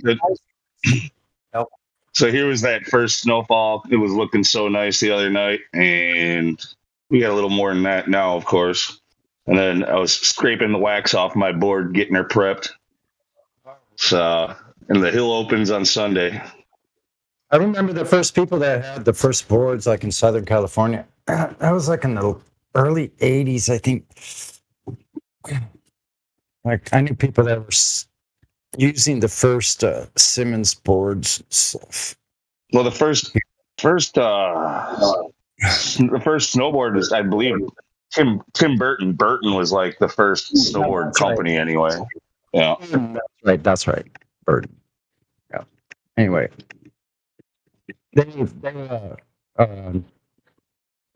some of the first people that were skateboarders from Venice were going up and snowboarding Mount Baldy. No, they were the only ones going up there doing that.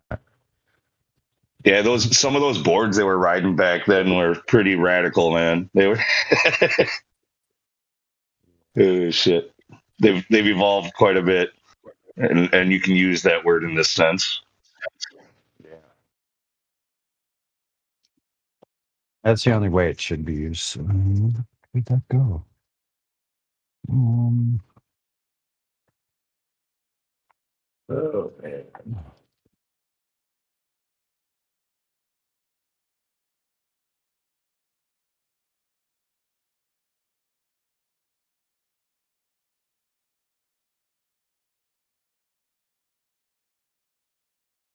Yeah, and then I got all my daughter's shit ready too. She hasn't been. This is her Christmas gift. So with the snow coming down now, she might get her Christmas gift early. But let's see. Here we go.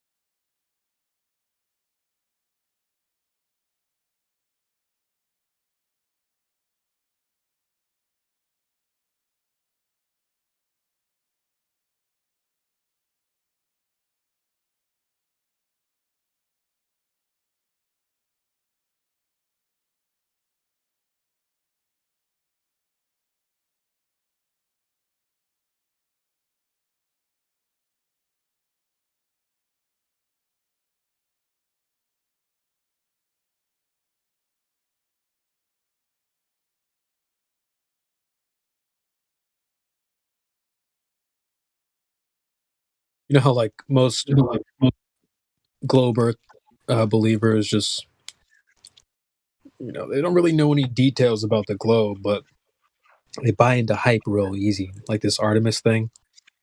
This is them sitting on the couch. I'll take your entire stock. Let me share that. Like, okay, so all of a sudden, before yesterday, they didn't, they probably forgot the Earth was a globe, but oh, guys, we just launched to the moon. Everybody, get on board. Hype train. Hilarious.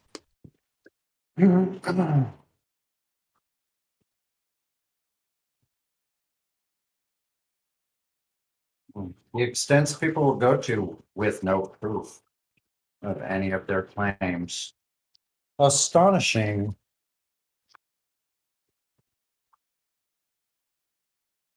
Hey, I've got my own little laser apparatus.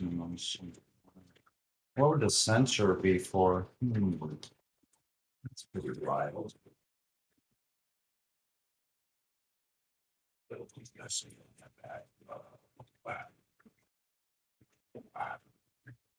What am I supposed to say in the microphone on this thing anyway?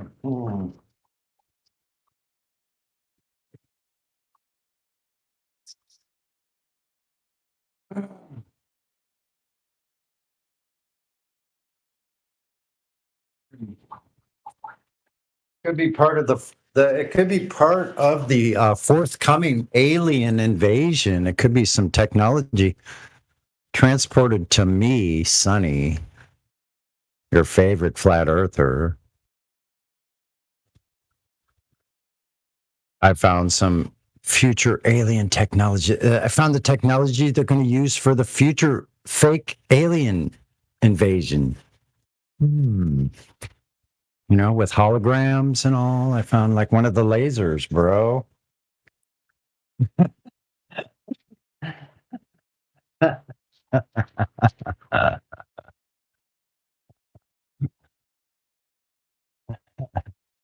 No one's all, I guess you're all just laughing amongst yourselves. Okay, good. That's good. It would be a cacophony of laughter, I'm sure.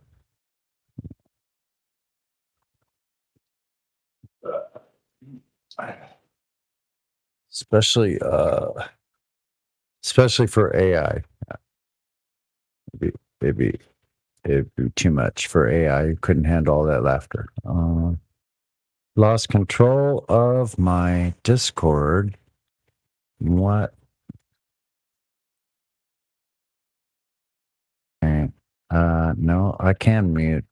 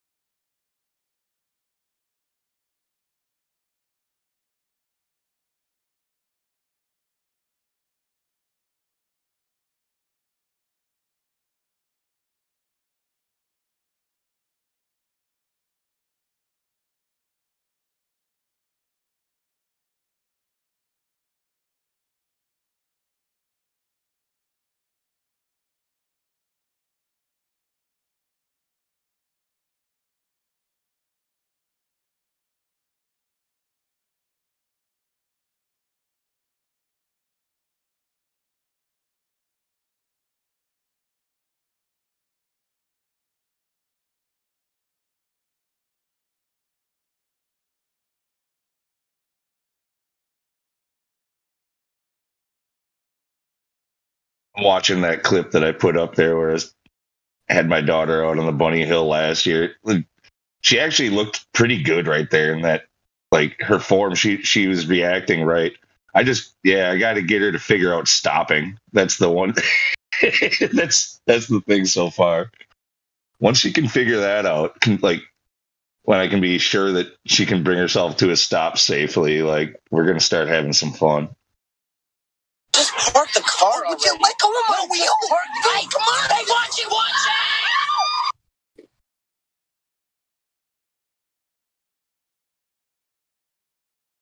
it! Yeah, you can see like she adjusts a couple of times, like her footing, like her balance and stuff. She gets turning left and turning right.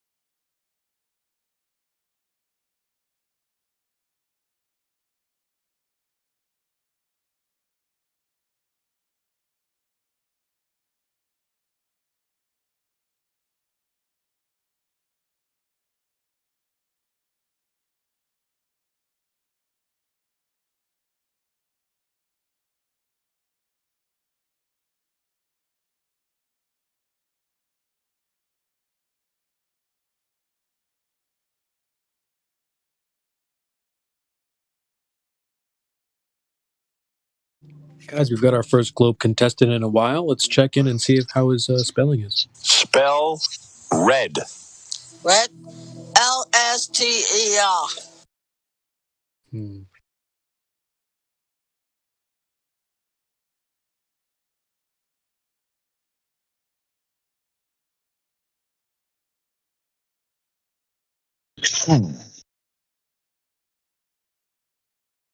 Give him a job at NASA. Pre-qualified.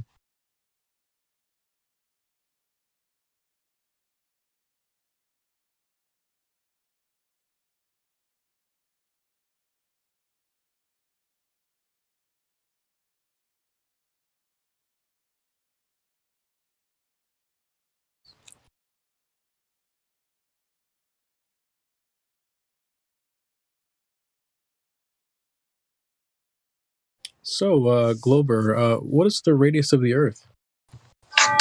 Come on. Look, I mean, I don't even know how I'm supposed to respond to that. Like,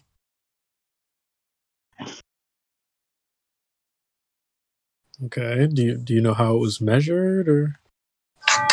come on. Look, I mean, I don't even know.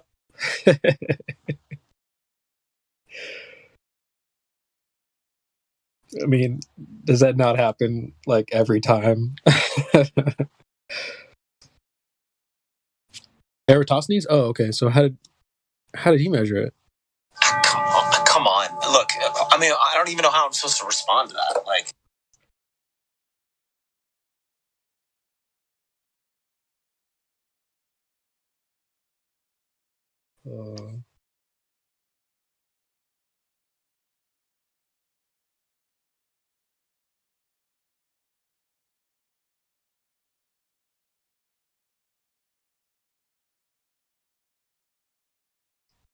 So, like, is there a reason why we can't see curvature?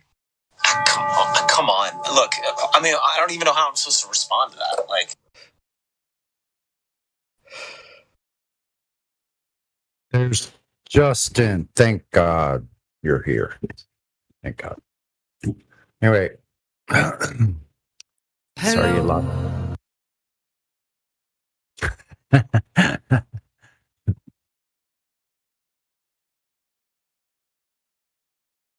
Don't cut the red wire. Yeah, exactly. Okay, man. What the heck? Oh. I'll make sure it's facing away from me when I activate the laser. I've got it all cleaned up except a little plastic lens that was in the front of the lower laser.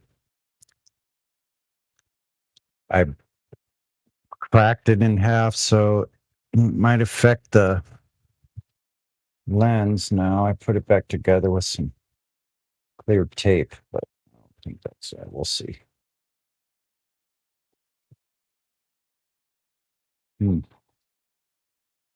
Outrageous. Bad.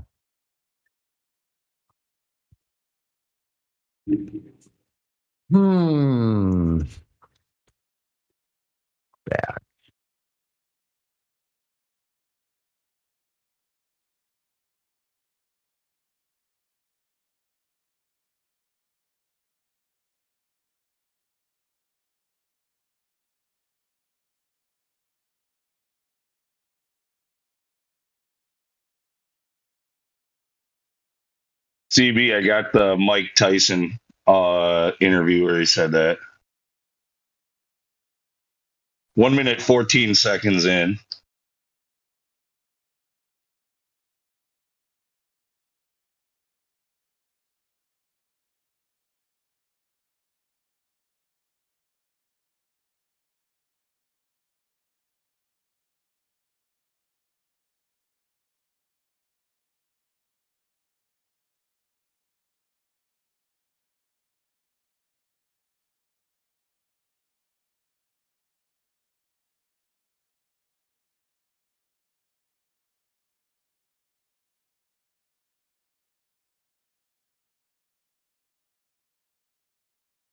He dropped out of the call. Or is he in here?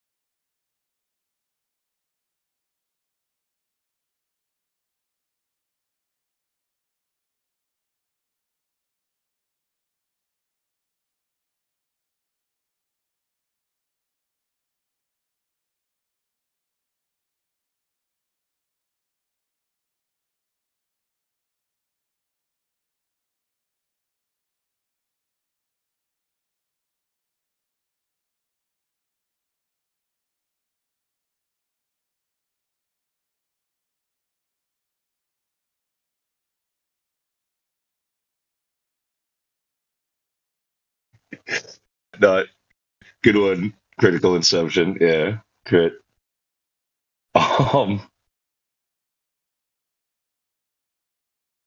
Um, part of me is a little bit jealous of that. I kind of want to stick a harness like that on my daughter for learning to snowboard, but I don't know if it works the same way.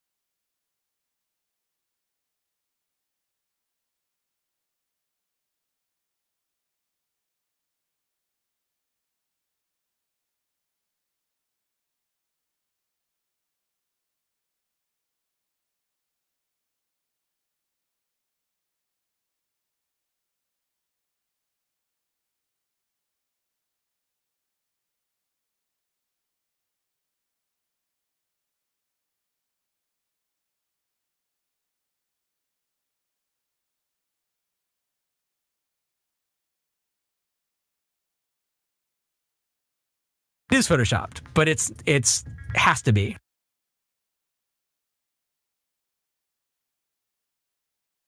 I wondered where y'all went to.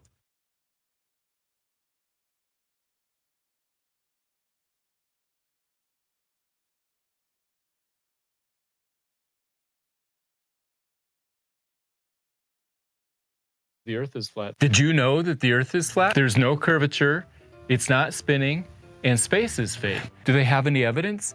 They do.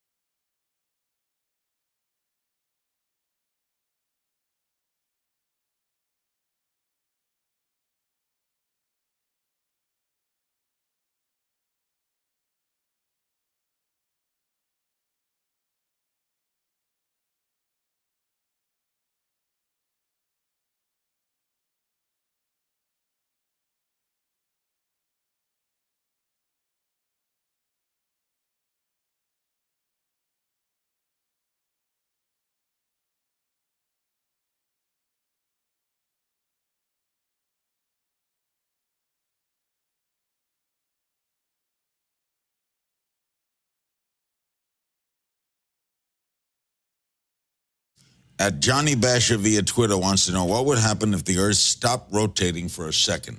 Oh, yeah, that would be disastrous.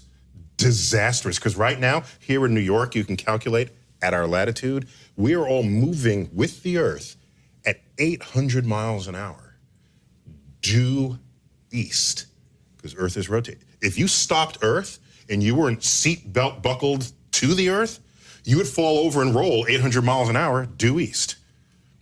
It would kill everyone on Earth. People would be flying out of windows, and that would just be a bad day on Earth. I'm just saying. Now, if somehow we all slowed down, so anything not bolted to the Earth would fly due east, 800 miles an hour. That's what happens to you in a car if you hit a brick wall and you're not wearing a seatbelt. You keep going. That's why you get hurt in those kinds of accidents. But if somehow we all slowed down with the Earth, then okay, that's fine. I mean, people think, well, somehow we'll be weightless or we'll lose our atmosphere. No, it's just that you'll have really long days.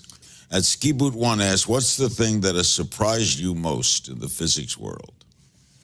In the physics world, I'm surprised. Can I give a cop-out answer there? I'm surprised that the United States could lead the world in particle physics for most of the 20th century and then just abandon that leadership. And now the most powerful particle accelerator is in Europe at CERN, the Center for, the European Center for Nuclear Research. But if you spell that in French, it spells CERN. They're ahead of us. And it's that particle accelerator that found the God particle, the famous Higgs boson. And we're just looking over across the pond saying, oh, can we, a few of our scientists are on the project, but we're not the leaders of it. So you ask, what surprises me in physics? That we could, by vote of Congress, cede that leadership that quickly. And I'm astonished. I wonder, what country am I living in? It's not the one I grew up in. It's something different.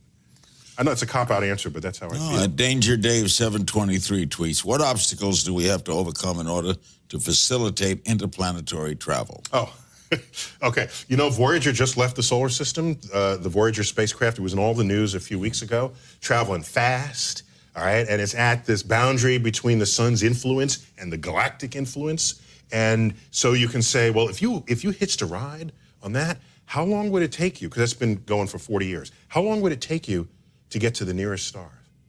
The nearest star in a galaxy that has 100 million stars in it. 100 billion stars in it.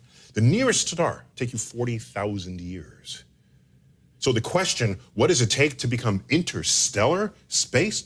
We either have to figure out a way to live a really long time or send a crew of astronauts that are really fertile so that the 80th generation down the line is the one who lands at the destination, or we have to find out something new about the fabric of space and time so that we can basically invoke the famous warp drive engines that are common in Star Trek, allowing them to cross the galaxy during the TV commercial.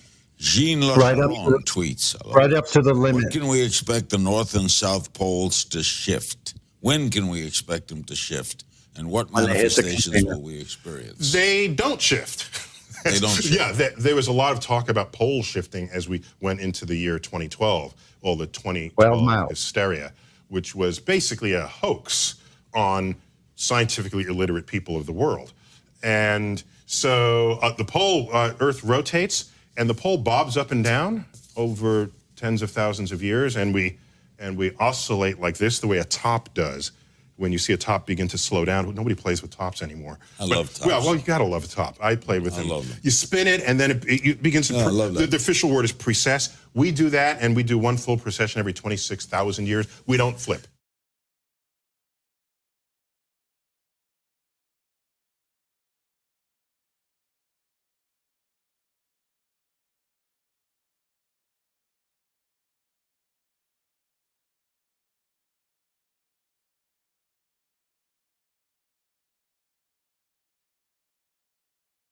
Is that true? They just changed the Kármán line to 12 miles out? Yes.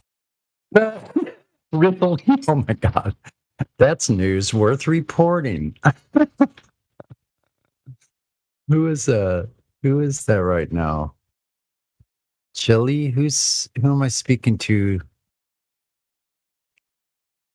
Said yes. Oh, Hello. Ildiko. Oh, it's someone from Justin. Okay, hi. I didn't catch that. Right on. Hello. The Carmen line, the 12 miles, folks. Can we get the rundown on that? That would be 10, 50,000 plus 10, 60,000 feet. Well, what's beyond that? Yes. Didn't they that's say right, they were going to 300K? Didn't they say they're going to 300K and when they first launched the X2? 300,000 feet. That film, it's black and white of a flat horizon.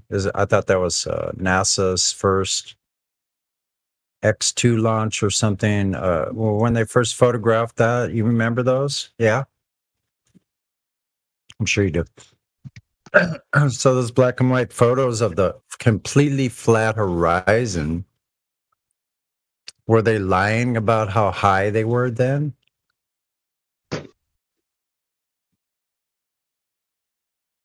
Or did they actually go past the Kármán line in the X2 because they said they were at 300K?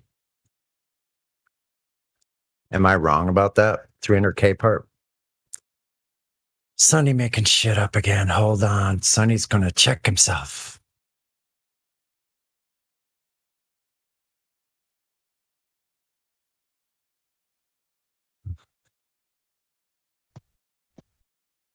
I got my little laser apparatus I'll put back together. All I need is a little 3-volt connector. I think I probably have one of those.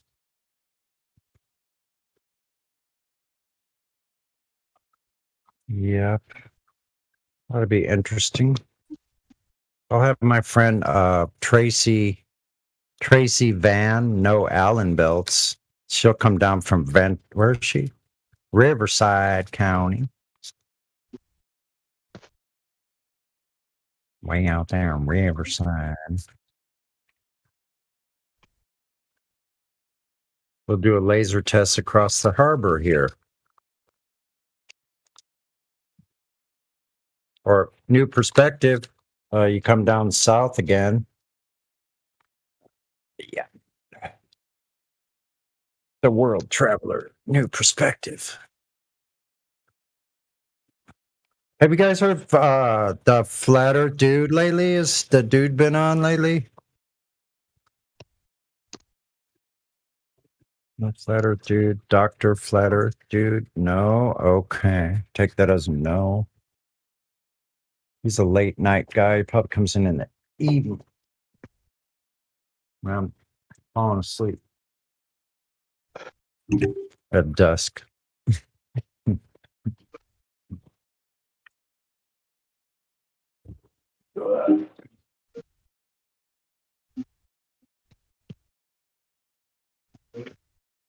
Well, got this late already. I better go outside.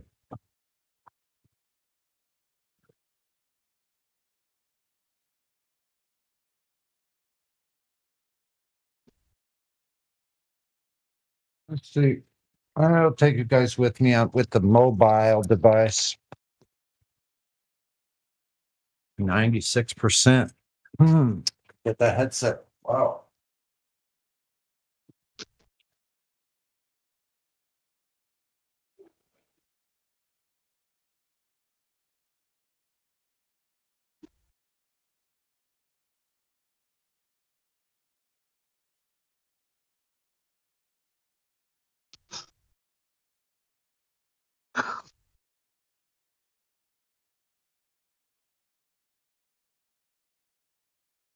It's been cold lately at night. As soon as the sun goes down, I have to wear my foul weather gear over everything else. Then I'm nice and cozy.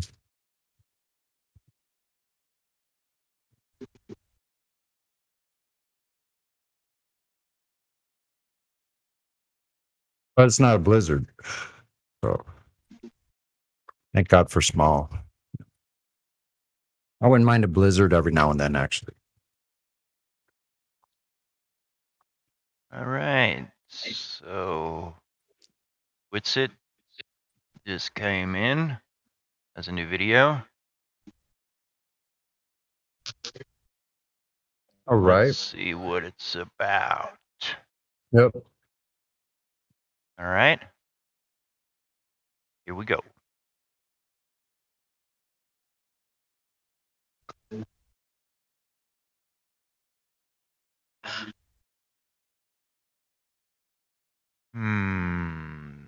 error Probably loading have to video. wrong format, or you probably just have to stop the bot and restart it.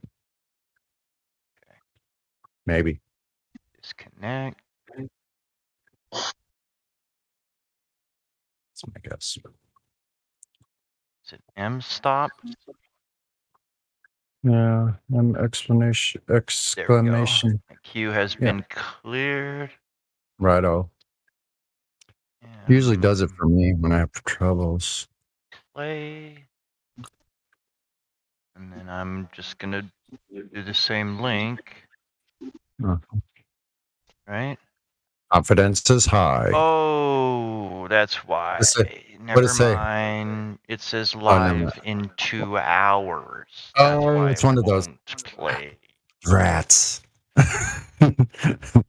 It's good to hear you though, Justin, my old friend. It in 2 hours. This menagerie of weirdos, you bunch of weirdos like me. Like we're the weirdos, but we look at things empirically. Yeah, but we happen to be the weirdos. Isn't that amazing? Well, and we also get nuked by Nuked. trolls as well as Discord or YouTube. Yeah, bludgeoned about, beat up around the neck. Reported Face, for things that we didn't do at all. Well, that's great and because they think we taken say things that we never said too. for things that we never said. Never said well. or never did. Or Yeah, did. that's As well as, freedom of speech, right? The right to speak words. I guess that's still in effect, right? I guess. I'm not. You sure. guess. I think. Why do I have to guess about that now? I mean, the Constitution of the United States can What's say that? something different, but Mhm. yeah, sometimes you have to read between the lines. In the end times, you have to read between the lines. Thank you. I And just the I don't know. small print. So make sure you have very good bifocals. Yeah. Make sure you're looking carefully at the fine print. Buyer beware. That's the reason it won't load. It's a live not- showing, and it will be live here in a minute. See, you're trying to go into the future and pull the video I was back trying to pull into it, the past. make sure that we got it first. You're like right on cue, man. You're like hyper vigilant warrior of the monk level. Gosh. I don't know how I learned to put so many words Already together. liked it. It's your guys' Already fault. subscribed. It's your Already guys' commented. fault that I'm this way. Like bludgeon people with logic, and they don't even know where I'm coming from. Because someone called me a hyper. How do they call me? Hyper real. Like I can be a hyper realist. Yep. I'll be like, show me whatever it is you're talking about. Show me Missouri. Yes. All right. Now that we established the ground rules, we can carry on to the usual, what do they call it? We're going to do it. You know what an evolution was something you did around the grinder when you were in boot camp. We're going to do an evolution on the grinder today. You maggots are mostly going to be on your faces facing the ground. Yeah, this has been an advertisement for Sunny Boot Camp. Yeah, no one's going to come. Be tuned to shape. Get down there, maggot. No, I'm just kidding. That's funny as hell. People in the military understand. Anyway, oh shit. All right, about ready to go outside. Let's see. I'm such an old man. What an old fart. Sun can be sometimes. This is Georgie. Let's check out the. I have some good equipment though. Actually, very proud of my headset I have now. We'll just take it outside then. Wait a second. I'm not connected yet, but I have the earpiece and talking like I'm connected to the earpiece. I'm not connected yet. That's wait a second.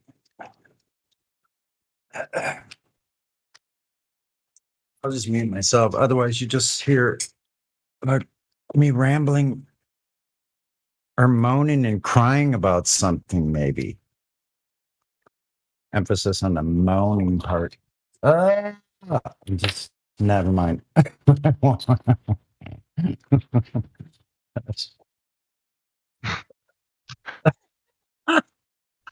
Got it.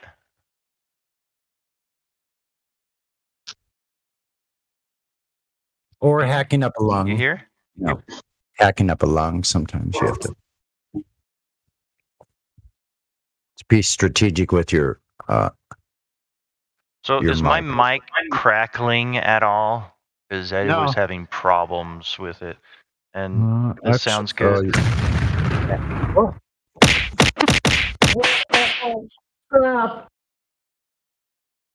I have it on my big speakers. and then let's see. That shook the whole floor. That was good. I like it.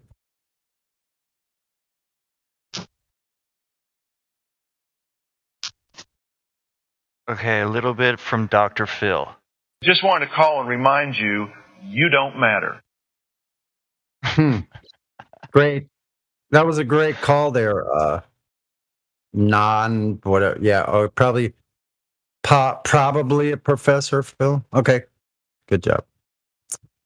Okay. And then Donald Trump. Thank you very much. That's really nice. Thank you. Thank you. You're welcome. Donald has left the building. So did Elvis a long time ago. Anyway.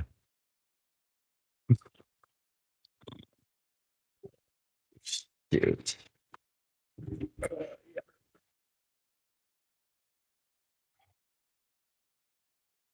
Friend here, Justin. It's cracked at Fortnite, my guy. Where'd you get that? That was phenomenal. Pretty good, huh? Excuse me. I made the last part, but the first part was on a Fortnite meme. If I drill this little thing out and this knife, I'm trying to fix. Why am I always fixing things? Anyway, I was going to go outside. I'll fix this later. I have the right drill. I'm going to drill out this metal.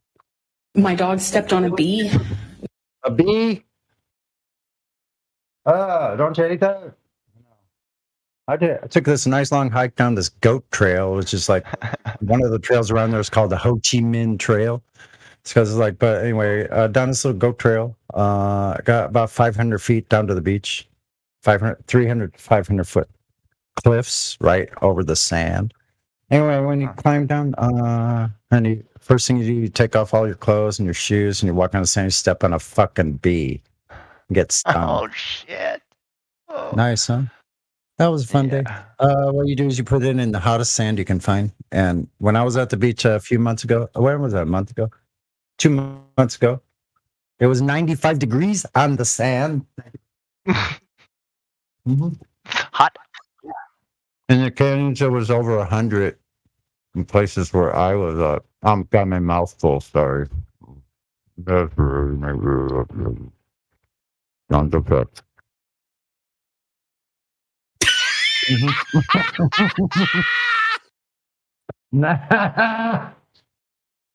Yeah.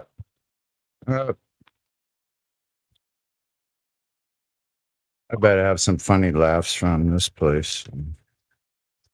I should have a catalog of that stuff.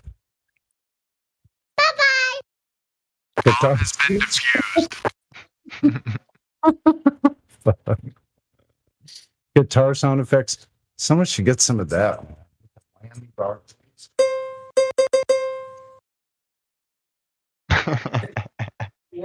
Bar sound effect coming right up. Hold on a moment, please. Warm up the Warm up those tubes. Go ahead and warm up these tubes, Sonny. The vacuum tubes take a little while to warm up. You gotta warm them up in advance. Oh, that's it. Let's get those apparatus off. Wait, Sonny. We need power over there, so. Oh, there we go. Wait until you hear this. Hold on. Okay, just a second.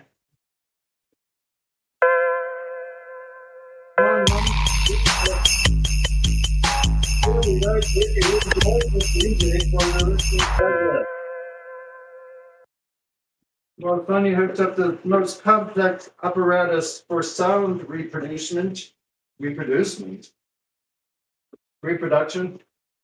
That's better.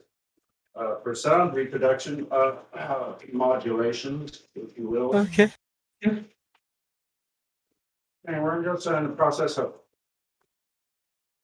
figuring out the cables and wires. Which one A goes into A and B goes into B. Next second.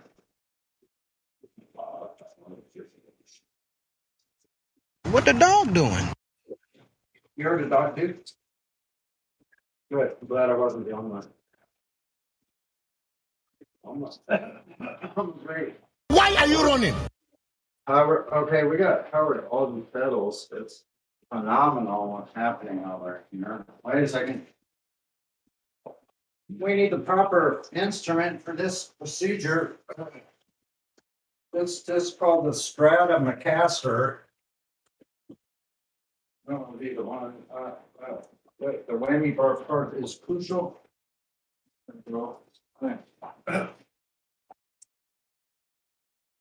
Shuffling of papers ensues. Didn't use that cord. Yay. Okay. You know, it seems like a long time to do this, right?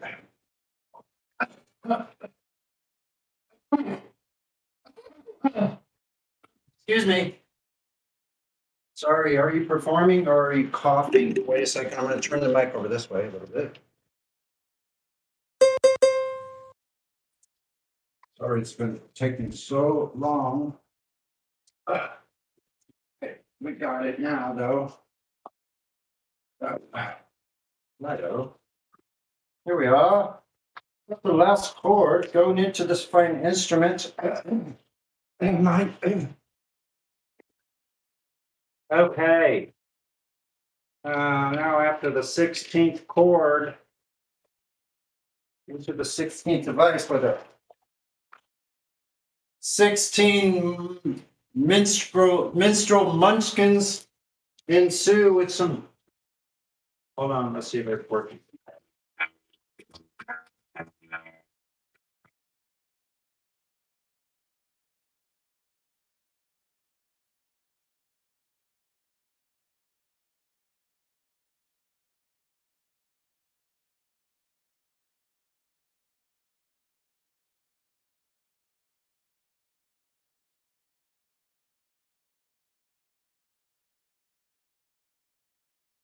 That's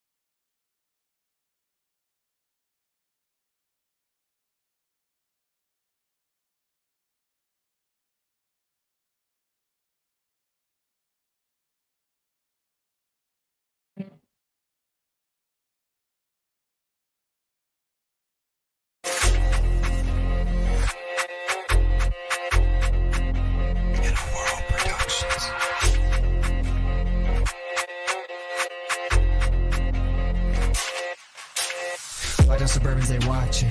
Back always swerving and stocking. Background the merchants are plotting. They map out the earth like a curtain, we locked in. Black the Suburbans, they watching. Back always swerving and stocking. Background the merchants are plotting. They map out the earth like a curtain, we locked in. 18, 23. Revelation read, nation get a seed. Medicated me, generate disease. 18, 23. Pharmacy to creep, patient get deceased, elimination leaves, taken by the beast, running around with your head chopped off, won't shut it down for the feds, the cops won't dumb it down for the people lost, I'm sorry, that's your ego, sorry, fun around, cause the sky's a clock, won't shut it down unless I get off, can't gun them down, cause the word my Glock, and thanks to y'all, we can't be stopped. Like the Suburbans, they watching, back always swerving and stocking, background the merchants are plotting, they map out the earth like a curtain, we locked in. Like the Suburbans, they watching, back always swerving and stocking, background the merchants are plotting, they map out the earth like a curtain, we locked in. 1984, knocking at the door, should've read George, food supply absorb, wonder what's in store. 1984, fighting to explore what's beyond the shore, censorship is war, better bring your sword, better than veteran, don't wanna let him in, ain't got tour, but to let him in, I'm floating the ethers, coming through the speakers, you're talking to see me speaker, but you're not about it, type of legal confounded, with thoughts of profound, to view they drown, and I wonder what sound is in the perturbation, reverberation, I heard the hate, and I swear to fake, and absurd debate, when people still in the matrix station, waiting for station to say it, take it, debate it, regurgitate it. Like the Suburbans, they watching, back always swerving and stocking, background the merchants are plotting, they map out the earth like a curtain, we locked in. Like the Suburbans, they watching, back always swerving and stocking, background the merchants are plotting, they map out the earth like a curtain, we locked in.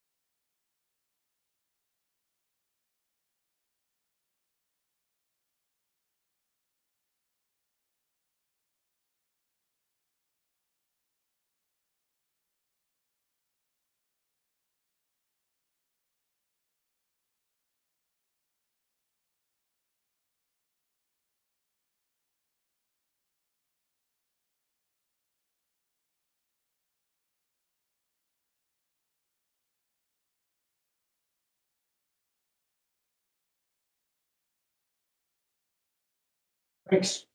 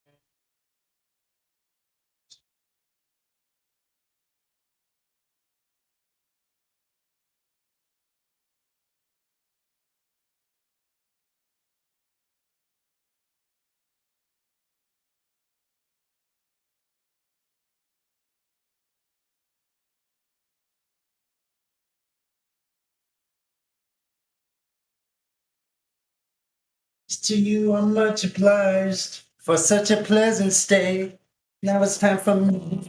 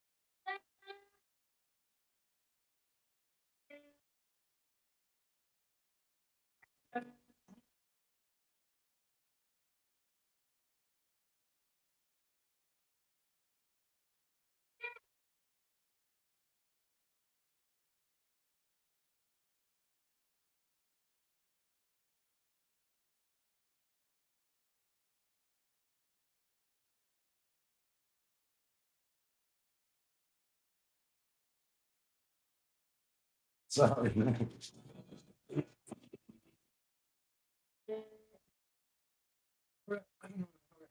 All the bandwidth, but thanks for letting me share my little household studio with you.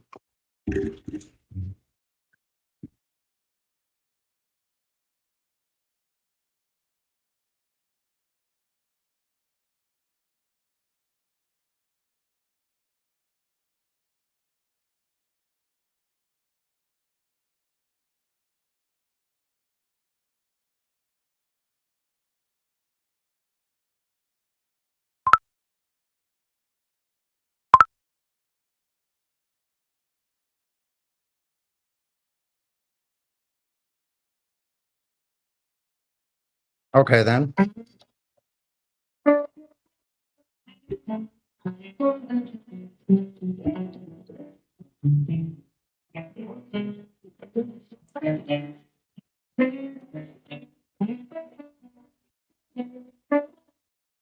Ooh, isn't that a nice clean sound?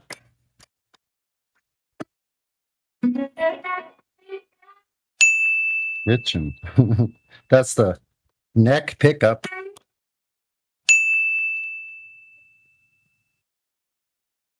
Whoa, that throaty sound of that.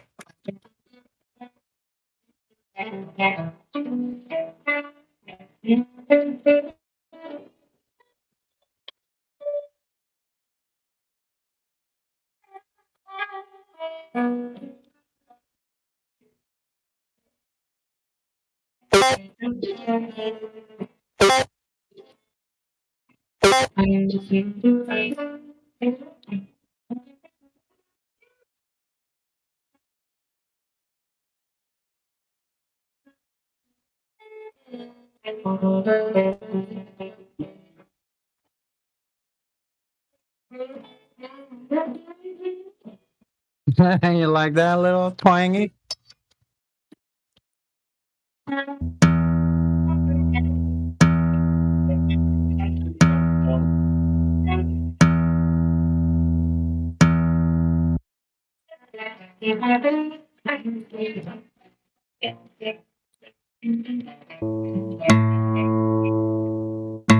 That's A.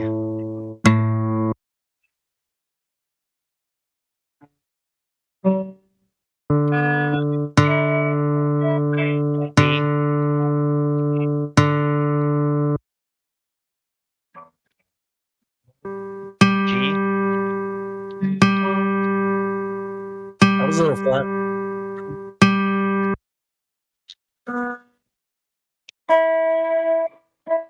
I was a little flat. B. E.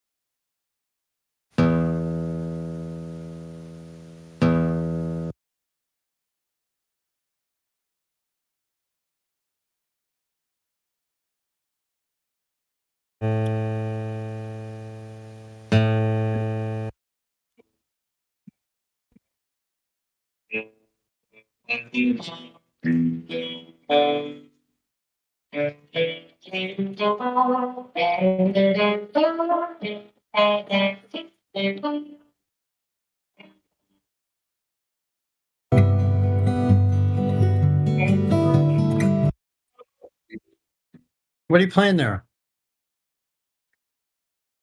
That sounds good.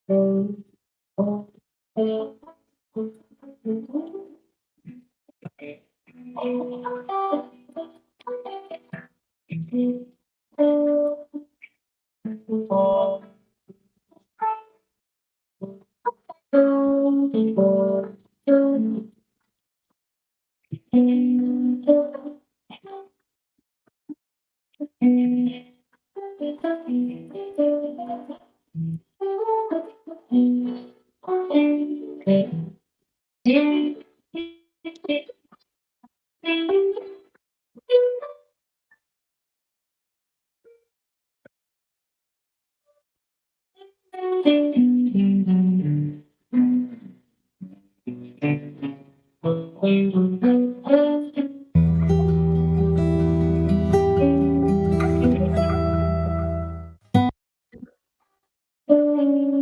like that little scale I'm doing? It's my own. It was pretty good. It's my own John Coltrane. Like it goes with that E minor thing. It fits in anything. Like Yeah.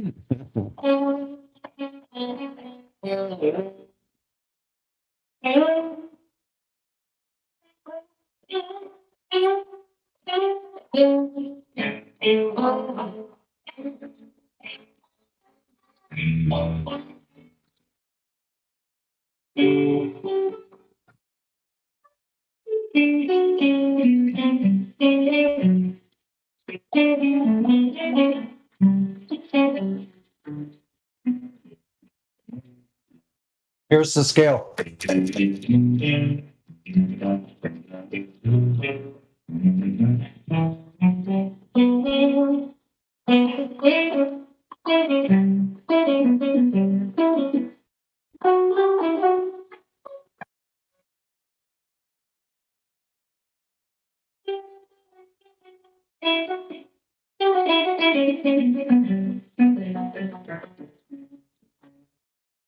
Alternately use the fourth, but like never touch the the flatted. Happy 420. Never do the flatted 7. Only do the 6. So that scale goes 1, 2, flatted 3rd, no 4th. Go straight from the flatted 3rd to the 5th, then the 6th, then the root.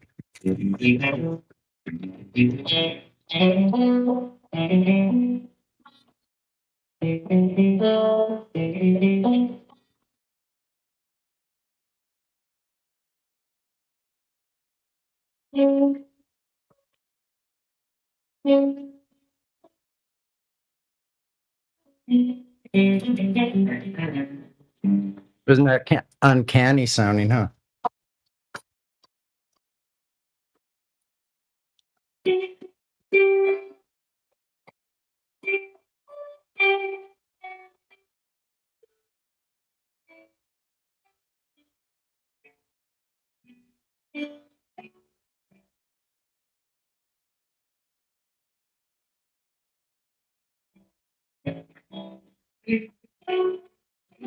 Ooh, that sounds.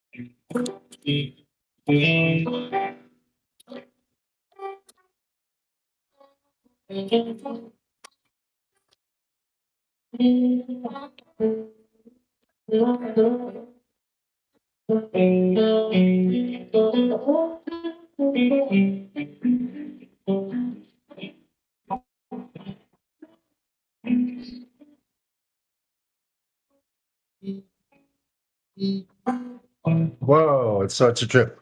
That whole thing is inversions on itself. Like, here's A7 with little G in there too.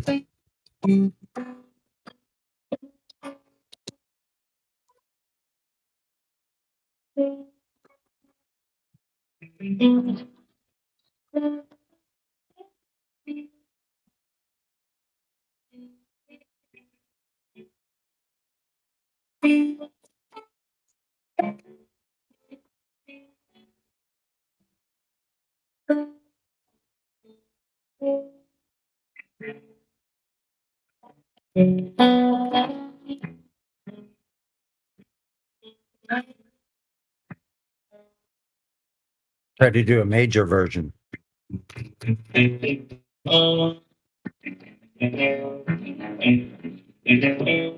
Sounds country.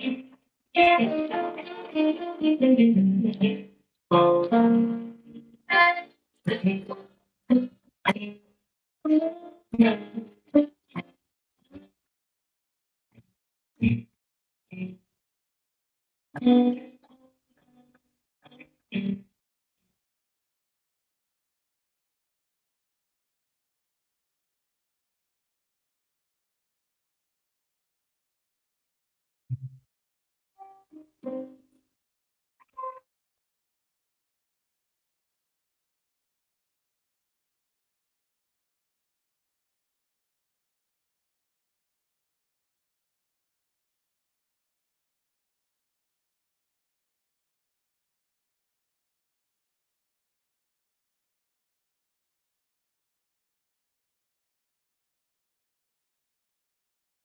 it's almost 13:30.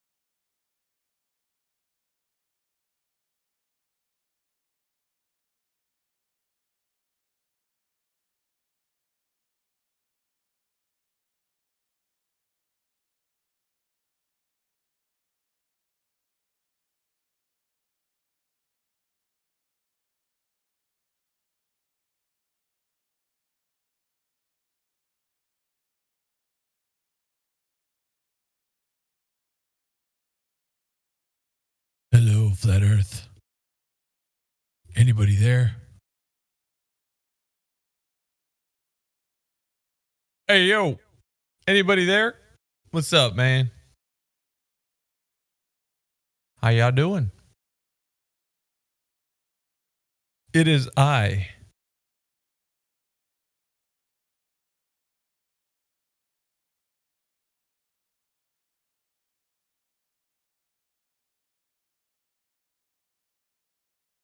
Anybody watch the rocket launch Artemis?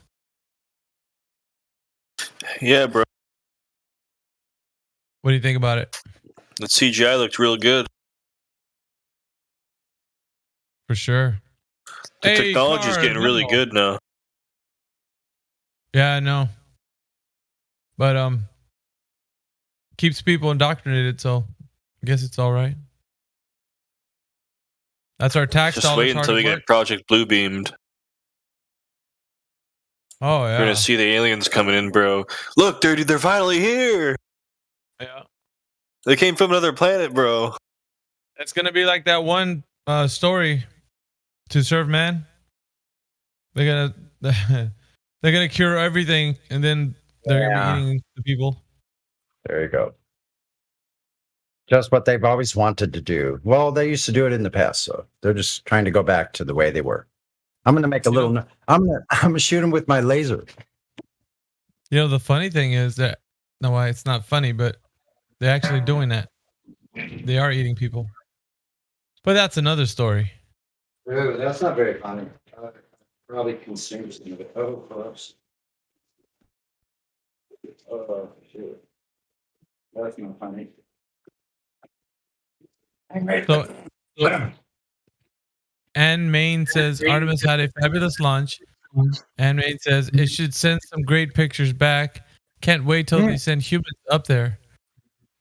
Right. And then Moxie puts in, won't be long now, and with little heart emoji eyes. They're like, I don't know if it's cognitive dissonance or.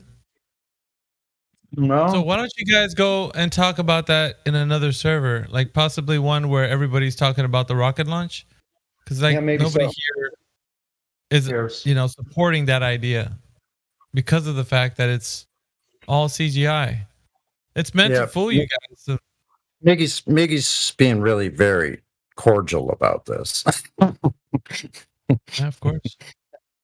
Of course. I know, man. Like, yeah. Now, what I'm doing is I usually talk to the YouTube live stream because those guys in there, I mean, they're on one when it comes to like cognitive. Are they always talking in there? It's wild. Yeah. It's pretty crazy. 24/7. I'm gonna check it out. Yeah, let me. You have the link? I got it. If you want it, I'll find it right now. It's not a problem.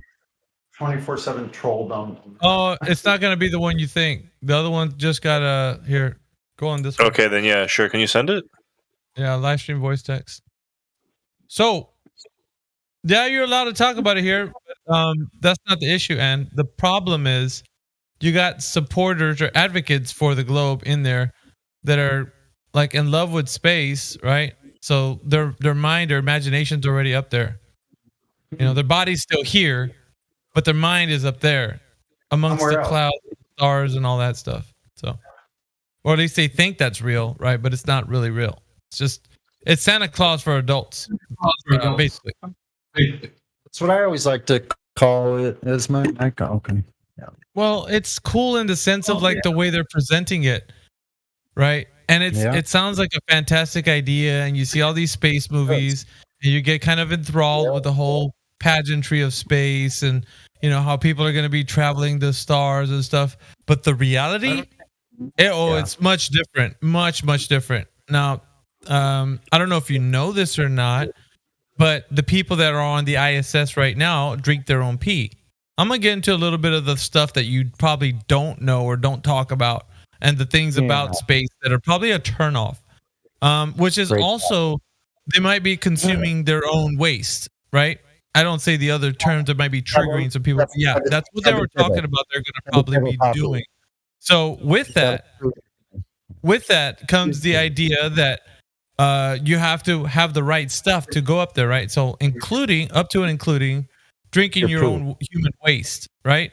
And you sleep in an environment where you're weightless. Now, if you've ever thought about one of those chambers that you can slip into, you know, those buoyancy chambers where you feel like you're tripping out, like once you get into those chambers and you start seeing visions in that. Imagine that feeling all the time, awake and asleep. You would go crazy because your inner ear, right? The vestibular system in your inner ear gives you the equilibrium that you need so that you can balance yourself. Well, you don't have that in quote unquote space. That's not there.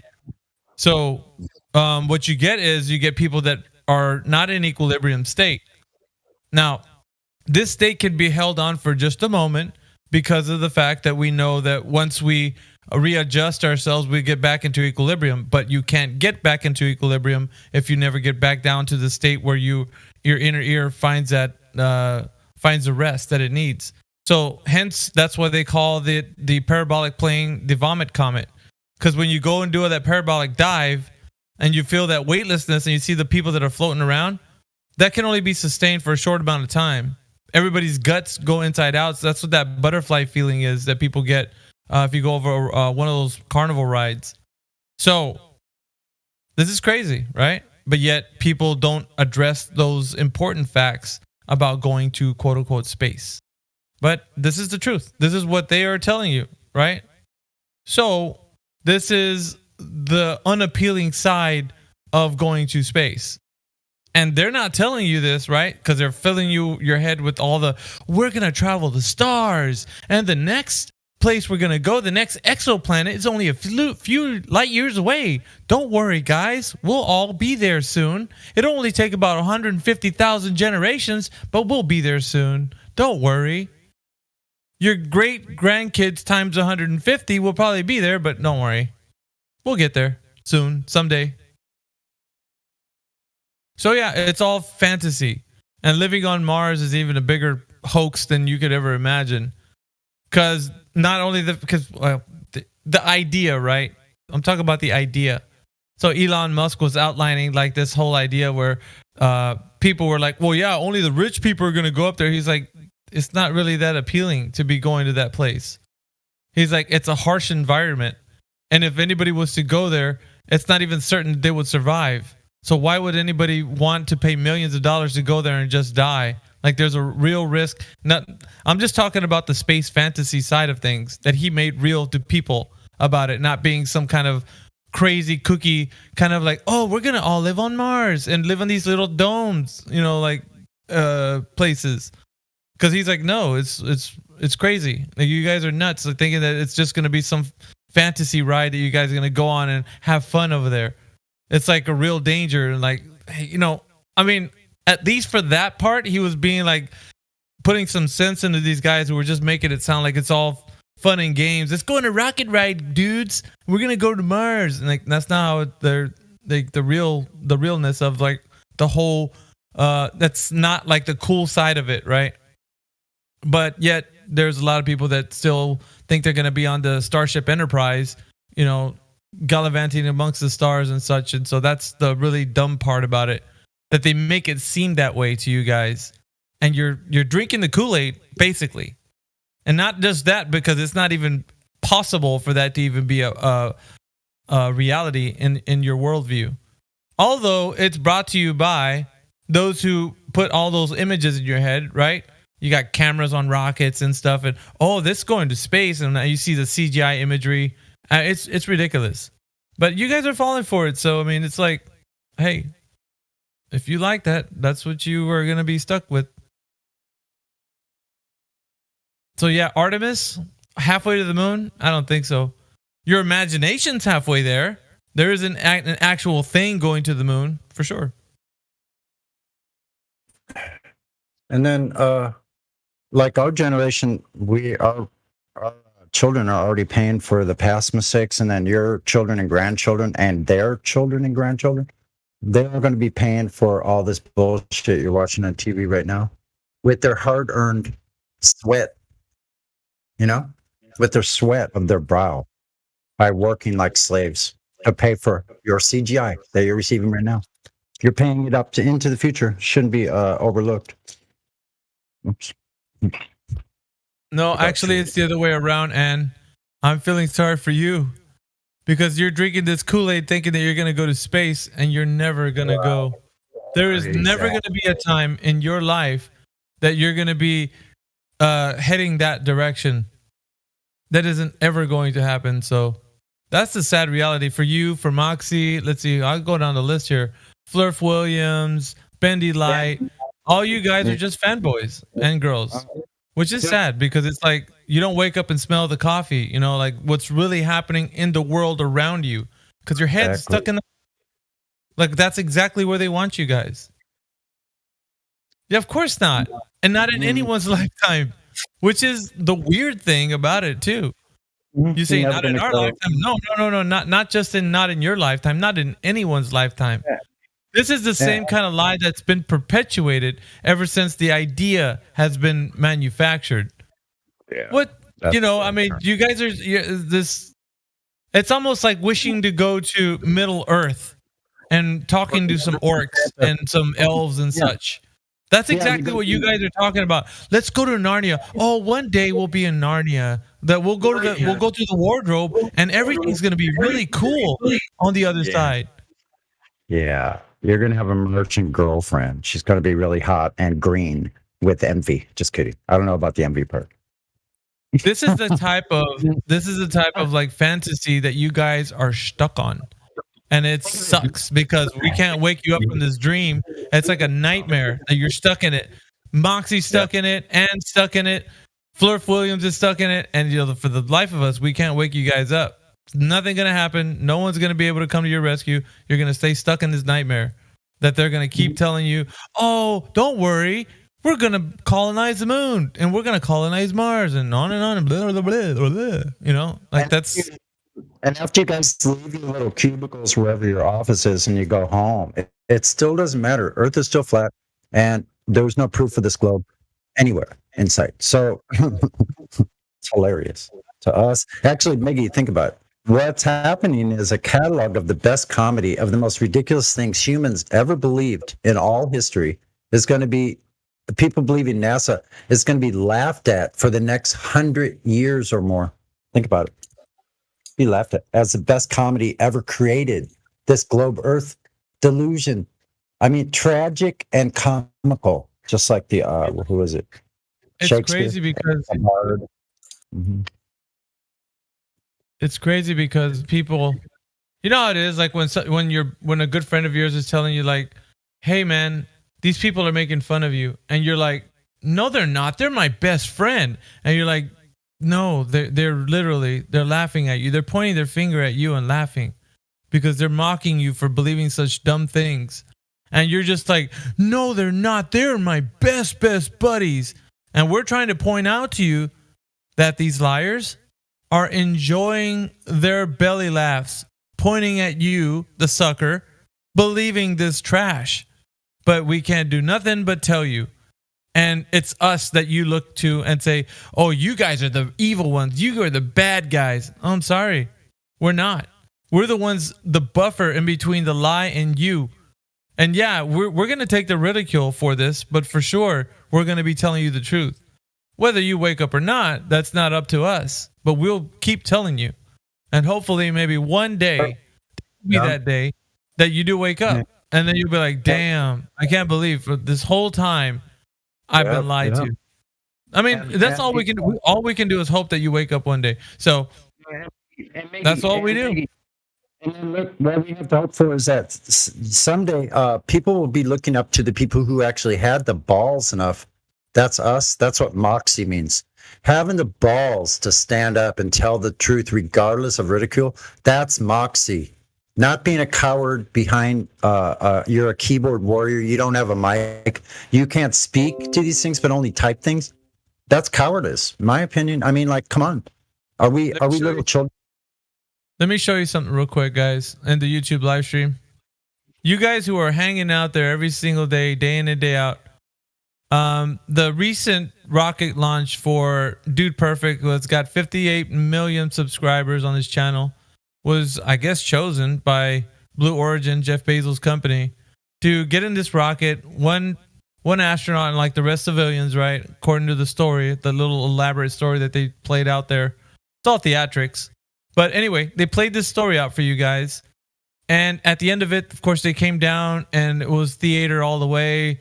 He was like, we went to space and whatnot, you know, kind of over dramatic and whatnot. But at the end of it, they took a little photo. They're doing a couple of poses and whatnot. But this photo, well, the one that I took from about 12 minutes and 47 seconds into the video, was a perfect pose for you guys. This is for you guys. And I wanted to show how this is the kind of laughter that after they dupe you into believing that what they did was real, are pointing at you, the ones who are supporting them, and they're mocking you with their laughter. Look at that. Smiles all around and pointing fingers to you like, gotcha. But you know what? And I'm only showing you this because sometimes you don't take the time out to realize that people are mocking you. You know what it is? Like the people that are actually telling you the truth, you're railing against. So I have to do it because, I mean, obviously, like Moxie and you guys are still with the idea that these guys are working on your side. They're out for your best interests, and they're really not. They're out to cash in that big old check for duping all of you guys. But that's something they got to live with, and you don't have to. Obviously, you can, critically think about it and then get away from it. But, we can't make you stop thinking like that. That's just up to you. So all those little laughing emojis that you put to us, I feel bad for you, to be honest. Like, that's the part where I feel like, man, I know that you put in little laugh emojis to me, but it's cool, It's cool that you feel that way. I'm still going to be here. I'm still going to be speaking truth. You guys will still be people that I will say that hopefully one day you come out of this. But other than that, it's sad. Dude Perfect is not brave. No, Cody's not brave. He just lied to you, but fine. It's like one of those people that gets used to their abuse, that they start protecting their abuser. Like that's what it seems like. The whole world is doing this to you guys, and you just protect them, and you think they're brave, and they're, oh, what a great person. They're not. They're not great people. So that's how it is. No, Moxie, he didn't spend enough time to do that. But if he was going to be traveling like the way they say, going to the moon, going to Mars, he would have to drink his own waste. So apparently that's a requirement if you're going to have the right stuff. So if you want to do that journey, Moxie, you will probably have to do that. Yeah, you might start. By all means, if you want to do that, go ahead. Start today. I always say start today. If something's worth starting, you might as well start today. Get used to it. There's a way to make coffee too. Maybe you could create your own in the morning. Little fun fact that you might not even know, Moxie, with your little intelligence about like knowing and loving space. Do you know that the astronauts, according to the rhetoric, left about 96 bags of waste on the moon, including human feces, vomit, and urine? Oh, that's wonderful, isn't it? Talking about saving the Earth, going green. The planet needs to be saved. And these guys were just trashing the moon. Of course, you don't know that because you're so stuck with the beautiful side of it. But this is the disgusting, ugly side of it that you guys don't know. But no worry. That's what we're here for. Bringing the facts. Of course, the rhetoric is something that you guys probably don't even know about either. We do. We're looking into the stuff. Do you know that the atmosphere extends all the way to the moon? Of course you didn't. But we're here to tell you that's what the rhetoric is. And of course, you guys don't know a lot of other things too. But we'll let you know in time. Ask them right now, Miggy, on the YouTube chat. Can you tell us in chat over there, YouTube? They just changed the Carmen line. Do you know what they changed it to, real quick, without Google? Just type it in right now. In the next 5 seconds, type it. Should be typing already. Should be done by now. Okay, what did they type? I think there's a lag. Carmen line. Okay, Carmen line. We'll give you a couple seconds. Lag time. We'll account for that. Still waiting. Okay. Okay. They don't know. By now, they would have typed it. They don't even know. They don't know this happened. Okay, tell us what year they changed the atmosphere to the moon. Tell us what. We know the year. Come on. Tell us what year. Hurry. Right now. In the YouTube chat, type it in. So everybody can see. And everybody looking at the YouTube chat that's not in there, you'll be able to see it too. That they don't know. But the flat earther knows what year they changed the atmosphere out to the moon. I know what year. Read in. Type the year. Come on. I know off the top of my head. I'm a flat earther. I'm so it's retarded, right? So I shouldn't be able to know this off the top of my head. And you have to still be Googling it, which you are right now. Gotcha. That's so funny. When you can talk like that, like I am, and actually am predicting exactly what's happening, that they're doing exactly what you're saying. It's predictable. No, I just feel it. I can feel it. That's what they're doing. Anyway, that's hilarious. Oh, God. They're never going to get past a bunch of us, man. Are you kidding me? That's what we do. That they don't even know their own rhetoric. That Miggy, that they don't even know their own rhetoric. How much does that still astound you and me? It's like they don't even know their own rhetoric. I'm going over with the guys who go in there and girls, because it looks like there's somebody named Anne Main. She's totally in love with the idea of space and such. And oh wow, I see this happening like in there. It's kind of like a game they play. I would say they go in there and they say, "Hey, how you guys doing?" Moxie's like, "Hey, I remember you. High five, buddy." Right. And they do a little kind of like teamwork kind of thing. It's all for naught. Like this showmanship that they have. I mean, it's ridiculous, really. It's fake shit. Like it's fake. It's all like Moxie probably won't give two flips for who Ann is in the real world. He's looking out for number one, right? And Ann's probably just in here just because she's trying to see something cool, to talk about. But she's probably because you can see it represented in the way they're speaking. She's probably in another cubicle somewhere, Where? 2 hydrogen atoms per cubic centimeter on the moon's atmosphere. You have no clue whatsoever. At all. Go get some more fruit. Yeah, I better go out. Klaus, you're the worst of the bunch, dude. You are the worst of the bunch. You know less than Moxie and Ann, I would say. Oh, yeah. They've probably been in there under 1,000 different names inside between the two of them.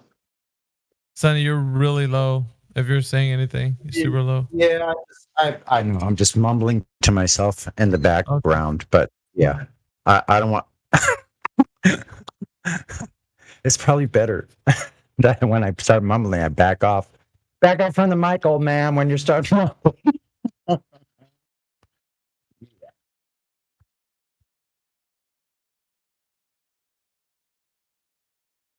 Just a little quick tidbit. If you have sports bottles or water bottles, use a little baking soda and some distilled water, shake it up. It won't smell anymore or taste funny. Quick tidbit, health tidbit from Sunny. You didn't debunk anything. Your idea of debunking is saying, I debunked. Just you saying I debunked doesn't mean you debunked. That doesn't cut the mustard, by the way.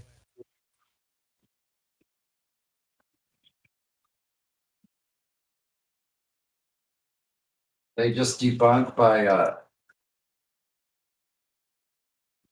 is it called?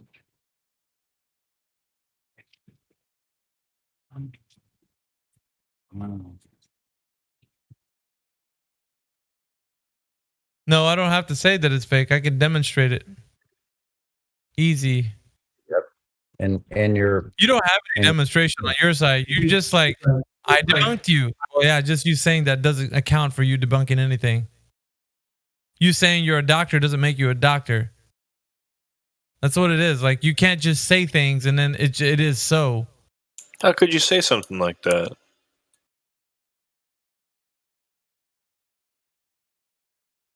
I don't know if that's rhetorical, Satoshi, or you're actually asking me, or like you don't put context to what you're saying.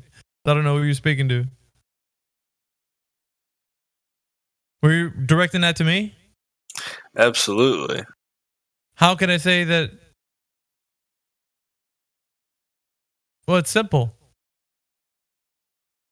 Can you say that you're something right now, and then it is what it is? What you are? Well, that's the obvious truth then.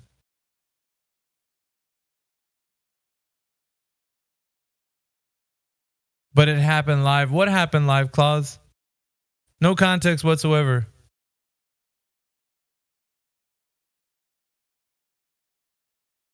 No, trust me, I don't hate you at all. I just think you're full of nonsense, to be honest. You come in here, you said a few things, and you rage quit because we heard you pound on your keyboard as you left. And then you never returned, so.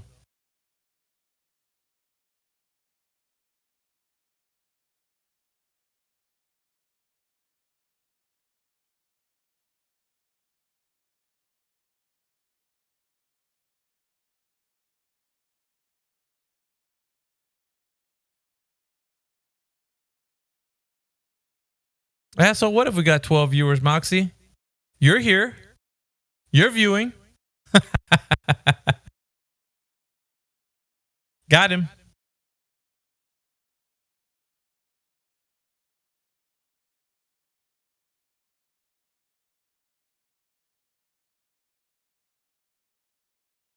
Yeah, you rage quit, dude.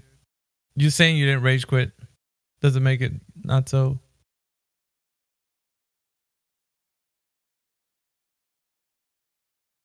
Yeah, so long as there's a live stream, it doesn't matter if there's 28, there's 12. As long as there's a live stream and there's a way for people to come in here, it's all that matters. Just one of those people from those 28 or 12 can go out there and tell everybody,